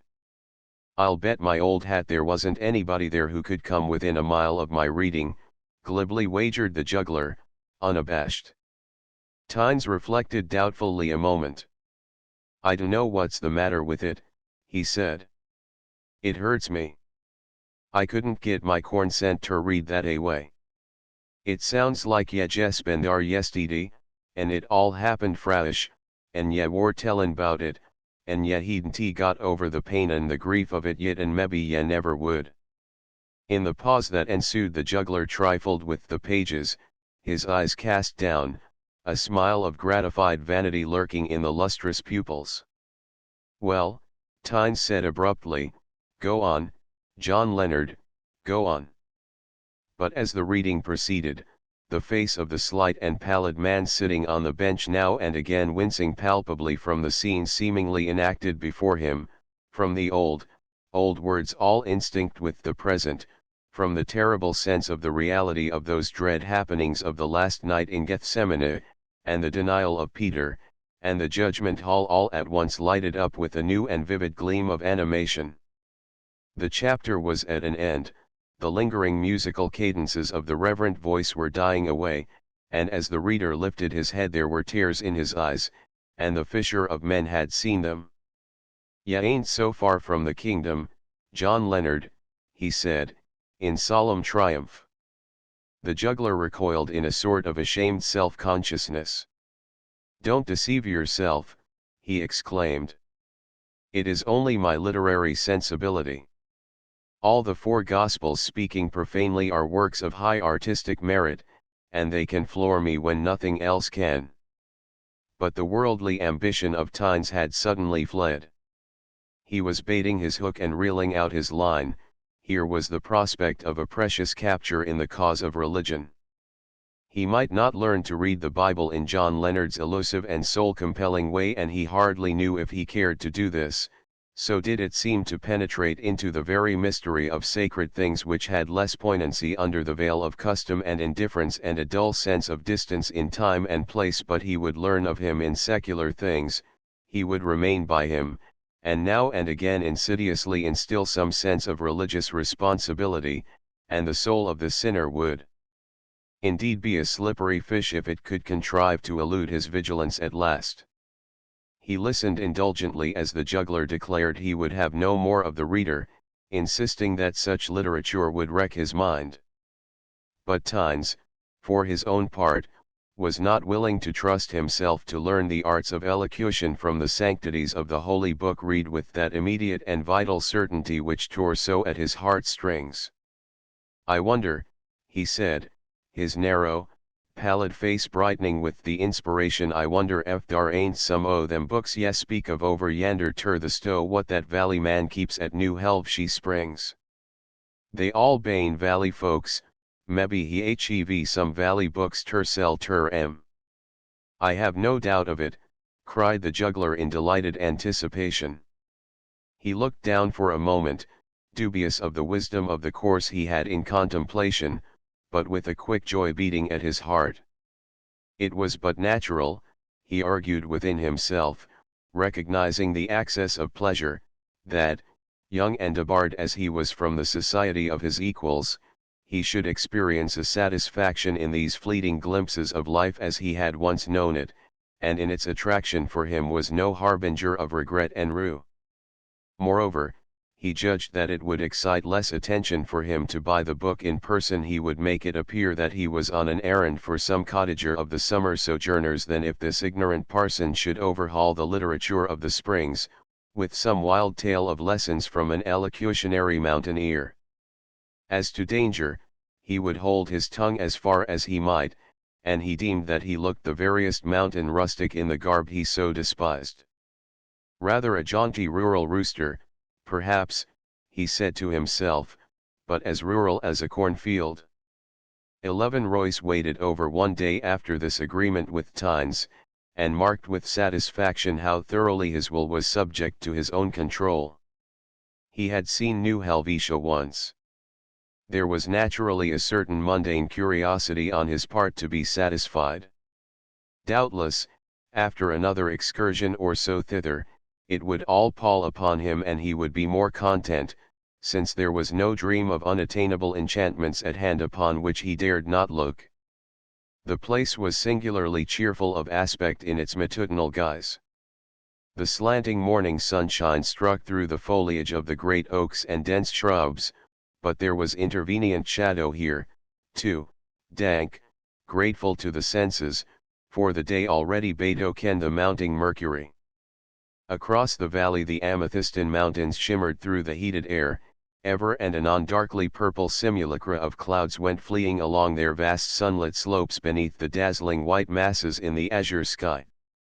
In a ravine, a tiny space of blue-green tint amongst the strong full-fleshed dark verdure of the forests of July bespoke a cornfield, and through a field glass might be descried the little log cabin with its delicate tendril of smoke, the home of the mountaineer who tilled the soil. Of more distinct value in the landscape was the yellow of the harvested wheatfields in the nearer reaches of the valley, where the bare spaces revealed the stage road here and there as it climbed the summits of red clay hills. There was no sound of music on the air, the band being off duty for the nonce. Even that instrument of torture, the hotel piano, was silent. The wind played through the meshes of the deserted tennis nets, and no clamor of rolling balls thundered from the tent finale, the low long roof of which glimmered in the sunshine, down among the laurel on the slope toward the gorge. The whole life of the place was focused upon the veranda. Royce's reminiscent eye, gazing upon it all as a fragment of the past as well as an evidence of the present, discerned that some crisis of moment impended in the continual conjugation of the verb s'amuser. The usual laborious idleness of fancy work would hardly account for the unanimity with which feminine heads were bent above needles and threads and various sheer fabrics, or for the interest with which the New Helvetia youths watched the proceedings and self-sufficiently proffered advice, despite the ebullitions of laughter, scornful and superior, with which their sage counsel was invariably received. There was now and again an exclamation of triumph as a pair of conventionalized wings were held aloft, completed, fashioned of gauze and wire and profusely spangled with silver. He caught a sudden flash of tinsel, and noted the special demonstrations of congratulation and great glee which ensued when one of the old ladies, fluttered with the anxiety of the inventor, successfully fitted a silver crown upon the golden locks of a poetic-faced young girl, a very Titania. The jocose hobbledehoy whom Royce had noted on the occasion of his previous excursion sat upon a step of the long flight leading from the veranda to the lawn, surrounded by half a dozen little maidens, and, armed with a needle and a long thread, affected to sew industriously, rewarded by their shrieking exclamations of delight in his funniness every time he grotesquely drew out the needle with a great curve of his long arm, or facetiously but futilely undertook to bite the thread. With zealous gallantry sundry of the young men plied back and forth between the groups on the veranda to facilitate the exchange of silks and scissors, and occasionally trotted on similar errands, businesslike and brisk, down the plank walk to the store. Sometimes they asked here for the wrong thing. Sometimes they forgot utterly what they were to ask for, and a return trip was in order. Sometimes they demanded some article a stranger to invention, unheard of on sea or shore. Thus cruelly was their ignorance of fabric played upon by the ungrateful and freakish fair, and the little store rang with laughter at the discomfiture of the young Mercury so humbly bearing the messages of the deities on the veranda, for the store was crowded, too, chiefly with ladies in the freshest of morning costumes, and Royce, as he paused at the door, realized that this was no time to claim the attention of the smooth-faced clerk. That functionary was as happy as a salesman ever gets to be. There was not a yard of any material or an article in his stock that did not stand a fair chance of immediate purchase as wearing apparel or stage properties.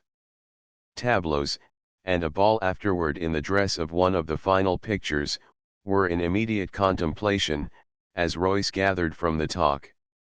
This was evidently an undertaking requiring some nerve on the part of its projectors, in so remote a place, where no opportunities of fancy costumes were attainable save what invention might contrive out of the resources of a modern summer wardrobe and the haphazard collections of a watering-place store. Perhaps this added element of jeopardy and doubt and discovery and the triumphs of ingenuity heightened the zest of an amusement which with all necessary appliances might have been vapid indeed.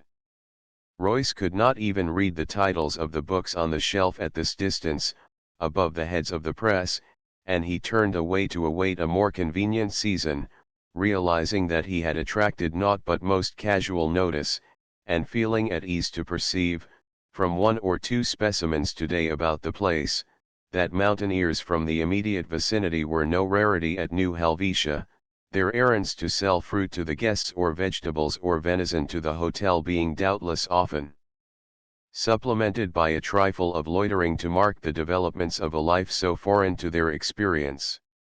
As he strolled along the plank walk, his supersensitive consciousness was somewhat assuaged as by a sense of invisibility.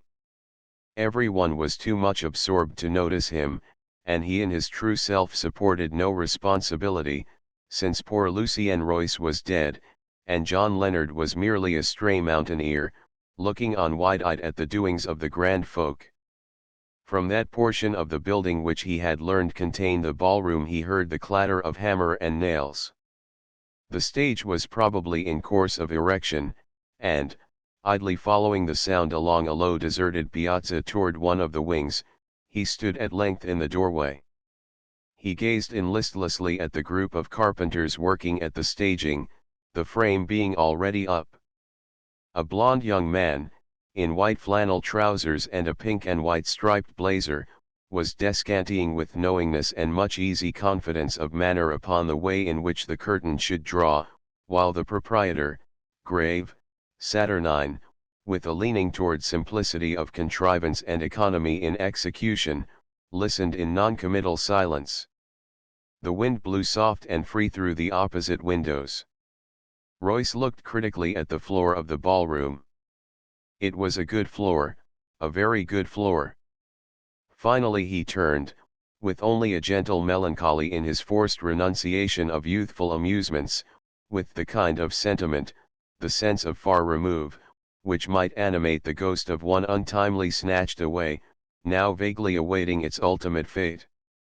He continued to stroll along, entering presently the quadrangle, and noting here the grass and the trees and the broad walks, the romping children about the bandstand in the center, dainty and fresh of costume and shrill of voice, the chatting groups of old colored nurses who supervised their play.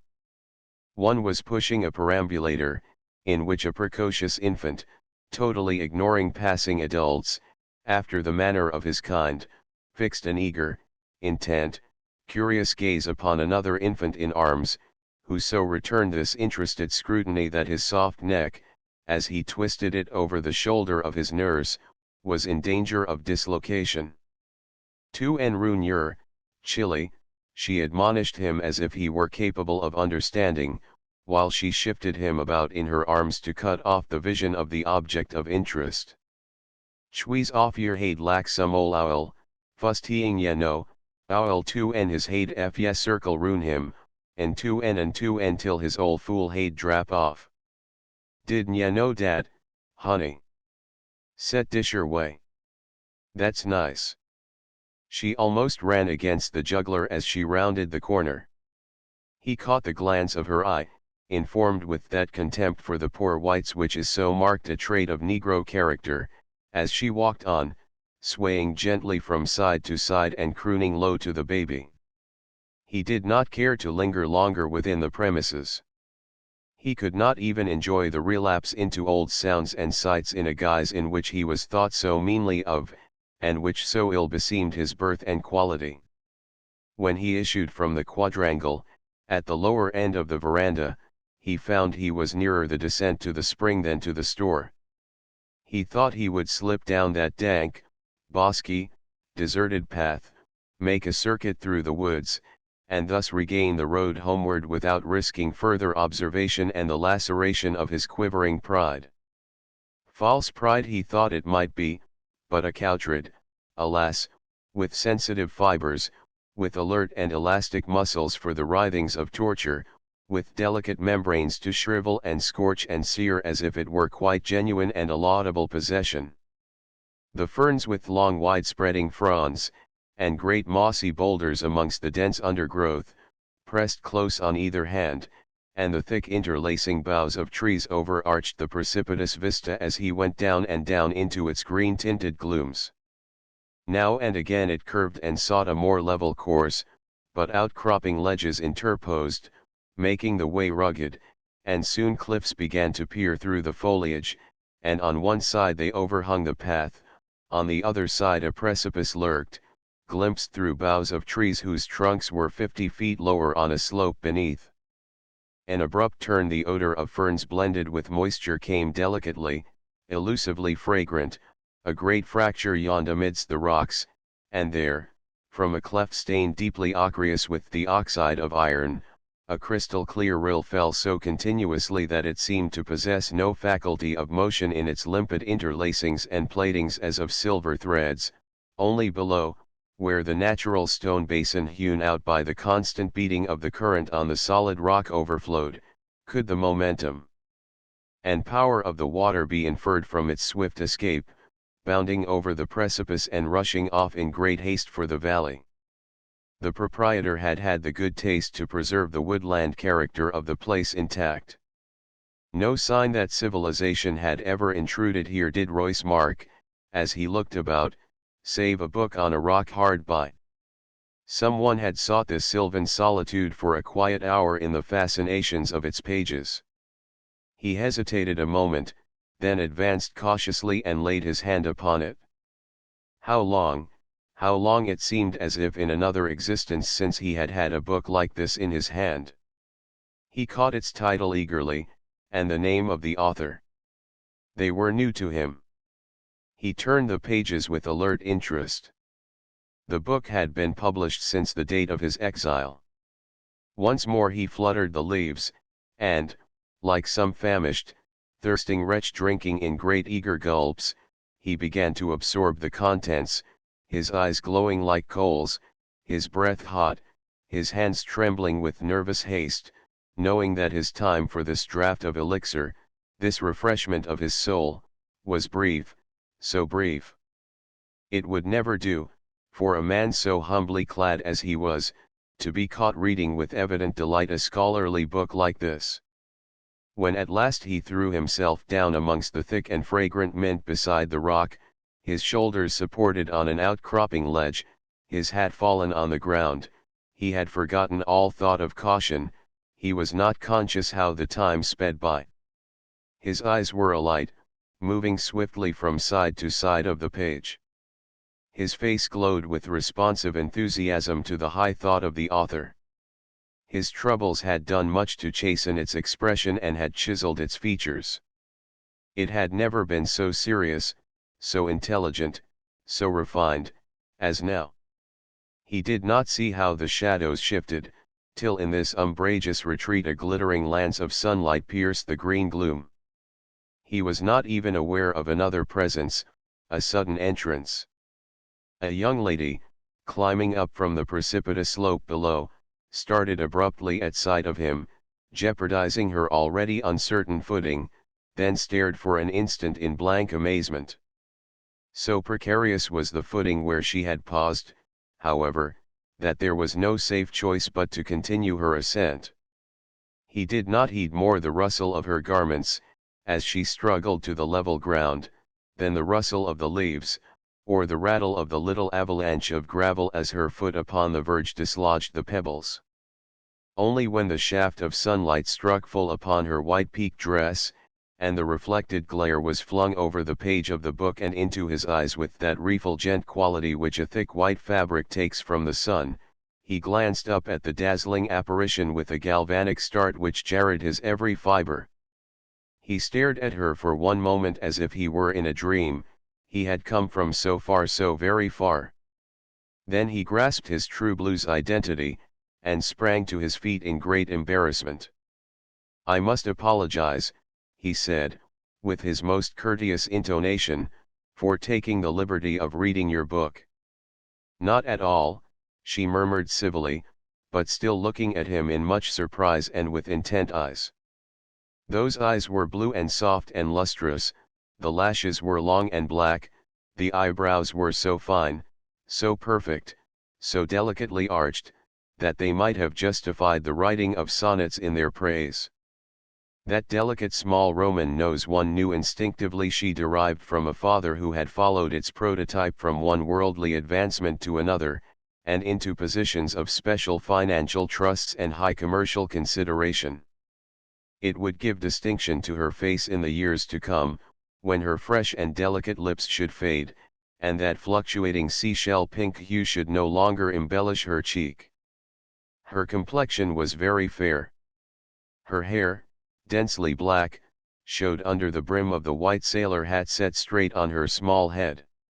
She was tall and slender, and wore her simple dress with an effect of finished elegance.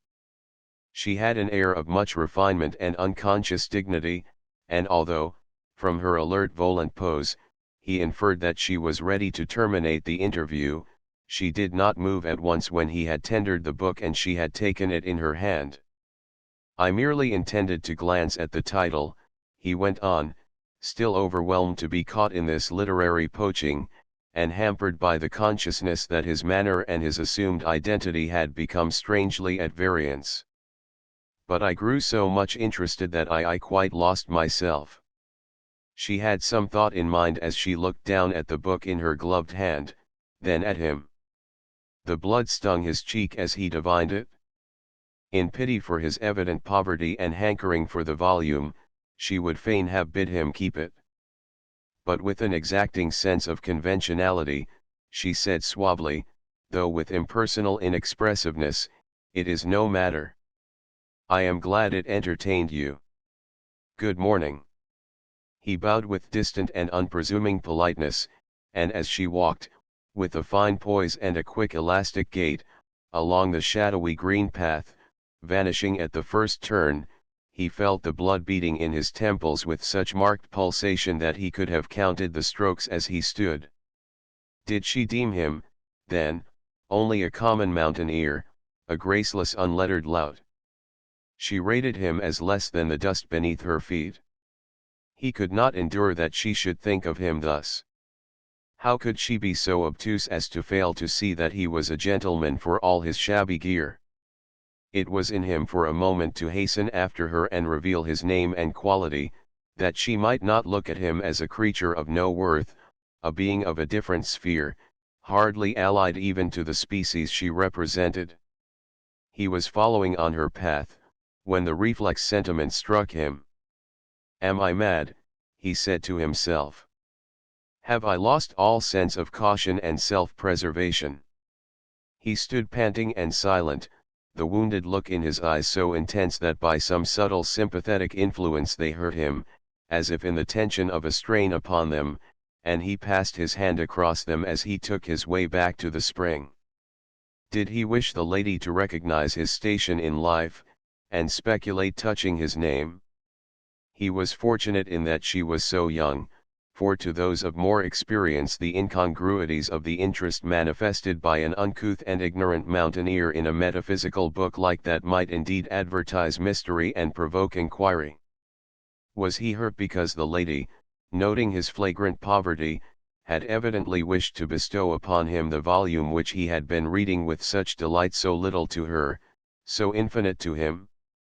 And should he not appreciate her delicate sense of the appropriate, that had forbidden this generosity, considering her youth, and the fact that he was a stranger and seemingly a rustic clown?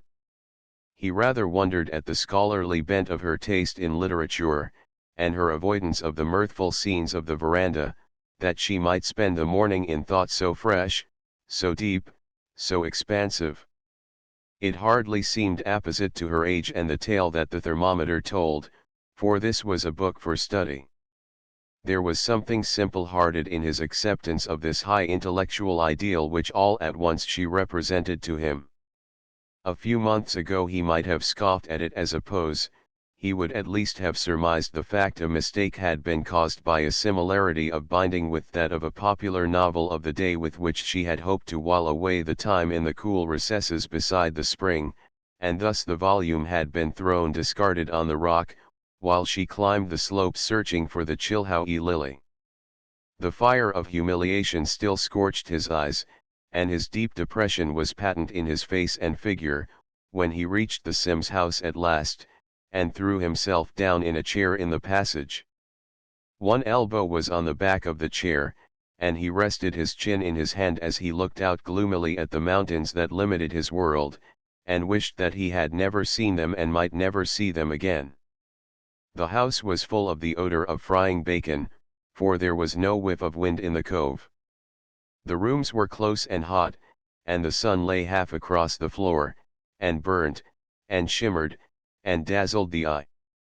The suffocating odor of the blistering clapboards of the roof, and of the reserves of breathless heat stored in the attic, penetrated the spaces below.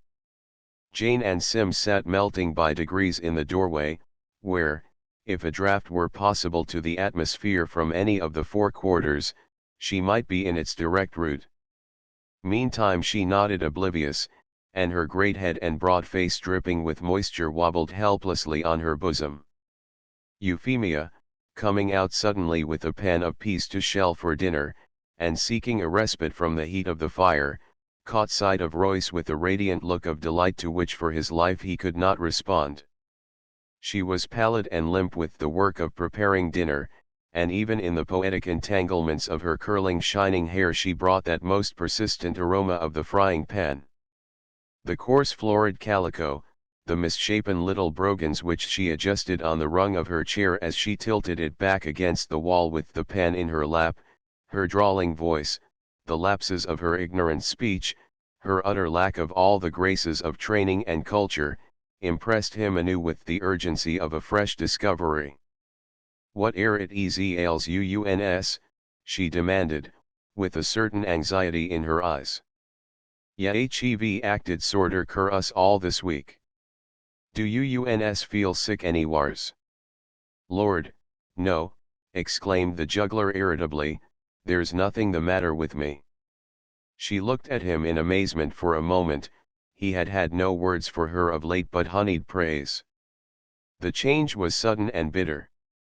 There was an appealing protest in her frightened eyes, and the color rushed to her face. He had no affinities for the role of fickle-minded lover, and he was hardly likely to seek to palliate the cruelty of inconstancy. He took extreme pride in being a man of his word. The sense of honor, which was all the religion he had and chiefly active commercially, was evident too in his personal affairs. Was it her fault, he argued, his poor little love, that she was so hopelessly rustic? Had he not sought her when she was averse to him, and won her heart from a man she loved, who would never have thought himself too good for her? He would not apologize, however. He would not let her think that he had been vexed into hasty speech by the mere sight of her, the sound of her voice. "You just keep that up," he said, conserving an expression of animosity before which she visibly quaked, "and you'll have Mrs. Sims brewing her infernal herb teas for me in about 3 minutes and a quarter. I want you to stop talking about my being ill, short off." As she gazed at him she burst into a little trill of treble laughter, that had nevertheless the suggestion of tears ready to be shed, in the extremity of her relief. "I have walked 20 miles today, and it's a goodish tramp in the heat of the day over to New Helvetia and back, and I'm fagged out, that's all." Her equilibrium was restored once more, and her eyes were radiant with the joy of loving and being loved. Yet she paused suddenly, her hand he winced that he should notice how rough and large it was, the nails blunt and short and broad resting motionless on the edge of the pen, as she said, "I wisht ye would gin up go in ter that thar hotel. Ye look strange terday." Her eyes searched his face as if for an interpretation of something true blues, daunting, so strange, so strange. "How?" he demanded angrily, knitting his brows. "Easy ff ye bed ben witched somehows," she answered, "like I low folks muse look easy view a witch in the woods and git under some unyarthly spell. The woods air powerful thick over to the New Helvetia, and folks low they air fairly roamin' with witches and sick. I ain't goin' ter gin my corn cent fer ye ter go through no mo." She pressed a pod softly, and the peas flew out and rattled in the pen, and the tension was at an end. He felt that she was far too acute, however. He was sorry she had ever known of his visits to New Helvetia. She should suppose them discontinued. He certainly coveted no feminine espionage. He could not escape the thought of the place now. The face of the beautiful stranger was before his eyes every waking hour, and there were many, for the nights had lost their balm of sleep. The tones of her voice sounded in his ear. The delicate values of her refined bearing, the suggestions of culture and charm and high breeding which breathed from her presence like a perfume, had enthralled his senses as might the subtle and aerial potencies of ether. He had no more volition. He could not resist. Yet it was not, he stipulated, this stranger whom he adored. It was what she represented. He perceived at last that for him the artificialities of life were the realities. Even his own cherished gifts were matters of sedulous cultivation of certain natural aptitudes, the training of which was more remarkable than the endowment, and indeed, of what worth the latent talent without that culture which gives it use, and in fact recognized being at all? The status had an inherent integral value, the human creature was its mere incident. Nature was naught to him. The triumphs of the world are the uses man has made of nature, the forces that have lifted him from plane to plane, and sublimated the mere intelligence, which he shares with the beast, into intellectuality, which is the extremest development of mind. As he argued thus abstractly, the longing to see her again grew resistless. Not himself to be seen, and never, never again by her. He would only look at her from afar, as one even so humble a wretch might gaze at some masterpiece of the artist's craft, might kneel in abasement and self-abnegation before some noble shrine. He craved to see her in her splendid young loveliness and girlish enjoyment, in gala attire, at the grand fete on which the youth of New Helvetia were expending their ingenuity of invention and expansive energy. Even prudence could not say him nay. Did fate grudge him a glimpse that he might gain at the door, or while between the dances she walked with her partner on the moonlit veranda? Who would note a flitting ghost, congener of the shadow, lurking in the deep glooms beneath the trees and looking wistfully at the world from which he had been snatched away? It was with a lacerating sense of renunciation that he parted with each instant of the time during the momentous evening when he might have beheld her in the tableaux, for he could with certainty fix upon the place she occupied, having gathered from the talk at the store the date and order of the festivities. But he could not rid himself of the Sims family. It had been vaguely borne in upon Mrs. Sims that he was growing tired of them, and in sudden alarm lest Euphemia's happiness prove precarious, and with that disposition to assume the blame not properly chargeable to oneself which is common to some good people, who perceive no turpitude in lying when the deceit is practiced only on themselves, she made herself believe that the change was merely because she had been remiss in her attentions to her guest, and had treated him too much and too informally as one of the family. She smiled broadly upon him, with each of her many dimples in evidence, which had never won upon him, even in the days of his blandest contentment. She detained him in conversation. She requested that he would favor her with the exact rendition of the air to which he sang the words of Rock of Ages, one Sunday morning when he had heard the bells of the St. Louis church towers ringing from out the misty west, and as he dully complied, his tones breaking more than once, she accommodatingly wheezed along with him, quite secure of his commendation. For Jane Ann Sims had been a plumb special singer when she was young and slim, and no matter how intelligent a woman may be, she never outgrows her attractions in her own eyes. At last the house was still, and the juggler, having endured an agony of suspense in his determination to suppress all demonstrations of interest in New Helvetia, lest the intuition of the two women should divine the cause from even so slight indicia as might baffle reason, found himself free from question and surmise and comment. He was off in the darkness, with a furtive noiseless speed, like some wild errant thing of the night, native to the woods.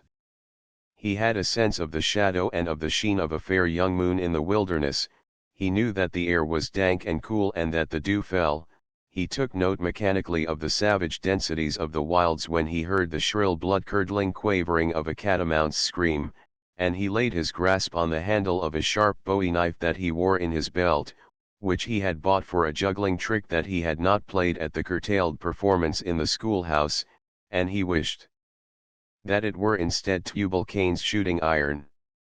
But beyond this his mind was a blank. He did not think, he did not feel, his every capacity was concentrated upon his gait and the speed that he made. He did not know how short a time had elapsed when the series of points of yellow light from the ballroom windows, like a chain of glowing topaz, shone through the black darkness and the misty tremulous dimness of the moon.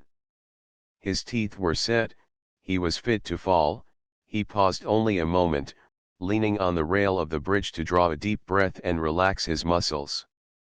Then he came on, swift, silent, steady, to the veranda. Around the doors, outside the ballroom, were crowded figures, whose dusky faces and ivory teeth caught the light from within and attested the enjoyment of the servants of the place as spectators of the scene. He saw through an aperture, as one of them moved aside, a humble back bench against the wall, on which sat 2 or 3 of the mountaineers of the vicinity, calmly and stolidly looking on, without more facial expression of opinion than Indians might have manifested.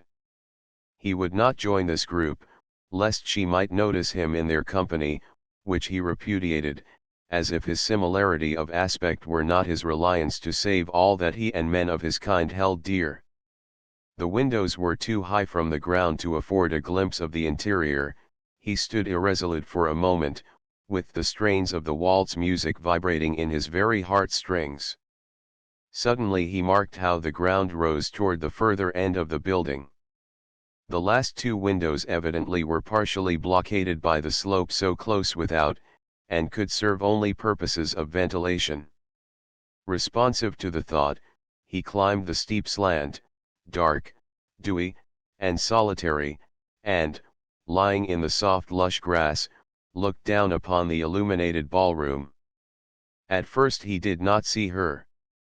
With his heart thumping much after the fashion of the bass viol, till it seemed to beat in his ears, he gazed on the details of a scene such as he had thought never to look upon again.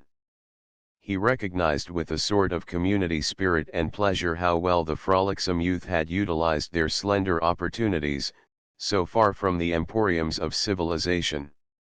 Great branching ferns had adequately enough supplied the place of palms, their fronds waving lightly from the walls in every whirling breeze from the flight of the dance. Infinite lengths of vines, the Virginia creeper, the ground ivy, and the wild grape twined about the pillars, and festooned the ceiling, the bandstand, and the chandeliers. For the first time he was made aware of the decorative values of the blackberry, when it is red, and, paradoxically, green. The unripe scarlet clusters were everywhere massed amidst the vines with an effect as brilliant as holly. All the aisles of the surrounding woods had been explored for wild flowers. Here and there were tables laden with great masses of delicate blossoms, and from time to time young couples paused in their aimless strolling back and forth, for the music had ceased for the nonce, and examined specimens, and disputed over varieties, and apparently disparaged one another's slender scraps of botany. The band, high in their cage, prosperous, pompous darkies, of lofty manners, but entertaining with an air of courteous condescension any request which might be preferred, in regard to the music, by the young guests of the hotel, looked down upon the scene complacently. Against the walls were ranged the chaperones in their most festal black attire, enhanced by fine old lace and fragile glittering fans and a somewhat dazzling display of diamonds. The portly husbands and fathers, fitting very snugly in their dress suits, hovered about these borders with that freshened relish of scenes of youthful festivity which somehow seems increased in proportion as the possibility and privilege of participation are withdrawn. Some of the younger gentlemen also wore merely the ordinary evening dress, the difficulty of evolving a fancy costume, or a secret aversion to the characters they had represented in the tableaux, warranting this departure from the spirit of the occasion. Everywhere, however, the younger feminine element blossomed out in poetic guise. Here and there fluttered fairies with the silver-flecked game wings that Royce had seen making, and Titania still wore her crown, although Bottom had thrown his pasteboard head out of the window, and was now a grave and sedate young American citizen. Red Riding Hood and the Wolf still made the grand tour in amicable company, and Pocahontas, in a fawn-tinted cycling skirt and leggings and a red blanket badizened with all the borrowed beads and feathers that the Springs could afford, was esteemed characteristic indeed. Davy Crockett had a real coonskin cap which he had bought for lucre from a mountaineer, and which he intended to take home as a souvenir of the Great Smokies, although he was fain to carry it now by the tail because of the heat, but he invariably put it on and drew himself up to his tableau estimate of importance whenever one of the elderly ladies clutched at him, as he passed, to inquire if he were certainly sure that the long and ancient flintlock, borrowed, which he bore over his shoulder, was unloaded. There had evidently been a tableau representing Flora's court or similar blooming theme, since so many personified flowers were wasting their sweetness on the unobservant and unaccustomed air. The wild rose was in several shades of fleecy pink, festooned with her own garlands. A wallflower, a dashing blonde, was in brown and yellow, and had half the men in the room around her. Suddenly Lucienne Royce's heart gave a great throb and seemed to stand still, for, on the arm of her last partner, coming slowly down the room until she stood in the full glow of the nearest chandelier, all in white, in shining white satin, with a grace and dignity which embellished her youth, was she whom he had so longed to see. Her bare arms and shoulders were of a soft whiteness that made the tone of the satin by contrast glazing and hard. Her delicate head, with its black hair arranged close and high, had the pose of a lily on its stalk. Scattered amid the dense dark tresses, diamonds glittered and quivered like dewdrops. Her face had that flower-like look not uncommon among the type of the very fair women with dark hair from the extreme south. Over the white satin was some filmy thin material, like the delicate tissues of a corolla, and only when he had marked these liliaceous similitudes did he observe that it was the Chilhowie lily which she had chosen to represent. Now and again that most ethereal flower showed amongst the folds of her skirt. A cluster as fragile as a dream lay on her bosom, and in her hand she carried a single blossom, poetic and perfect, trembling on its long stalk. There rose upon the air a soft welling out of the music. The band was playing Home, Sweet Home. She had moved out of the range of his vision. There was a murmur of voices on the veranda as the crowd emerged. The lights were abruptly quenched in darkness.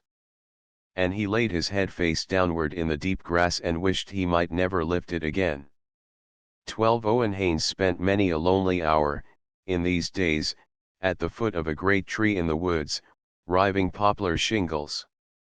Nearby in the green and gold glinting of the breeze-swept undergrowth another great tree lay prone on the ground. The space around him was covered with the chips hewn from its hole and illuminated yellow-hued carpet in the soft wavering emerald shadows. The smooth shingles, piled close at hand, multiplied rapidly as the sharp blade glided swiftly through the poplar fibers.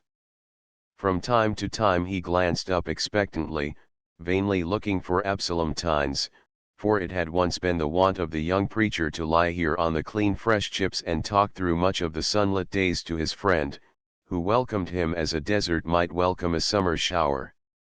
He would talk on the subject nearest the hearts of both, his primitive theology a subject from which Owen Haynes was otherwise debarred, as no other ministerial magnate would condescend to hold conversation on such a theme with the laughing stock of the meetings, whose aspirations it was held to be a duty in the cause of religion to discourage and destroy if might be.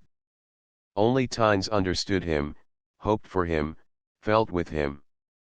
But Tynes was now at the schoolhouse in the Cove, listening in fascinated interest to the juggler as he recited from memory, and himself reading in eager and earnest docility, copying his master's methods. Therefore, when the step of a man sounded along the bosky path which Haynes had worn to his working place, and he looked up with eager anticipation, he encountered only disappointment at the sight of Peter Knowles approaching through the leaves. Knowles paused and glanced about him with withering disdain. "Tynes ain't higher," he observed. "I dunno easy I look ter view him, nuther." He dropped down on the fragrant carpet of chips, and for the first time Haynes noticed that he carried, after a gingerly fashion, on the end of a stick, a bundle apparently of clothes, and plentifully dusted with something white and powdery. Even in the open air and the rush of the summer wine the odor exhaled by quicklime was powerful and pungent, and the scorching particles came flying into Haynes's face. As he drew back Knowles noticed the gesture, and adroitly flung the bundle and stick to leeward, saying, "Don't it pear plum cur us ter uns, the day o a minister o the gospel a settin out ter larn how ter read the Bible from a unconverted sinner? I hearn this high juggler man low easy he warn't even a mourner, though he said he had suthin ter mourn over. And I'll swar he added significantly, and he may look ter hev more." The poplar slivers flew fast from the keen blade, and the workman's eyes were steadfastly fixed on the shingle growing in his hand. Peter Knowles chewed hard on his quid of tobacco for a moment, then he broke out abruptly, "Owen Haynes, I knows ye want ter serve the Lord, and thar's many a way o doin' it besides preachin', else I'd be a preachin' myself." Such was the hold that his aspiration had taken upon Haynes's mind that he lifted his head in sudden expectancy and with a certain radiant submissiveness on his face, as if his master's will could come even by Peter Knowles. "I brung ye your chance," continued Knowles. Then, with a quick change from a sanctimonious whine to an eager, sharp tone full of excitement, "what ye reckon air in that bundle?" Haynes, surprised at this turn of the conversation, glanced around at the bundle in silence. "And where do ye reckon I got it?" asked Knowles.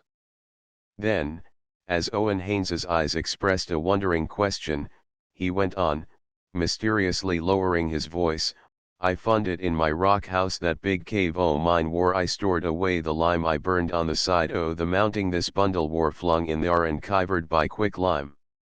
Haynes stared in blank amazement for a moment.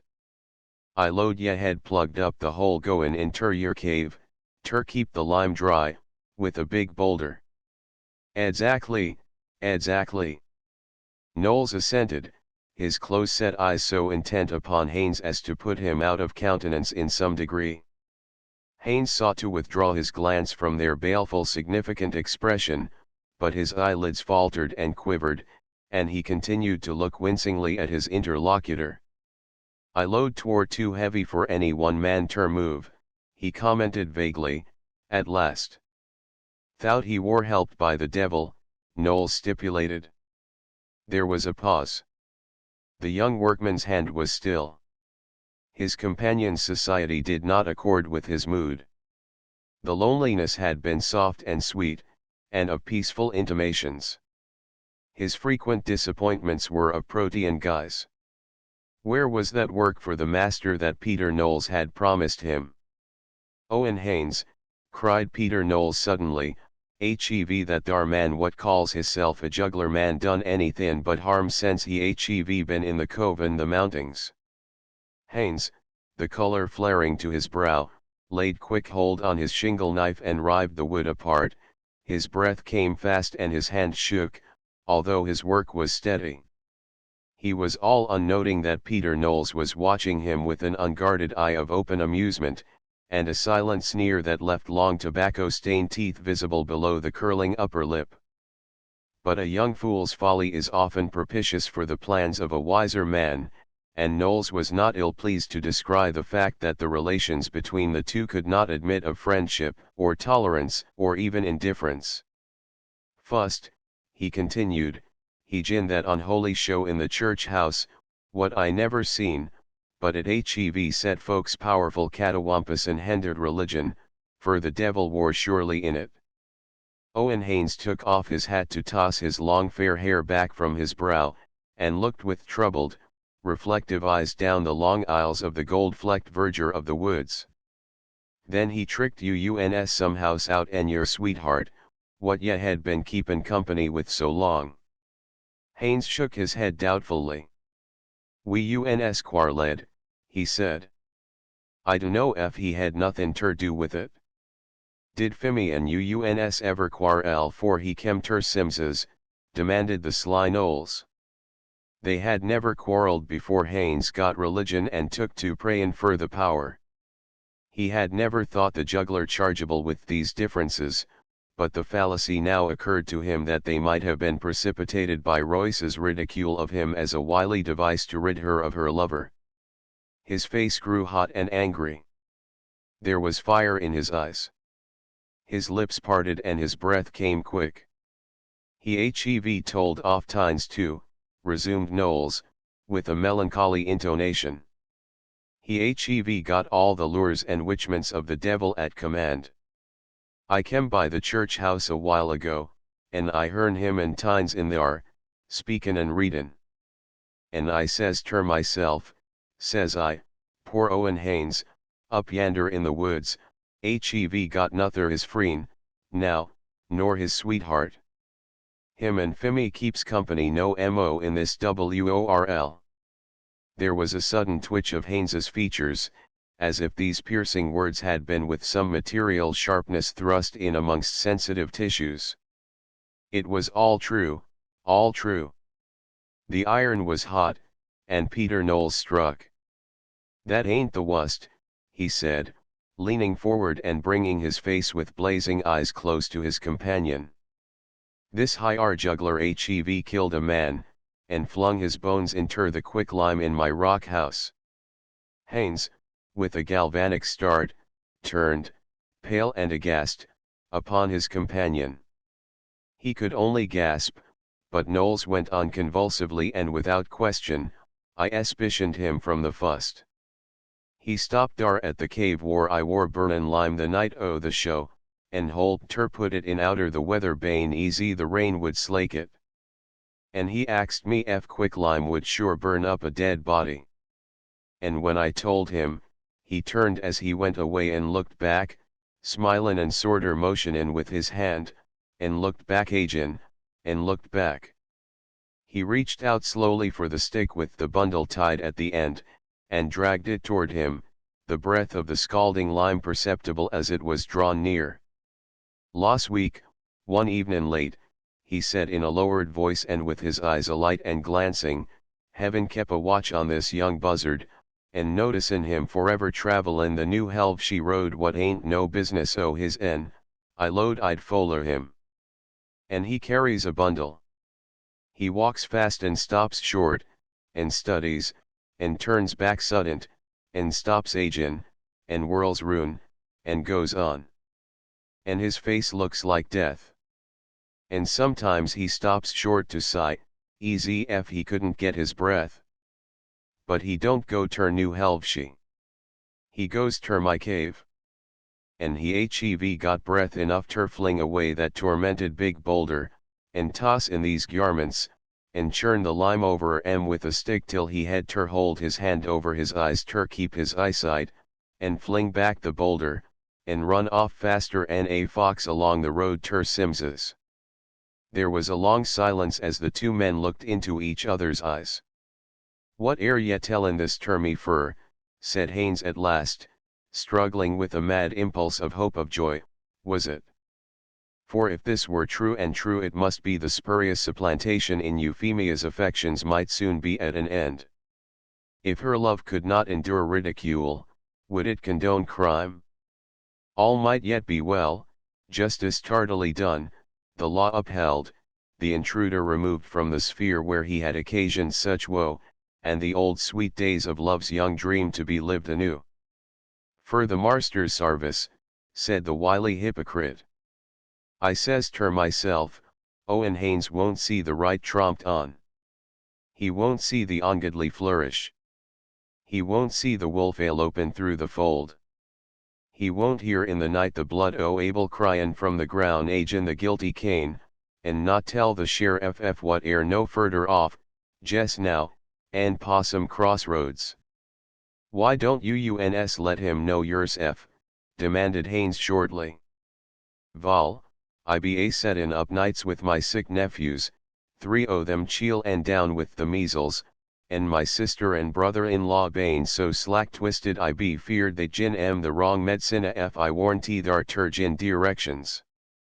His eye brightened as he noted Haynes reaching forward for the end of the stick and slowly drawing the bundle toward him. It is admitted that a leopard cannot change his spots, and, without fear of successful contradiction, one may venture to add to the illustrations of immutability that a coward cannot change his temperament.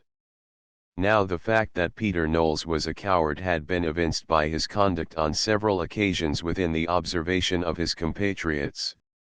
His craft, however, had served to adduce mitigating circumstances, and so consigned the matter to oblivion that it did not once occur to Haynes that it was fear which had evolved the subterfuge of enlisting his well-known enthusiasm for religion and right, and his natural antagonism against the juggler, in the master's service. On the one hand, Knowles dreaded being called to account for whatever else might be found unconsumed by the lime in the grotto, did he disclose naught of his discovery. On the other hand, the character of informer is very unpopular in the mountains, owing to the revelations of moonshining often elicited by the rewards offered for the detection of the infringement of the revenue laws. Persons of this class indeed sometimes receive a recompense in another metal, which, if not so satisfactory as current coin, is more conclusive and lasting. It was the recollection of leaden tribute of this sort, should the matter prove explicable, or the man escape, or the countryside resent the appeal to the law, which induced Peter Knowles to desire to shift upon Haynes the active responsibility of giving information, his jealousy in love might be considered a motive adequate to bring upon him all the retributions of the recoil of the scheme if aimed amiss. Knowles watched the young man narrowly and with a glittering eye as, with a trembling hand and a look averse, Haynes began to untie the cord which held the package together. He killed the man, Owen, easy sure easy ya ere livin', and flunged his bones in the quicklime, and now he flunged in his clothes, Knowles was saying as the bundle gave loose in the handling. Drawing back with a sense of suffocation as a cloud of minute particles of quicklime rose from the folds of the material, Owen Haynes nevertheless recognized upon the instant the garments which the juggler himself had worn when he first came to the cove, the unaccustomed fashion of which had riveted the young mountaineer's attention for the time at the show at the church house. With a certain complex duality of emotion, he experienced a sense of dismay to note how his heart sank with the extinguishment of his hope that the man might prove a criminal and that this discovery might rid the country of him. How ill he had wished him! Not only that the fierce blast of the law might consume him, but, reaching back into the past, that he might have wrought evil enough to justify it and make the retribution sure. With a pang as of sustaining loss he gasped, "Why, these high garments ere his own wear. I hev viewed him in many a time whenst he fust kem ter the cove." Knowles glared at him in startled doubt, and slowly turned over one of the pointed russet shoes. "He had on the night he gin the show in the cove," said Haynes. "I seen him that night," said Knowles conclusively. "He had on no sick cur us clothes easy them, else I'd hev remarked sure. Ye lode twar night and by the flicker o' the fire, and ye wore in a corn cider blee o' a jigget bout en yer lime." "Nah, sir, he had on no sick coat easy that, anyhow," protested Knowles. Then, with rising anger, "Ye air a poor showed for sense, Owen Haynes.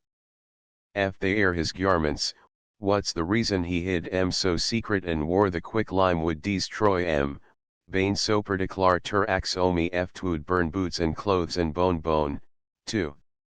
"I dunno," said Haynes, at a loss, and turning the black and red blazer vaguely in his hands. "I do, them folks over ter New Helvshire wears sick fool gear easy these," Knowles insisted, from his superior knowledge, for in the interest of his lime trade he had visited New Helvetia more than once, a rare trip for a denizen of Etowah Cove. "Dar ain't nobody missin' at New Helvshire," Haynes argued, against his lingering hope. "How do you know?" exclaimed Knowles hurriedly, and with a certain alert alarm in his face. "Somebody comin' easy never got dar. Somebody goin' easy never got away." He had risen excitedly to his feet. What ghastly secret might be hidden beneath the residue of quicklime in that dark cavern, the responsibility possibly to be laid at his door?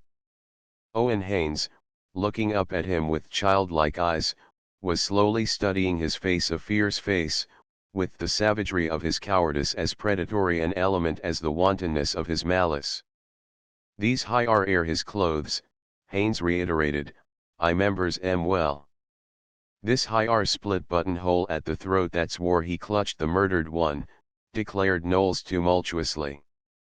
"And these watermarks on these high shoes, they had been soaked in this high leather belt, wore 2 pins had been techet through with a knife blade, stiddier them round holes, ter draw the belt up tighter and it war made ter be wore I could swore ter and this high Knowles looked down at him in angry doubt. "Shucks," he interrupted, "ye besotted idiot. I dunno what ailed me ter kem ter uns. I load ye war so beset ter do your marster's work," with a mocking whine. "But ye ain't. Ye seek your own chance.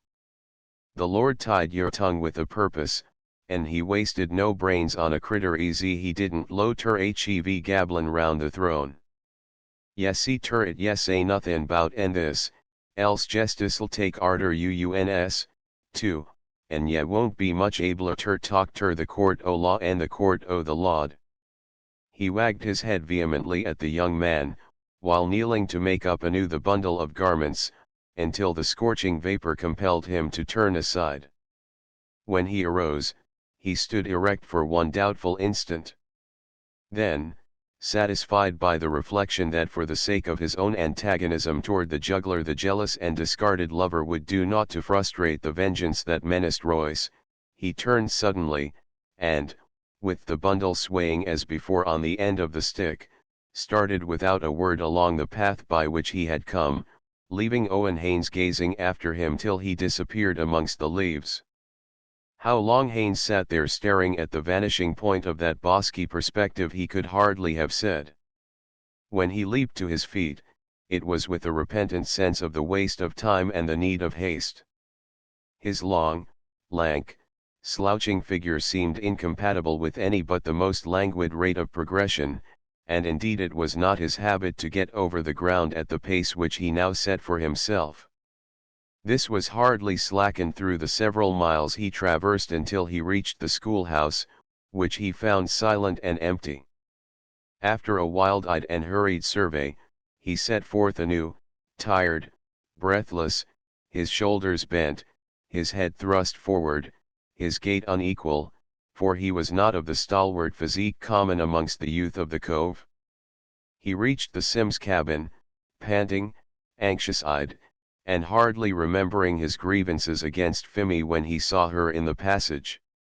She looked at him askance over her shoulder as she rose in silent disdain to go indoors. "I ain't kem high ter plague uns, Phemy," he called out, divining her interpretation of his motive. "I want ter speak ter that thar juggler man," he could not bring himself to mention the name. She paused a moment, and he perceived in surprise that her proud and scornful face bore no tokens of happiness. Her lips had learned a pathetic droop, her eyelids were heavy, and the long lashes lifted barely to the level of her glance. The words in a low voice, "He ain't higher," were as if wrung from her by the necessity of the moment, so unwilling they seemed, and she entered the house as Mrs. Sims flustered out of the opposite door. "Laws a massy, Owen Haynes," she exclaimed, "ye better left be that thar juggler man, easy ye calls him. He could throw uns over his shoulder. Ye'll git inter trouble, Medlin." Phemy be plumb delighted with her ice, and a gal hev got a right ter make a ice vunst in her life, anyhows. He sought now and again to stem the tide of her words, but only when a breathless wheeze silenced her he found opportunity to protest that he meant no harm to the juggler, and he held no grudge against Euphemia, that he was the bearer of intelligence important to the juggler, and she would do her guest a favor to disclose his whereabouts. There were several added creases, they could hardly be called wrinkles, in Mrs. Sims's face of late, and a certain fine network of lines had been drawn about her eyes. She was anxious, troubled, irritated, all at once, and entertained her own views touching the admission of the fact of the juggler's frequent and lengthened absence from his beloved. Euphemia's fascinations for him were evidently on the wane, and although he was gentle and considerate and almost humble when he was at the house, he seemed listless and melancholy, and had grown silent and unobservant, and they had all marked the change. "We uns kin hardly get it o' the boy," said Mrs. Sims easily, lying in an able-bodied fashion. "But I do believe ter day easy he hev tuck heart o' grace and gone a huntin'. Owen Haynes's countenance fell. Of what avail to follow at haphazard in the vastness of the mountain wilderness? There was naught for him to do but return to his work, and wait till nightfall might bring home the man he sought. Meantime, the sheriff was as near as Possum Crossroads, only 12 miles down the valley. Peter Knowles would probably give the information which he had tried to depute to the supplanted lover. Haynes did not doubt now the juggler's innocence, but he appreciated the cruel ingenuity of perverse circumstances, and he had felt the venom of malice. Thus it was that he had sought to warn the man of the discovery which Peter Knowles had made, and of the very serious construction he was disposed to place upon the facts. 13 When this crisis supervened, Lucien Royce was at New Helvetia Springs, at the bowling alley. His resolution that the beautiful girl, whom he had learned to adore at a distance, should never see him again in a guise so unworthy of him, of his true position in life, and of his antecedents, collapsed one day in an incident which was a satiric comment upon its importance. He met her unexpectedly in the mountain woods, within a few miles of the cove, one of a joyous young equestrian party, and riding like the wind. The plainness of the black habit, the hat, the high close white collar, seemed to embellish her beauty, in that no adornments frivolously diverted the attention from the perfection of its detail. The flush on her cheek, the light in her eye, the lissom grace of her slender figure, all attested a breezy delight in the swift motion. Her smile shone down upon him like the sudden revelation of a star in the midst of a closing cloud, when he sprang forward and handed her the whip which she had dropped at the moment of passing, before the cavalier at her side could dismount to recover it. A polite inclination of the head, a murmur of thanks, a broadside of those absolutely unrecognizing eyes, and she was gone. She evidently had no remembrance of him. His alert intuition could have detected it in her face if she had. For her he had no existence. He thought, as he walked on into the silence and the wilderness, of his resolution and his self-denial, and he laughed bitterly at the futility of the one and the pangs of the other. He need never wince to be so lowly placed, so mean, so humble, for she never thought of him. He need not fear to go near her, to haunt, like the ghost he was, her ways in life, for she would never look at him, she would never realize that he was near, for most people are thus insensible of spectral influences. When he sat for the first time on a bench against the wall, by the door of the bowling alley, with 2 or 3 mountaineers whose lethargic curiosity their venison or peaches having been sold was excited in a degree by the spectacle of the game of 10 pins, he had much ado to control the agitation that beset him, the pangs of humiliation. But after this day he came often, availing himself of the special courtesy observed by the players in providing a bench for the mountaineers, as spectators, who were indeed never intrusive or out of place, and generally of most listless and uninterested attitude toward the freaks and frivolities of New Helvetia. This attention seemed a gracious and kindly condescension, and flattered a conscious sentiment of noblesse oblige. There were other spectators, of better quality, on the opposite side of the long low building, the elders among the sojourners at New Helvetia Springs, while down the center, between the 2 alleys, were the benches on which the players were ranged. She was sometimes among these, always graceful and girlish, with a look of innocence in her eyes like some sweet child's, and wearing her youth and beauty like a crown, with that unique touch of dignity suggestive of a splendid future development, and that these days, lovely though they might be, were not destined to be her best. One might have pitied the hot envy he felt toward the youths who handed her the balls and applauded her play, and hung about near her, and chatted in the intervals so foolish, so hopeless, so bitter it was. Sometimes he heard her responses, little of note, the talk of a girl of his day and world, but animated with a sort of individuality, a something like herself, or did he fancy it was like no one else? He had met his fate too late, this was the one woman in all the world for him. She could have made of him anything she would.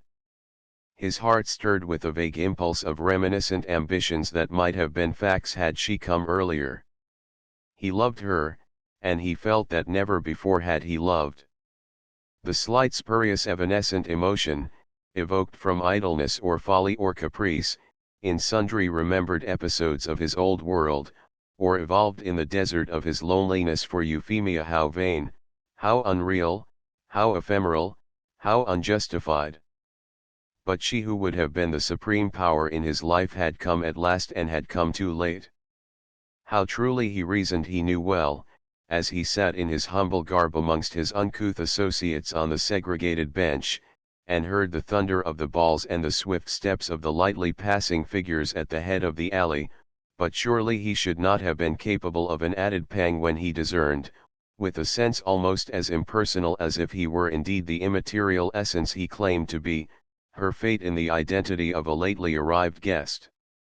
This was a man of middle height and slender, about 35 years of age, with a slight bald spot on the top of his well-shaped head.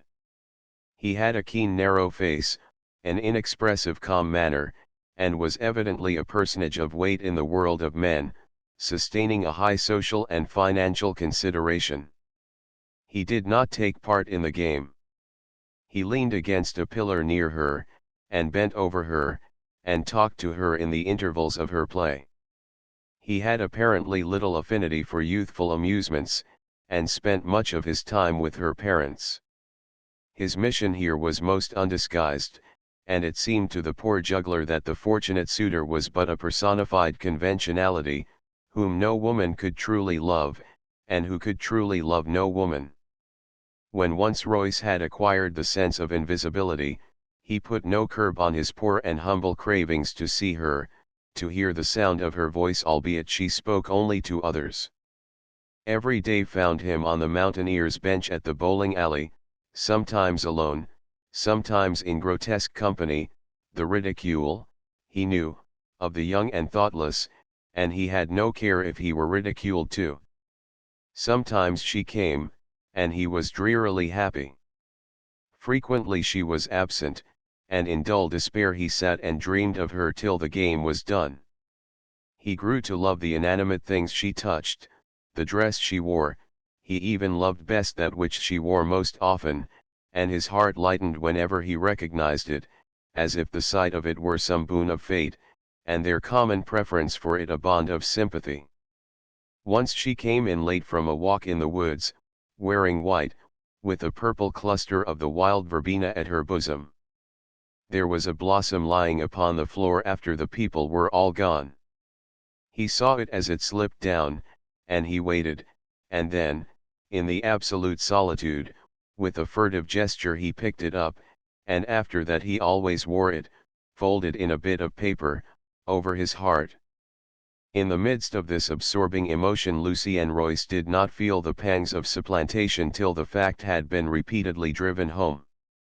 When, returning from New Helvetia, he would find Jack Ormsby sitting on the steps of the cabin porch, talking to Euphemia, he welcomed as a relief the opportunity to betake himself and his bitter brooding thoughts down to the bank of the river, where he was wont to walk to and fro under the white stars, heedless of the joyous voices floating down to him, deaf to all save the inflections of a voice in his memory. He began gradually to note with a dull surprise Euphemia's scant, overlooking glance when her eyes must needs turn toward him, her indifferent manner even averse, it might seem, her disaffected languor save when Jack Ormsby's shadow fell athwart the door. In some sort Royce had grown obtuse to all except the sentiment that enthralled him. Under normal circumstances he would have detected instantly the flimsy pretense with which she sought to stimulate his jealousy, to restore his allegiance, to sustain her pride. She had not dreamed that her hold upon his heart, gained only by reason of his loneliness and despair and the distastefulness of his surroundings, had slackened the instant a deep and real love took possession of him. She had not divined this hopeless, silent love from afar, from infinite lengths of despair, for another. She only knew that somehow he had grown oblivious of her, and was much absent from her. This touched her pride, her fatal pride. And thus she played off Jack Ormsby against him as best she might, and held her head very high. The sense of desertion inflicted upon him only a dull pain. He said listlessly to himself, his pride untouched, that she had not really loved him, that she had been merely fascinated for a time by the novelty of the Reedons, and now she cared for them and him no more. He recalled the readiness with which she had forsworn her earlier lover, when his conscience had conflicted with her pride, and this seeming fickleness was accented anew in the later change. Royce tacitly acquiesced in it, no longer struggling as he had done at first with a sense of loyalty to her, but giving himself up to his hopeless dream, precious even in its conscious futility. How long this quiescent state might have proved more pleasure than pain it is hard to say. There suddenly came into its melancholy serenities a wild tumult of uncertainty, a mad project, a patent possibility that set his brain on fire and his heart plunging. He argued within himself with some doubting, denying, forbidding instinct of self-immolation, as it seemed, that had somehow attained full control of him in these days, that in one sense he was fully the equal of Miss Fordyce, as well born, as well bred, as she, as carefully trained in all the essentials that regulate polite society. She would sustain no derogation if he could contrive an entrance to her social circle, and meet her there as an equal. He had overheard in the fragmentary gossip mention of people in New Orleans, familiars of her circle, to whom he was well known. He did not doubt that his father's name and standing would be instantly recognized by her father, Judge Archibald Fordyce. The sojourners at New Helvetia were identifiable to him now, or indeed by any man of consequence of that gentleman's acquaintance. Under normal circumstances the formality of an introduction would be a matter of course. If she had chanced to spend a winter in St. Louis, Royce would doubtless have danced with her on a dozen different occasions. He wondered blankly if he would then have adequately valued the privilege. He felt now that he would give his life for a touch of her hand, a look of her eyes fixed upon him observingly. How the utter neutrality of her glance hurt him. He would give his soul for the bliss of one waltz. He trembled as he realized how possible, how easily and obviously practicable, this had become. For the tableaux and fancy dress ball had been so relished by the more juvenile element of New Helvetia that the successor of that festivity was already projected. This was to be a grotesquerie in calico costumes and masks, chiefly of facetious characters. The masks were deemed essential by the small designers of the entertainment, since the secret of the various disguises had not been carefully kept, and these vizards were ingeniously relied on to protect the incognito of certain personages garbed, with the aid of sympathetic elders, as Dolly Varden, Tilly Slowboy, with a rag doll baby furnished with a head proof against banging on door frames or elbows, Sir John Falstaff, 3 feet high, Robinson Crusoe, and similar celebrities. The whole affair was esteemed a tedious superfluity by the youths of 20 and a few years upward, already a trifle blasé, who sometimes lingered and talked and smoked in the bowling alley after the game was finished and the ladies had gone. It was from overhearing this chat that Royce learned that although the majority of the young fellows, tired with one effort of devising costumes, had declined to go in calico and in character, still, in deference to the style of the entertainment and the importunity of the children who had projected it, they had agreed to attend in mask. Their out-of-door attire of knickerbockers and flannel shirts and blazers ought to be deemed, they thought, shabby enough to appease the tacky requirements of the juvenile managers, who were pleased to call their burlesque masquerade a tacky party. Then it was that Royce realized his opportunity. The knickerbockers and flannel shirt, the red and black blazer and russet shoes, in which he had entered Etowah Cove, now stowed away in the roof room of Tubal Cain Sims's house, were not more the worse for wear than much of such attire at New Helvetia Springs after a few weeks of mountain rambles.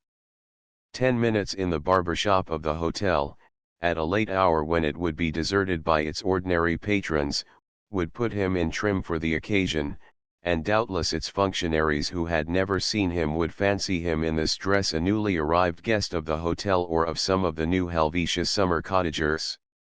He had even a prevision of the free and casual gesture with which he would hand an attendant $0.25 and send across the road to the store for a mask. and then he could feel already the rhythm of the waltz music beating in every pulse. He breathed even now the breeze quickening in the motion of the dance, endowed with the sweetness of the zephyrs of the seventh heaven. It was she alone whom he would care to approach, the rest, they were as naught. One touch of her hand, the rapture of one waltz, and he would be ready to throw himself over the bluff, for he would have attained the uttermost happiness that earth could bestow upon him now. And suddenly he was ready to throw himself over the bluff that he should even have dreamed this dream. For all that his pulses still beat to the throb of that mute strain, that his eyes were alight with an unrealized joy, that the half-quiver, half-smile of a visionary expectation lingered at his lips, the red rush of indignant humiliation covered his face and tingled to the very tips of his fingers. He was far on the road between the cove and the springs, and he paused in the solitude that he might analyze this thing, and see where he stood and whither he was tending. He, of all men in the world, an intruder, a partaker of pleasures designed exclusively for others. He to wear a mask where he might not dare to show his face. He to scheme to secure from her, through false pretenses, under the mistake that he was another, a notice, a word, chance phrases, the touch of her confiding hand, the ecstasy of a waltz. He had no words for himself. He was an exile and penniless. He had no identity. He could reveal himself only to be falsely suspected of a vile robbery in a position of great trust. Any lapse of caution would consign him to years of unjust imprisonment in a felon's cell. He was the very sport of a cruel fate. He had naught left of all the lavish earthly endowments with which he had begun life save his own estimate of his own sense of honor. But this was still precious to him. Bereft as he was still a gentleman at heart. He claimed that he demanded of himself his own recognition as such. Never again, he determined, as he began to walk slowly along the road once more, never again should expert sophistries tempt him. He would not argue his equality with her, his birth, his education, the social position of his people. It was enough to reflect that if she knew all she would shrink from him. He would not again seek refuge in the impossibility that his identity could be discovered as a guest at the ball. He would not plead as a set-off against the deception, how innocent its intention, how transient, how venial a thing it was.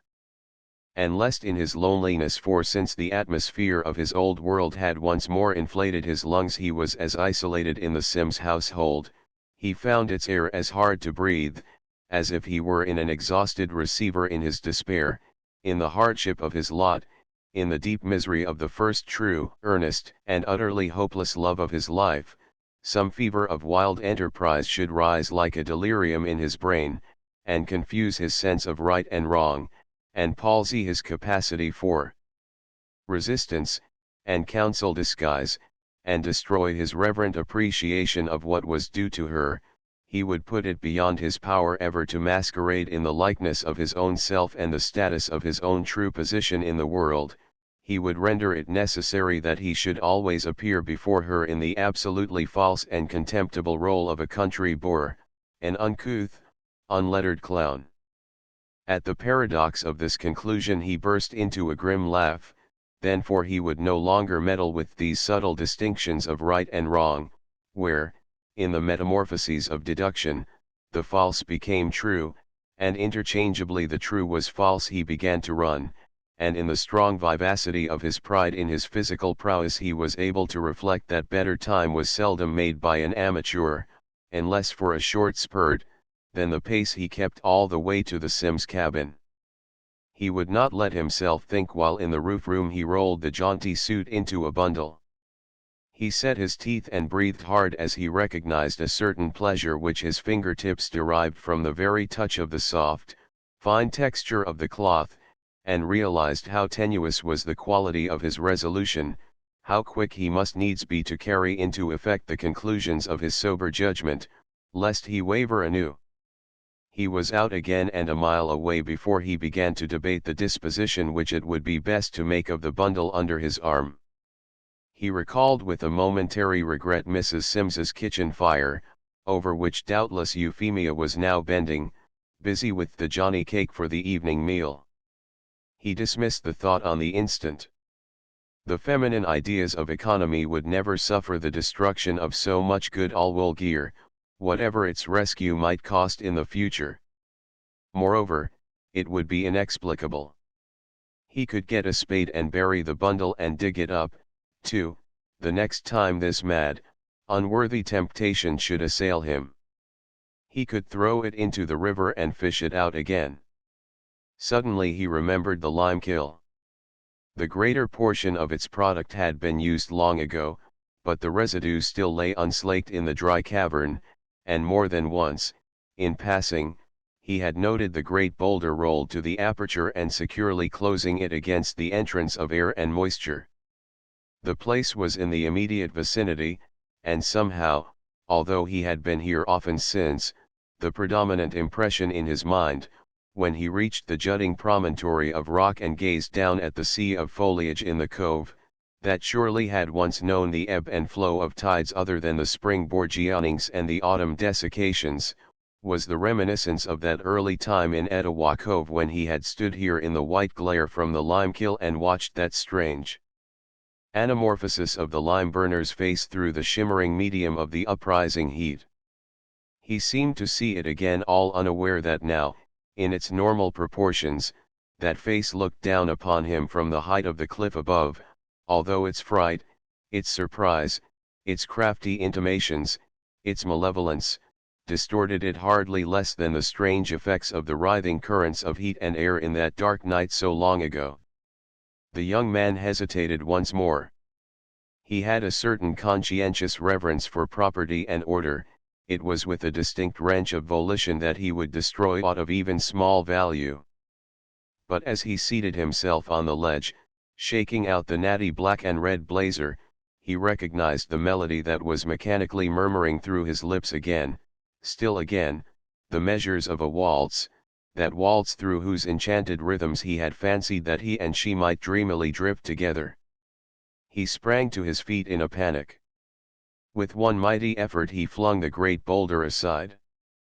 Hastily he dropped the garments with the shoes, belt, and long blue hose, into the cavern, and with a staff stirred the depths of the lime till it rose above them. More than once he was fain to step back from the scorching air and the smarting white powder that came in puffs from the interior. "That's enough," he muttered mockingly after a moment, as he stood with his muscles relaxed, sick with the sentiment of the renunciation of the world which the demolition of the sophisticated garb included in its significance. "I cannot undertake to dance with any fine lady in this toggery now, she'd think I had come straight from hell. And, with a swift change of countenance, so I have.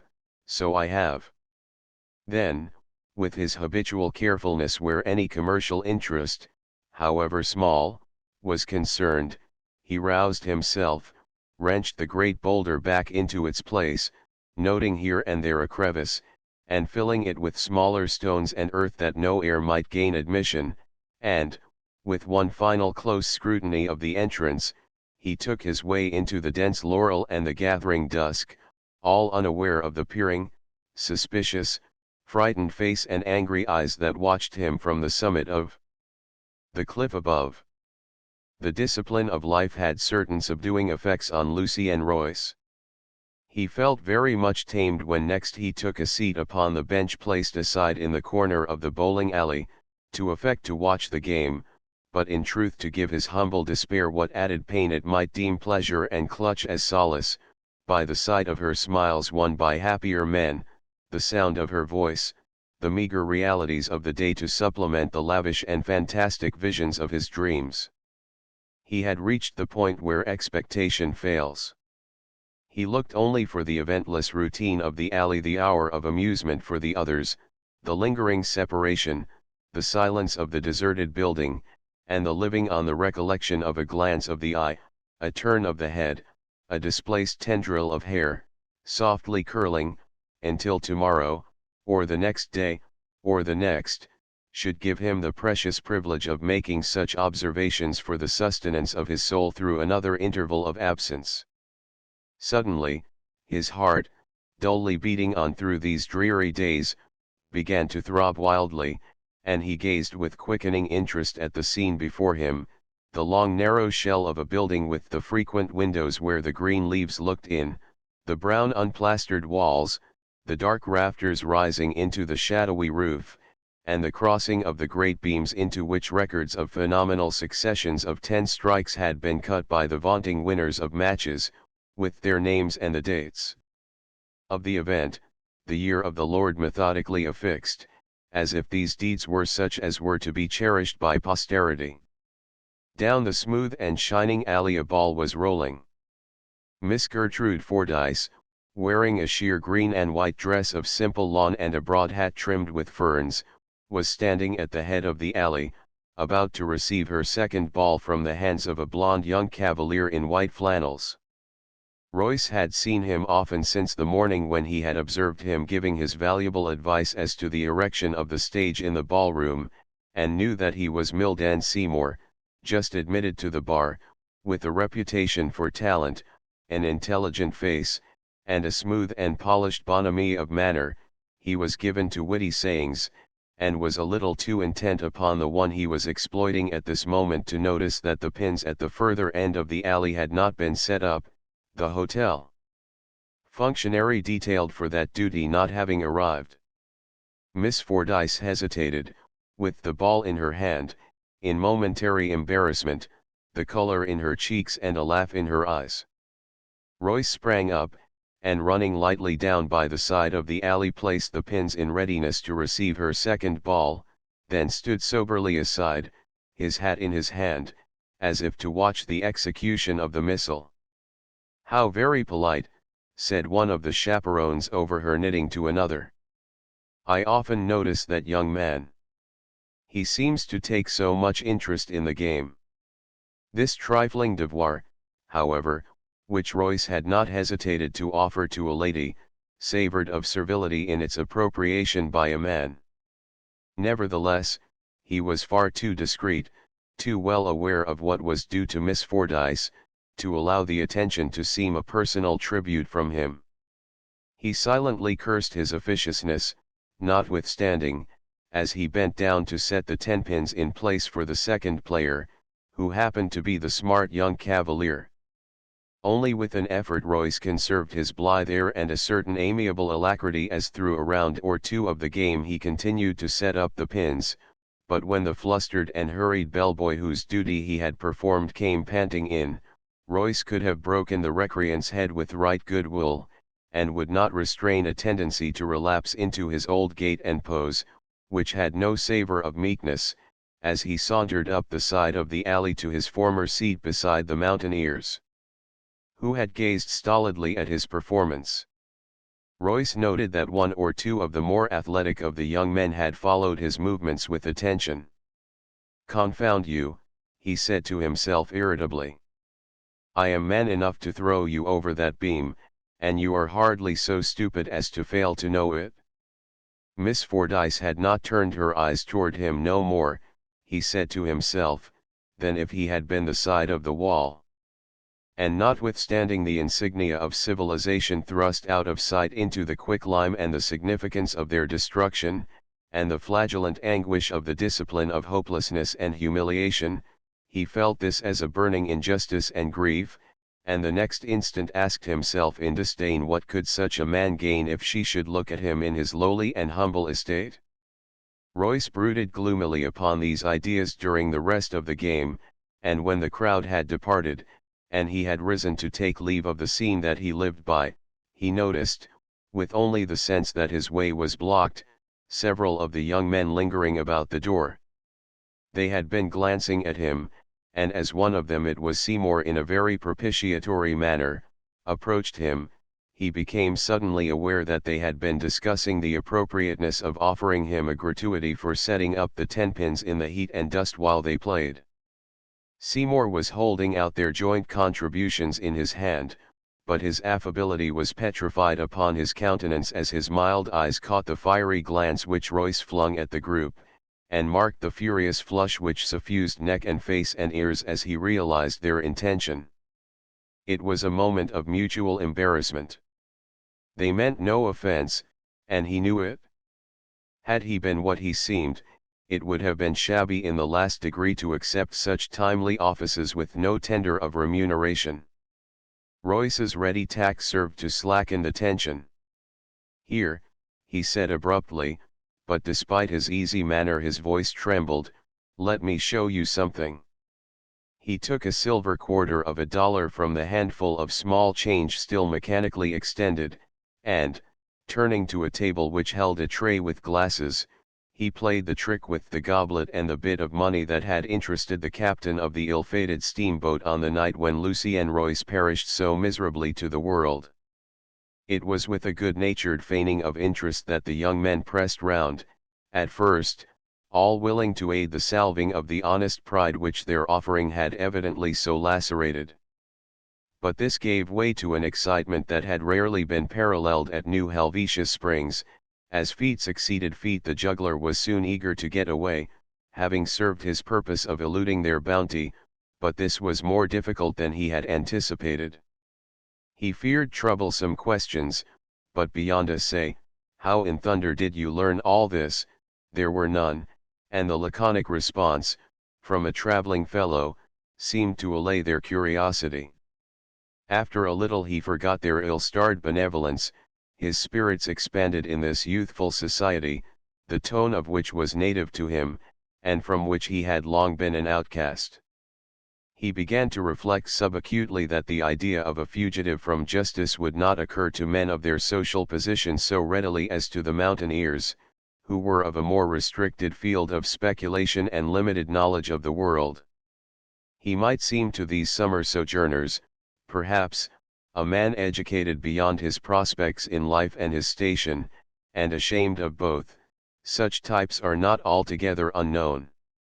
Or perhaps he might be rusticating in this humble fashion, being a person of small means, or a man with some malady, attracted here like others in search of health, but of a lower grade of society.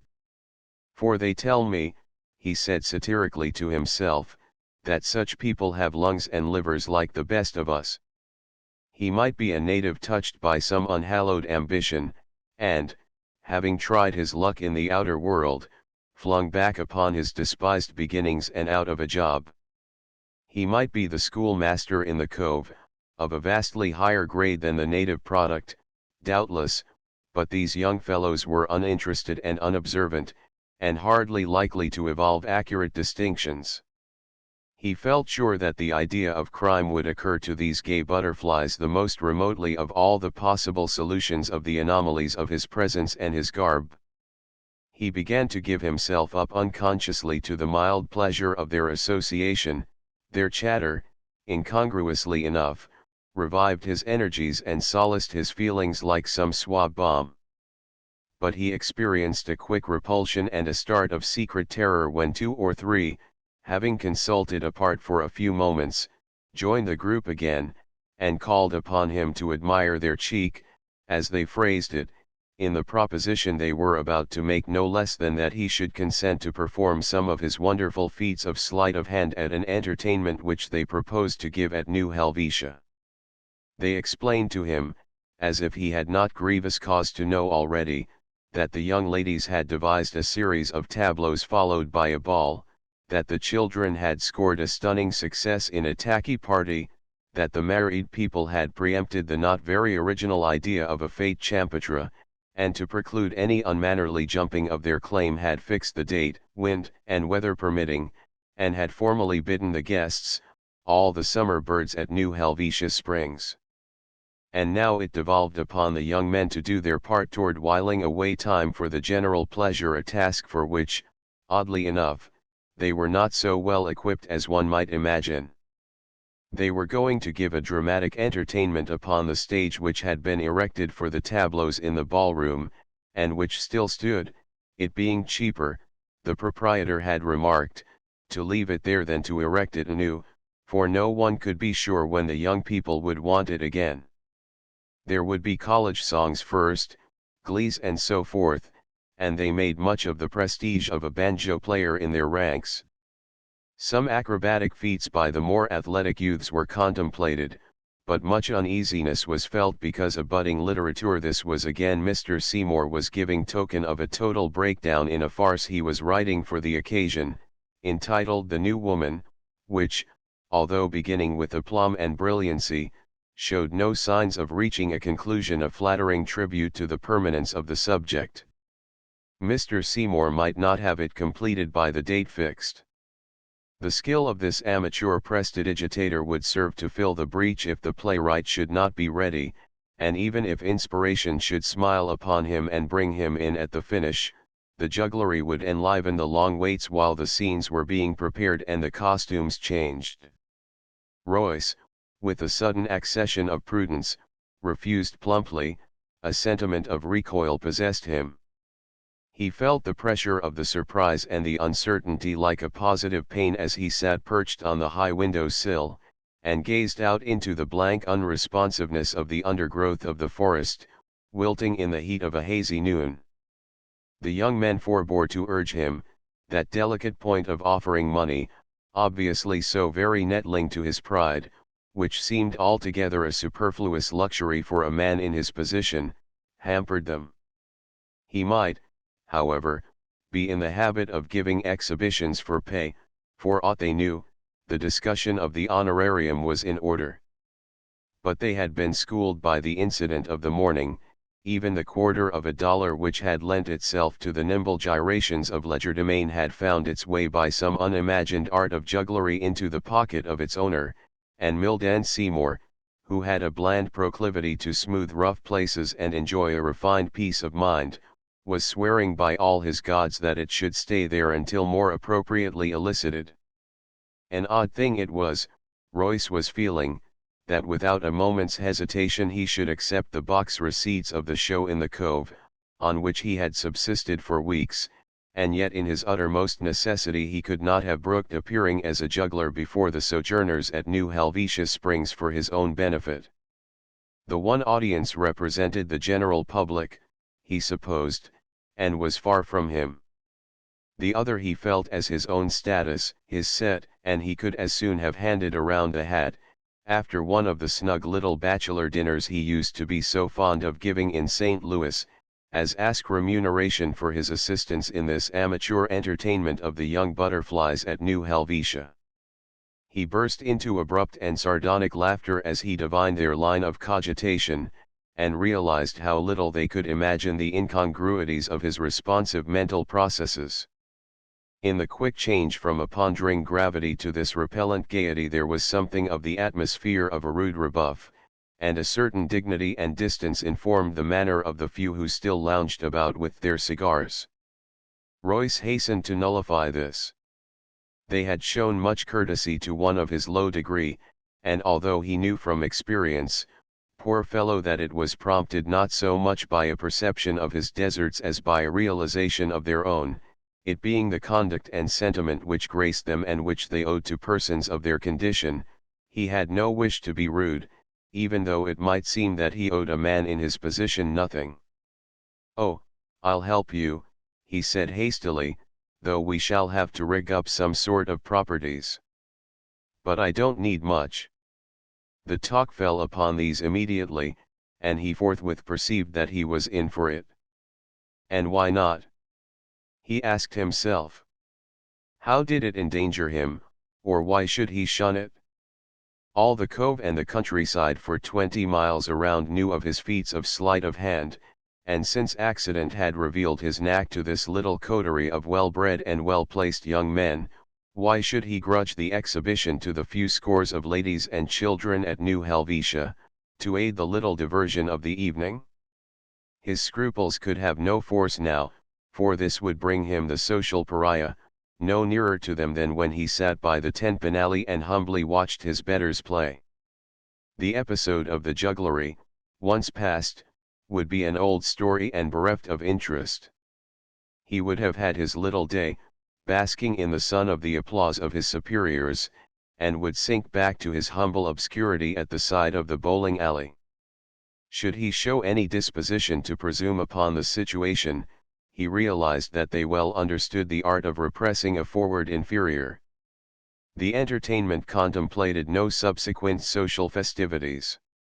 The program, made out with many an interlineation, had been calculated to occupy all the time until 11 o'clock, and Royce, looking at it with the accustomed eye of a manager of private theatricals, felt himself no prophet to discern that midnight would find the exhausted audience still seated, enjoying that royal good measure of amusement always meted out by bounteous amateurs. Throughout the evening he would be immured with the other young men in the close little pens which served for dressing and green rooms, for all the actors in the farce were to be men save for the fraction of time when his jugglery would necessitate his presence on the stage. True, Miss Fordyce, should she patronize the entertainment, might then have to look at him somewhat more discerningly than she would look at the wall, perhaps. It could surely do her no harm. She had seen worse men, he protested, with eager self-assertion. She owed him that much, one glance, one moment's cognition of his existence. It was not much to ask. He had made a great sacrifice for her sake, and all unknown to her. He had had regard to her estimate of her dignity and held it dear. He had done her reverence from the depths of his heart, regardless that it cost him his last hope. The powers of the air were gradually changing at New Helvetia Springs. The light of the days had grown dull and gray. Masses of white vapor gathered in the valley, rising, and filling all its depths and slopes, as if it were the channel of some great river, till only the long level line of the summit of the opposite range showed above the impalpable tides in the similitude of the further banks of a great stream. It was a suggestive resemblance to Lucy and Royce, and he winced as he looked upon it. He was not sorry when it had gone, for the gathering mist soon pervaded the forests, and hid cliffs and abysses and even the familiar path, save for the step before the eye, and in this still whiteness all the world was lost. At last one could only hear, for it too shared the invisibilities, the rain falling steadily, drearily, all the day and all the long hours of the black night. The bowling alley was deserted, lawn tennis had succumbed to the weather, the horses stood in the stalls. One might never know that the hotel at New Helvetia Springs existed, except that now and again, in convolutions of mist as it rolled, a gable high up might reveal itself for a moment, or a peaked turret, unless indeed one were a ghost, to find some spectral satisfaction in slipping viewless through the white enveloping nullity, and gazing in at the window of the great parlor, where a log fire was ruddily aflare and the elders perused their newspapers or worked their tidies, and the youth swung in rocking chairs and exchanged valuable ideas, and played cards, and read a novel aloud, and hung in groups about the tortured piano. So close stood a poor ghost to the window one day, risking observation, that he might have read, over the charming outline of sloping shoulders clad faultlessly in soft grey cloth, the page of the novel which Miss Fordyce had brought there to catch the light, so close that he might have heard every syllable of the conversation which ensued when the man in whom he discovered her destiny, the cold, inexpressive-looking, personified conventionality, came and sat beside her on the sofa. But the poor ghost had more scruples than reality of existence, and, still true to the sanctions that control gentlemen in a world in which he had no more part, he turned hastily away that no syllable might reach him. And as he turned he ran almost into the arms of a man who had been tramping heavily up and down the veranda in the white obscurities, all unaware of his propinquity. It might have been better if he had. 14 For there were strangers at New Helvetia, 2 men who knew nobody and whom nobody knew. Perhaps in all the history of the hotel this instance was the first. The patronage of New Helvetia, like that of many other secluded southern watering places, had been for generations among the same clique of people, all more or less allied by kindred or hereditary friendship, or close association in their respective homes or in business interests, and the traditions of the place were community property.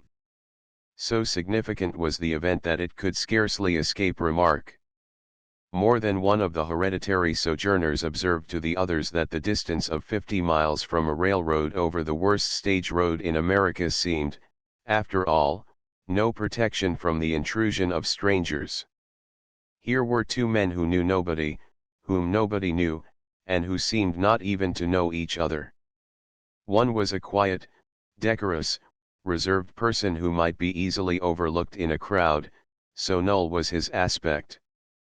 The other had good, hearty, aggressive, rustic suggestions about him. He was as stiffly upright as a ramrod, and he marched about like a grenadier. He smoked and chewed strong, rank tobacco. He flourished a red-bordered cotton handkerchief. He had been carefully trimmed and shaved by his barber for the occasion, but alas, the barber's embellishments can last but from day to day, and the rougher guise of his life was betrayed in certain small habitudes, conspicuous among which were an obliviousness of many uses of a fork and an astonishing temerity in the thrusting of his knife down his throat at the dinner table. The two strangers appeared on the evening of the dramatic entertainment among the other guests of the hotel in the ballroom, as spectators of the unrivaled attraction profusely billed in the parlor, the office of the hotel, and the tenpin alley. The rain dashed tempestuously against the long windows, and the sashes now and again trembled and clattered in their frames, for the mountain wind was rising. Ever and anon the white mist that pressed with pallid presence against the panes shivered convulsively, and was torn away into the wild night and the savagery of the fastnesses without, returning persistently, as if with some fatal affinity for the bright lights and the warm atmosphere that would annihilate its tenuous existence with but a single breath. The blended sound of the torrents and the shivering gusts was punctuated by the slow dripping from the eaves of the covered walks within the quadrangle close at hand, that fell with monotonous iteration and elastic rebound from the flagging below, and was of dreary intimations distinct amid the ruder turmoil of the elements. But a cheerful spirit pervaded the well-housed guests, perhaps the more grateful for the provision for pleasantly passing the long hours of a rainy evening in the country, since it did not snatch them from alternative pleasures, from languid strolls on moonlit verandas, or contemplative cigars in the perfumed summer woods under the stars, or choice conferences with kindred spirits in the little observatory that overhung the slopes. The unrivaled attraction had been opportunely timed to fill an absolute void, and it could not have been presented before more leniently disposed spectators than those rescued from the jaws of unutterable ennui. There sounded a continuous subdued ripple of laughter and stir of fans and murmur of talk amongst them, but, although richly garbed in compliment to the occasion, the brilliancy of their appearance was somewhat reduced by the tempered light in which it was essential that they should sit throughout the performance and between the acts, for the means at the command of the unrivaled attraction were not capable of compassing the usual alternations of illumination, and the full and permanent glare of splendor was reserved to suffuse the stage. The audience was itself an object of intense interest to the actors behind the scenes, and there was no interval in which the small rent made in the curtain for the purpose of observation was not utilized by one or another of the excited youths, tremulous with premonitions of a fiasco, from the time when the first groups entered the hall to the triumphant moment when it became evident that all New Helvetia was turning out to honor the occasion, and that they were to display their talents to a full house. It was only when the stir of preparation became tumultuous, one or two intimations of impatience from the long-waiting audience serving to admonish the performers, that Lucien Royce found an opportunity to peer out in his turn upon the scene in the dusky clair-obscure. Here and there the yellow globes of the shaded lamps shed abroad their tempered golden luster, and occasionally there came to his eye a pearly gleam from a fluttering fan, or the prismatic glitter of a diamond, or the ethereal suggestion of a girl in white in the midst of such somber intimations of red and brown and deeply purple and black in the costumes of the dark-robed elders that they might hardly be accounted as definite color in the scale of chromatic values. With such a dully rich background and the dim twilight about her, the figure and face of the girl he sought showed as if in the glamours of some inherent light, reminding him of that illuminating touch in the method of certain painters whose works he had seen in art galleries, in which the radiance seems to be in the picture, independent of the skylight, and as if equally visible in the darkest night.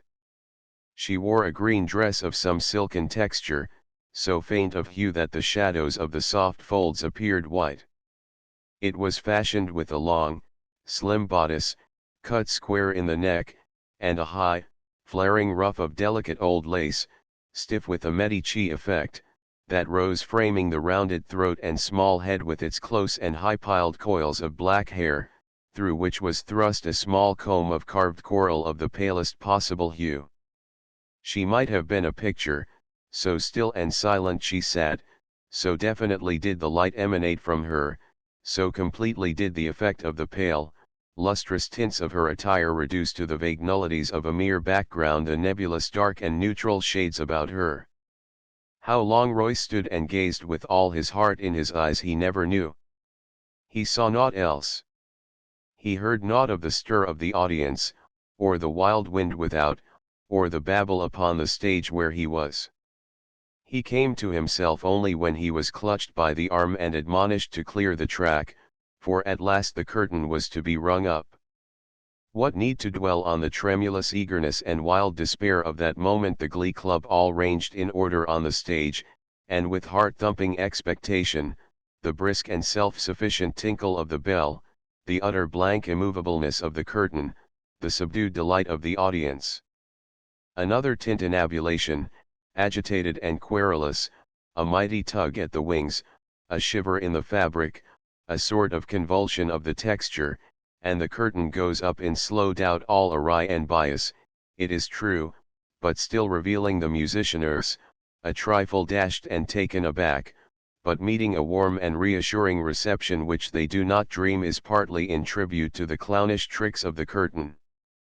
Royce, suddenly all in heart, exhilarated by the mere sight of her, flung himself ardently into the preparations progressing in the close little pens on either side and at the rear of the stage. The walls of these were mere partitions reaching up only some 10 feet toward the ceiling, and they were devoid of any exit save through the stage and the eye of the public. Hence it had been necessary that all essentials should be carefully looked to and provided in advance. Now and then, however, a wild alarum arose because of the apparent non-existence of some absolutely indispensable article of attire or furniture, succeeded by embarrassed silence on the part of the mourner when the thing in question was found, and a meek submission to the half-suppressed expletives of the rest of the uselessly perturbed company. It was a scene of mad turmoil. Young men already half-clad in feminine attire were struggling with the remainder of their unaccustomed raiment, the actors, to take part in the farce The New Woman. Others were in their white flannel suits, no longer absolutely white-hot, dusty, perspiring, the scene shifters and the curtain contingent, all lugubriously wiping their heated brows and blaming one another. The mandolin and banjo players, in faultless evening dress, stood out of the rush and kept themselves tidy. And now arose a nice question, in the discussion of which all took part, becoming oblivious, for the time, of the audience without and the tra-la-laing of the glee singers, the boyish tones of argument occasionally rising above these melodious numbers. It was submitted that in case the audience should call for the author of The New Woman, and it would indeed be unmannerly to omit this tribute, the playwright ought to be in full dress to respond, considering the circumstances, the place, and the full dress of the audience. And here he was in his white flannel trousers and a pink and white striped blazer at this hour of the night, and his room a quarter of a mile away in a pitching mountain rain, whither certain Praesians would fain have him hie to bedizen himself. He listened to this with a downcast eye and a sinking heart, and doubtless would have acted on the admonition save for the ludicrous effect of emerging before the audience as he was, and returning to meet the same audience in the blaze of full dress glory. "It's no use talking," he said at last, decisively. We are caught here like rats in a trap. There is no way of getting out without being seen. I wonder I didn't think to have a door cut. Repeatedly there rose on the air the voice of one who was a slow study repeating the glib lines of the new woman, and once something very closely approximating a quarrel ensued upon the discovery that the budding author, already parsimonious with literary material, had transferred a joke from the mouth of one character to that of another. The robbed actor came in a bounding fury and with his mother's false hair, mildly parted and waving away from his fierce, keen young face and flashing eyes, to demand of the author-manager its restoration. His decorous stiffly lined skirts bounced tumultuously with his swift springs forward, and his fists beneath the lace frill of his sleeves were held in a belligerent muscular adjustment. "It's my joke," he asseverated vehemently, as if he had cracked it himself. "My speech is ruined without it, world without end. I will have it back. I will. I will," he declared as violently as if he could possess the air that would vibrate with the voice of the actor who went on first, and could put his collar on the syllables embodying the precious jest by those masterful words, "I will." The manager had talents for diplomacy, as well he should. He drew the irate antique-seeming dame into the corner by the lace on the sleeve and, looking into the wild boyish face, adjured him, "Let him have it, Jack, for the love of heaven. He does it so badly, and he is such a slow study, that I'm afraid the first act will break down if I don't give it some vim. After you are once on, the thing will go and I shan't care a red." And so with the dulcet salve of a little judicious flattery peace came once more. Royce, as he took his place upon the narrow stage, felt as if he had issued from the tumultuous currents of some wild rapids into the deep and restful placidities of a dark untroubled pool. The air of composure, the silence, the courteous attention of the audience, all marked a transition so abrupt that it had a certain perturbing effect. He had never felt more ill at ease, and perhaps he had never looked more composed than when he advanced and stood bowing at the footlights. He had forgotten his assumed character of a mountaineer, his coarse garb, his intention to seek some manner that might consist with both. He was inaugurating his share of the little amateur entertainment with a grace and address and refinement of style that were astonishing his audience far more than aught of magic that his art could command, although his resources were not slight. He seemed some well-bred and talented youth of the best society, dressed for a rural role in private theatricals. Now and again there was a flutter of inquiry here and there in the audience, answered by the whispered conclusions of Tom or Jack, retailed by mother or sister. For the youth of New Helvetia Springs had accepted the explanation that he was out of a position, down on his luck, and hoped to get a school in Etowah Cove. He had gone by the sobriquet of the handsome mountaineer, and then the queer mountaineer, and now, he is no mountaineer, said the discerning Judge Fordyce to a man of his own stamp at his elbow. What might have been the estimate of the two strangers none could say. They sat on opposite sides of the building, taking no note of each other, both steadily gazing at the alert and graceful figure and the handsome face alight with intelligence, and made no sign. One might have been more competent than the other to descry inconsistencies between the status which the dress suggested and the culture and breeding which the manner and accent and choice of language betokened, but both listened motionless as if absorbed in the prestidigitator's words. Royce had made careful selection among his feats in view of the character of his audience, and the sustaining of such poor dignity as he might hope to possess in Miss Fordyce's estimation. There were no uncouth tricks of swallowing impossible implements of cutlery, which sooth to say would have vastly delighted the row of juvenile spectators on the front bench. Perhaps they were as well content, however, with the appearance of two live rabbits from the folds of the large white silk handkerchief of an old gentleman in the crowd, borrowed for the purpose, and the little boy who came up to receive the article for restoration to its owner went into an ecstasy of cackling delight, with the whole front row in delirious refrain, to find that he had one of the live rabbits in each of the pockets of his jacket, albeit the juggler had merely leaned over the footlights to hand him back the handkerchief. The audience applauded with hearty goodwill, and a general ripple of smiles played over the upturned faces. "Ladies and gentlemen," said the juggler, picking up a small and glittering object from the table, "if I may ask your attention, you will observe that each chamber of this revolver is loaded." With his long, delicate, deft white hands he had turned aside the barrel, and now held the weapon up, the two parts at right angles, each cartridge distinctly visible to the audience. But a sudden authoritative voice arose. "No pistols," called out a sober paterfamilias, responsible for 4 boys in the audience. "No pistols," echoed Judge Fordyce. There had been a momentary shrinking among the ladies, whose curiosity, however, was greater than their fear, and who sustained a certain doubtful and disappointed aspect. But the shadowy bullet heads of the whole front row of small boys were turned with one accord in indignant and unfilial protest. Royce, understanding in a moment, with a quick smile shifted all the cartridges out into his hand, held up the pistol once more so that all might see the light through the empty chambers of the cylinder, then, with an exaggerated air of caution, laid all the shells in a small heap on one of the little tables and the pistol, still dislocated, on another table, the breadth of the stage between them, and with a satiric hey presto, bowed, laughing and complacent, to a hearty round of applause from the elders. For although his compliance with their behests had been a trifle ironical, the youths of New Helvetia were not accustomed to submit with so good a grace or so completely.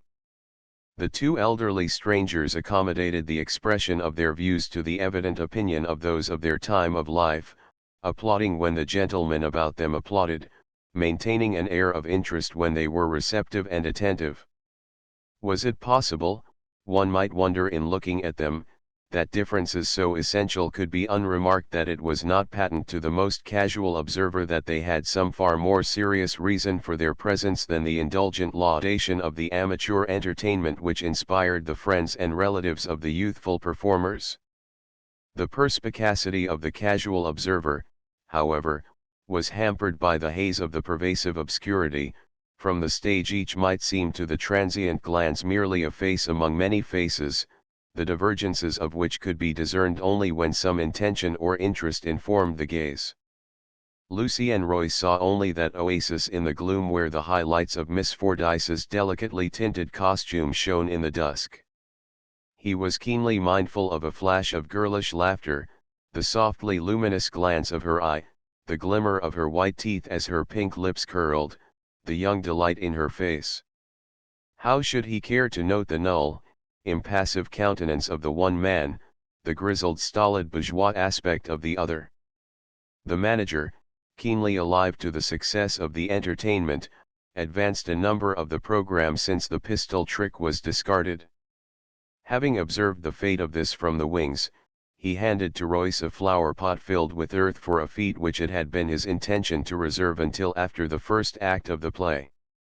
"Now, ladies and gentlemen," said the juggler, "oblige me by looking at this acorn. It is considered quite harmless. True, it will shoot, too, if you give it half a chance, but I am told, with a glance of raillery, that its projectile effects are not deleterious in any respect to the human anatomy." The ladies who had been afraid of the pistol laughed delightedly, and the guide elderly gentlemen good-naturedly responded in another round of applause, so grateful were they to have no shooting on the stage, and no possible terrifying accidents to their neighbors, themselves, and their respective families. "There is nothing but pulverized earth in this flower pot," continued the juggler, running his hand through the fine white sand, and shaking off the particles daintily, "a little too sandy to suit my views and experience in arboriculture, but we shall see what we shall see. I plant the acorn, thus. I throw this cloth over the flower pot, drawing it up in a peak to give air. And now, since we shall have to wait for a few moments, I shall, with your kind indulgence, beguile the tedium, in imitation of the jongleur of Eld, with a little song. The audience sat patient, expectant. A guitar was lying where one of the glee singers had left it. Royce turned and caught it up, then advanced down toward the footlights, and paused in the picturesque attitude of the serenader of the lyric stage. He drew from the instrument a few strong resonant chords, and then it fell a tinkling again. But what new life was in the strings, what melody in the air! And as his voice rose, the scene shifters were silent in the glare of the pens, the actors thronged the wings, the audience sat spellbound. No great display of art, to be sure. But the mountain wilds were without, and the mountain winds were abroad, and there was something strangely somber, romantic, akin to the suggestion and the sound in the rich swelling tones of the young voice so passionately vibrant on the air. Though obviously an amateur, he sang with a careful precision that bespoke fairly good advantages amply improved, but the singing was instinct with that ardor, that love of the art, that enthusiasm, which no training can supply or create. The music and the words were unfamiliar, for they were his own. Neither was devoid of merit.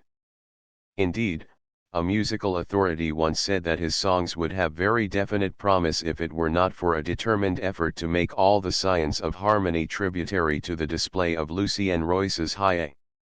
A recurrent strain now and again came, interfluent through the drift of melody, rising with a certain ecstatic elasticity to that sustained tone, which was soft, yet strong, and as sweet as summer. As his voice thus rang out into the silence with all its pathos and its passion, he turned his eyes on the eyes he had so learned to love, and met those orbs, full of delight and of surprise and a patent admiration, fixed upon his face. The rest of the song he sang straight at Gertrude Fordyce, and she looked at the singer, her gaze never swerving. For once his plunging heart in triumph felt he had caught and held her attention, for once, he said to himself, she did not look at him as impersonally as if he were the side of the wall. It was over at last, and he was bowing his acknowledgments to the wildly applauding audience. The jugglery was at a discount. He had drawn off the white cloth from the flower pot, where a strongly rooted young oak shoot 2 feet high appeared to have grown while he sang. But the walls of the room resounded with the turbulent clamors of an insistent encore. Only the eyes of the rustic-looking stranger were starting out of his head as he gazed at the oak shoot, and there came floating softly through his lips the involuntary comment, "By gum!"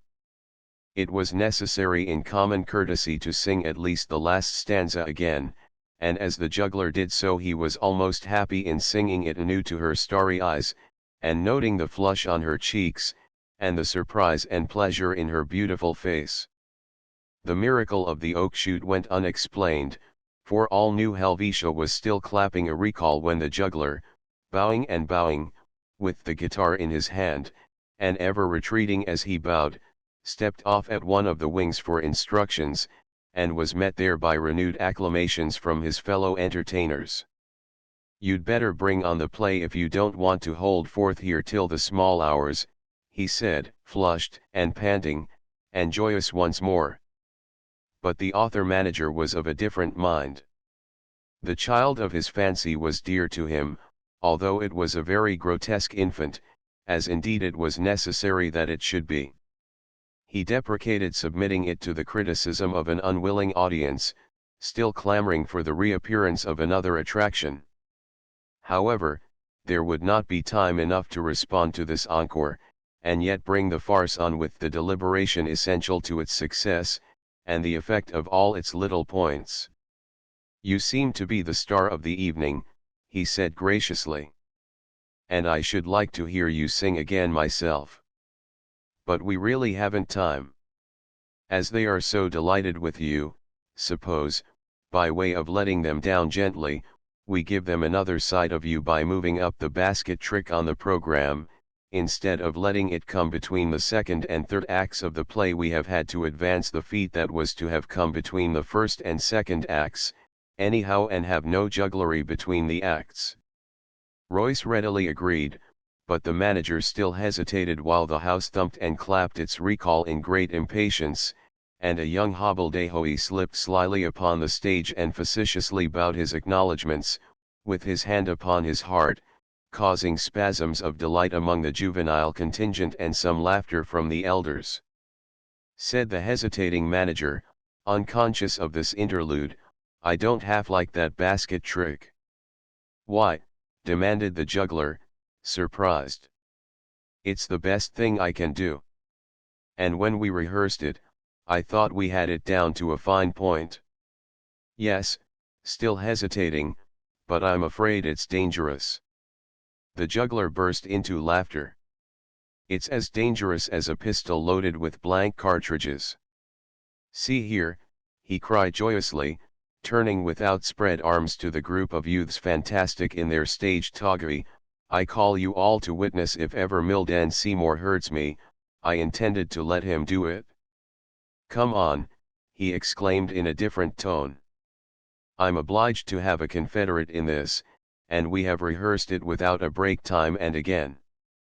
In a moment more they were on the stage, side by side, and the audience, seeing that no more minstrelsy was in order, became reconciled to the display of magic.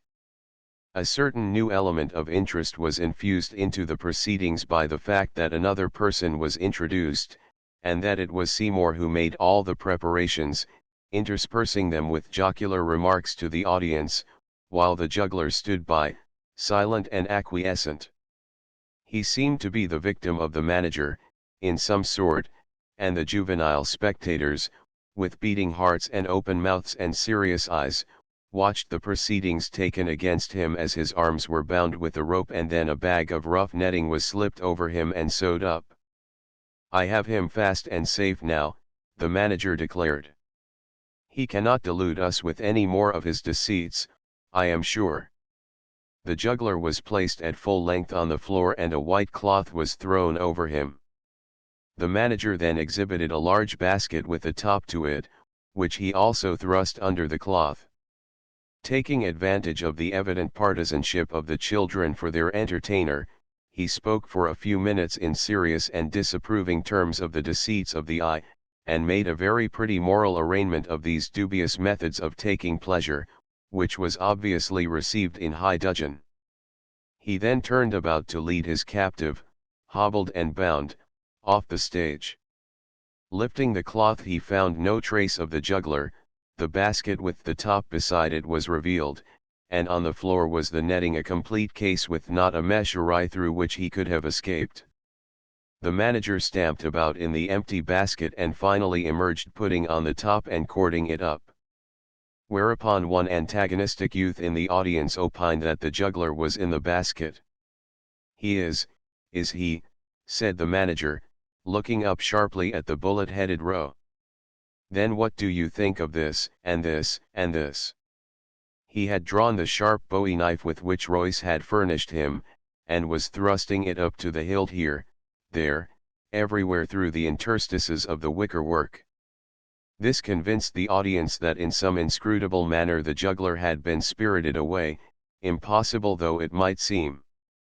The stage, in the full glare of all the lamps at New Helvetia Springs, was in view from every part of the house, and it was evident that the management of the unrivaled attraction was incapable of stage machinery, trapdoors, or any similar appliance. In the midst of the discussion, very general over the house, the basket began to roll about. The manager viewed it with the affectation of starting eyes and agitated terror for a moment. Then, pouncing upon it in wrath, he loosened the cords, took off the top, and pulled out the juggler, who was received with acclamations, and who retired, bowing and smiling and backing off the stage, the hero of the occasion. Seymour behind the scenes was giving orders to ring down the curtain to prepare the stage for the new woman. "Don't do it unless you mean it for keeps, Mill," remonstrated the property man. The devil's in the old rag, I believe. It might not go up again easily, and I'm sure, from the racket out there, they are going to have the basket trick over again. For the front row of bullet heads was conducting itself like a row of gallery gods, and effervescing with whistlings and shrill cries. The applause was general and tumultuous, growing louder when the overcautious father called out, "No pistols and no knives." "Oh, they can take care of themselves," said a former adherent of his proposition, for the feat was really very clever, and very cleverly exploited, and he was ready to accredit a considerable amount of sagacity to youths who could get up so amusing an entertainment. No one was alert to notice save his mere presence as some messenger or purveyor of properties, a dazed-looking young mountaineer, dripping with the rain, who walked down the main aisle and stepped awkwardly over the footlights, upon the stage. He paused bewildered at the wings, and Lucien Royce behind the scenes, turning, found himself face to face with Owen Haynes. The sight of the wan, ethereal countenance brought back like some unhallowed spell the real life he had lived of late into the vanishing dream life he was living now. But the actualities are constraining. "You want me," he said, with a sudden premonition of trouble. "I arched for UNS for days," Haynes replied, a strange compassion in his eyes, contemplating which Lucien Royce felt his blood go cold. "But the Simses deceived me easy ter war ye be, they never told me till ternight, and then I had ter tell why I wanted UNS. "Why?" demanded Royce, spellbound by the look in the man's eyes, and almost overmastered by the revulsion of feeling in the last moment, the quaking of an unnamed terror at his heart. Nevertheless, with his acute and versatile faculties he heard the clamors of the recall still thundering in the auditorium, he noted the passing of the facetiously bedyed figures for the farce. He was even aware of glances of curiosity from one or two of the scene shifters, and had the prudence to draw Haynes, who heard naught and saw only the face before him, into a corner. "Why," reiterated Royce. "Why do you want me?" "Becase," said Haynes, "Peter Knowles seen ye fling them queer shoes and belt and clothes inter the quick lime, and drawed the day easy ye had slaughtered somebody bodaciously, and kivered there too." The juggler reddened slightly at the mention of the jaunty attire and the thought of its sacrifice, but he was out of countenance before the sentence was concluded, and gravely dismayed. "Oh, pshaw," he exclaimed, seeking to reassure himself. "They would have to prove that somebody is dead to make that charge stick."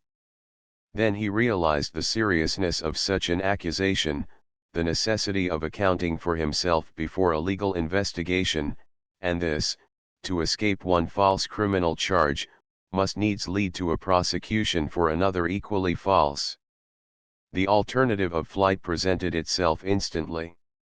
"I can explain later, if necessary, as well as now," he thought. "I'm 1,000 times obliged to you for telling me," he added aloud, but to his amazement and terror the man was wringing his hands convulsively and his face was contorted with the agony of a terrible expectation. "Don't thank me," he said huskily. Then, with a sudden hope, "Is there any way out and this place cept in yon?" he nodded his head toward the ballroom on the other side of the partition. "No, none," gasped Royce, his nerves beginning to comprehend the situation, while it still baffled his brain. I'm too late," exclaimed Haynes in a tense, suppressed voice. "The sheriff's there, 'mongst the others, in that room. I viewed him there a minute ago." Assuming that he knew the worst, Royce's courage came back. With some wild idea of devising a scheme to meet the emergency, he sprang upon the vacant stage, on which the curtain had been rung down despite the applause, still resolutely demanding a repetition of the feat, and through the rent in the trembling fabric swiftly surveyed the house with a new and, alas, how different a motive. His eyes instantly fixed upon the rustic face, the hair parted far to the side, as the sheriff vigorously stamped his feet and clapped his hands in approbation. That oasis of refined, ideal light where Miss Fordyce sat did not escape Royce's attention even at this crisis. Had he indeed brought this sorry, ignoble fate upon himself that he might own one moment in her thoughts, one glance of her eye, that he might sing his song to her ear? He had certainly achieved this, he thought sardonically. She would doubtless remember him to the last day she should live. He wondered if they would iron him in the presence of the ladies. Could he count upon his strong young muscles to obey his will and submit without resistance when the officers should lay their hands upon him, and thus avoid a scene? And all at once perhaps it was the sweet look in her face that made all gentle things seem possible. It occurred to him that he despaired too easily. An arrest might not be in immediate contemplation. The corpus delicti was impossible of proof. He could surely make such disposition of his own property as seemed to him fit, and the explanation that he was at odds with his friends, dead broke, thrown out of business in the recent panic, might pass muster with the rural officer, since no crime could be discovered to involve the destruction of the clothes. Thus he might still remain unidentified with Lucienne Royce, who pretended to be dead and was alive, who had had in trust a large sum of money in a belt which was found upon another man, robbed, and perhaps murdered for it. The sheriff of Kildare County had never dreamed of the like of that, he was very sure. The next moment his heart sank like lead, for there amongst the audience, quite distinct in the glooms, was the sharp, keen, white face of a man he had seen before, a detective. It was but once, yet, with that idea of crime rife in his mind, he placed the man instantly. He remembered a courtroom in Memphis, during the trial of a certain notable case, where he had chanced to loiter in the tedium of waiting for a boat on one of his trips through the city, and he had casually watched this man as he gave his testimony. His presence here was significant, conclusive, to be interpreted far otherwise than any mission of the sheriff of the county. Royce did not for one moment doubt that it was in the interests of the Marble Company, the tenants of the estate per Otravy, although the criminal charge might emanate directly from the firm whose funds had so mysteriously disappeared from his keeping, whose trust must now seem so basely betrayed. There was no possible escape, the stanch walls of the building were unbroken even by a window, and the only exit from behind the partition was through the stage itself in full view of the watchful eyes of the officers. Any effort, any action, would merely accelerate the climax, precipitate the shame of the arrest he dreaded, and in her presence. He felt how hard the heart of the Sestui KV was thumping at the prospect of the summary resuscitation. He said to himself, with his ironical habit of mind, that he had found dying a far easier matter. But there was no responsive satire in the hunted look of his hot, wild, glancing eyes, the quiver of every muscle, the cold thrills that successively trembled through the nervous fibers. He looked so unlike himself for the moment, as he turned with a violent start on feeling the touch of a hand on his arm, that Seymour paused with some deprecation and uncertainty.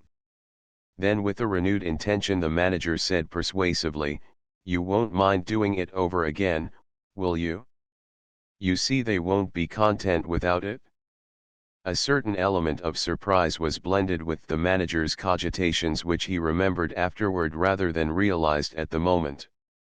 It had to do with the altered aspect of the man, a sudden grave tumultuous excitement which his manner and glance bespoke, but the perception of this was subacute in Seymour's mind and subordinate to the awkward dilemma in which he found himself as manager of the little enterprise. There was not time, in justice to the rest of the program, to repeat the basket trick, and had the farce been the work of another he would have rung the curtain up forthwith on its first scene. But the pride and sensitiveness of the author forbade the urging of his own work upon the attention of an audience still clamorously insistent upon the repetition of another attraction, and hardly likely, if balked of this, to be fully receptive to the real merits of the little play. Seymour remembered afterward, but did not note at the time, the obvious effort with which the juggler controlled his agitation. "Oh, anything goes," he assented, and in a moment more the curtain had glided up with less than its usual convulsive resistance. They were standing again together with composed aspect in the brilliance of the footlights, and Seymour, with a change of phrase and an elaboration of the idea, was dilating afresh upon the essential values of the positive in life, the possible pernicious effects of any delusion of the senses, the futility of finding pleasure in the false, simply because of the flagrancy of its falsity, the deleterious moral effects of such exhibitions upon the very young, teaching them to love the acrobatic lie instead of the lame truth, from all of which he deduced the propriety of tying the juggler up for the rest of the evening. But the bullet heads were not as dense as they looked. They learned well when they learned at all, and the pauses of this rhodomontade were filled with callow chuckles and shrill whinnies of appreciative delight, anticipative of the wonder to come. They now viewed with eager forwarding interest the juggler's bonds, little dreaming what grim prophecy he felt in their restraint, and the smallest boy of the lot shrilly sang out, when all was done, "Give him another turn of the rope." Seymour, his blond face flushed by the heat and his exertions to the hue of his pink and white blazer, ostentatiously wrought another knot, and down the juggler went on the floor, encased in the unbroken netting. The cloth was thrown over the man and the basket, and Seymour turned anew to the audience and took up the thread of his discourse. It came as trippingly off his tongue as before, and in the dusky grey-purple haze, the seeming medium in which the audience sat, fair, smiling faces, full of expectation and attention, looked forth their approval, and now and again broke into laughter.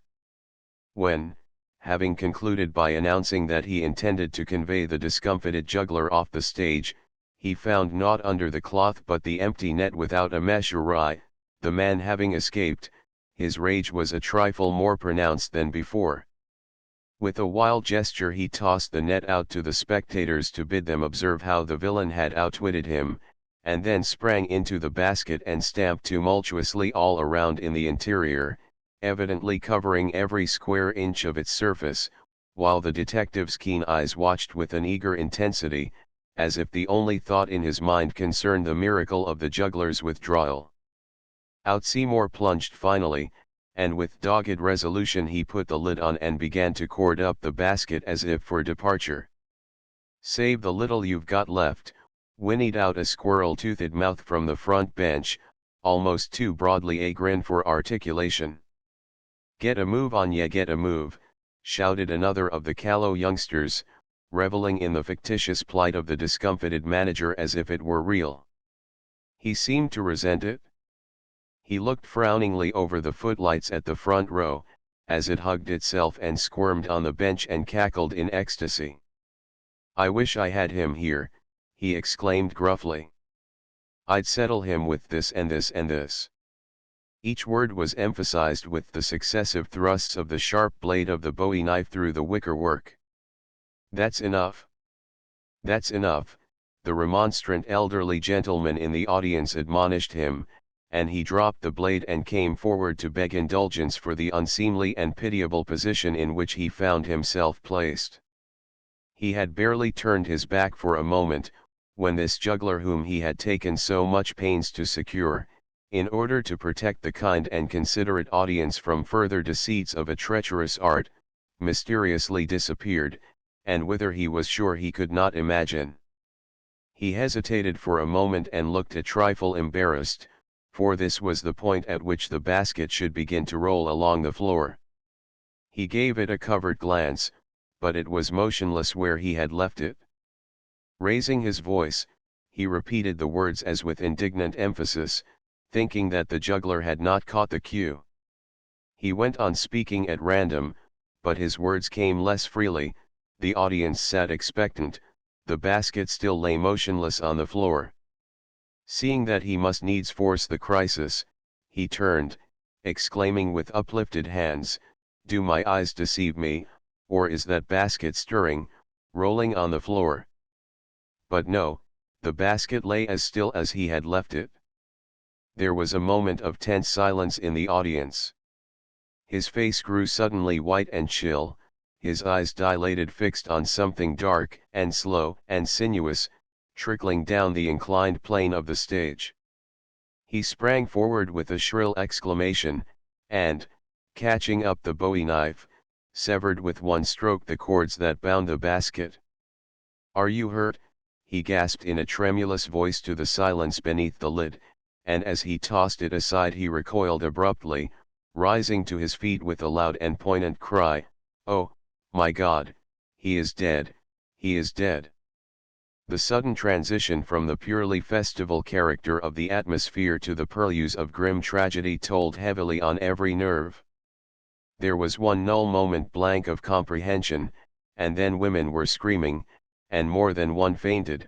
The clamor of overturned benches added to the confusion, as the men, with grim set faces and startled eyes, pressed forward to the stage.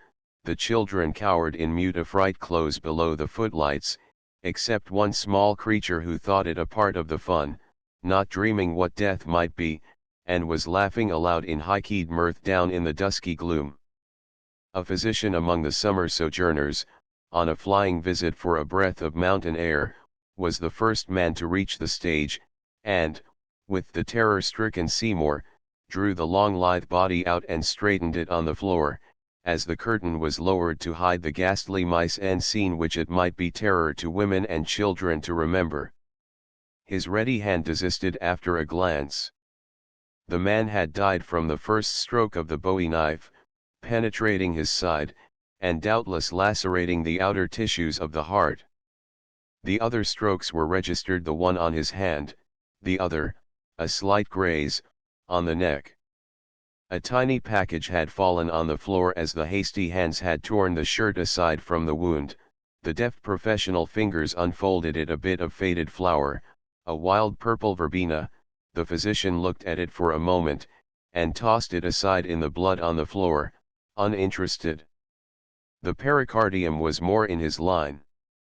He was realizing, too, that he could not start tomorrow, as he had intended, for his office and his rounds among his patients. The coroner's jury was an obstinate impediment, and his would be expert testimony. Upon this inquest, held incongruously enough in the ballroom, the facts of the information which Owen Haynes had brought to the juggler and the presence of the officers in the audience were elicited, and added to the excitements incident to the event. The friends of young Seymour, who was overwhelmed by the tragedy, believed and contended that since escape from prosecution for some crime was evidently impossible, the juggler had in effect committed suicide by holding up his left arm that the knife might pierce a vital part. Thus they sought to avert the sense of responsibility which a man must needs feel for so terrible a deed wrought, however inadvertently, by his own hand. But crime as a factor seemed doubtful. The sheriff, indeed, upon the representations of Sims, supplemented by the mystery of the Limekill which Knowles had disclosed, had induced the detective to accompany him to the mountains to seek to identify the stranger as a defaulting cashier from one of the cities for whose apprehension a goodly amount of money would be paid. But in no respect did Royce correspond to the perpetrator of any crime upon the detective's list. "He needn't have been afraid of me," he observed dryly. "I saw in a minute he wasn't our fellow. And I was just enjoying myself mightily." The development of the fact of the presence of the officers and the juggler's knowledge that they were in the audience affected the physician's testimony and his view of the occurrence. He accounted it an accident. The nerve of the young man, shaken by the natural anxiety at finding himself liable to immediate arrest, was not sufficient to carry him through the feat. He failed to shift position with the celerity essential to the basket trick, and the uplifting of the arm, which left the body unprotected to receive the blow, was but the first effort to compass the swift movements necessary to the feat. The unlucky young manager was exonerated from all blame in the matter, but the verdict was death by accident. Nevertheless, throughout all the years since, the argument continues. Along the verge of those crags overlooking the valley, in the glamours of a dreamy golden haze, with the amethystine mountains on the horizon reflecting the splendors of the sunset sky, and with the rich content of the summer solstice in the perfumed air, or amongst the ferns about the fractured cliffs whence the spring wells up with a tinkling tremor and exhilarant freshness and a cool splashing as of the veritable fountain of youth, or in the shadowy twilight of the long, low building, where the balls go crashing down the alleys, or sometimes even in the ballroom in pauses of the dance when the music is but a plaint, half joy, half pain, and the wind is singing a wild and mystic refrain, and the moonlight comes in at the windows and lies in great blue-white silver rhomboids on the floor despite the dull yellow glow of the lamps in all these scenes which while yet in life Lucy and Royce haunted, with a sense of exile and a hopeless severance, as of a man who is dead. The mystery of his fate revives anew and yet once more, and continues unexplained. Conjecture fails, conclusions are vain, the secret remains. Hey! Presto! The juggler has successfully exploited his last feat. The Riverside Press, Cambridge, Massachusetts, USA. Electrotyped and printed by H. O. Houghton & Co. Transcriber's notes. Obvious typographical errors have been corrected. Inconsistencies in hyphenation have been standardized. Archaic or variant spelling has been retained. End of the Project Gutenberg ebook. The Juggler updated editions will replace the previous one. The old editions will be renamed. Creating the works from print editions not protected by U.S. copyright law means that no one owns a United States copyright in these works, so the Foundation, and you, can copy and distribute it in the United States without permission and without paying copyright royalties. Special rules, set forth in the general terms of use part of this license, apply to copying and distributing Project Gutenberg trademark electronic works to protect the Project Gutenberg trademark concept and trademark. Project Gutenberg is a registered trademark, and may not be used if you charge for an ebook, except by following the terms of the trademark license, including paying royalties for use of the Project Gutenberg trademark. If you do not charge anything for copies of this ebook, complying with the trademark license is very easy. You may use this ebook for nearly any purpose such as creation of derivative works, reports, performances, and research. Project Gutenberg ebooks may be modified and printed and given away. You may do practically anything in the United States with ebooks not protected by U.S. copyright law. Redistribution is subject to the trademark license, especially commercial redistribution. Start, full license. The full Project Gutenberg license. Please read this before you distribute or use this work to protect the Project Gutenberg trademark mission of promoting the free distribution of electronic works, by using or distributing this work, or any other work associated in any way with the phrase Project Gutenberg. You agree to comply with all the terms of the full Project Gutenberg trademark license available with this file or online at www.gutenberg.org/license. Section 1. General Terms of Use and Redistributing Project Gutenberg Trademark Electronic Works 1.a. By reading or using any part of this Project Gutenberg trademark electronic work, you indicate that you have read, understand, agree to and accept all the terms of this license and intellectual property, trademark/copyright, agreement. If you do not agree to abide by all the terms of this agreement, you must cease using and return or destroy all copies of Project Gutenberg trademark electronic works in your possession.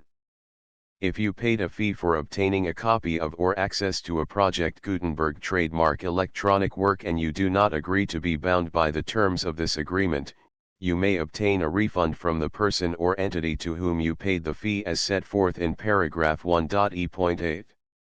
1.b. Project Gutenberg is a registered trademark. It may only be used on or associated in any way with an electronic work by people who agree to be bound by the terms of this agreement. There are a few things that you can do with most Project Gutenberg trademark electronic works even without complying with the full terms of this agreement. See paragraph 1.c below.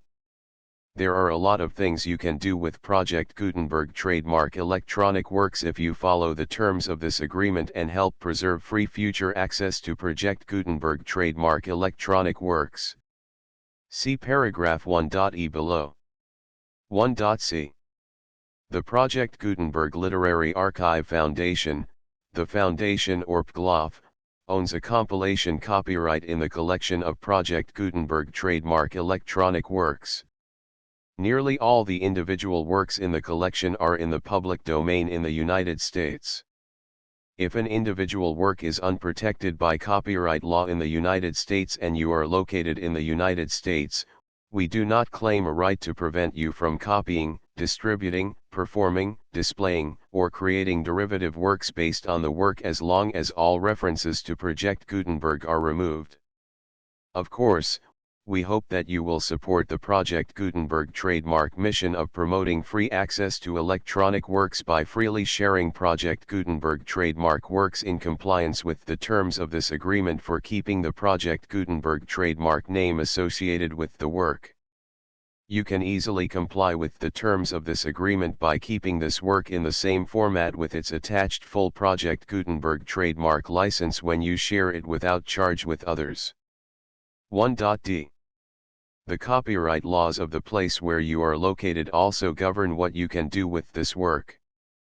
Copyright laws in most countries are in a constant state of change.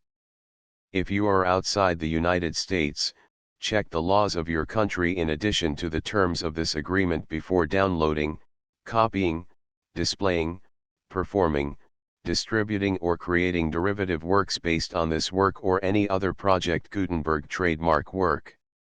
The Foundation makes no representations concerning the copyright status of any work in any country other than the United States. 1.e. Unless you have removed all references to Project Gutenberg, 1.e.1. The following sentence, with active links to, or other immediate access to, the full Project Gutenberg trademark license must appear prominently whenever any copy of a Project Gutenberg trademark work, any work on which the phrase Project Gutenberg appears, or with which the phrase Project Gutenberg is associated, is accessed, displayed, performed, viewed, copied or distributed. This ebook is for the use of anyone anywhere in the United States and most other parts of the world at no cost and with almost no restrictions whatsoever. You may copy it, give it away or reuse it under the terms of the Project Gutenberg license included with this ebook or online at www.gutenberg.org. If you are not located in the United States, you will have to check the laws of the country where you are located before using this ebook. 1.e.2. If an individual Project Gutenberg trademark electronic work is derived from texts not protected by U.S. copyright law, does not contain a notice indicating that it is posted with permission of the copyright holder, the work can be copied and distributed to anyone in the United States without paying any fees or charges. If you are redistributing or providing access to a work with the phrase Project Gutenberg associated with or appearing on the work, you must comply either with the requirements of paragraphs 1.e.1 through 1.e.7 or obtain permission for the use of the work and the Project Gutenberg trademark as set forth in paragraphs 1.e.8 or 1.e.9. 1.e.3. If an individual Project Gutenberg trademark electronic work is posted with the permission of the copyright holder, your use and distribution must comply with both paragraphs 1.e.1 through 1.e.7 and any additional terms imposed by the copyright holder. Additional terms will be linked to the Project Gutenberg trademark license for all works posted with the permission of the copyright holder found at the beginning of this work. 1.e.4. Do not unlink or detach or remove the full Project Gutenberg trademark license terms from this work, or any files containing a part of this work or any other work associated with Project Gutenberg trademark.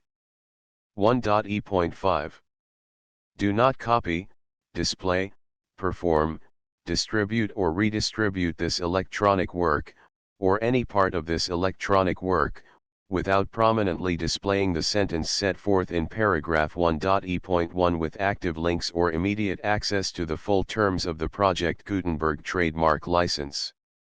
1.e.6 You may convert to and distribute this work in any binary, compressed, marked up, non-proprietary or proprietary form, including any word processing or hypertext form.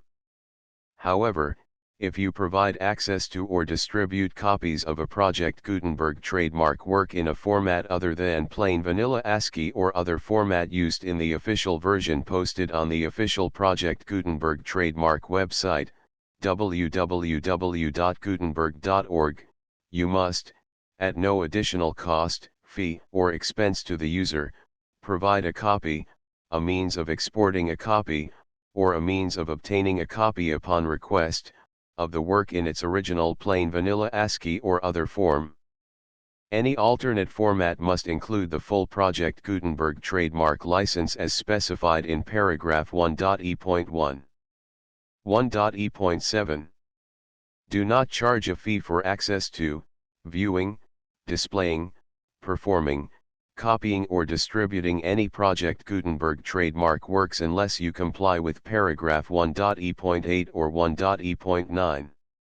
1.e.8 You may charge a reasonable fee for copies of or providing access to or distributing Project Gutenberg trademark electronic works provided that, you pay a royalty fee of 20% of the gross profits you derive from the use of Project Gutenberg trademark works calculated using the method you already use to calculate your applicable taxes.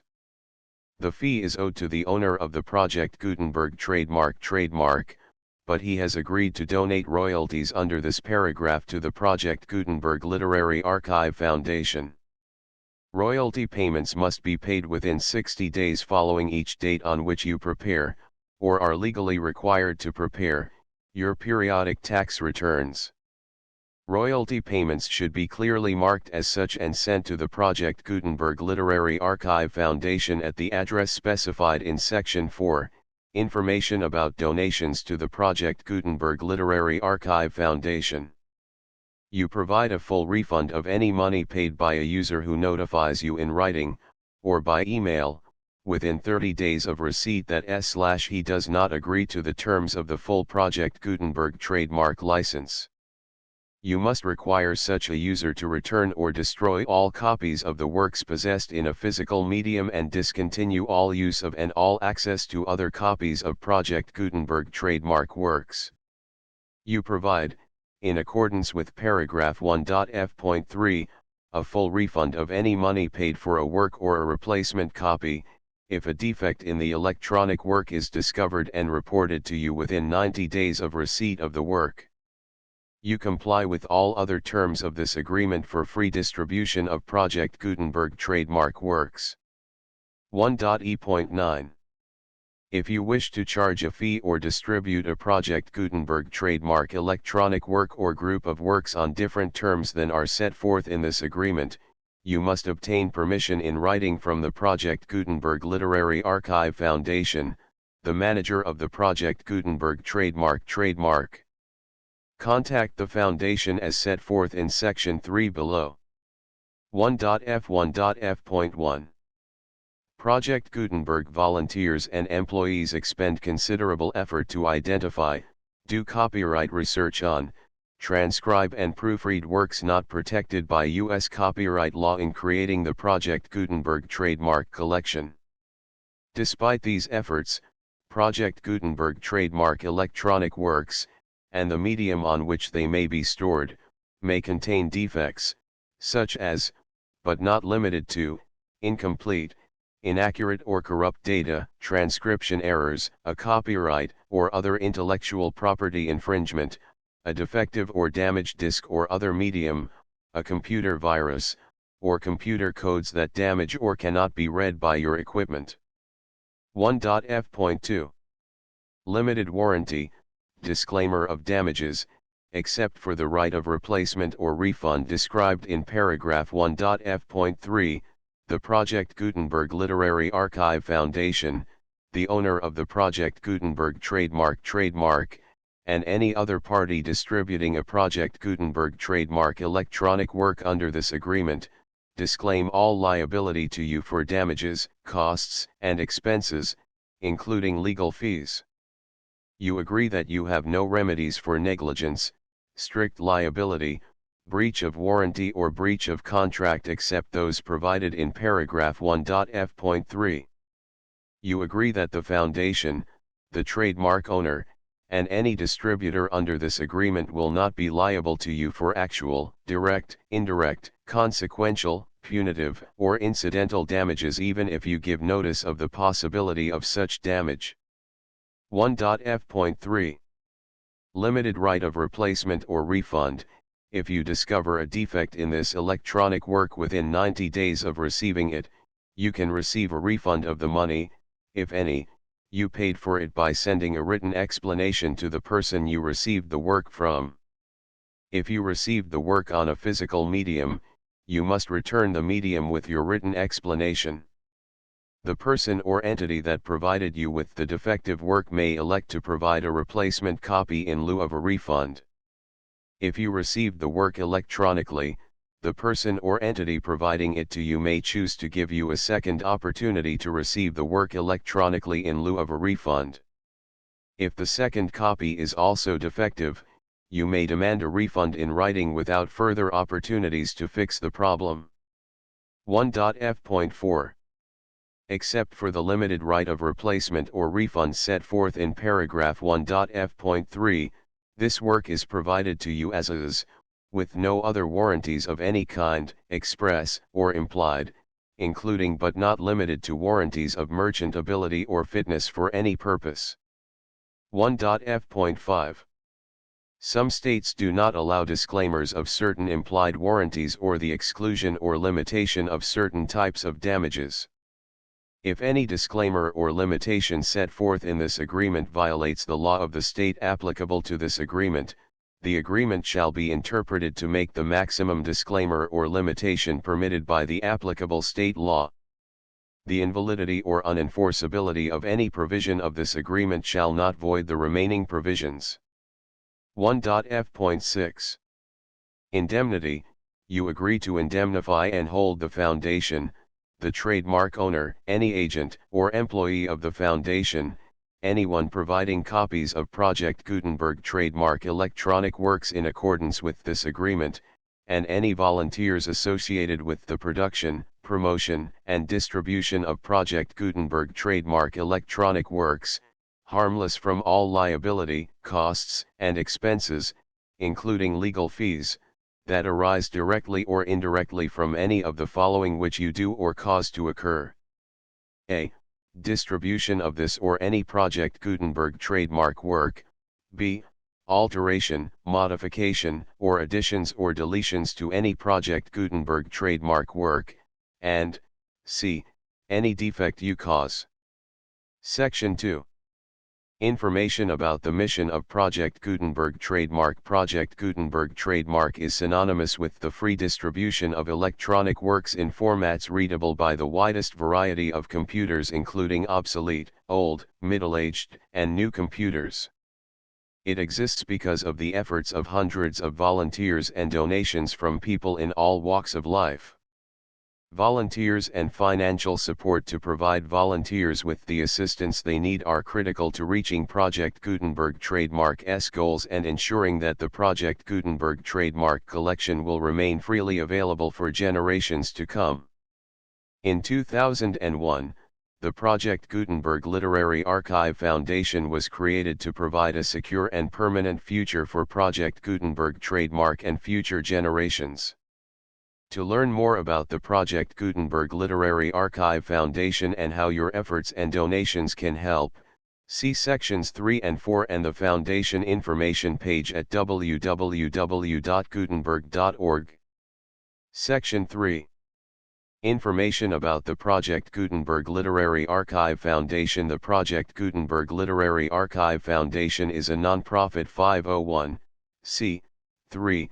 Educational corporation organized under the laws of the state of Mississippi and granted tax-exempt status by the Internal Revenue Service.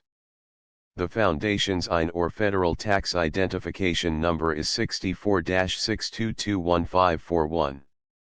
Contributions to the Project Gutenberg Literary Archive Foundation are tax-deductible to the full extent permitted by U.S. federal laws and your state's laws. The Foundation's business office is located at 809 North 1500 West, Salt Lake City, Utah 84116801596-1887. Email contact links and up-to-date contact information can be found at the Foundation's website and official page at www.gutenberg.org/contact section 4. Information about donations to the Project Gutenberg Literary Archive Foundation. Project Gutenberg trademark depends upon and cannot survive without widespread public support and donations to carry out its mission of increasing the number of public domain and licensed works that can be freely distributed in machine-readable form accessible by the widest array of equipment including outdated equipment. Many small donations, $1 to $5,000, are particularly important to maintaining tax-exempt status with the IRS.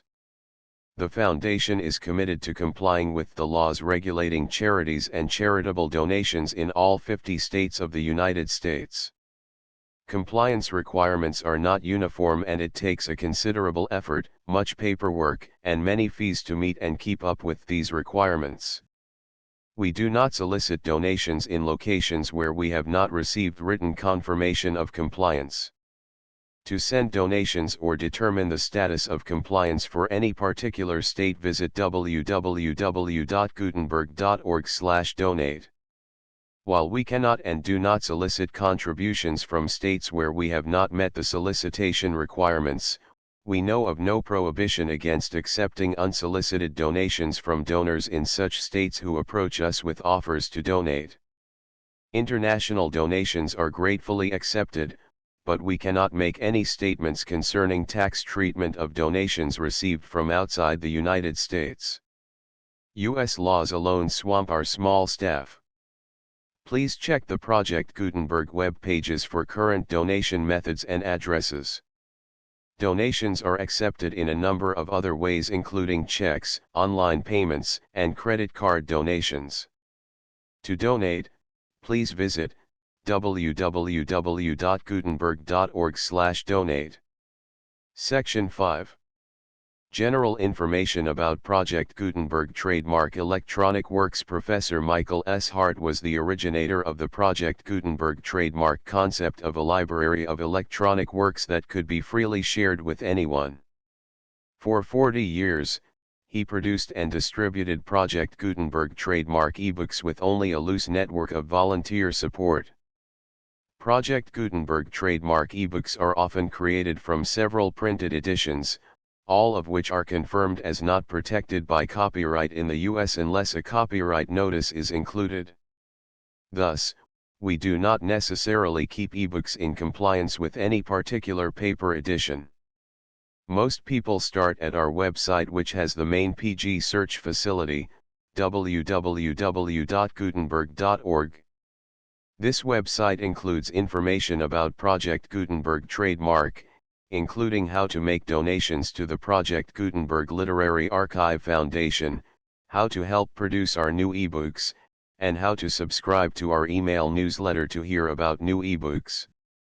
The Juggler I2 3-4 V6 7-8 9x11 12-13 14. The full Project Gutenberg license 1 3 5 6 7 8 9 10 12 13 14 15 16 17 18 19 20 21 22 23 24 25 26 27 28 29 30 31 32 33 34 35 37 38 39 40 41 42 43 44 45 46 47 48 49 50 51 51, 52, 53, 54, 55, 56, 57, 58, 59, 60, 61, 62, 63, 64, 65, 66, 67, 68, 69, 70, 71, 72, 73, 74, 75, 76, 77, 78, 79, 81, 82, 83, 84, 85, 86, 87, 88, 90, 91, 92, 93, 95, 96, 97, 98, 99, 100.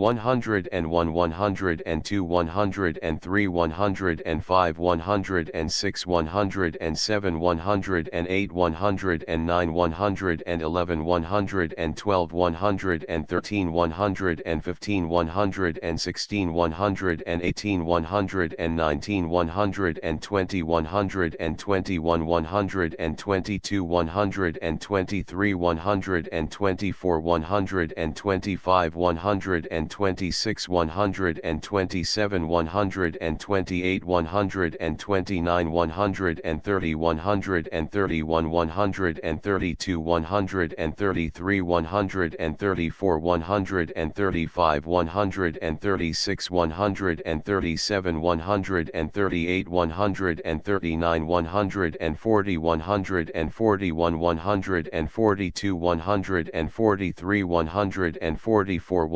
145, 146, 147, 148, 149, 150, 152, 153, 154, 157, 158, 159, 161, 163, 164, 165, 166, 168, 169, 170, 171, 172, 173, 174, 176, 177, 178, 179, 180, 181, 182, 183, 184, 185, 187, 188, 190, 191, 192, 193, 194, 195, 196.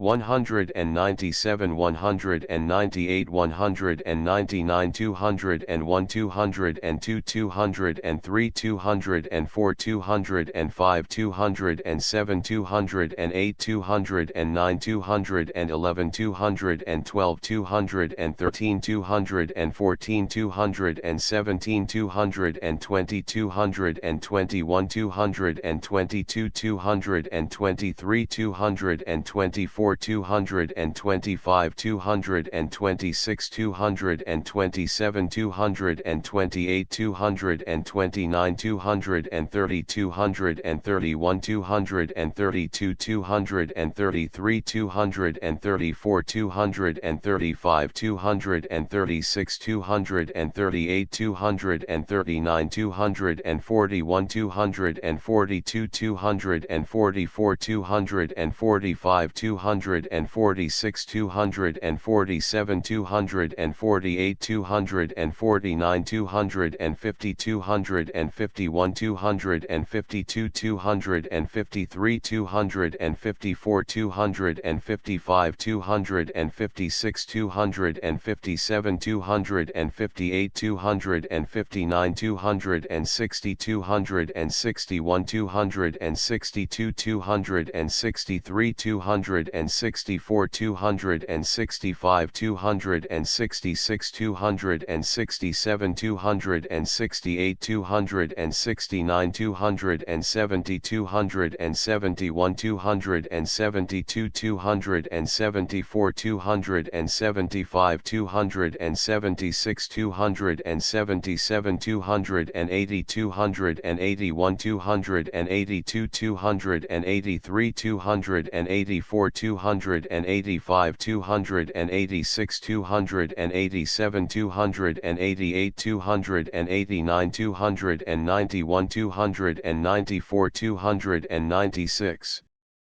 297, 298, 299, 300, 301, 302, 303, 304, 305, 306, 307, 308, 309, 310, 311, 312, 313, 314, 315, 316, 317, 318, 319, 320, 321, 322, 323, 324, 325, 326, 327, 328, 329, 330, 331, 333, 334, 335, 336, 337, 338, 339, 340, 341, 342, 343, 344, 345, 346, 347, 348, 349, 350, 351, 352, 353, 354, 355, 356, 358, 359, 360, 361, 362, 363, 364, 365, 366, 367, 368, 369, 370, 372, 374, 376, 379, 380, 381, 382, 383, 384, 385, 386. 387, 388, 389, 390, 391, 392, 393, 394, 395, 396, 397, 398, 399, 400, 401, 402, 403, 404, 405.